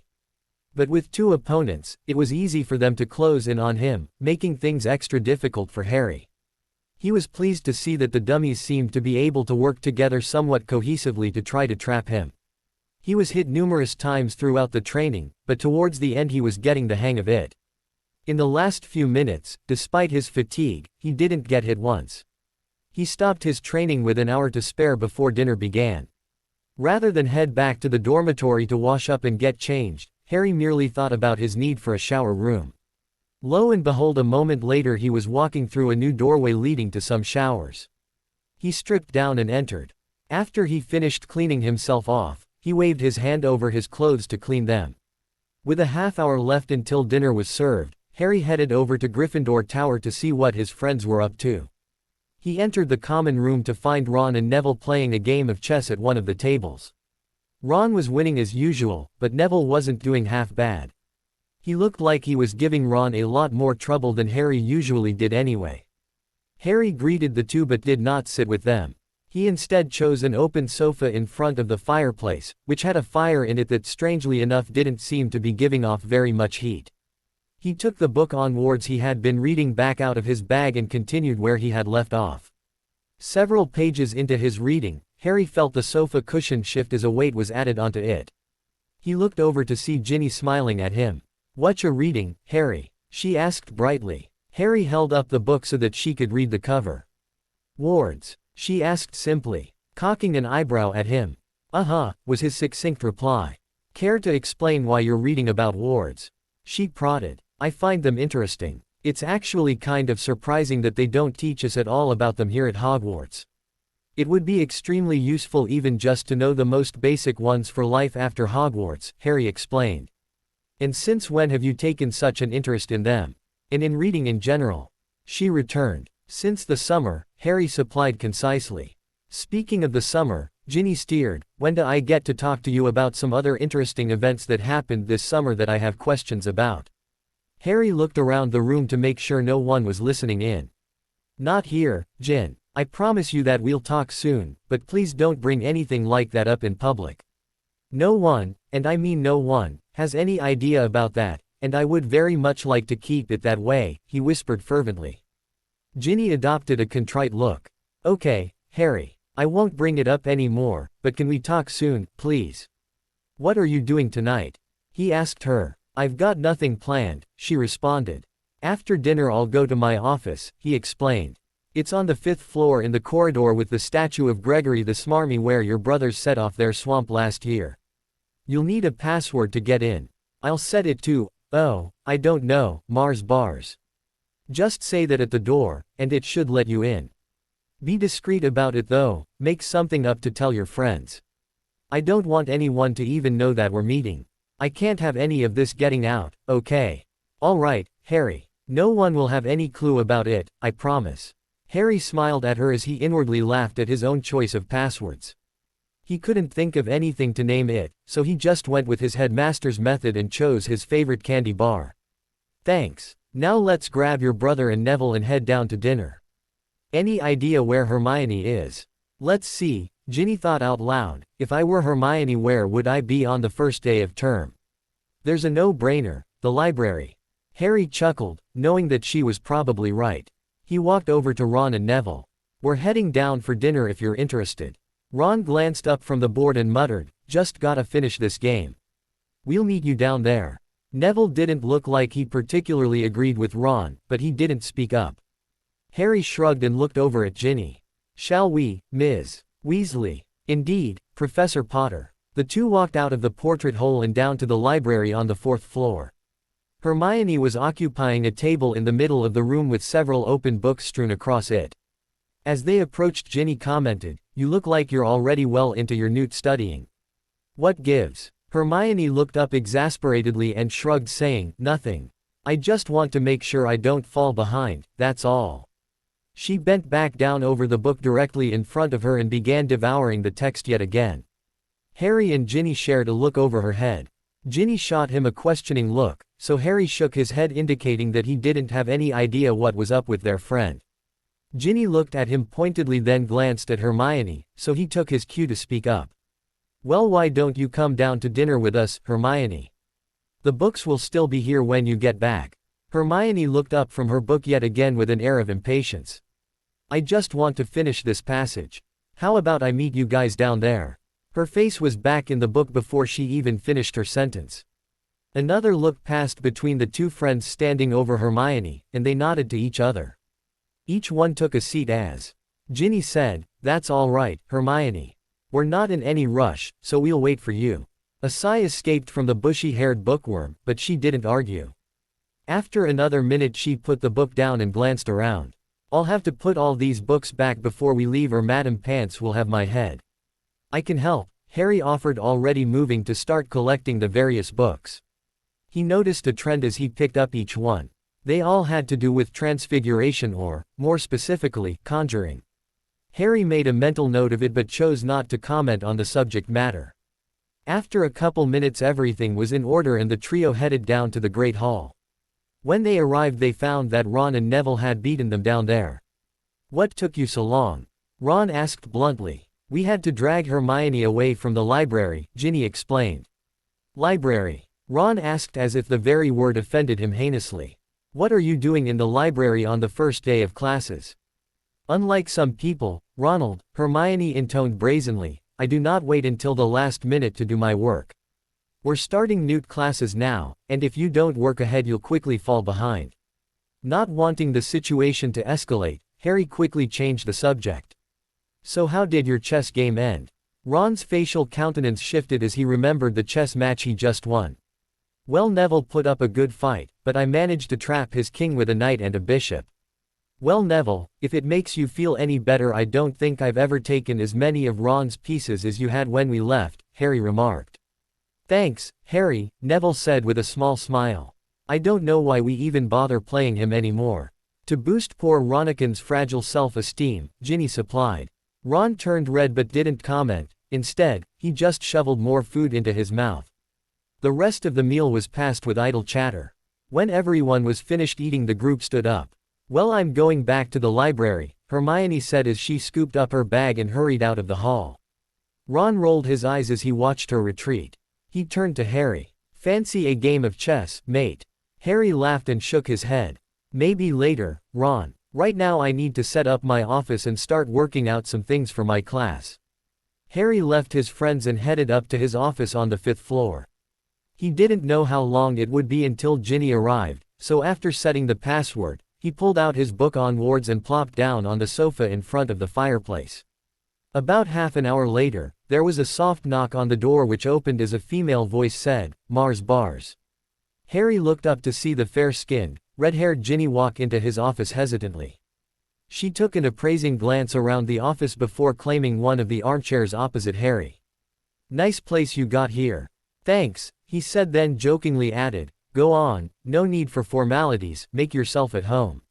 She mock-swatted at him from her chair but wasn't nearly close enough to make contact. Harry waved his hand towards the door which shut and locked. He added some privacy wards he had read about to the room to ensure that none of their conversation would escape. He sighed as he asked, "So what do you want to know?" "It was you, wasn't it?" She deadpanned. She looked at Harry expectantly, waiting for him to confirm what she already knew in her heart to be true. He gazed intently into her eyes before nodding. "Yeah," he whispered with his eyes downcast. "It was me." He didn't notice as Ginny rose from her chair and walked over to him, so intent was his introspection. Therefore, he was surprised when she all of a sudden had her arms wrapped around his neck from beside him on the sofa. "Thank you," she whispered into his ear. As she released her arms from around him, she leaned forward and pressed her lips against his cheek. Blushing slightly, she stood and slowly walked back to her seat. Harry's own blush diminished by the time she turned back towards him. "I wanted to thank you that day, but you were gone before I could," she explained. "You saved my life, and I had no idea who you were. I had to get back to make sure everyone else was okay," he said. "It's not your responsibility to ensure our safety, Harry." He was moving to argue, but she hurriedly continued. "Regardless, I'm glad you were there. If it wasn't for you, I wouldn't be here right now." She sighed before adding, "That's the second time you've saved my life." "But it was my fault you were even in danger to begin with," Harry burst out. "If I hadn't been friends with Ron, Malfoy might not have given you the diary. And you and Ron were targeted this summer to get to me."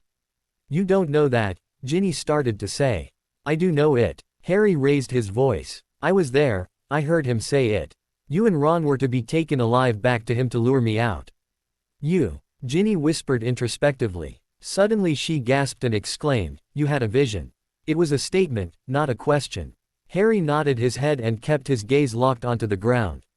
"Oh Harry," she gasped as she flung herself onto her knees in front of the sofa and took his face into her hands. "Look at me," she ordered. He reluctantly obeyed. She noticed that his eyes sparkled with unshed tears, and her heart went out to him. "Listen to me. It was not your fault. We've all chosen our sides, and we have chosen to stand by you, through the good and the bad. That's what families do, they stick together no matter what. And you're as much a part of the family as any of us and more so than Percy." Harry shook his head fervently, or as much as he could with her hands still holding his cheeks. "Percy's your brother," he choked out. "He's your family, your blood, not me. Family is a lot more than blood, Harry, as you well know," she lectured. "The Dursleys are your blood, but they're not family. Percy may be our blood relative, but he abandoned his family, he lost the right. You, on the other hand, continue to put us in front of your own well-being. I mean honestly, coming to Diagon Alley yourself. Why didn't you just tell Dumbledore and let him handle it?" "I did tell Dumbledore," he explained. "When I had the vision I didn't know they were talking about you. They didn't actually say your names. Ron sent a letter with Pig to me the night before, and they intercepted the owl, but they let it deliver the letter so we wouldn't know where they got their information. I sent Hedwig out first thing in the morning, but she came back a little later carrying Pig. When I read the letter, I put two and two together and knew that it was you he was after." There was no time to spare, so I apparated to Hogsmeade with Hedwig and sent her to the headmaster with my letter. Then I went to Diagon Alley and found you guys. A minute after I arrived, the Death Eaters came. I threw up a shield for you to block their initial barrage of spells, but they also shot at the building. Then I was busy taking out Death Eaters and wasn't able to get a clean shot at the one that snuck up on you. When I saw you being dragged off, I just reacted. Next thing I know I'm running after you. Then I just stunned the 2 Death Eaters there and took you home. By the time I got back, Dumbledore had arrived and was rounding up the Death Eaters, so I went back to the Dursleys. Thank you, Harry. I owe you my life, again, she said openly. No, Harry retorted. You don't owe me anything. That's not for you to decide. I don't want you to feel like you owe me anything, Harry snapped. The last thing I need on my conscience is for you to jump in front of a curse for me or something stupid like that. There are other ways to repay a debt, she said passionately. Harry quirked an eyebrow at her. She took this as a good sign and continued. You said that you've been keeping a lot of things to yourself, a lot of secrets, lately. Well, when things get to be too much or when you need someone to talk to who won't judge you or push you to give more than you're ready or willing to give, you come to me. I'll listen, give advice when you need it, and I won't ever push you for more or ever tell a soul what you've told me. There was silence for a couple minutes. Ginny finally released Harry's face, but she remained on her knees in front of him, studying him carefully. He avoided her gaze for a moment, but then locked onto her eyes searchingly. He saw nothing but concern and honesty in the brown depths. She meant every word that she said. The only question was whether or not that was something he needed or even wanted. As the silence continued, Ginny began to grow nervous under his scrutiny. She bit her lip gently but held his gaze ardently. After another minute he shifted his gaze to the fireplace which was still empty. He raised a hand, and a small fire sprung up from nowhere. Ginny took the moment to rise from the ground and took the seat next to Harry on the sofa. As he stared into the crackling flames he started talking. I found out how the Ministry tracks underage magic. It's through our wands. Each one has its own signature that they have on file along with the owner of the wand. That's why no one ever gets in trouble for accidental magic because it's done without the wand. Last summer, when the Dementors attacked Dudley and me, I cast a wandless Lumos spell because I had dropped my wand when my cousin punched me. I didn't think anything of it at the time, but I later learned that most adult wizards would have trouble casting such a simple spell wandlessly. So I started practicing over the summer. It took some time to really get the hang of it, but once I did, it was easy. I never really noticed the feeling of my magic before. When you cast spells with a wand, it's so impersonal. You don't really feel the magic because the wand is focusing it for you. When you take away the wand, all that's left is yourself. You can actually feel the magic coursing through you. It's an amazing feeling. So anyway, I learned to do magic without a wand, which meant I could do magic over the summer without the Ministry finding out. Those potions ingredients I asked you for at the start of summer were for the Animagus potion. It knocks you out and gives you a vision of your Animagus form. That's where the Black Panther came in. But Harry, Ginny interrupted, it takes people years to become Animagi. How did you manage it in such a short amount of time? And without any instruction at that. I had talked to Sirius about becoming an Animagus, and he told me everything I needed to know. It turned out that the hardest part of the process was learning to control your magic in such a way that you could manage to transform without a wand. Since I was already practicing wandless magic at the time, it didn't take me long to fully transform. So that's how I was able to do so much this summer. I made a couple trips to Diagon Alley, got a lot of books to keep me occupied, and bought a few things for myself. Remus knows I've been practicing to become an Animagus, but he doesn't know I've made the full transformation yet, and he thinks I started the process last Christmas. He's the only other person who even knows about it. And that's all he knows. You're the only one who knows about my wandless abilities. Thank you for telling me, she said solemnly. I know that you don't trust people easily, so it means a lot that you would confide in me. I do have a question though. How did you learn how to apparate? I mean, you couldn't have gone to Diagon Alley if you hadn't already known how to apparate, so it's not like you could have bought a book to help you. So when and how did you learn? A panicked expression briefly crossed Harry's face at the question, so Ginny hurriedly amended herself. You don't have to tell me if you're not ready to, Harry. I won't ever push you for more than you're willing to share. I meant that promise I made to you. I was just curious about it. But don't tell me anything you don't want me to know. She smiled as Harry visibly relaxed. Thanks, he said simply. He finally shifted his gaze from the fire and looked into Ginny's face. It is kind of nice to have someone to share some of this with. Sometimes it feels like I have the entire weight of the world on my shoulders. I'm happy I can help, Harry, she told him earnestly. Just remember that you don't always have to shoulder those burdens alone. There are a lot of people who care about you and would gladly help. She reached out and touched his arm as she finished. I know, he said softly. There are just some things that I need to do on my own. If nothing else, the prophecy made sure of that. But even without the prophecy, he would never willingly put any of his friends in danger. Just because you need to do them on your own, doesn't mean you have to do them alone, Ginny commented wisely. If nothing else, you can count on me to be here for you whenever you need me for as long as you need me. She gave his arm a squeeze before drawing back. Harry smiled a sad smile and stood up. Thanks, Gin, he said as he held a hand out to her. She took the proffered hand and was hoisted to her feet. Come on, I think that's enough for tonight. Let's head back up to the common room before people start to wonder where we are. Okay, Harry, she said. A mischievous glint appeared in her eyes as she asked, am I allowed to walk down the hall with you? Or might that tip people off about our secret meeting? Oh, don't be silly, Harry replied with a straight face. If anybody asks, we can just say we were snogging in a broom cupboard. He held the door open for her, his countenance never faltering. She stared at him with her mouth hanging open for a second before regaining her composure. In your dreams, Potter, she retorted playfully. I wish I'd kill for dreams like that. Harry responded flirtatiously, throwing in a wink for good measure. I don't know what to do with this new side of you. I mean, Harry Potter flirting shamelessly, what is the world coming to? Harry playfully pushed her in the shoulder, sending a cheeky grin her way. She returned the attack by dropping a shoulder into his side. They good-naturedly bantered back and forth all the way to the common room. Ooh, that night Ginny had a lot to think about as she laid in bed staring at the canopy. She had decided to call it an early night to collect her thoughts, so she was alone in the dormitory with Em cuddled up to her side, purring contentedly as Ginny stroked her black fur.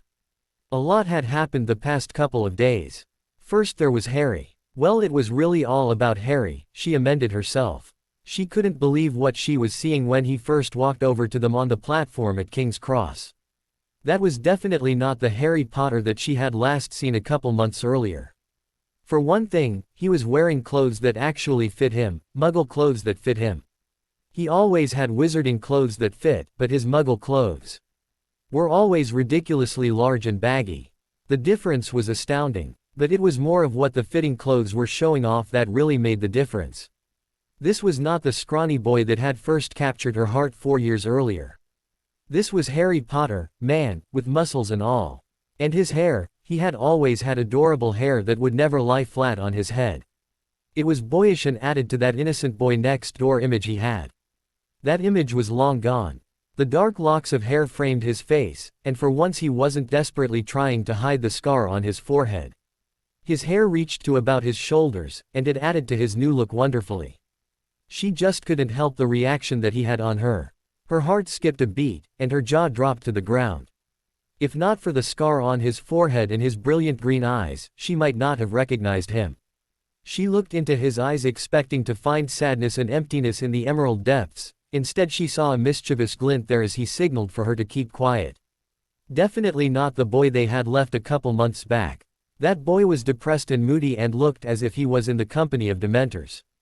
This man, Harry Potter, was full of life. The way he approached them and completely caught both Ron and Hermione off guard was priceless. She had told him she didn't think she'd laughed that hard all summer, but in reality, she wasn't sure she had ever laughed that hard. And with brothers like Fred and George around, that was saying something. She hadn't been sure what to expect of him, really. They had been writing back and forth to each other all summer, of course. But they had never really spoken much in person. And she wasn't sure how he'd really be in person. He always sounded like he was doing well in his letters, but it's a lot easier to pass yourself off as fine in a letter than it is in person. Her fears appeared to be ungrounded as he seemed even better than normal. When Ron and Hermione had finally come back to their senses and greeted him properly, she had paused, unsure of how to greet him. After all their letters, she felt like she was being reunited with an old friend, but he wasn't really an old friend. The only time he'd ever hugged her was in the chamber at the end of her first year. She wasn't sure if she should hug him or just say hi or shake his hand or what. But he had solved that for her. When she threw his arms around his neck and took a breath of air as he held her close, she had gotten a flash of déjà vu, as though she had been in this position before. It was a feeling of familiarity. She shook off that feeling though. It was silly, really, to think that she had recently been in his arms. She hadn't seen him in months, and she hadn't gotten a hug from him in years. When they finally got moving, he had offered to take her trunk.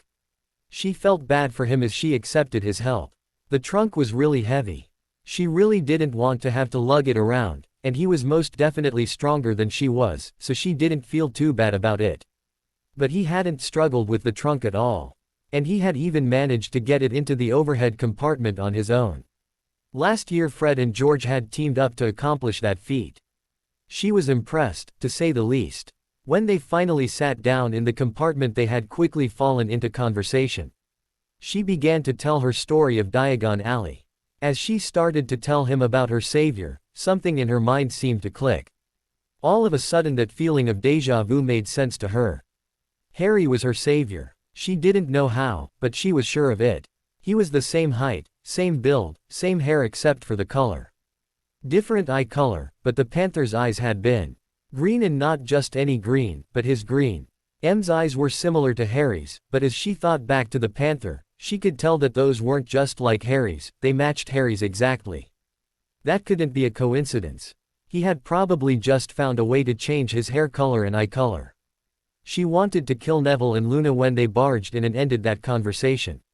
She was sure that it had been Harry, but she needed to hear it from him. She wouldn't be getting any answers until she got Harry alone, and she didn't know when she'd be able to manage that.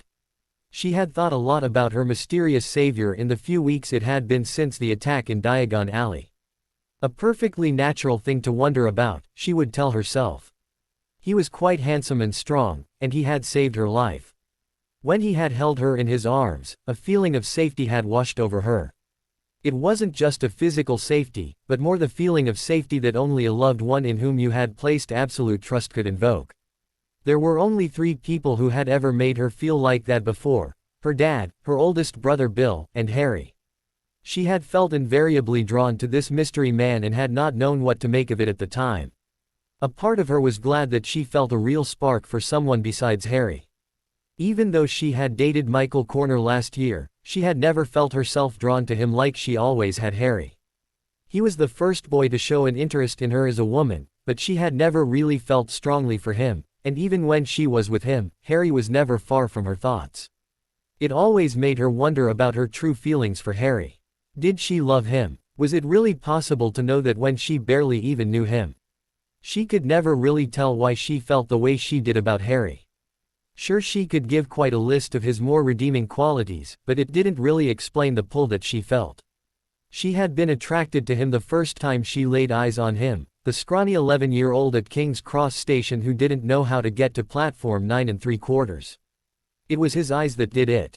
When she looked into his eyes, everything else had melted away. When she felt that same pull toward this stranger, it had definitely given her some food for thought. It was like a breath of fresh air for her. She loved Harry dearly, in one way or another, but she had become sick of pining over him over the years. Yet she could never really shake her feelings for him no matter how hard she tried. To finally feel that same attraction for another man had given her hope that even if things never worked out with Harry, she could still be happy. Then that boy had to go and muck it all up again. Of course she felt a pull to this stranger because he wasn't a stranger at all.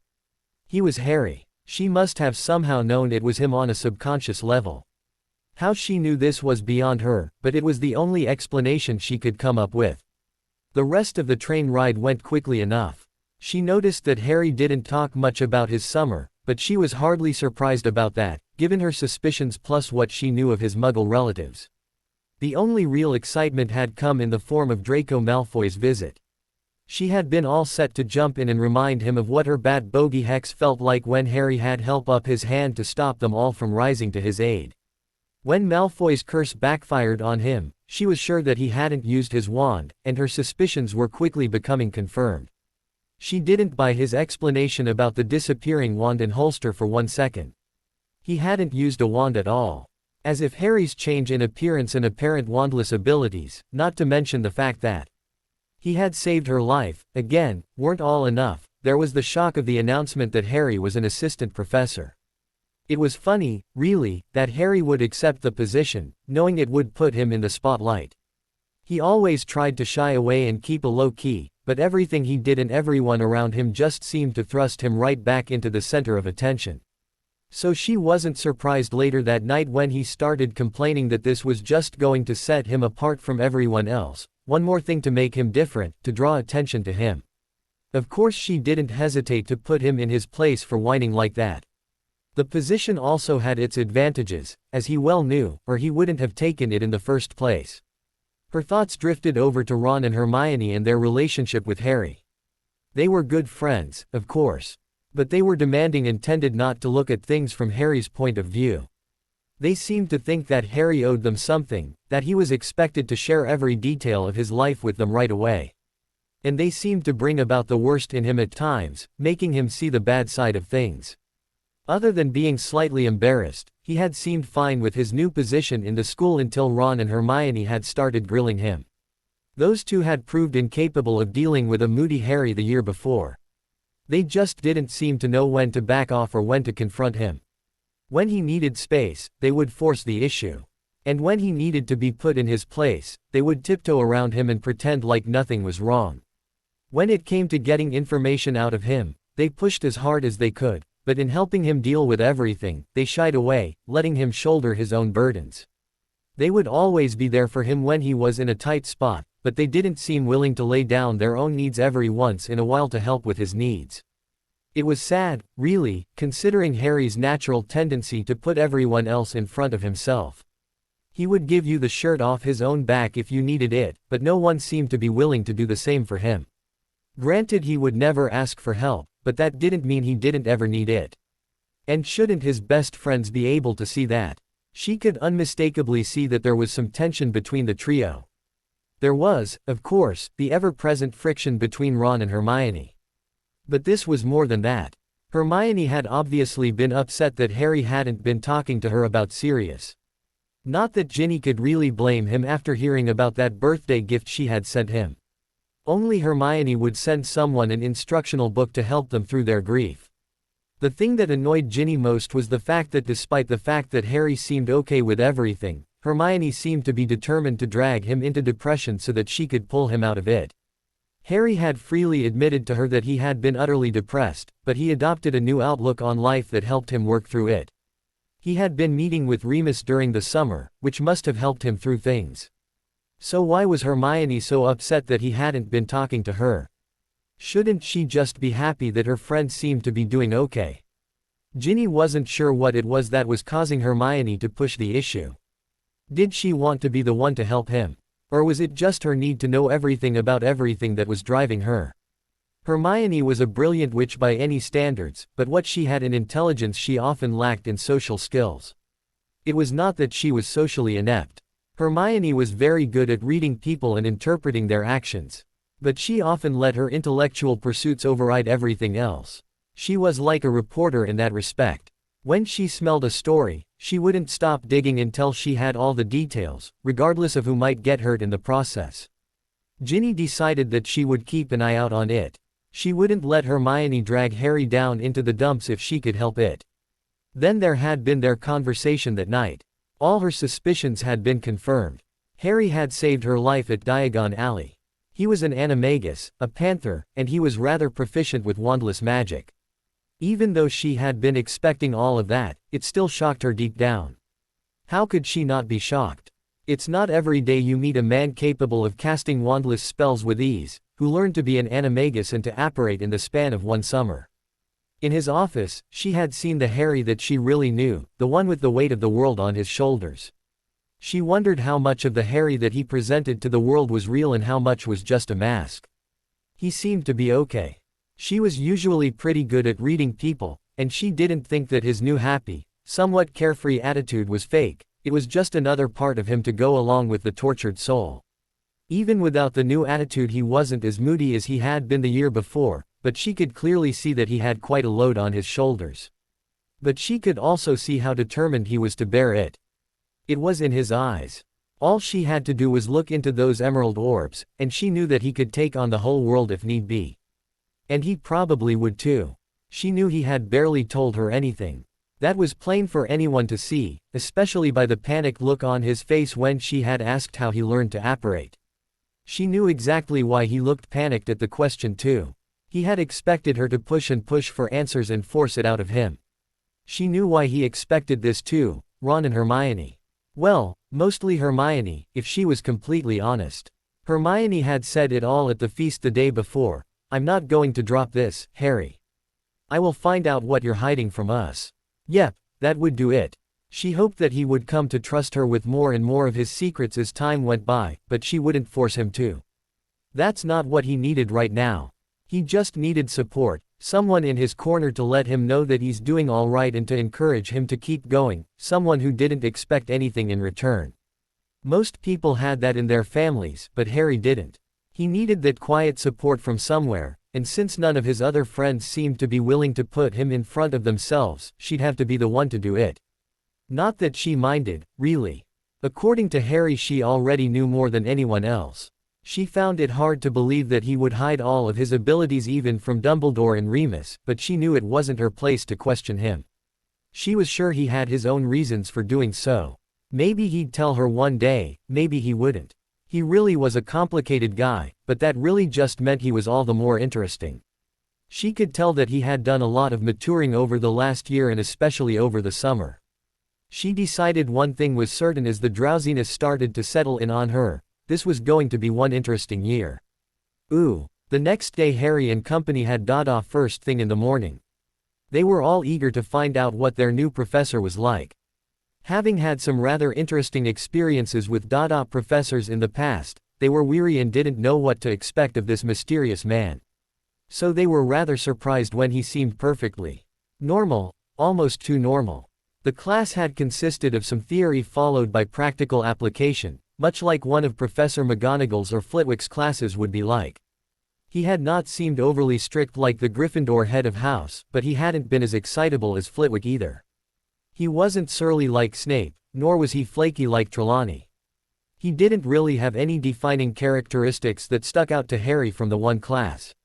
His friends agreed with this assessment, but they were not especially comforted by his normalcy. Instead, they found themselves skeptical.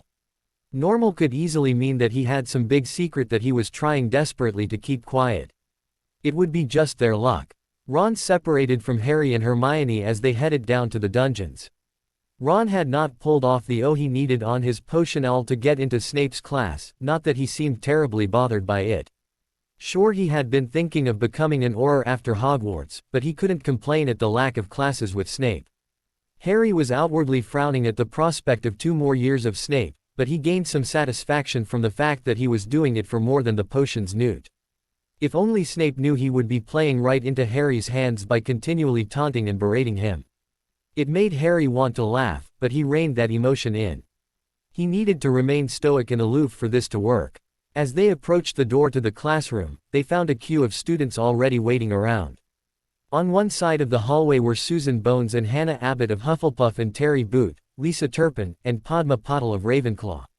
On the other side stood the Slytherins: Draco Malfoy, ever-present bodyguards absent, Pansy Parkinson, disgustingly fawning over Malfoy, Theodore Nott, Daphne Greengrass, Blaise Zabini, and Tracy Davis. It figured that the Slytherins would be the most heavily represented group. Snape was the only professor who obviously favored students in his own house. As Harry and Hermione strode over to the Hufflepuffs and Ravenclaws, Draco Malfoy stepped away from the wall, sneer in place. Well, he drawled, it appears fame is everything. What did you have to do to get into this class, Potter? Sign a few autographs to the right people. Nah, just aced my owl, Harry replied in a cheerful tone. He turned back to his friends only to be interrupted by the bee-haired Slytherin again. Not wise, Potter, turning your back on an enemy, the boy cautioned. Harry laughed heartily as he turned to face Draco.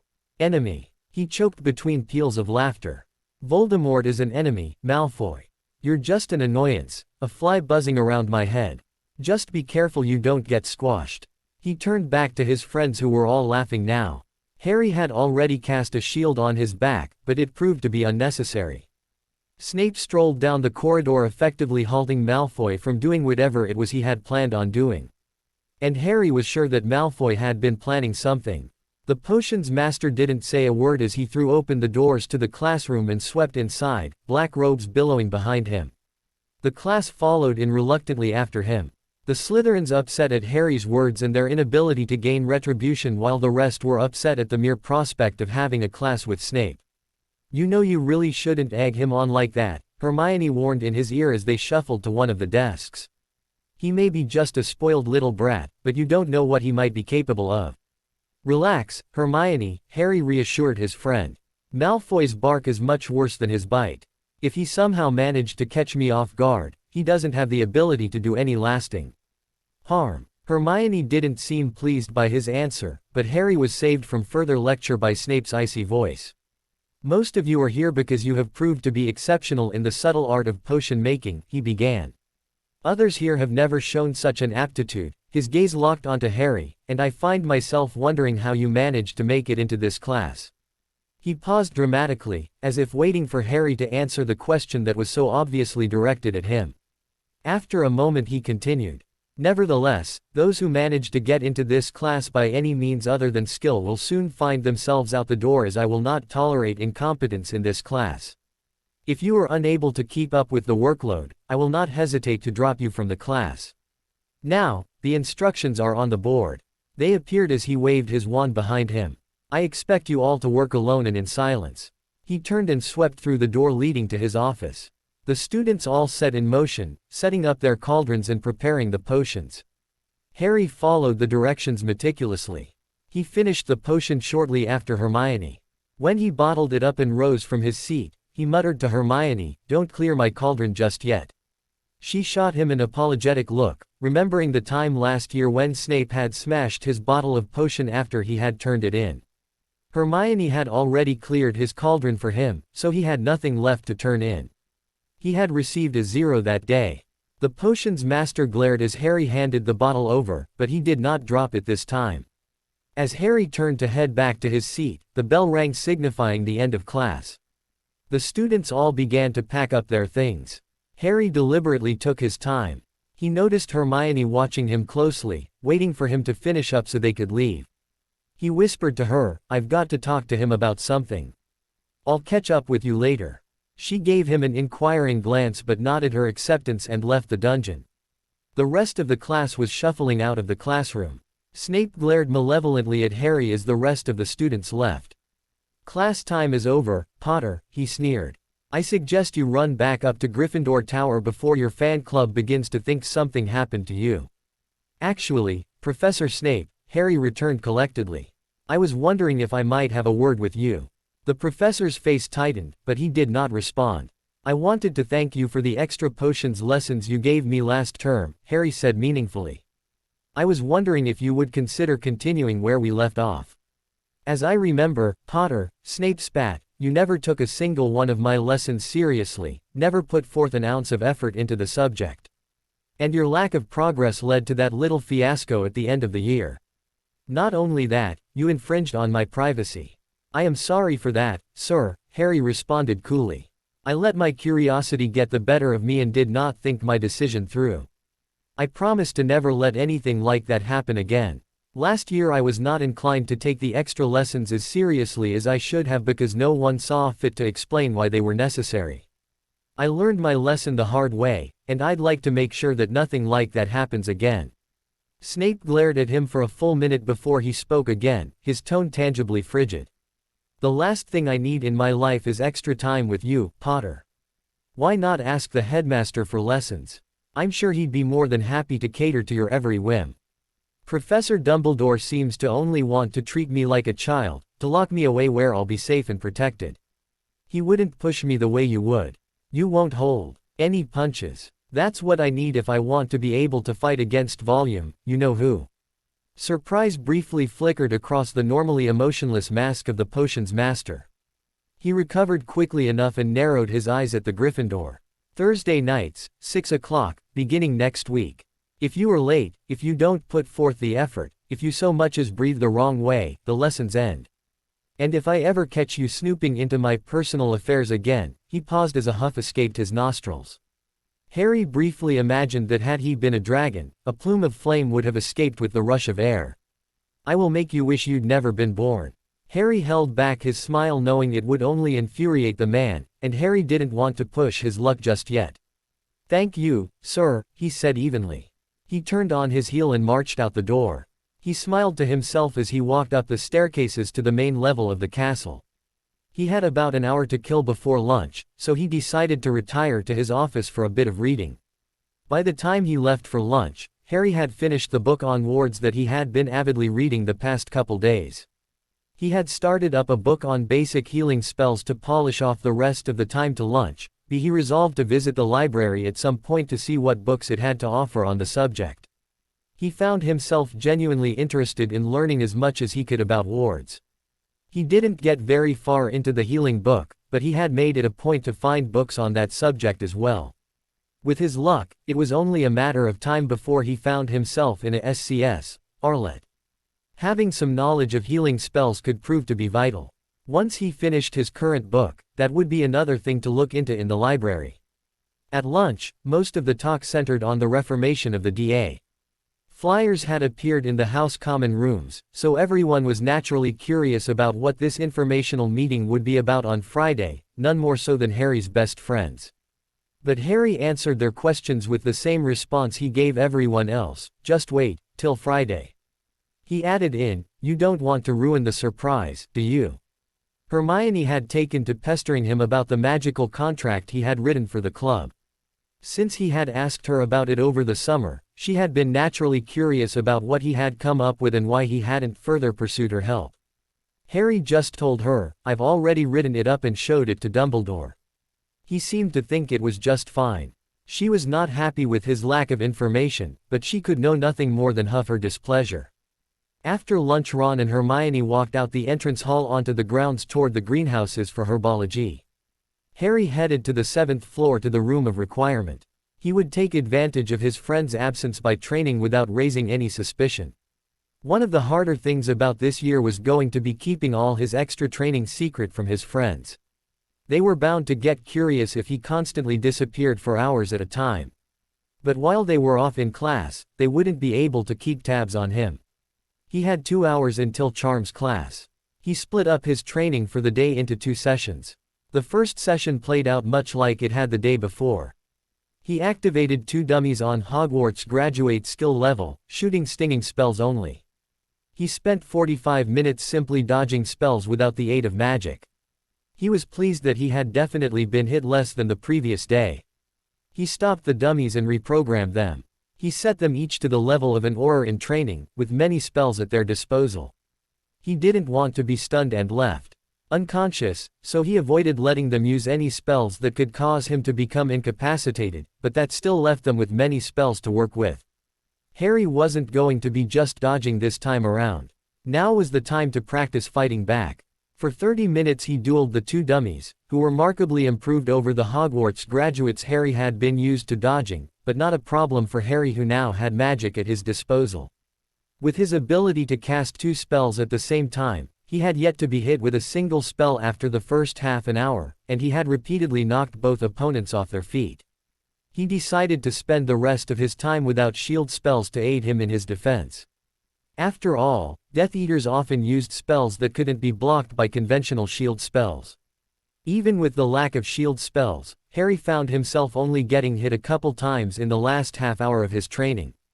He had his legs tripped up in a leg locker curse, but he had quickly counteracted the curse before either dummy could take advantage of his weakened state. That was the only time he'd been remotely close to being overwhelmed. He had also been hit with a stinging hex and a couple other simple hexes, but that wasn't enough to distract him from the fight. By the time he was finished he was sweating profusely and had only 15 minutes to get cleaned up and down to the Charms classroom. The shower room appeared as he thought of his need for it, so he quickly washed himself and got ready for class. He made it to class with nary a moment to spare. The rest of the week passed by quickly enough, filled with classes, training, reading, and the occasional game of chess or exploding snap with his friends. He even flew around on his firebolt a couple times, just for the thrill of it. It had been so long since he had been up in the air on his broomstick. It was an invigorating feeling. Ron had booked the Quidditch pitch for tryouts that Saturday before lunch. Harry was excited to get the season started. It had been too long since he'd played the game. Friday rolled around quickly enough, and Harry found himself starting to get nervous. Despite the various locks he had placed in his mind to help him not only hide his memories but also better control his emotions, he could still feel the butterflies creeping into his stomach. That night he was starting something big, and he didn't know if he was ready for it.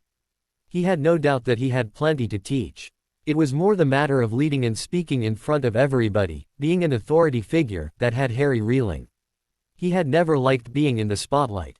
It had been forced on him upon his reintroduction to the wizarding world for something he couldn't remember doing and that he played little part in. Voldemort had tried to kill him, and the curse rebounded due to his mother's love for him. How that justified his fame, Harry was not sure, but there was no arguing with people about it. They were set in their views. This time around Harry was stepping into the spotlight of his own accord. He was setting himself apart from all of his peers.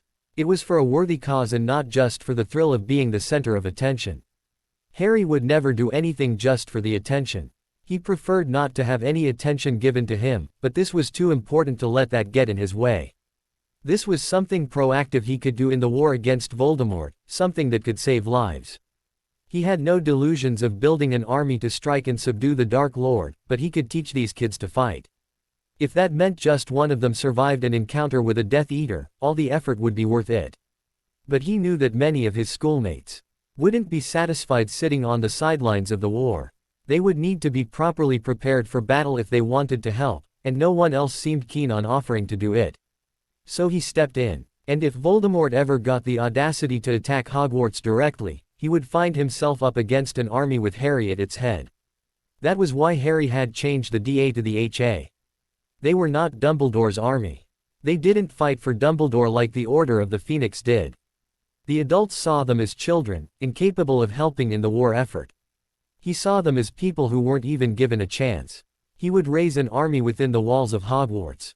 What better to call them than the Hogwarts Army? Maybe after the students graduated Hogwarts, those that planned to take active roles in the war would be better prepared and thus more productive and more likely to survive. Harry spent the majority of the day in solitary contemplation. He only had one class the entire day, double dada after lunch. Before lunch he had trained. After class, Harry retreated to his office where he remained thinking about everything until dinner rolled around. Ginny was the one who had reminded Harry that he should eat. She appeared in his office shortly after 5 o'clock to drag him down to the Great Hall. "Come on, off your ass, Potter," she demanded as she stomped into the room. Harry jumped off the armchair and had stunned her before he even realized what was happening. In a flash he rushed forward and caught her as she fell backwards. He sent a burst of magic through his hands into her body, enervating her.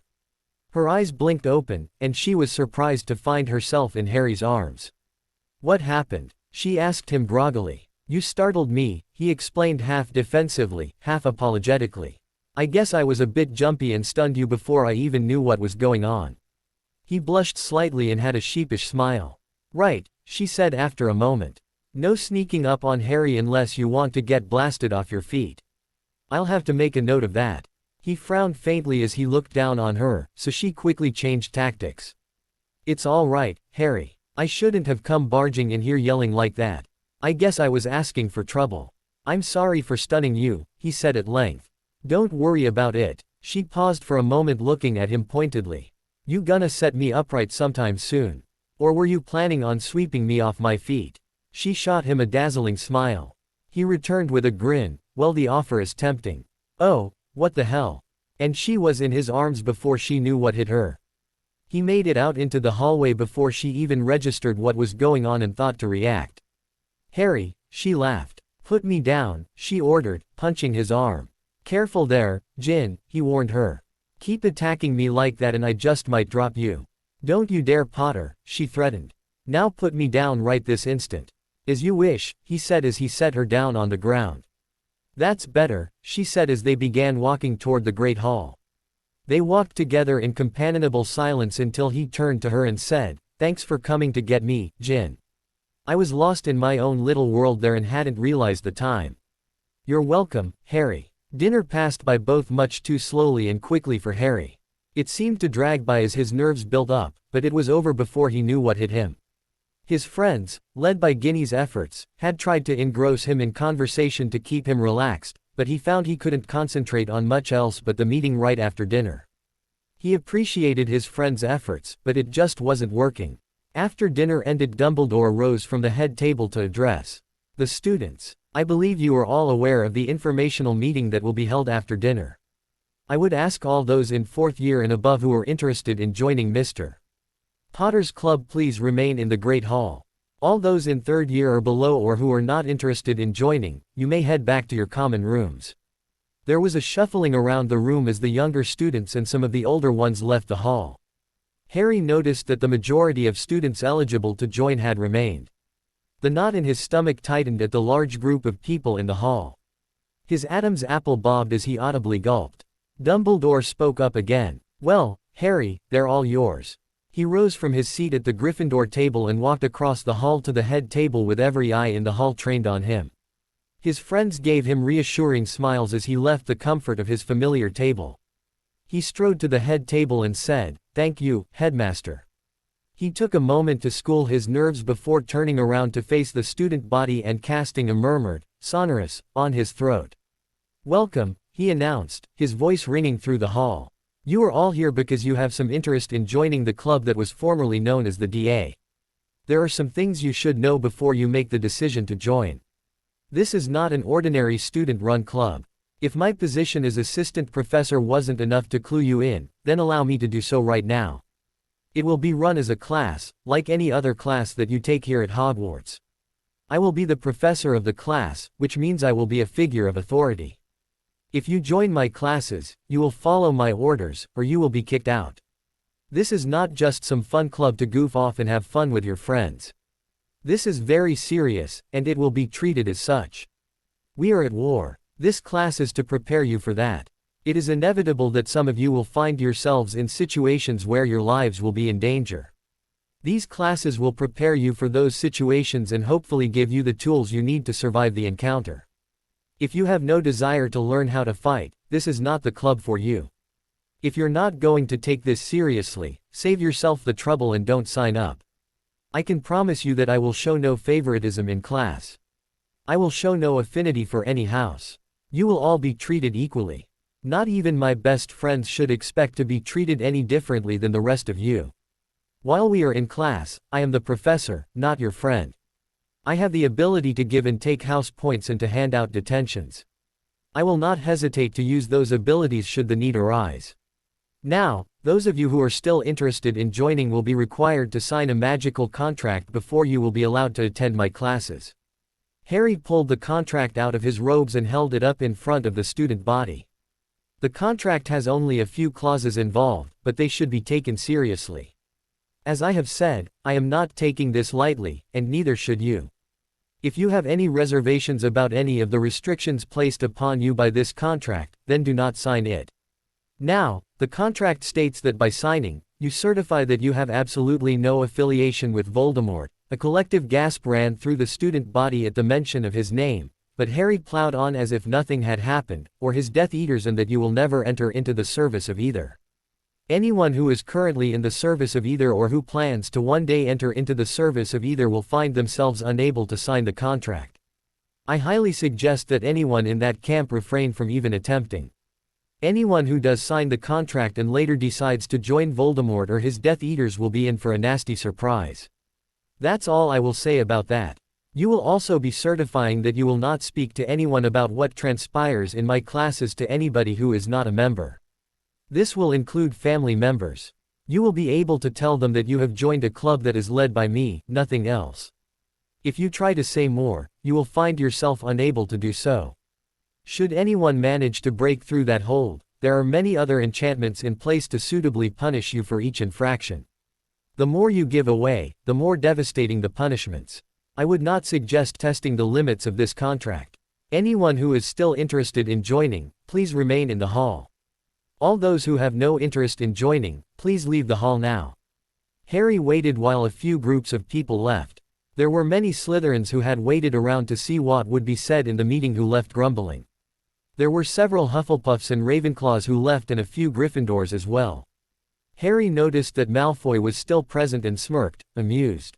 Very well, I ask that you all come up and sign the contract. Harry waited as nobody moved. They all stared at him as if he was off his rocker. Nothing more will be said tonight to anyone who has not signed this contract. He waved it in front of himself again. He placed it behind him at the head table and turned back toward the students expectantly. Ginny shrugged at Ron and Hermione and stood from her seat. She strode forward confidently and smiled at Harry as she approached. She picked up the quill and signed her name on the piece of parchment. It glowed a soft blue for a moment then settled back down. Nice speech, Harry, she muttered as she returned to her seat. Ron and Hermione went up and repeated her actions, followed by several other Gryffindors. The parchment glowed blue for every person. Ravenclaws and Hufflepuffs began standing and walking over to sign as well. Harry noticed rather proudly that the members of the DA were the ones that were taking the initiative and signing the contract first. They apparently trusted Harry. Harry greeted each person as they came up to sign. Cho Chang was among the Ravenclaws, and she gave Harry a smile as she lifted the quill to sign. Harry noticed that her friend, Marietta, was not in attendance. Soon enough, the rest of the Gryffindor table came up to sign. The Ravenclaws and Hufflepuffs again followed suit. After they had all seated themselves, Harry looked pointedly at the Slytherin table. They were all staring at him intently, many unsure at what they should do.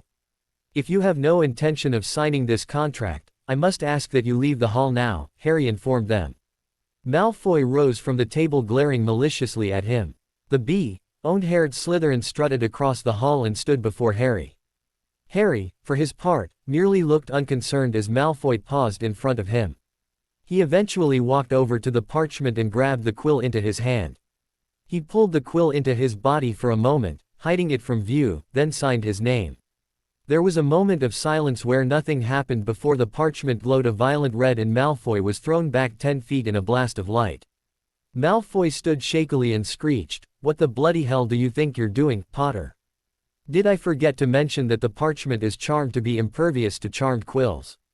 Despite your rather lame attempt to switch quills without anybody noticing, your scheme was poorly thought out and executed. Did you really think I would be so stupid as to not prepare for something like this? Now why don't you head back to your dungeon and let the rest of us get on with our meeting?" He said all this with a straight face. Malfoy huffed and spun on his heel. The Great Hall immediately burst into laughter. "What are you laughing at?" the conceited Slytherin demanded. "What's so funny?" The hall only laughed harder as Draco screamed at them and stamped his feet on the ground in what he thought would be an authoritative manner but really came out as looking more like a temper tantrum thrown by a 5-year-old. Malfoy huffed and walked as quickly out of the hall as he could manage without breaking out into a run. Harry turned his attention back to the Slytherin table and addressed its occupants. "Any of you who are sincere will not have any trouble with the contract. I promise you that. Any of you who are trying to think of other ways around it, I would advise not to try it and just to leave now with your dignity." Harry again waited for the table to rise into some form of action. A few of the Slytherins left after a minute's deliberation. Only 8 occupants remained at the table. They were all exchanging glances between each other, unsure of how to proceed. Finally, after a few minutes, Blaise Zabini stood from his seat and strode toward Harry. He stopped in front of him and asked pointedly, "Did you mean what you said about treating all the houses equally?" "No favoritism. Every word of it," Harry replied solemnly, meeting Blaise's gaze. After a moment the brown-haired boy nodded at Harry and stepped over to the contract. He lifted the quill and signed his name. After a moment the parchment emitted a soft blue light. Blaise watched it a moment longer to confirm his acceptance, nodded once to Harry, then strode back to the Slytherin table. Bolstered by their housemates' initiative and subsequent acceptance, a couple more Slytherins rose from their seats and came forward. Among them Harry recognized Daphne Greengrass from his year. All 8 remaining Slytherins signed the contract. After they all returned to their seats, Harry addressed the room at large. Has everyone here signed the contract? Nobody spoke up. Harry turned and picked up the piece of parchment. He held it out in front of him and quietly asked it to show me non-members. The Hogwarts staff members who remained in the hall all glowed red. Harry looked through the student body and noticed that none of his classmates were enveloped by the red light. Finite, he whispered, tucking the contract into his robes. Excellent. Thank you all for your cooperation. Now, before I go on, Harry pulled out his wand and with a couple waves all the doors slammed closed and the strongest privacy charms he knew were placed on the large room. Students and staff members alike all shot each other questioning glances as Harry continued. There, that's better. To start out, you will be split into 2 groups. Those of you who I taught last year, the former DA, will be in the intermediate class. All other members will start in the beginner class. There were several groans from some of the older students, so Harry held up a hand to forestall the complaints. Anyone in the lower class who I deem ready will be immediately moved to the intermediate class. But you will not move until I say you are fit, so do not even bother asking me about it beforehand. Each class will meet twice a week. The beginner class will meet Tuesday nights at 7 o'clock for a standard class, the intermediate Wednesday night at 7 o'clock. On Sunday, the beginners will meet for a double class at 10 o'clock, the intermediate at 1 o'clock for a double class. Classes will start next Tuesday, Harry informed the group. If you are unable to attend, I expect to be notified in advance. Anyone who chooses not to attend without good reason will be permanently excused. As I said, this is a class, not some silly club, so it must be treated seriously. Anyone who does not attend a class will be expected to make it up before the next class so as not to slow the rest of the group down. For those of you in the beginners class who feel you belong in the intermediate class now, your chance to prove yourself will be Tuesday. Don't bother trying to convince me beforehand. Classes will be held in the room of requirement. It can be found on the 7th floor across from the portrait of Barnabas the Barmy. The door will only appear when a class is about to start. So do not bother trying to use the room for anything else. Do not be late to classes. You will be punished as you would be in any other class. I would prefer not to have to assign detentions or take away house points, but I will do so if necessary. I will also have more creative means of ensuring your cooperation, he finished with a grin. Now, I should also inform you that we will no longer be known as the DA, which stood for Dumbledore's Army. The name was created as a joke because that was what the Ministry was so afraid of last year, and that's what Umbridge was sent here to prevent from happening. I thought a renaming was in order, so you will be hence named the Hogwarts Army, HA for short. That's everything I had to say. Does anyone have any questions? Hermione's hand shot into the air. Yes, Hermione. What will we be learning in your classes? She asked him. An excellent question, he remarked. The beginning class will be starting with the basics. Expelliarmus, Protega, Impedimenta, Stupefy and the like. The basic spells used in a duel. The intermediate class will begin where we left off last year, Patronus Charms. We'll cover more advanced dueling tactics as well as stronger shields, stunners, and other spells used to incapacitate your opponent. I should warn you, the classes will not be easy. It will be almost entirely practical, and you will be put through the paces on a regular basis. He looked around the room. Any other questions? Blaise Zabini spoke up from the Slytherin table. What if we should decide we want out? You'll be welcome to leave at any time, but you will still be bound by the contract, Harry informed him in the room at large. My goal with the contract was to prevent not only word of what we are doing from getting out, but I didn't want to teach anybody who would become an enemy.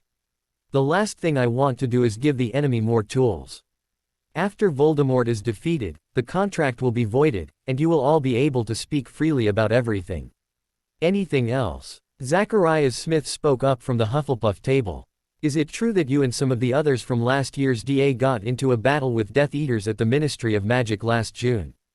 Harry stuttered. He looked over to the Gryffindor table at each of his friends that was there that night.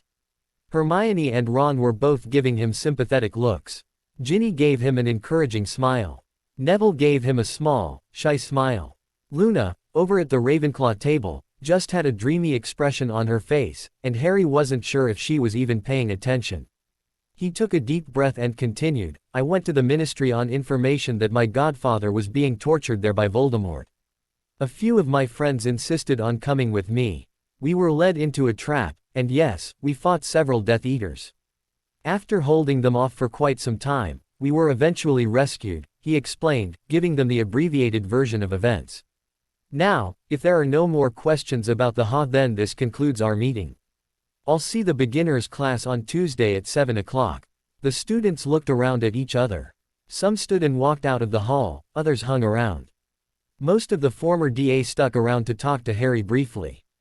He got comments like, great speech, can't wait to get started, and, bloody brilliant what you did to Malfoy. Eventually the hall emptied of everyone except Ron, Hermione, and Ginny. Harry turned to Ginny. Thanks Gin, for a moment I was worried that no one would sign. Don't mention it Harry, she told him with a smile. I know you wouldn't have us sign anything if it wasn't perfectly safe and legit. I trust you. Now if Fred or George had asked me to sign a contract, that would be an entirely different story. Well I appreciate it, he told her. And the two of you as well, he added to Ron and Hermione. That was nerve-wracking. You did a good job, Harry, Hermione told him honestly. And that bit with Malfoy was brilliant, Ron added. He looked ridiculous with his skin chalk white, the pink, rosy cheeks, the bright red nose and lipstick, priceless. Well he can't say I didn't warn him, Harry responded unconcernedly. Come on, let's head back up to the common room. The next day Harry found himself out on the Quidditch pitch in the late morning. The sun was shining brilliantly in the sky, hardly a cloud obscuring the blue expanse above him. Harry, for his part, was having the time of his life speeding around on his firebolt, oblivious to everything going on around him at the time. He was looping in and out of the goal hoops, then shot across the pitch. He suddenly dropped into a vertical dive and pulled up just in time so only the tips of his feet grazed the grass growing on the field. Harry dropped his arm and felt the grass underneath him, a smile on his face. Oi, mate, Ron's loud voice reached Harry. If you're done showing off, we've got tryouts to run.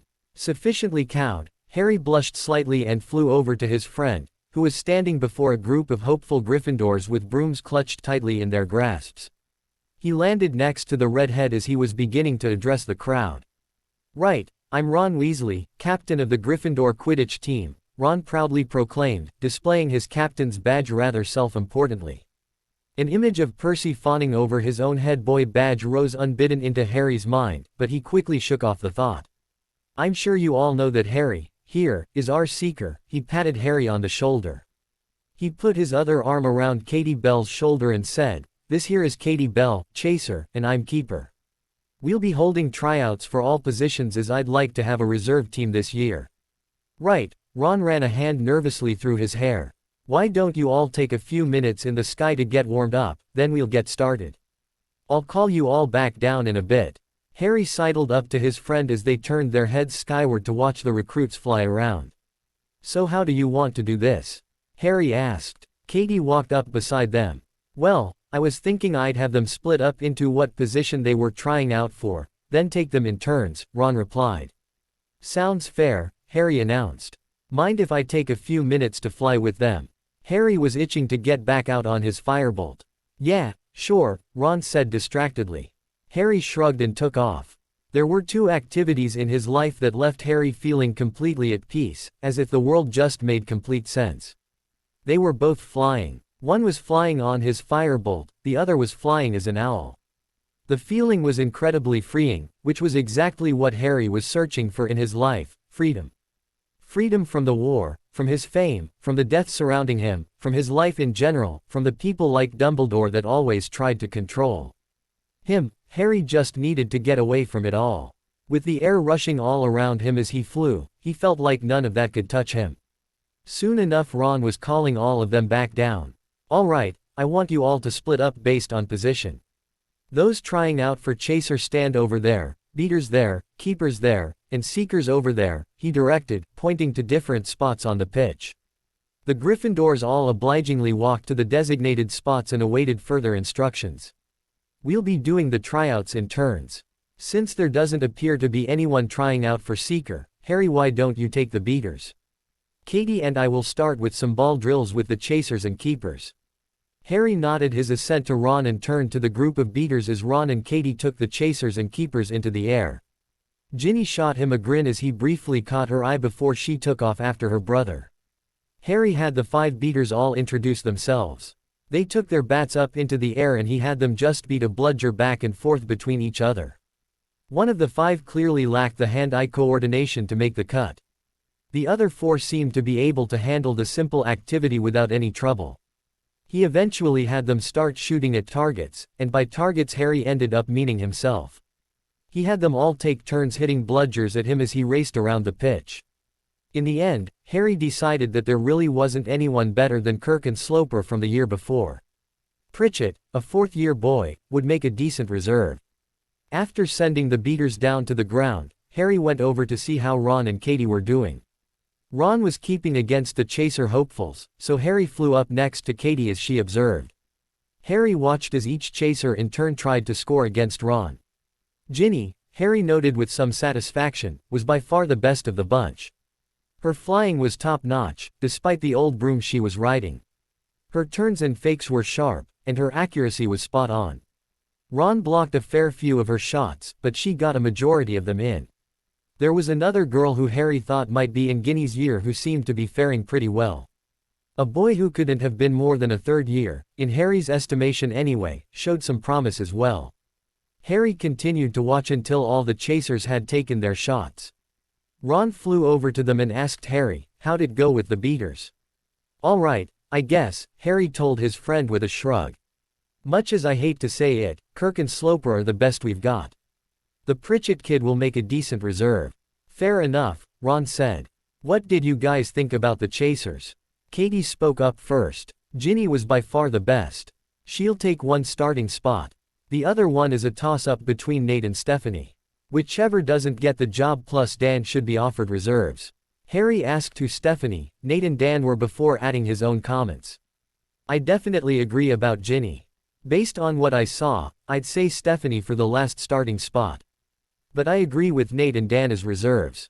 Ron nodded his agreement. "I agree with you guys. We can name Stephanie as a starter for now, but we can always change it later if we decide Nate is better. Let's go down and tell them the news, then have the keepers block against our 3 chasers." Katie and Harry nodded, and the 3 descended to the ground where all the hopefuls were gathered. "All right," Ron started. "We've made our decision on beaters and chasers. Our starting beaters will be Kirk and Sloper, and our reserve will be Pritchett." The 2 starters shared a high five with each other, then cuffed the other boy who would be playing behind them on his shoulders. Our starting chasers are as follows: Katie Bell, Ginny Weasley, and Stephanie Owens. For reserve chasers we have Nate Torrent and Dan Hopkins. Keep in mind that just because you are a starter or a reserve now does not guarantee that you will stay that way all season. I will always play the best player in each position. Thank you to all of you who have tried out for both chaser and beater. We only have the reserve keeper spot to fill. Anyone on the team must stay until the end of tryouts. The rest of you are welcome to stay or go, whatever you'd like. Thanks again for trying out. Now if my 3 starting chasers would please take to the air, we can begin having our keepers blocking goals." Harry and Ron both watched from up in the air as the 3 keepers were each put through the paces by the chasers. The choice wasn't very difficult, as one of the 3 had clearly blocked more goals than the other 2. So Kyle Stevens was chosen as the reserve beater. Ron thanked the other 2 for trying out as they descended to the ground. He called together all of the players he had given spots on the team to make some announcements. He told them all that he had yet to put together a practice schedule and that he would let them all know as soon as he booked the pitch. With that taken care of, the group all headed back to the castle. The rest of the weekend flew by relatively quickly. Harry got a lot of reading done and snuck away to train whenever he could manage it. He found his nightly sessions with Sirius shortening in length and focusing less on dueling. His godfather just couldn't quite keep up with Harry very well anymore. Harry used that time to try out some new spells and just to talk to his godfather. He would tell the man about his day and everything that happened to him. Sirius would return with some stories from his own days at Hogwarts with his father and Remus and Peter. He usually downplayed Peter's role in all of the stories, but Harry didn't mind. It's not like he really wanted to think about the man who had betrayed his parents and sent him to his death. On Sunday, Harry sent a letter to Remus with Hedwig. He had decided it was time to start helping the werewolf out. He had some fragile information to get to Remus, so the letter he sent was very carefully worded. Dear Remus, I managed to finish that project I had been working on. I struggled with it a bit before I was able to cat onto it. Now I don't have any problems with it. I thought maybe I'd be able to help you out with your problem now. My calendar is almost full, but I'm sure I could find the time to help about once a month. We could meet at your old spot. School's going okay. We had a club meeting on Friday that went pretty well. I start teaching on Tuesday. Quidditch tryouts were yesterday. They went pretty well. I think we have a pretty decent team this year. Not as solid as it has been, but we have a lot of new additions who are bound to improve with some practice. We shouldn't get whomped, at any rate. Let me know if you'll be able to make it this month. Take care, Harry. He thought that he did a fairly decent job of disguising the meaning to anyone should they intercept the letter, yet at the same time he didn't imagine Remus would have a terrible time figuring it out. Harry kept up his morning routine of jogging around the grounds and working out in the room of requirement. Not only was it helping Harry stay in shape, he found it also left him feeling good about himself. He felt refreshed after the routine every morning. Even during the week it left him feeling ready to face the day. Tuesday morning, Hedwig arrived with the regular owl post during breakfast. Harry excitedly took the parchment and noted who it was from. He stuffed it into his bag, deciding he'd read it later. He didn't want anyone else to know what Remus had written. Who's the letter from, Harry? Hermione inquired from across the table. Remus, Harry told her simply. Oh, she returned. Why aren't you reading it? Don't you want to know what it says? I'll read it later, he retorted with a hint of warning in his voice. If Hermione caught the hint, she didn't acknowledge it. Why not just read it now?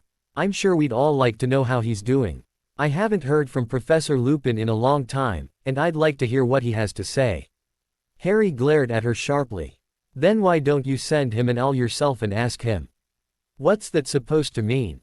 She asked him sardonically. It means that some things of mine are private. Just because I get a letter from someone doesn't mean you get to read it. I don't ask you for all the details of the ones you get from your parents. The letters were sent to you, not to me, and I respect that. Apparently asking for the same courtesy is out of the question. He stood from his seat while he was speaking and proceeded to walk out of the hall quickly before their argument went any farther. Hermione could really push his buttons, and he didn't want to end up saying anything he might later regret. Ginny glared at Hermione from across the table where she had been sitting next to Harry. You just don't know when to quit, do you? She asked the prefect. Can't you see that by constantly pushing him to talk you're only pushing him farther away? Hermione looked at Ginny sharply. He can't keep everything bottled up inside. He needs to let us know what's going on. Ginny just huffed and said, You are unbelievable. She followed Harry's example and stalked out of the hall, leaving a visibly upset Hermione and a flustered Ron in her wake. She caught up with Harry in the hallway and searched her mind for something to say to him. She found nothing that she thought would help, so she went with, Hermione can be a real cow sometimes. Harry turned around at the sound of her voice, startled to find her there. Yeah, he said sullenly. I know she means well, but she just doesn't know when to quit. She thinks that everyone needs to deal with their problems by talking about them. And she seems to think that she's the one I should be talking to. I mean, honestly, did she really think that a booklet detailing the 5 stages of grief was what I needed for my birthday? Ginny couldn't help it. She tried valiantly to hold it back, but nothing could have stopped it. She snorted and collapsed in a fit of laughter. She looked up at Harry's face to see him smiling at her as she continued to giggle from the floor. As her shaking subsided and she began breathing regularly again, he offered her a hand up.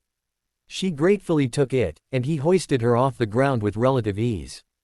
I'm sorry, Harry. I honestly don't know what to tell you. I've tried talking some sense into her, told her to back off and let you come to her, but she's relentless. Once she gets an idea in her head, nothing will stop her. Don't I know it, he replied ruefully.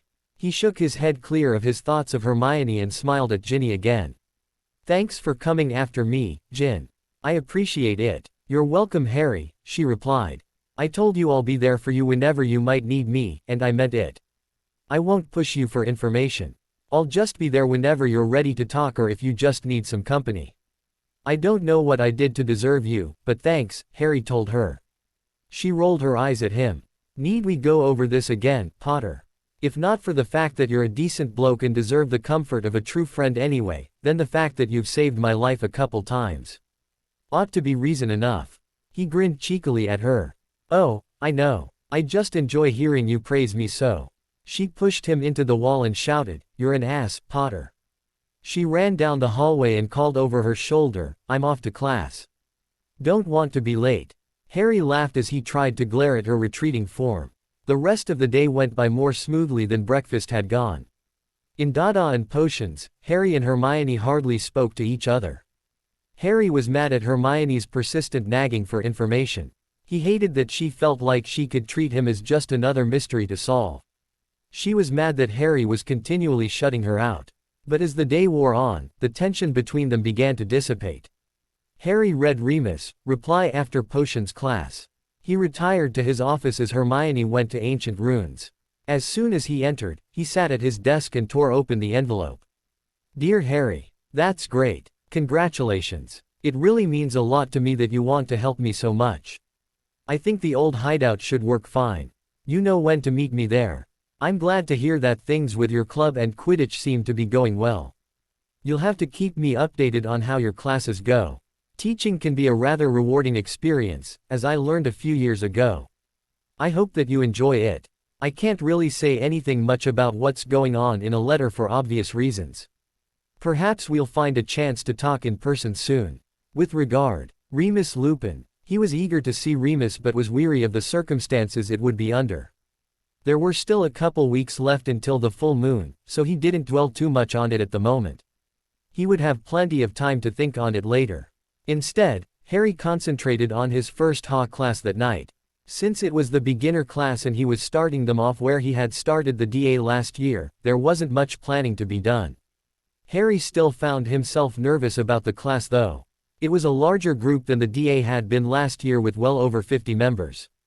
He hoped that he would be able to advance several of the new members into the intermediate class quickly to even the two classes out a bit. After dinner, Harry went straight to the room of requirement to get everything ready. The room was similar to the one they had used last year, only bigger. A slightly raised small stage stood at the front of the room with a podium on it. As Harry walked up, he noticed a whistle sitting there. He slipped it around his neck and began to think about how he would address the class to start. He needed to be authoritative but didn't want to seem unapproachable. It was going to be a very fine line between Professor Potter and Harry. He wouldn't let anyone call him Professor Potter, but that was the name he'd assigned to his HA persona. As 7 o'clock drew nearer, students began filing into the room. Harry waited at the podium. He had the contract with him so that he could make sure nobody tried to sneak in that didn't belong in the class. At 7 o'clock he checked for anyone who hadn't signed, but no red light was seen throughout the room. Harry nodded his approval and began. "Welcome, all of you, to the first class of the HA. You will all be starting out where the DA started last year with the basics of dueling. It's best to make sure you have the basics down before you move on to anything else. Without the basics, nothing else will really matter." Harry paused to let this information sink in. "With that said, we will begin by practicing Expelliarmus." There were some groans heard from some of the older students at this, but Harry held up a hand to forestall their complaints. "I'll tell you the same thing I told the DA last year, this spell saved my life against Voldemort." The usual gasp at the name swept through the crowd. Harry didn't bother to tell them that it was actually the fact that he and Voldemort had brother wands that had saved his life. What they didn't know couldn't hurt them. Those of you who prove to be adept at the spell will be able to quickly move on. But for now, I want everybody to partner up and begin practicing. I want you to trade off casting the spell at each other. I don't want to see any spells but Expelliarmus being cast. That means no shields as well. I need to be able to see how powerful your spell is. It won't do any good if you're not able to even rip the wand out of your opponent's hand.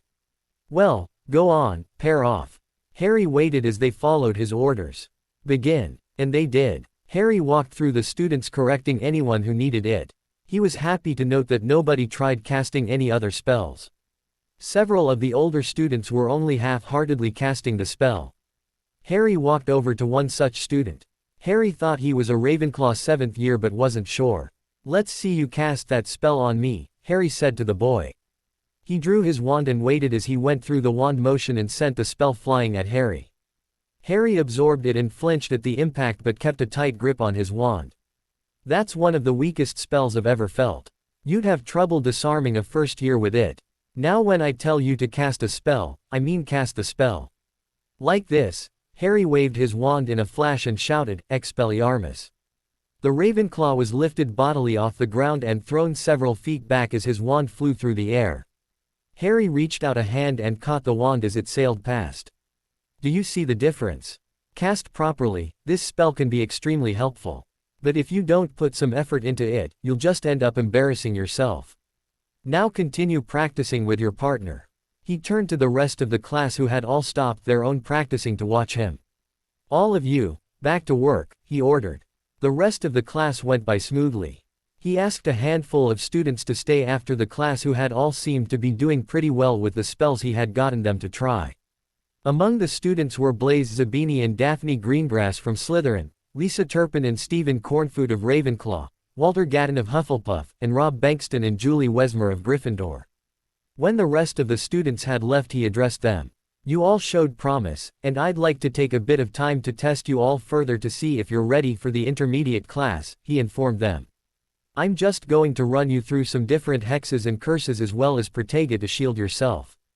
If you're unfamiliar with any of the spells I have you try, don't hesitate to ask me how to do it. If you already know all the spells, I'll move you up right away. If you don't know everything, I'll work to make sure you get there soon so that you can join the intermediate class as soon as possible. I won't let anyone join until they are completely caught up with the others." Harry ran through a whole bunch of spells with them in a short amount of time. They had all known most of the spells. Some had problems with a couple spells, but they were soon rectified. After an hour of work with them, he was satisfied with the results. "Excellent work everyone. I think you're all ready to join the intermediate class. The first lesson is tomorrow at 7 o'clock. Don't be late." With that, Harry dismissed them. Harry was happy with how the first lesson had gone. There hadn't been any challenges to his authority. Everyone had for the most part taken his instructions without complaint after his demonstration with the Ravenclaw. Harry found that even the Slytherin members seemed to be following his commands without any resistance, for which he was rather pleased. They had seemed mutinous to start when he had mentioned they were starting with Expelliarmus, Zabini in particular. But after promising the more advanced members that they'd get their chance to prove themselves followed by his exhibition with the Ravenclaw, all visible protests were squashed. Harry wasn't sure how his former DA would react to the new members that would be in their midst tomorrow, but they would have to get used to the idea. He was especially worried about how the Slytherins would be treated. There was a small group in the previous class, so they would still be able to band together when need be. Only 2 Slytherins would be in the intermediate class tomorrow. There hadn't been any conflicts in class between the students, but Harry could tell that the rest of the students were apprehensive about the Slytherin members. The tension was thick between the other 3 houses and the House of Snakes. Harry knew he would have to keep an eye on it. He hoped that everyone would be able to look past their house boundaries and accept each other as members of the HA, but he didn't expect sweeping changes overnight. He knew it would take time for them to learn to trust each other. But he would work on it with them. He retired back to the common room and found his friends waiting on him. The minute he walked over, they began asking questions. "How did it go? Did you get a lot accomplished in the first lesson?" Hermione asked eagerly. Ron, on the other hand, asked more scathingly, "Did those Slytherins cause any problems?" "I don't know why you even let them join, Harry. I don't care if they signed the contract you wrote up. They're bad news, every one of them." Hermione abandoned the line of questioning she had for Harry to reprimand Ron. "That's exactly the kind of attitude that is preventing us from making any progress in inter-house unity, Ronald Weasley. If you would just shut your mouth and open your eyes, you might notice that not all Slytherins are Draco Malfoy. They don't have to be Draco Malfoy to be evil. They're snakes, Hermione. Every last one of them evil. Trust me, the less we have to do with them the better." "I can talk to snakes, you know," Harry interrupted his friends arguing. "Does that make me evil?" Ron turned toward Harry and looked at him as if he'd sprouted another head. What are you on about, mate? Of course you're not evil. It doesn't matter that you can talk to snakes. The point is that they're in Slytherin. You're a Gryffindor, mate. The Sorting Hat wanted to put me in Slytherin, Harry informed his friends. It only put me in Gryffindor because I asked it to. Ron looked shocked at this statement. Hermione was smiling at him. And in case you forgot, Harry added, Peter Pettigrew was a Gryffindor as well. The color left Ron's face at that statement. Hermione looked like the cat that just caught the canary. She seemed smug that Ron had finally been put in his place and set straight about the Slytherins. He could be really thick-headed and stubborn sometimes. Anyway, Harry said, breaking the silence that had descended over the trio. The class went well. We'll have a handful of new members tomorrow. I've got some reading to do before I go to bed, so I'll catch up with you two later. That night Harry talked to Sirius about his first HA class and the reply he had received from Remus. Sirius was ecstatic that Harry would be filling in where he and James had left off in helping Remus get through his monthly transformations. Harry covered what he had gone over in the class and the handful of students that he had already moved to his advanced class. He shared his worries about the two Slytherins that would be coming to the class the next evening. It was easier to have the Slytherins in the other group because not only did they have more numbers there, but that entire group was new. Blaise and Daphne were coming into an already existing group. And it was just the two of them from Slytherin. Harry didn't think the others would have much trouble accepting the Gryffindor, Hufflepuff, and Ravenclaw additions because they each already had housemates in the class. That would give them a niche to start in while they became comfortable. The Slytherins didn't have that luxury. What worried Harry most, however, was the fact that he couldn't even rely on his best friends for support. He knew Ron was going to be an issue tomorrow when Blaise and Daphne showed up. Ron would be a catalyst, and Harry knew that others would rally behind him. Ron really did have a terrible temper, and he was so thick-headed that he never thought outside of his own little world. Hermione would be on his side as far as accepting them into the group, but she was likely to fly off the handle at Ron, which would only make things worse. Harry wasn't exactly sure what to expect from Ginny. Hopefully she wouldn't have much of a problem accepting the Slytherins, and maybe she'd even be able to help diffuse any arguments that might arise between Ron and Hermione. Neville was too shy and soft-spoken to be much of a help or a hindrance, and Luna was just Luna. Harry just really hoped that he wouldn't have to hand out detentions or take away house points from any of his friends. Sirius listened patiently to all of Harry's concerns. He was amused to no end whenever Harry brought up Ginny. Harry received a lot of teasing about his friendship with the red-haired girl, but he took it all in stride. His godfather was just trying to get a rise out of him, but Harry found he didn't really care all that much. Sirius warned him that he shouldn't be quick to level out punishments because it could easily lead to a feeling of resentment. He said that it was always a point of interest within the Marauder clan after Remus was made prefect and then James head boy.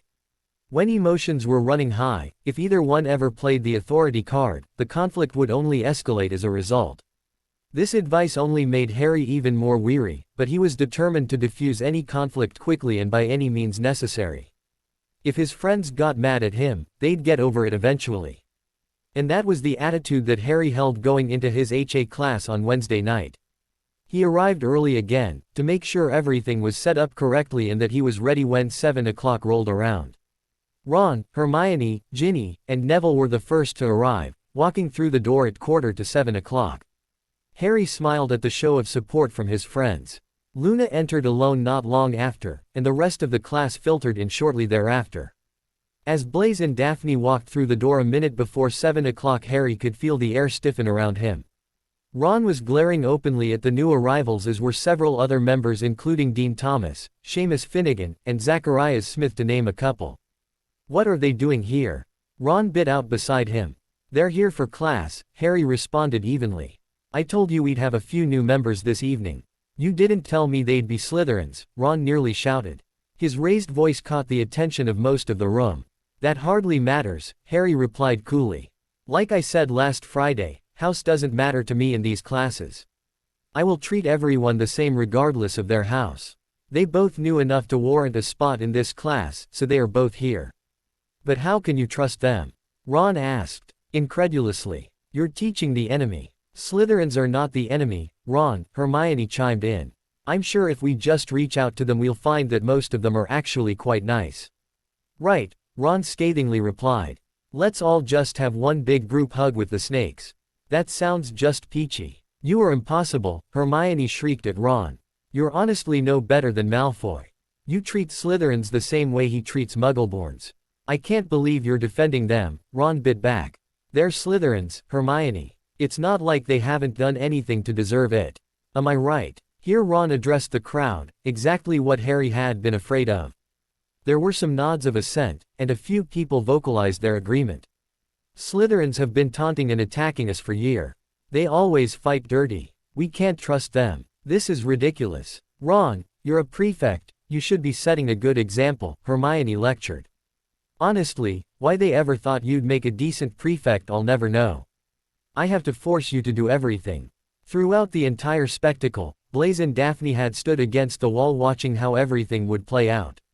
They were not happy with the reception their entrance caused, nor were they surprised. They watched curiously as friends argued back and forth over them. They didn't like the way either side was handling things. Weasley was being a thick-headed git, and Granger was acting like some humanitarian trying to do them all a favor. Reaching out to the Slytherins, did she seriously think like that? They didn't really care about their argument though. It was Harry's reaction that they were really interested in. They were not disappointed. That's enough. Harry barked loudly. Hermione, now is not the time for this. If you have your problems with Ron, take them up outside of class. Ron looked smug over Hermione getting yelled at. His smile disappeared when Harry's glare shifted. One more word out of you, Ron, and you'll be spending the rest of the week in detention. They're here because I invited them here. If they weren't trustworthy, they wouldn't have been able to join in the first place. I made sure of that. If you don't like it, you're free to leave at any time. If you plan on staying, then you'll have to get used to it. I don't want to hear any more of this. Have I made myself clear? Ron glared at Harry but didn't respond. Harry continued addressing the entire crowd. That goes for the rest of you as well. I will not tolerate this kind of behavior. Everyone who is here has been welcomed here by me. I expect all of you to be able to work together while you are here. If you want to hate each other outside this class, I won't stop you. Now, we will be picking up where we left off last year with the Patronus charm. As most of you should know by now, the Dementors have joined Voldemort. Again a collective shudder accompanied by several gasps greeted the name. Harry paused, shaking his head. You're all going to have to get used to hearing that name. On second thought, you'll all have to get used to saying the name. Anyone who uses some stupid pseudonym like you know who or he who must not be named or Dark Lord in these classes will lose house points. You're all here because you want to learn how to fight back. If you fear Voldemort so much that you can't even use his name, you'll be useless if he ever shows up. He looked through the crowd searchingly and was satisfied that his message had been heard clearly. All right, now that that's settled, let's get to work. The Patronus charm is very difficult to perform under the best of circumstances and requires intense concentration. Can anyone tell me what the most important aspect of the charm is? Harry looked out at the crowd of students. Unsurprisingly, Hermione's hand shot up immediately. Several others raised their hands as well. Cho, Harry selected. She smiled brilliantly at Harry as she stood up to her full height and recited, "The Patronus charm requires the caster to focus an extremely happy memory to function properly." You are correct, Harry praised her. That is the most common explanation you would find in a test book, however it is incomplete. Can anybody tell me why? Not even Hermione's hand rose into the air this time. In fact, she seemed insulted at the fact that Harry was implying that he knew more about the charm than the textbooks. You can conjure a Patronus with a happy memory, but it's not exactly necessary. You must focus on an extremely powerful positive thought or emotion. You have to immerse yourself in that emotion as you cast the spell in order to conjure a fully corporeal Patronus. A happy memory is most often used simply because it is an easy way to bring about that positive emotion. If you associate a specific person or event to that powerful emotion, you will often find your Patronus will take on a form that resembles that person or event in some way. For example, I was thinking of my dad when I first conjured a Patronus, and it took the form of my dad's animagus, a stag. As you go through life, you may find that your Patronus will change forms corresponding to where you find your happiest thoughts.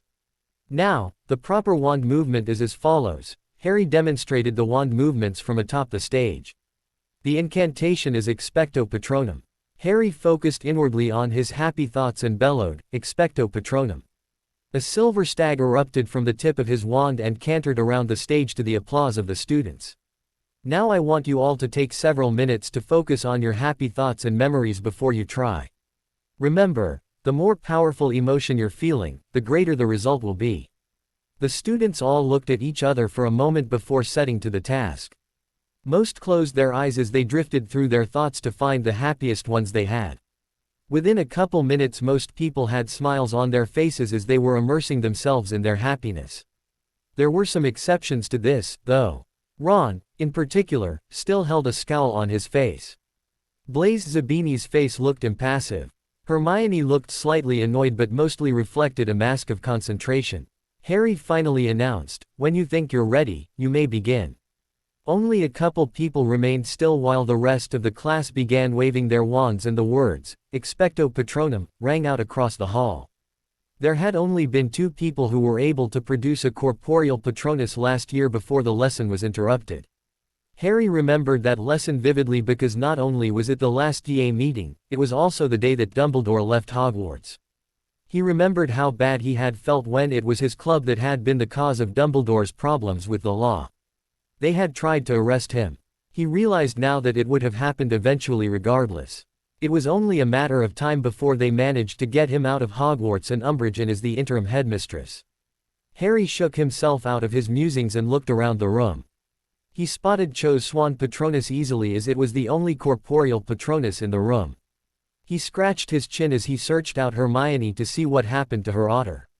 He spotted her bushy brown hair easily enough but found that she was struggling with the spell. She was able to produce a thick silvery mist that looked to be on the verge of taking form but couldn't quite make it. Harry decided to keep an eye on his friend while he began to walk around and offer help to those that were struggling. He congratulated Cho on her swan and asked her to practice it a couple more times, then to help others around her with the spell. He corrected a couple people on their grips and wand movements as he went on and encouraged those who were producing mist to concentrate hard on their happy memories or to try to find something better to focus on. He eventually made it to Hermione, who was still only able to produce the thick silvery mist, much to her consternation. She already looked incredibly frustrated. He asked her, "How's it coming, Hermie?" She half pouted and half smiled at the nickname Hagrid's giant half-brother, Grop, used for her. "I just don't get it. I was able to do this last time, and now I can't. I don't understand why." You could almost feel the tension in her voice. "Hermione, are you frustrated?" Harry asked her bluntly. "Well, of course I am," she snapped at him. "Last year I was able to do this, and now I can't." "Well, did you ever think that that may be part of the problem?" He asked her calmly. "What do you mean? You'll never be able to conjure a Patronus in that frame of mind. Take 5 or 10 minutes to sit down, relax, and calm down. Find yourself some happy thoughts to focus on, then try again. I guarantee it will help." She gave him a tentative smile and turned toward one of the walls where a couch suddenly appeared. She gave the room a grin and walked over to the couch. She sat down, closed her eyes, and began to relax. Harry turned to Ron, who was still scowling and having absolutely no luck producing anything at all. "You'll never get anything if you keep up like that," Harry told his friend. "What do you know?" Ron retorted sharply. "I know that you're upset right now and that you're not really concentrating on any happy thoughts." "And just how do you know that?" he asked. "Well, my first clue was that scowl on your face. The slightly flushed look you've got was another hint. The fact that most everyone else in the room besides you is smiling helped to solidify that conclusion. Plus there's the fact that you were pretty upset at the start of class," Harry explained candidly. "Well, maybe if I didn't have to keep an eye out for those bloody Slytherins I'd find it a little easier to relax," Ron replied icily. "I'm warning you right now, Ron. I won't tolerate your attitude in my classes. Blaise and Daphne are here because I invited them. I promise you that you have nothing to worry about from them. I realize that you have a lifetime's worth of prejudices and stereotypes to work through, but not every Slytherin is guaranteed to be evil. Not every Slytherin is a Malfoy or a Tom Riddle. If you can't understand that, then at least respect me enough to handle things should they get out of hand," but I will not allow any more outbursts like today, all right?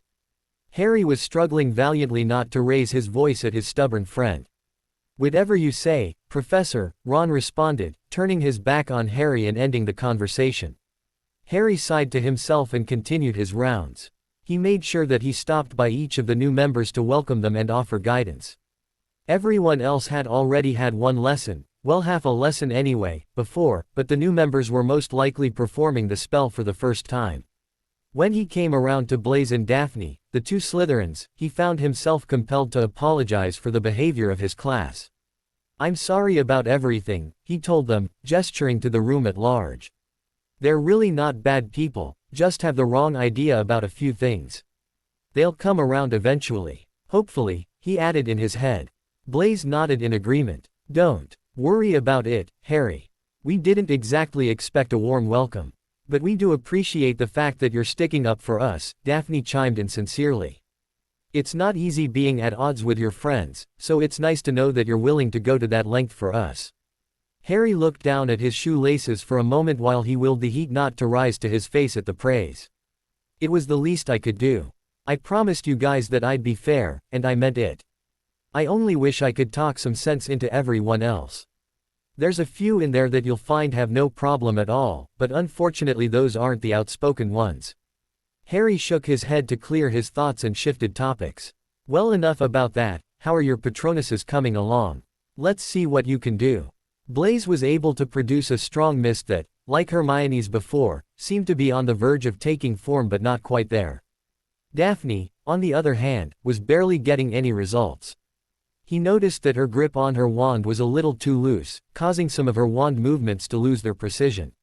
So he spoke up. "Daphne, try tightening your grip on your wand. It should help make your wand movement more accurate." She gave him a nod and tried again, this time with a firmer grip. As she said the incantation, Expecto Patronum, a bright, silvery cloud burst out of her wand. It seemed to be trying to form something, but the image was vague. It looked to be some sort of bird. A bright smile lit up her face, and she turned to him. "Thanks, Harry." He returned her grin and said, "Anytime. Keep it up and you should have a fully corporeal Patronus in no time." He turned to Blaise, who was congratulating his friend. "Yours is right on the verge of forming, Blaise, but something seems to be holding it back.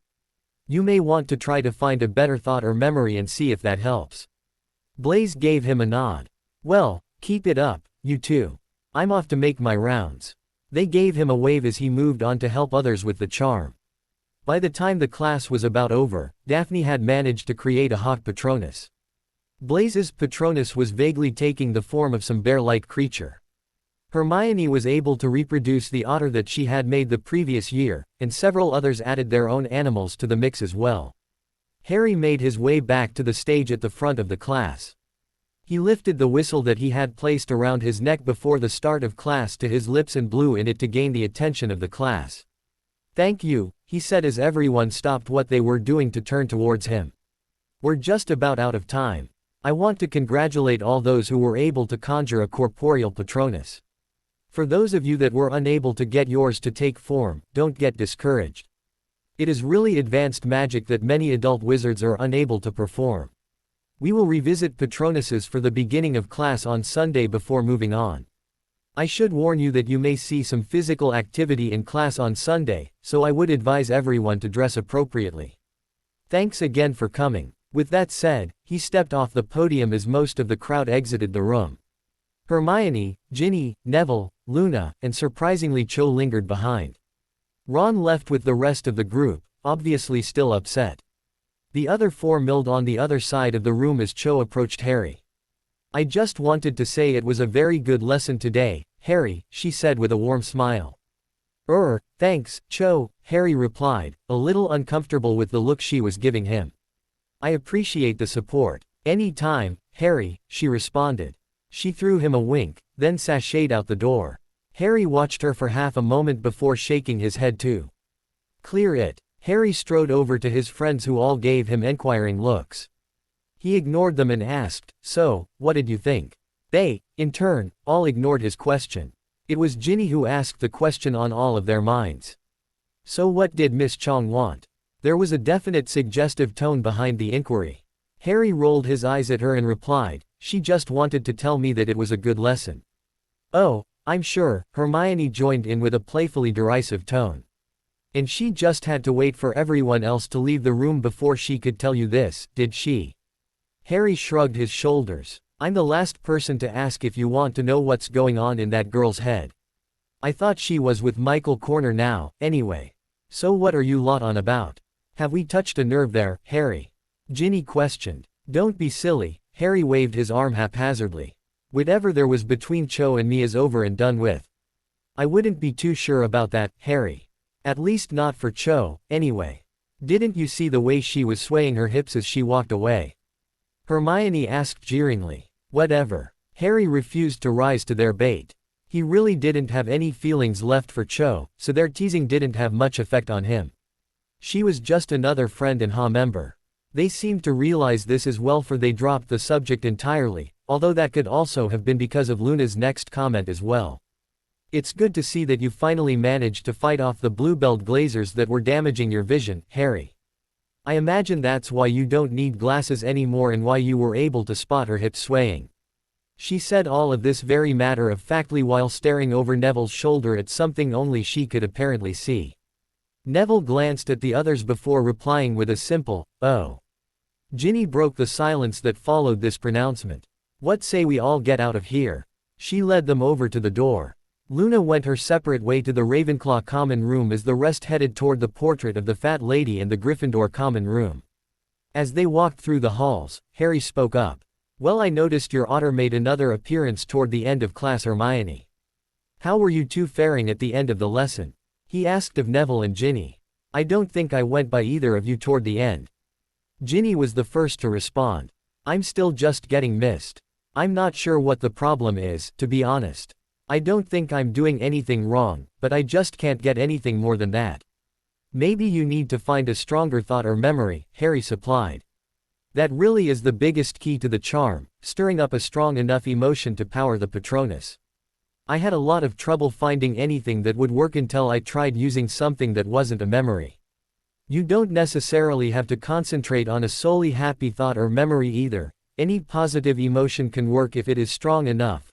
Happiness, hope, pride, relief, love," he ticked each one off on his fingers. "Any of those can work in the right circumstances. We'll be doing a little more work on them Sunday. Try to come up with more thoughts and memories to use beforehand and see if they help." "What about you, Neville?" "Oh, I'm in the same boat, I guess," he replied. "I'll try to come up with some better memories for Sunday." "Sounds like a plan," Harry returned. By the time breakfast was finished the next morning, Ron was back to his normal self, his anger at Harry completely forgotten.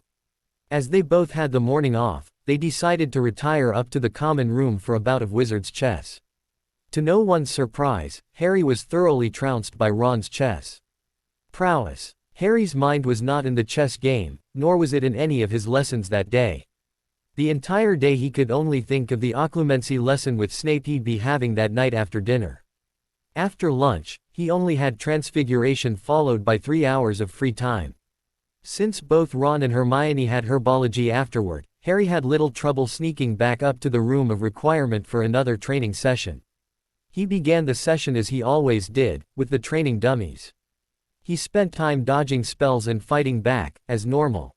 With an hour still left before dinner, though, Harry decided to try something a little different. He wanted to find some way to settle his nerves, which had been on edge all day in anticipation of the occlumency lesson that evening. So he asked the room for a punching bag. Not an ordinary punching bag, mind you. No, this was a very specific punching bag. It was shaped like a human, male to be exact. The dummy was taller than Harry, probably about 6 feet tall. It was shrouded mostly in black and had a very distinct face with a hooked nose. Greasy, lifelike hair sat on top of the dummy's head. Yes, beating the stuffing out of Snape was definitely one way to relieve some tension. When he made his way to dinner, he was feeling much better than he had all day. He had a secretive smile on his face throughout the entire meal, thinking about the guilty pleasures he had just indulged in. He took the time at the dinner table to do some mental organization and preparation. Ron and Hermione didn't seem to notice as they were caught up in an argument about something or another. Harry didn't really pay much attention to what it was they were arguing over. He was sure it didn't really matter. He noticed that Ginny was giving him some pensive looks. She had probably noticed that he was quiet and withdrawn. He gave her a smile to let her know that he was okay. He made sure to leave with plenty of time to make it to the dungeons by 6 o'clock. The last thing he wanted to do was show up late on the first day. Snape had made it abundantly clear that tardiness would not be tolerated in these lessons at all. And he really needed Snape to test the strength of his mental barriers. Even after he had started studying occlumency, he still experienced pains in his scar, and he still had that one vision and the occasional flash of Voldemort's emotions. He thought he was able to block Dumbledore's mental probing after the start of term feast, but it was hard to tell with his headmaster. Tonight he would know once and for all whether or not any of his summer preparations had worked. He knocked on the door to Snape's classroom at 5 minutes to 6. There was no response. He knocked again, loudly, and rubbed his knuckles as he pulled his fist back. Perhaps he had knocked a little too forcefully. The skin looked a little raw, but he hadn't used enough force to break the skin, so he wasn't too concerned about it. There was still no response from inside the classroom, so Harry stood to the side of the door, leaning against the wall. He glanced at his watch after a time. 4 minutes had passed and still no sign of Snape. He wondered if it was possible that the potions master had just forgotten about the lesson when he caught a glimpse of a figure approaching. Black robes billowing out behind him, Professor Severus Snape strode purposefully down the corridor. He threw open the doors to the classroom and entered. Harry wearily followed after his least favorite professor, already beginning to regret his decision to pursue these lessons with Snape. He quickly quashed those thoughts and reinforced his mental barriers. He did not want to be caught off guard. "Close the door," the man barked at him. Unaffected by the harshness or volume of his tone, Harry did as he was told. Snape, as he had done the year prior, began siphoning thoughts from his head and inserting them into a pensieve. Guilt crept into the back of Harry's mind as he remembered the last time he had seen that pensieve in this classroom. He had witnessed the cruelty of his father towards Snape firsthand, and he didn't like it.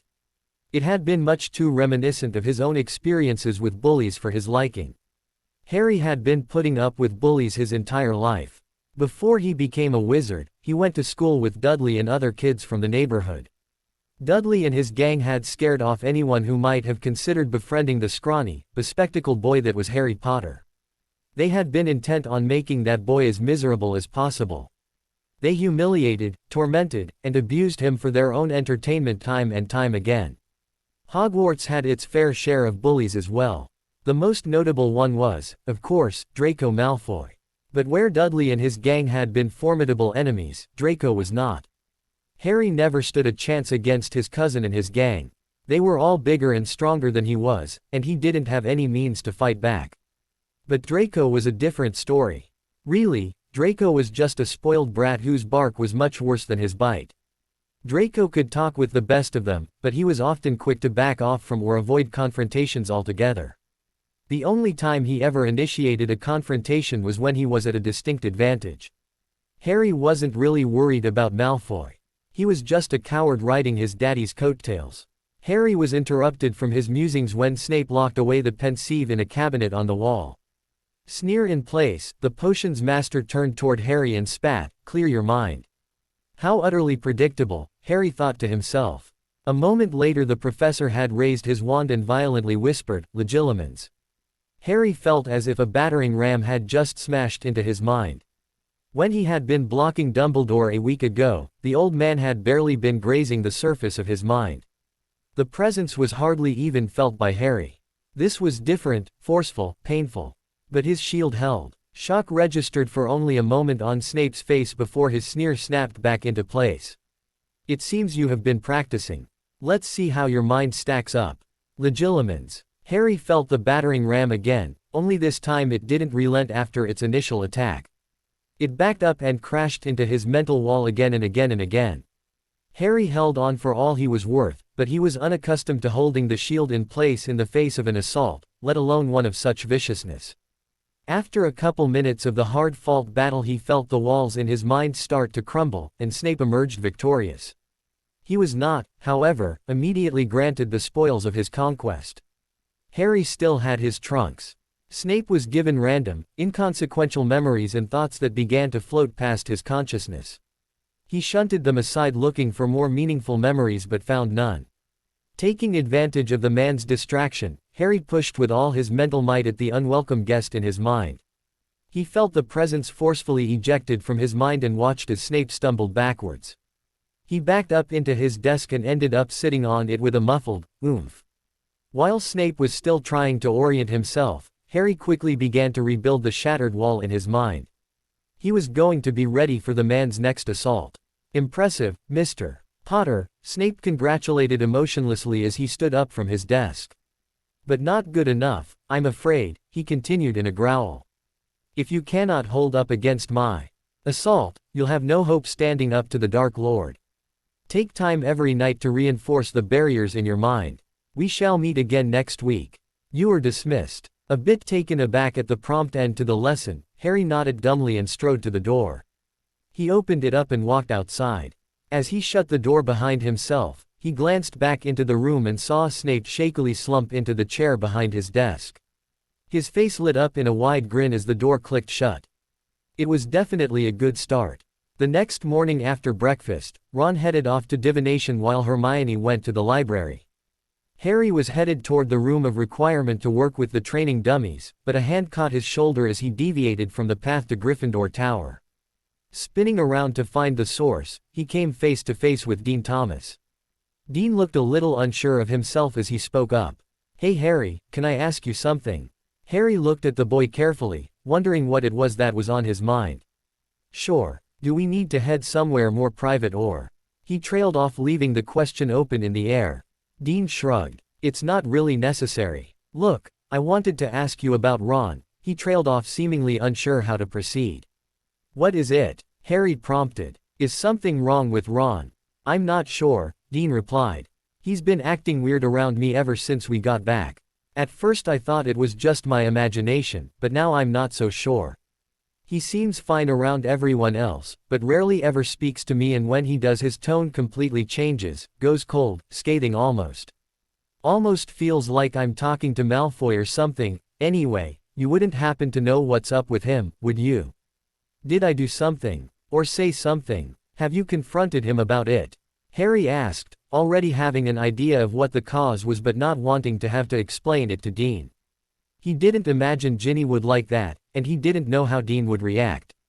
"I tried to ask him if anything was wrong, but he just says everything's fine, then turns away," Dean said, waving his arms in the air exasperatingly. Harry let out a low sigh before answering. "I think I might have an idea of what it could be. It's not anything that you did, and it's not anything Ron should be upset about. It's more of a misunderstanding than anything. I don't want to say anything until I can check a couple facts, so can I get back to you?" Dean shrugged his shoulders. "Yeah, I guess so. I don't mean to get you involved in anything. It's just getting bloody frustrating, especially since we sleep in the same room. I figured if anybody would know what was going on, it would be you." "Hey, no problem," Harry said with a smile. "I'll talk to you later, Dean." As Dean headed back toward Gryffindor Tower, Harry continued his trek to the room of requirement. He didn't think Ginny could have forgotten to tell Ron the truth about her lack of a relationship with Dean, but he wanted to ask her about it to make sure. And he was not about to tell Dean about her fib without asking for her permission first. He struggled to remember what she had said her schedule looked like today. He knew she had mentioned it at breakfast that morning. He thought she said she had double off first thing in the morning, then a break before lunch. That gave him 2 hours to train before her class would let out. Harry asked the room for his usual training room with the training dummies, and after setting up various privacy wards, set to work. He went through periods of dodging without magical aid, full-out dueling, and dueling with no shields. He left himself plenty of time to wash up and get to the Dada corridor to head Ginny off after her class ended. When he reached his destination, he had 3 minutes to spare before the bell. He leaned up against the wall a little ways down the corridor and waited for the class to be let out. Soon enough the door to the classroom was opening, and the fifth-year Gryffindors and Ravenclaws were streaming out of the brightly lit classroom. He caught Luna's eye as she passed and gave her a warm smile along with a nod of greeting. He finally spotted the familiar mane of red hair belonging to one Ginny Weasley coming out of the classroom. She was one of the last ones out, conversing animatedly with Jack Sloper and one of the girls in her year.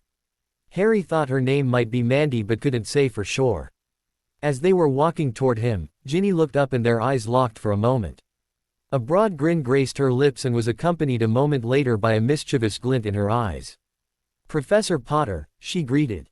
"How lovely to see you today. What brings you to this fine corridor?" "You know," Harry mused thoughtfully, scratching his chin idly, "I could give you detention for mocking a professor." "Well, Professor Potter," Ginny purred as she sidled up to Harry, "would I be serving that detention with you personally?" Ginny's female friend giggled girlishly as heat flooded Harry's face at the thinly veiled innuendo, giving him a blush to rival any Weasleys. Harry gulped audibly as he took a moment to compose himself. When he responded it was in a brisk, business-like tone. "As a matter of fact, yes. If you would please follow me to my office, I will give you the details momentarily." He turned on his heel and, without a second glance back, strode purposefully to his office on the 5th floor. When he reached the door, he opened it up and waited outside in the hallway. A moment later Ginny rounded the corner and walked up to the door, shooting Harry a questioning glance which he studiously ignored. Without comment, he motioned her to precede him into the office with a wave of his hand. Ginny stood in the middle of the room while Harry shut the door behind him, surreptitiously adding privacy wards with a wave of his hand, and sank into one of the armchairs. Ginny followed suit, sitting in the seat opposite him. He maintained his stoic expression for a moment before breaking into a broad grin and letting out a hearty guffaw. "Well played. I must say I am impressed. I've been working hard on maintaining complete control over my emotions, but that comment caught me completely off guard." "What can I say?" she asked, a wide smile lighting up her face. "It's a gift." "Indeed," he replied seriously. "But all flirtations aside, there was a reason I was waiting for you in the corridor." "Oh," she purred suggestively, leaning forward in her chair. "Stop that," he reprimanded with a grin. "Sorry," she said unapologetically. "Go on. What did you need to talk to me about?" "Well, it's about Dean actually," he started. "And Ron. Dean stopped me after breakfast this morning. He asked me if he had done anything to upset Ron because your brother has apparently been pretty cold to him lately." "Oh no," Ginny groaned. "Please tell me that you remembered to tell Ron the truth about you and Dean," Harry said pleadingly. "Of course I remembered to tell him," she scolded distractedly. "I was just counting on Ron being reasonable about the whole situation once he found out the truth and dropping the animosity he had built up over the summer towards Dean. I obviously gave my brother too much credit." "Well then the way I see it we have two problems to deal with," Harry said logically. "How do we get Ron to quit being a prat? And what do we tell Dean?" Ginny groaned as she slumped forward, putting her head in her hands. "Okay, first things first, do you want me to talk to Ron for you?" "No," Ginny stated. "It's my fault he's being a prat. And he's my brother. I should be the one to set him straight. I don't want him taking any of his anger out on you." "Well, if you need any help with him, let me know," he told her. "Now, what should I tell Dean?" "I already told him that I might know the cause and that it wasn't anything he had done but was more of a misunderstanding on Ron's part than anything else. I didn't want to say any more than that without talking to you first." "Thanks, Harry," she told him sincerely, reaching forward and lightly squeezing his knee. "It's nice of you to look out for me, but I think we should tell him the truth. He's got a right to know why my brother is being a prat to him." "God, that's going to be an embarrassing conversation. I'll talk to Dean and explain everything for you," Harry offered. "You just worry about setting your brother straight." "No," Ginny shook her head. "No, I should be the one to tell him. This is my mess, and you shouldn't have to clean it up." By the time she finished the statement, her head was bowed forward, buried in her hands. "Ginny," Harry said gently, reaching forward and tilting her face up to meet his gaze. "That's what friends are for, right? Helping clean each other's messes. You worry about Ron and let me talk to Dean." Ginny's eyes sparkled as she was caught in Harry's mesmerizing gaze. "Thank you, Harry. That really means a lot. I was not looking forward to that conversation, I don't even really know the bloke." "It's nothing," he said warmly, finally removing his finger from her chin and leaning back in his seat.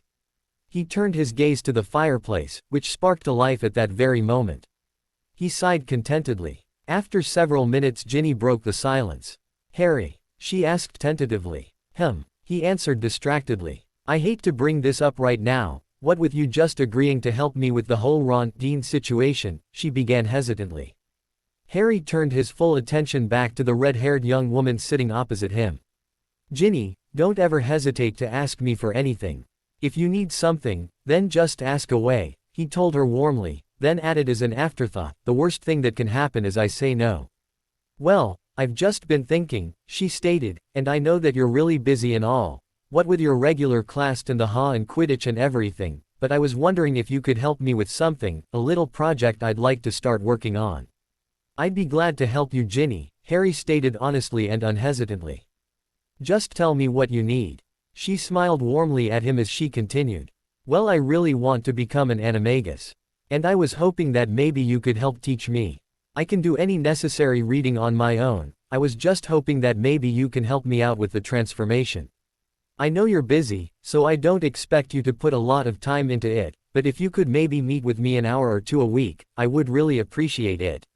I think it's a great idea, Harry responded genuinely. Of course I'll help you out, as best I can anyway. I don't think I really manage the transformation by conventional means, but I might be able to help you along. Oh, Harry, thank you, Ginny all but squealed as she launched herself out of her chair into Harry's lap, wrapping her arms around his neck. Harry laughed as he caught her around the waist. Now, Miss Weasley, he began in a formal tone, do you thank all your teachers this way?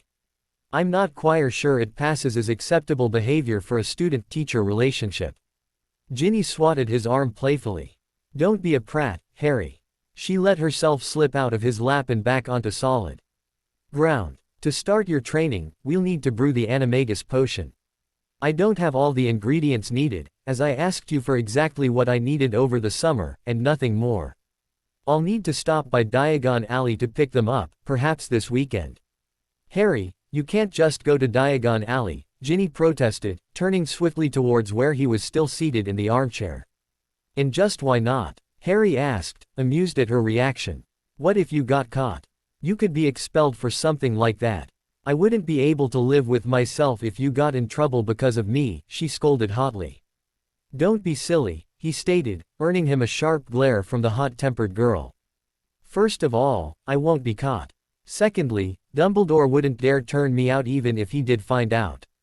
I'd be in for the lecture of a lifetime, sure, and he'd be keeping a much closer eye on me than he has been, but there is no way he'd even consider kicking me out. How can you be so sure? She asked him. Just trust me on this one. Dumbledore would do everything in his power to keep me here, to keep me under his thumb and locked up as securely as possible, if he had his way. That's why he doesn't know about any of my summertime discoveries and adventures. As long as he doesn't suspect that I'm capable of going out on my own, he won't keep close enough watch on me to actually prevent me from doing so. I think that's why he offered me the assistant professorship, to try to keep me busy and satisfied here, to distract me from what's going on outside. He thinks that as long as I have something to focus on, I'll leave the war in his hands until he deems me ready. Harry, Ginny asked uncertainly. What do you mean? He said distractedly. Oh, nothing, just going off on a tangent. Basically he thinks that I'll be content to sit on the sidelines and watch the war play out, but he's got another thing coming. I'll play the good little boy for now, to keep him off my back until I'm ready. I managed to get quite a lot done this summer without anyone noticing, and I left the house nearly every day if for nothing else than to get some exercise as an animagus. So that's why you were always telling us not to feel bad for you, that this summer was so much better than usual. Here we were cooped up in the house feeling sorry for you because you were stuck with the muggles with absolutely nothing to do. All the while you were out gallivanting around Diagon Alley and running around as a panther, she exclaimed in a mixture of mirth and indignation. I did tell you not to feel bad for me, Harry said around a smug smile. It's not my fault nobody listened. Nobody listened because we all just assumed you were stuck in the house with your relatives all day every day. When you weren't begging us to get you out of there, we assumed that it was because you didn't want to face us, that you were still feeling guilty about what happened in June. Imagine our surprise when you showed up at King's Cross with long hair, no glasses, a physique that is already driving the female population of this castle crazy, and instead of being all gloomy, you laugh and smile and joke around. But I sent out letters saying I was doing much better, Harry began. I know what you said in your letters, Ginny interrupted him, standing from her seat. But it would be just like you to say, I'm fine, when you're dying, emotionally or physically. His only response was a grin and a nod. See, we didn't know what to think. I thought that you'd be okay, but I never expected this. She gesticulated wildly in his direction with her hands before falling back into her chair with an oomph. Got that out of your system now? He asked with unabashed amusement. She glared at him, but the effect was ruined as a smile tugged at her lips. For now, anyway. He let loose a mild chuckle before continuing. Good. Now, as I was saying earlier, I'll need to run over to Diagon Alley for a quick run to the apothecary this weekend. I think it opens at 8 o'clock, so maybe I'll go during breakfast tomorrow. We'll need to come up with a cover story to tell people if they ask me where I was at breakfast. But Harry, how will you get off the grounds to disapparate? Ginny asked him. Harry cocked an eyebrow at her and grinned roguishly. I have my ways. She rolled her eyes at him and said, so what will we tell anyone who asks where you were? He wondered as he tapped his foot on the hearthrug in front of the fire. How about this? We push it back to Sunday morning. I need you to come to breakfast with me first thing in the morning, so you're there before everyone else. I'll eat a quick breakfast and tell you that I'll be in my office to finish preparations for the day's classes. Anyone who is there will have seen me and possibly heard me. And you can say that I stopped by but went up to my office to get some work done. I'll bring my invisibility cloak with me, so I can sneak in and out and back into my office without anyone being any the wiser. Sounds like you've got it covered, she told him. Harry managed to grab Dean after dinner and led him into an unused classroom. Dean sat on one of the desktops as Harry paced in front of him. Okay, I'm pretty sure I know why Ron's acting the way he is. Harry launched into an explanation of how Ginny had told Ron that they were dating just to get a rise out of him and went on to describe Ron's overprotective brother routine last year with Michael Corner and how unreasonable he had been over the summer as well. He told Dean that he had talked to Ginny about it today and that she was confronting Ron about it, so hopefully Ron would quit being a prat for no good reason. Dean had sat quietly throughout the whole story, brow furrowed. When Harry finally finished talking and looked at him expectantly, Dean finally spoke. Well, I guess that explains it then, he said simply. I wish someone had told me about it beforehand, though. Well, we didn't expect Ron to hold a grudge against you after he found out the truth, Harry explained. Oh, it's not that. That's not a big deal, really. Here Dean grinned wolfishly at him. I just wish Ginny had told me beforehand. I mean, if her brother was gonna be mad at me anyway, I could have at least enjoyed some of the benefits of it, mate. Harry didn't know whether to laugh because Dean was taking it so well or knock him upside the head for the insinuation. In the end he chose neither. Well, it's over now anyway, he said at length. Ginny ought to be able to set Ron straight pretty quickly. Believe me, she is one girl you do not want to get on the bad side of. You speaking from experience, mate. Mostly second-hand experience, thankfully, Harry admitted. Dean had laughed at that. Well, thanks for explaining everything, I guess, Dean said. I think I'll head back up to the common room now. Sounds like a plan, Harry agreed. When they reached the fat lady's portrait and entered through the opening, Harry scanned the crowd of Gryffindors for the trademark Weasley red hair. He spotted Ginny at a table with a few girls from her year with several books opened in front of them. She glanced up as he and Dean walked in with a questioning look on her face.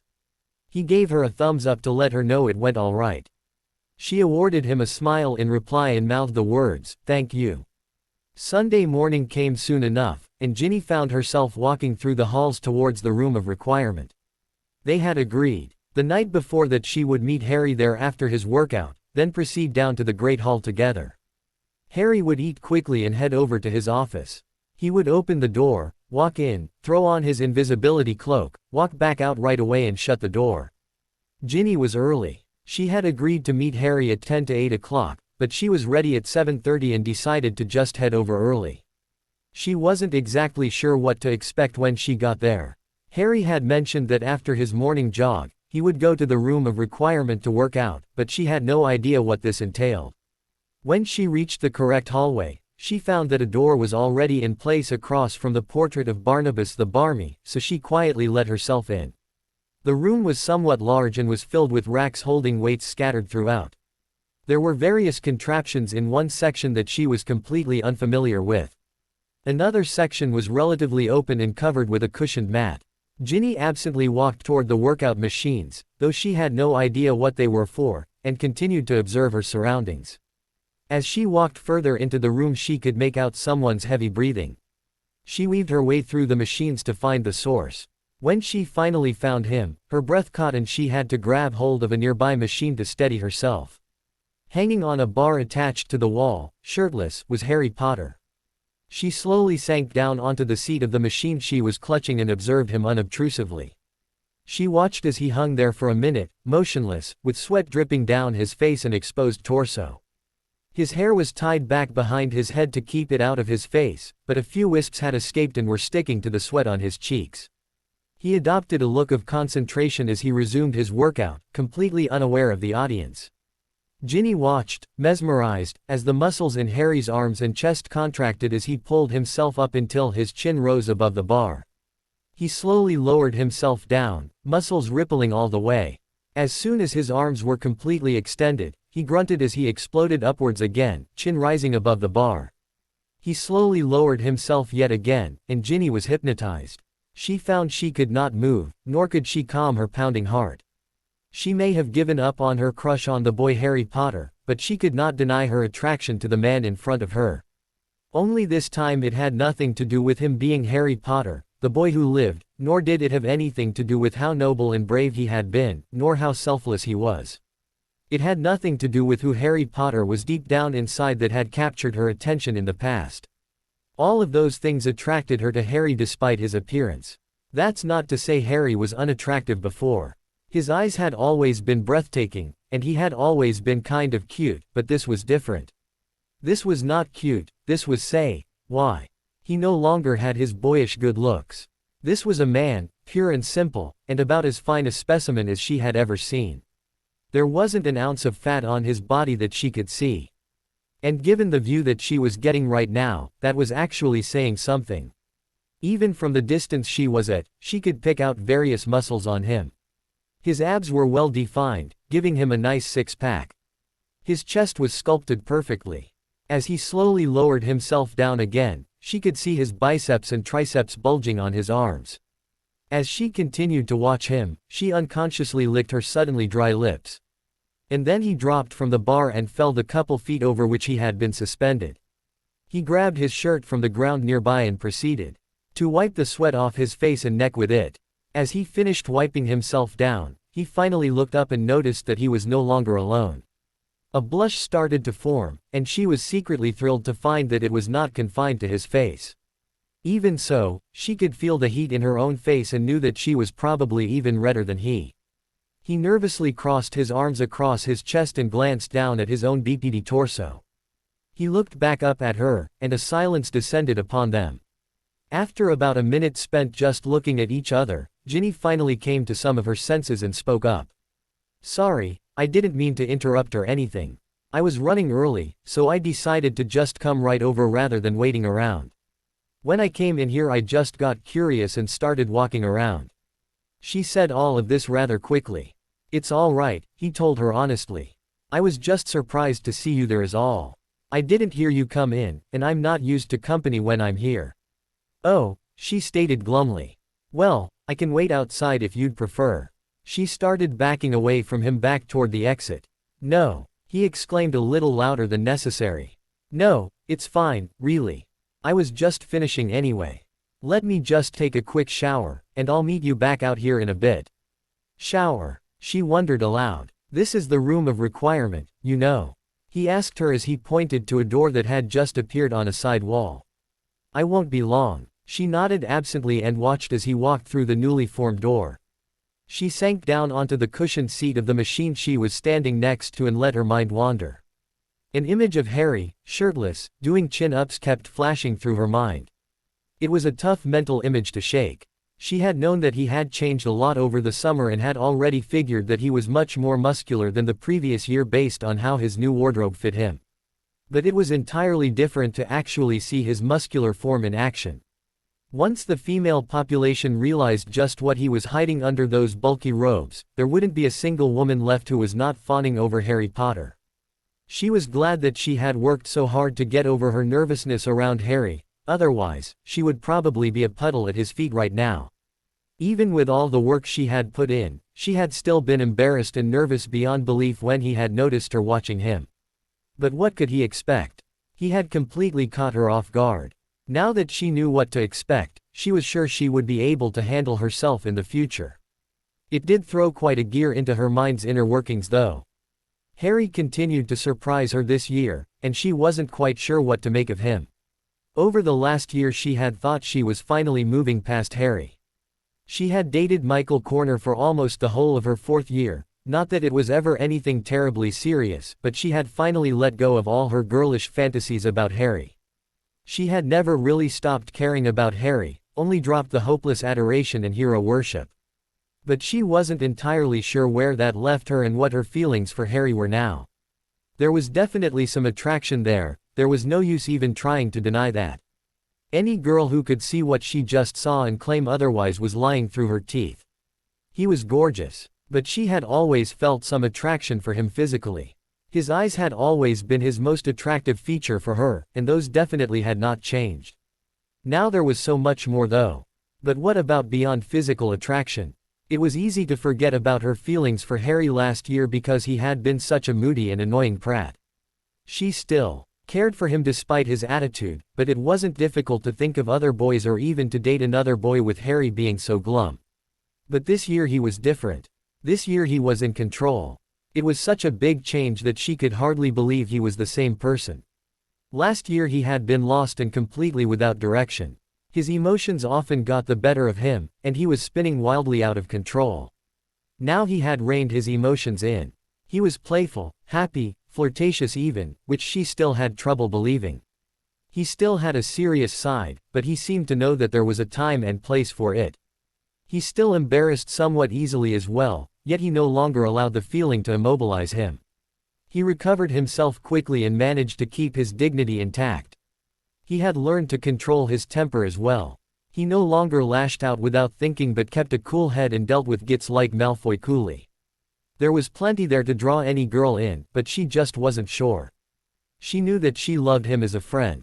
That was a certainty. But after falling in love with the boy who lived image in the past, she was not going to cast her lot in without really getting to know him first. She would be his friend, she resolved. And the future would speak for itself. About 10 minutes after he disappeared, Harry walked back into the workout room clean, refreshed, and fully dressed. "Sorry to keep you waiting," he said to Ginny. "Oh, it's no problem," she replied easily. "Like I said, I was the one who was early. You ready to head down to the Great Hall now?" "Yeah, let's get going." And so they walked through the still empty hallways and down the staircases leading to the Great Hall. They did not run into a single person on their trek as there were still 5 minutes until breakfast would begin being served. Nobody was ever down to breakfast early on a Sunday except Harry. He had been there for the start of the meal last week as well. It made sense since he was up so early to jog and work out.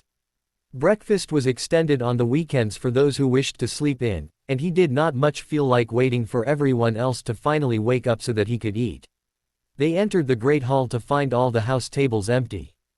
Professors McGonagall and Snape were the only 2 other people present in the hall and were sitting up at their usual seats at the head table. The 2 Gryffindors sat next to each other at their house's table, ignoring the questioning glances their head of house was shooting them. They chatted amicably for several minutes before food began appearing on the table. Harry tucked into his breakfast with fervor, while Ginny just casually munched on various foods as she carried the conversation. She had all the time in the world, after all, while Harry was in a bit of a rush to get to Diagon Alley and back before his class began at 10 o'clock. By the time Harry was finishing up his meal, several students had filtered into the Great Hall and migrated to their respective house tables. A few Gryffindors had joined them a little ways down the table, while the rest of the early risers seemed to be split pretty evenly between Ravenclaw and Hufflepuff. The Slytherin table was still empty. Harry announced his departure loud enough for the Gryffindors further along the table to hear, but not so loud as to seem abnormal. He told Ginny he would see her later and strode out of the hall. He walked decisively to his office on the 5th floor, opened the door, and stepped inside. Without closing the door, he ducked into a corner of the room and donned his invisibility cloak. Once completely covered, he exited the room and shut the door with a wave of his hand. He made his way up to the top of the West Tower to the Ollery. He decided the best way to get off of the grounds would be to fly away as an owl. He made sure there was nobody around when he arrived, then made the transformation. He rose into the rafters and spotted his snowy white companion. He greeted Hedwig and explained that he was off to run an errand in Diagon Alley. When she offered to fly with him, he told her that he wouldn't be flying the whole way, just far enough off the grounds to change back into human form before apparating the rest of the way. So Harry set off. He flew through one of the windows set high atop the tower and soared off into the open sky. There were scattered clouds this morning that were currently hiding the sun, but they were not enough to put a damper on the beautiful day. There was still bright blue sky to behold, and there was hardly anything in the world that could take away from the joy of flying. Harry soared on the air currents, letting them carry him out above the lake.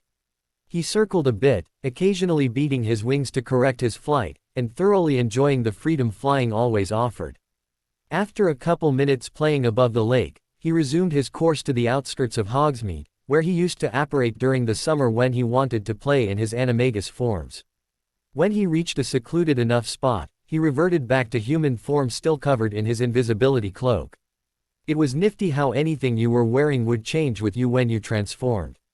He shrugged out of the cloak and quickly stored it in his trunk, which he kept in a pocket on his person at all times. He needed to change his appearance before he could head into Diagon Alley, so he changed his hair color to the light brown color he had used over the summer. He shortened his hair considerably, leaving it so short that his hair couldn't even act up on him. He applied a glamour charm to the scar on his forehead as a finishing touch. He conjured a mirror to check his appearance and found that he looked nothing like his usual self, except his eyes. He almost forgot to change his contacts. He quickly made the switch and found brown eyes now staring back at him in the mirror. Satisfied, Harry vanished the mirror, placed his trunk back in his pocket, and apparated to Diagon Alley. He found the street relatively deserted with just a few shoppers moving between stores. Paying them little heed, Harry started towards the apothecary. It didn't take him long to find everything he needed, and 10 minutes after walking into the store, he exited with the ingredients stored in his trunk. He still had plenty of time before he needed to be back at Hogwarts, so he decided to walk around a little. As he walked past Gringotts, he noticed a horridly brightly painted shop in green and pink on his left-hand side. As he walked closer, he realized with a start that today was September the 14th, making tomorrow the grand opening of Weasley's Wizarding Wheezes. Before he even saw the sign, he knew what store he was looking at. No one other than Fred and George would ever paint a shop such flashy colors. He walked by the shop and glanced in the windows as he passed. He saw Fred and George hard at work, stocking shelves and setting up displays. They must be preparing for the opening tomorrow. He was tempted to watch them for longer but really didn't want to call attention to himself, so he decided to continue walking for a bit.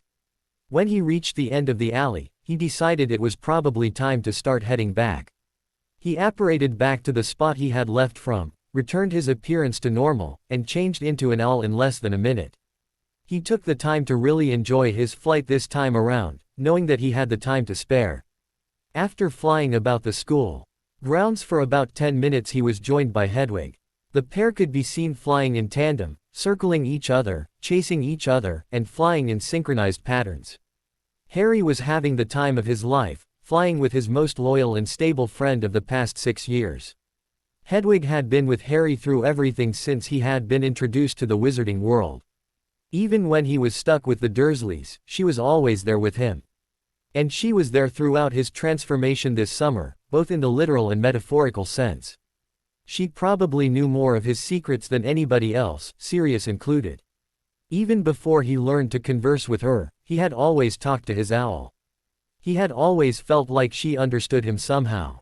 When he learned to talk with her, he wasn't so much shocked that she understood everything he said, but more of the fact that she was able to converse in her own way. He had never suspected that. After flying about with Hedwig for 20 minutes, Harry decided that it was time to head back to his office. He did have classes to prepare for, after all. He and Hedwig flew together into the Ollery. Hedwig perched on one of the rafters while Harry soared gracefully to the ground. He scanned the room carefully during his descent for anyone but found the place to be empty. So when he landed, he reverted back to human form and threw on his invisibility cloak yet again. He carefully made his way back to his office. The halls were busier than they were in the morning, so he was forced to move slowly so as not to make any noise or bump into anyone. As he approached the corridor that housed his office, he heard some familiar voices up ahead of him. I don't care if he wants to be left alone. He needs to know about this. Owls don't normally fly together like that. It's got to be some sort of mating ritual, and if Hedwig is going to be a mother soon, Harry should know about it, Hermione huffed. Harry had to struggle not to burst out in a fit of laughter. It was bad enough when Ginny had written suggesting the two owls might be a little more than friendly, but for his friends to think that he had just performed a mating ritual with Hedwig, it was just too much.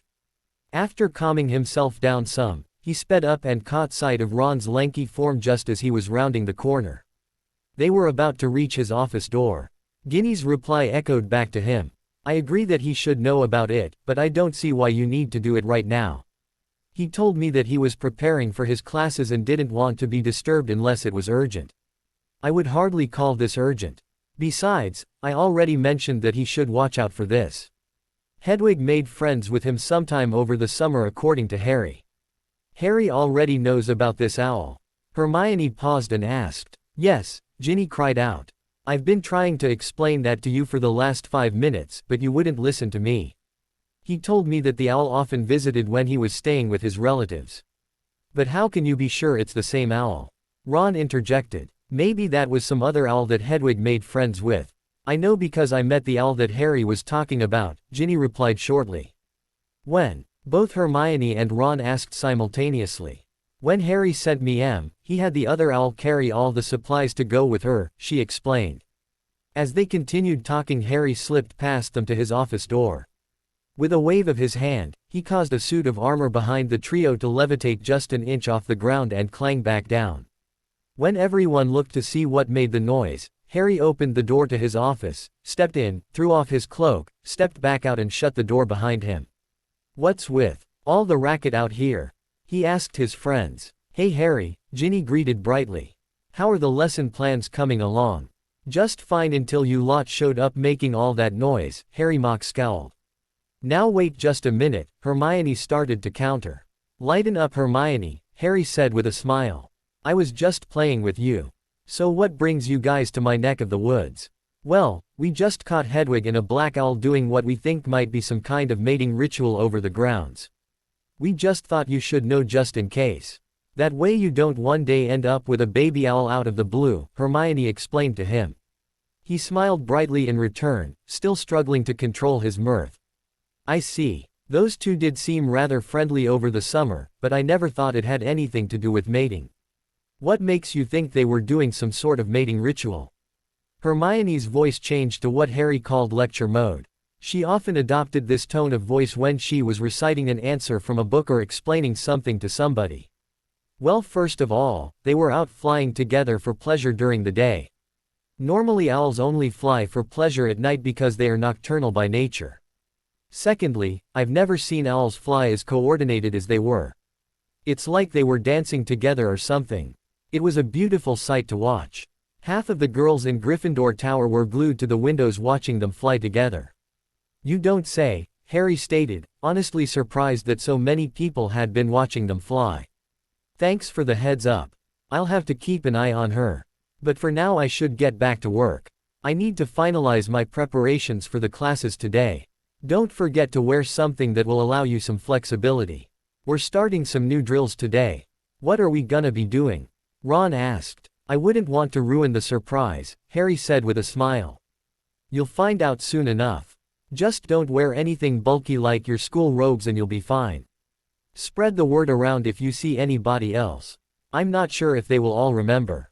Consider it done, Ginny supplied as she grabbed the arms of Ron and Hermione to turn them around. We'll see you at lunch, Harry. Yeah, see you mate, Ron called out. Harry gave them all a big wave. As they began walking the other way, Ginny glanced at him over her shoulder, one eyebrow cocked. He gave her a smile and a wink. Ginny gave him a grin and another little wave just before they turned the corner and were out of sight. It wasn't long afterwards that Harry found himself in the room of requirement, standing in front of a large group of students instructing them on the mechanics of shielding spells. Most of his lesson with the beginners was spent perfecting Protega. They also got some work done on Petrificus Totalis. Lunch was a hurried affair for Harry. After his first lesson let out, he ran down to the Great Hall, scarfed down a quick lunch, and hurried back to the room of requirement to get it set up for his next class. He needed the room to be different than what he usually used, so he wanted the extra time to ensure that everything was set up correctly. After pacing back and forth 3 times in the correct spot imagining what he needed, Harry opened the door that appeared for him. The first thing he noticed was the size of the room. It was large, much larger than their usual room, and rivaling the size of the Great Hall. There was a small stage in the front of the room for him to instruct from. On the ground over a dozen large circles were marked off across the room. Each circle looked to be a good 15 to 20 meters in diameter. At the center of each of these large circles, a smaller circle was marked off that looked to be about a meter in diameter. He went to each circle and cast a spell over it. The spell was a type of ward that was used often in dueling tournaments. Its purpose was to absorb any spells that impacted its barriers. Harry was using a weak version of the spell, as no strong spells were going to be cast by his students in their drills. He paced around on the small stage for a while, going over the lesson in his head. He reviewed what it was he was going to have them do and how he was going to implement it. Eventually students began filing into the room. When the clock struck 1 o'clock, Harry shut and warded the doors with a wave of his wand. He pulled out the magical contract that everyone had signed and murmured, "Show me non-members." Nothing happened. Satisfied, Harry tucked the contract back in his robes and called for everyone's attention. The whole room immediately quieted down and gave him their attention. "Thank you. We will start the class off by working on the Patronus charm some more. This will be the last time we cover it in this class. It is, however, very important that you all learn to cast this spell competently. If anyone continues to have trouble with it after today, you can always feel free to come talk to me about it outside of class." Harry demonstrated the proper wand movements and incantation to the class again to remind them all. "Now, I want you all to find your positive thoughts and memories to focus on and give it a shot. If you found that you couldn't quite get your Patronus to take form last class, you may want to try looking for a stronger thought or memory. The spell requires strong positive emotions to power it, so finding the right focus is pivotal. You may begin." Several students set to work almost immediately. The ones who were able to conjure a corporeal Patronus the last time were among this leading group, along with a couple other students. Harry noticed that among these other students were Ginny and Neville, whom Harry had spoken to after the last class. He had encouraged them both to try to think of something else to focus for this next attempt and was interested to see the results. Neville was the first of the two to attempt the spell. He created a strong curtain of vapor that seemed to become dense in certain areas as if it was trying to form a shape but couldn't quite manage it. Harry gave him an encouraging smile and glanced over at Ginny. She bore a mask of concentration on her face as she shouted out the words, "Expecto Patronum." A sleek silvery form emerged from her wand in a rush and circled her protectively. He moved closer to investigate the animal. It had 4 legs and a long tail. It moved gracefully like a cat. Ginny was beaming widely at her Patronus. She looked up and their eyes locked for a moment. A look of sudden realization appeared on her face for a moment as their eyes held each other. She suddenly looked away and a blush crept up her neck into her face. She refocused onto her Patronus and gave the mist a pat. Her hand went right through the form as it sat in front of her and it faded out of existence. Hermione was next to Ginny and looked positively delighted for her friend. "Ginny," she squealed, which was a new one for Harry because Hermione did not squeal ever, that was saved for other more girly girls. It was gorgeous. It was some kind of cat, wasn't it? Ginny only nodded in response, still blushing. "What kind of cat do you think it was?" "It was pretty big," Hermione mused. "It could have been a lioness or a lynx, a tiger perhaps, maybe a—" She gasped suddenly and drew a hand to her mouth. "I know what it was," she proclaimed with a knowing smirk. "Hermione," Ginny warned, but Hermione paid her no heed. "What was it you said you're Mysterious savior was again. Oh yes, I remember now. A panther. Hermione was clearly enjoying this. Harry's mouth opened a little in shock at this revelation. If Ginny's form was a panther, then there was a pretty good chance that he could guess what memories she was using to power her Patronus. And it was somewhat flattering, if he was honest with himself. Hermione, in the meantime, was continuing her torture of Ginny. It makes sense really, after all you told me about him. Hermione, you better stop it right now, Ginny insisted, the threat in her voice blatant. But again, Hermione ignored her and continued to torment her friend. What was it that you said about him? How handsome and strong he was and how you felt so safe in his arms. Harry grinned at this. Talk about your ultimate blackmail material. Ginny, apparently, had had enough of this. So, Hermione, she called out loudly despite the fact that her friend was right next to her, hear back from Victor Crumb yet? You did say you wrote to him recently, didn't you? This did the trick. Hermione's grin quickly evaporated. What's this about Vicky? A voice asked loudly. Hermione's shoulders tensed noticeably. She glared at Ginny who returned the look and stuck her tongue out at Hermione. Hermione turned around to face Ron, so Harry took his opportunity to approach Ginny. Quite a nice-looking Patronus you had there, Harry commended her airily. Beautiful creature, if I do say so myself. Never have I seen anything move with such grace and power. Oh shove off, Potter, Ginny returned, shoving Harry's shoulder. No need to get offended, Gin, Harry calmly replied. I was merely complimenting you. You did well. Conjuring a Patronus is an extremely difficult bit of magic. You should be proud of yourself and your Patronus. Don't even start with me, Harry, I'm not in the mood. And Harry could tell she was dead serious. He decided he should drop it before she opted to retaliate as she had done with Hermione. He dropped his teasing grin and looked at her seriously. I do mean it, though, Gin. Good job on your Patronus. I knew you could do it. She searched his eyes for any insincerity for a long moment. She must have been pleased with what she found, for she smiled suddenly and thanked him. Harry returned her grin and moved on to help out others who were having difficulty. He reprimanded Ron and Hermione for fighting when they should be working. He encouraged Neville to keep up the practice and that he would have it down in no time. And he made the rounds through the class. After a while, he decided that it was time to move on. He strode to the small stage in the front of the room and hopped up onto it. A whistle appeared on the podium as he thought of his need for it. Harry grabbed it and blew. A high-pitched noise echoed throughout the cavernous room and silence descended. All attention was now focused on Harry. Good work, all of you. That's an exceptionally difficult spell to master. Those of you who managed a corporeal Patronus should be extremely proud of yourselves. Most of the average adult witches and wizards never progress that far with it. I encourage all of you to continue practicing the charm on your own, even those that did manage a corporeal Patronus. With the Dementors on Voldemort's side, the room flinched noticeably, but Harry pressed on. It is only a matter of time before they start using them in their attacks. You will find it extremely difficult to cast a Patronus in front of Dementors, much more difficult than conjuring one here in this room. It will take all of your focus to block out the effects of the Dementors enough to concentrate on something positive, so it is important that you are ready should the time come. Now it's time for us to move on to the next part of today's lesson. This is going to be a very different type of lesson for all of you. I asked you all to come wearing something that you would feel comfortable moving around in, and I see that not everybody heeded my advice. I have little doubt that you will be regretting that decision shortly. The students all glanced at each other nervously, wondering what Harry had in store for them. You will notice that there are numerous circles marked off around the room, Harry pointed out. The students began looking around them, and it was clear that many of them had not in fact noticed this detail. The next part of the lesson will be spent working on dodging. Death Eaters use many spells that cannot be blocked by conventional shields, and 3 that cannot be blocked by any shields. It is important that you all learn how to avoid being hit by these spells in the first place.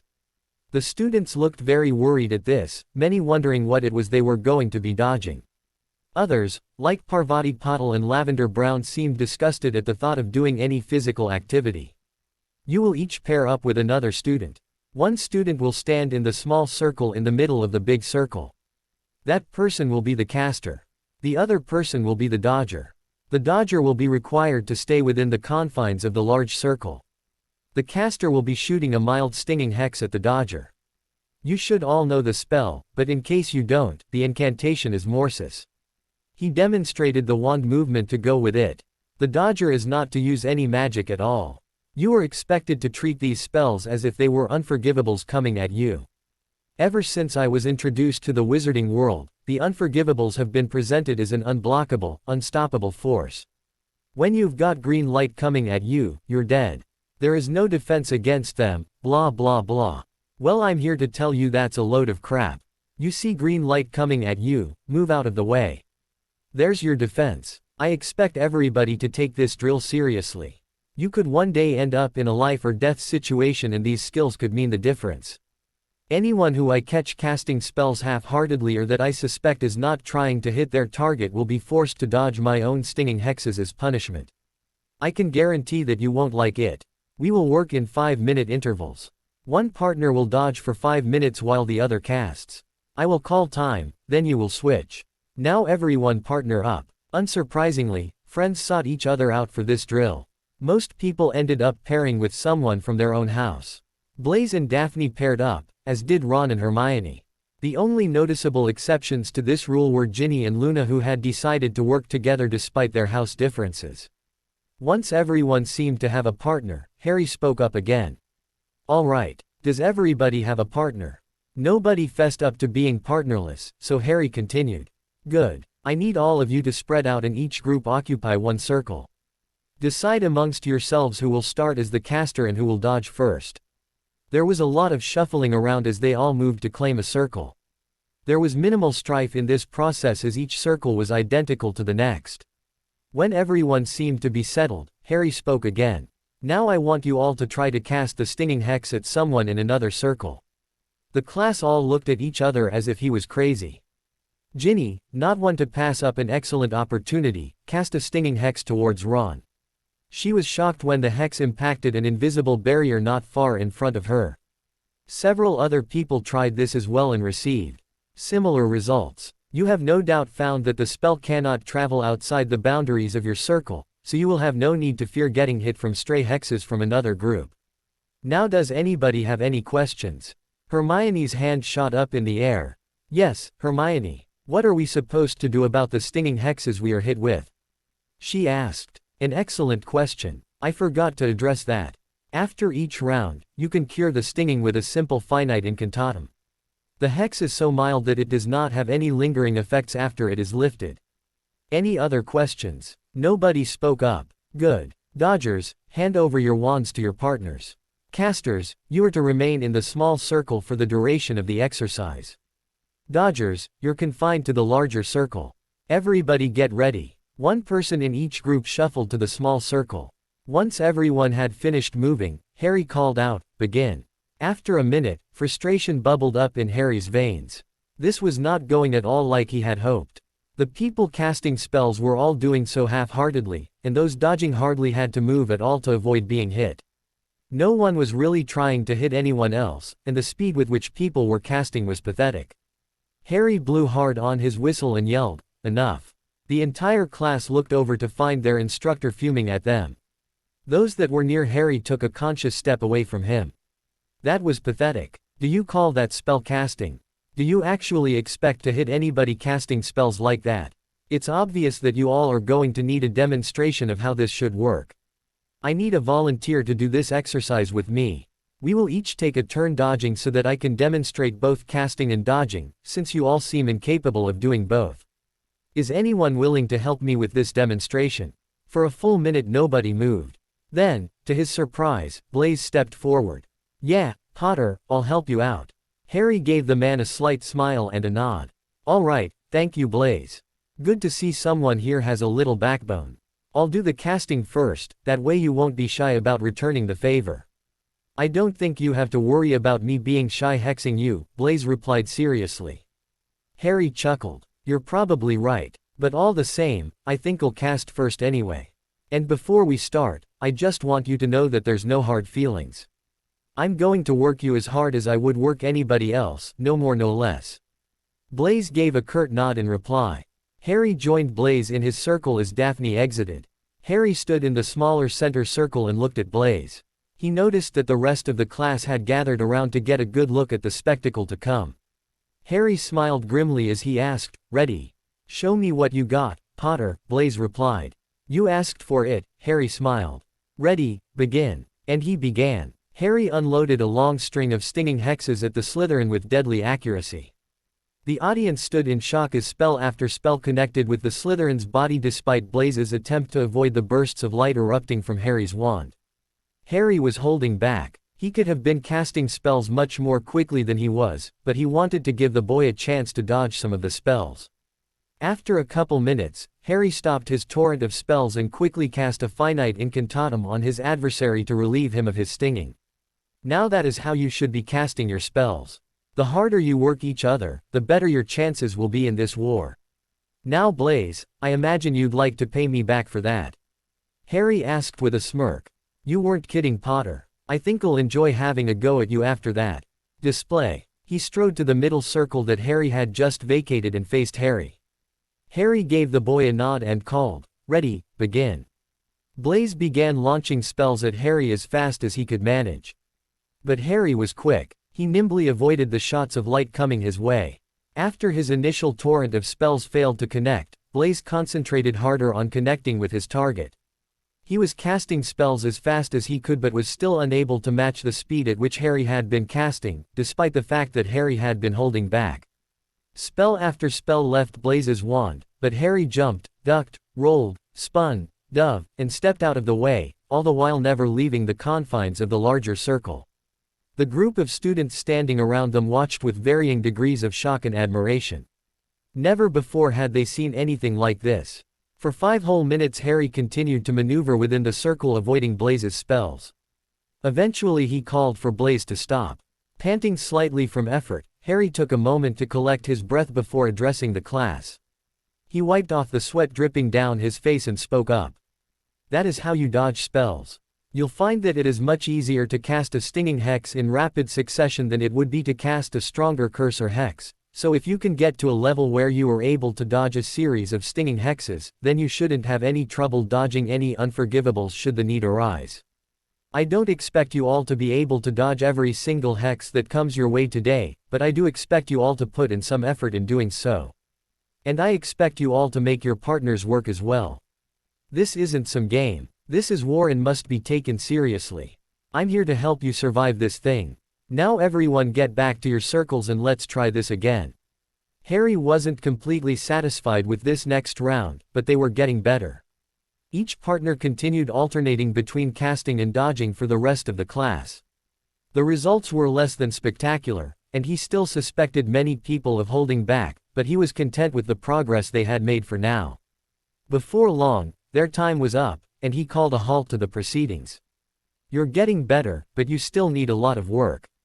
We will spend a little bit of time during each lesson working on this, so I expect you all to come prepared for a little action. Next week we will work mostly on dueling tactics. Before I begin introducing new spells, I want you all capable of dueling competently, otherwise, the spells won't do you any good. You're all dismissed. The students began drifting out of the room, many muttering to each other grumpily.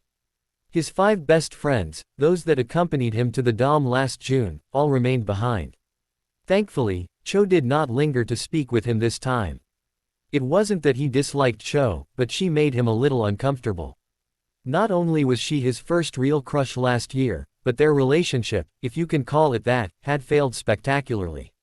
He felt nothing for her now, but she seemed to still want to flirt with him. And she had a new boyfriend already, too.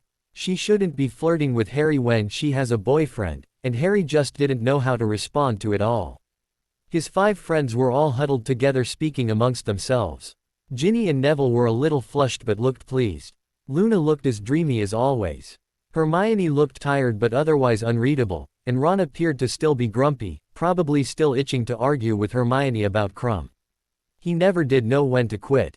Harry approached the group as the last of the students was leaving and asked, "So what did you think?" "You were amazing," Ginny piped up. "Yeah, I don't know where you learned to move like that, but you've definitely given us something to think about." "Did Blaze even hit you at all?" Neville asked. "No, I don't believe he did. You have to remember that I've been doing daily physical training since the beginning of summer, running, working out, and working on agility. It takes a lot of time and effort to get to this point, Harry explained. Well, all your training definitely shows, Hermione contributed. She blushed as she realized the double meaning to her statement. Harry laughed at her discomfort, as did Neville and Ginny. Harry wasn't sure if Luna was even paying attention, and Ron was trying to ignore Hermione at the moment. Well, thank you, Hermione. They began drifting toward the door at that point. Luna parted ways with the group, and they continued on to Gryffindor Tower. The rest of the day was spent around games of Exploding Snap and Wizard's Chess, sitting in front of the fire chatting, and finishing up some last-minute assignments as another week of classes approached. To be continued, I hope you enjoyed this story. Also remember to subscribe and like this video. See you in the next video.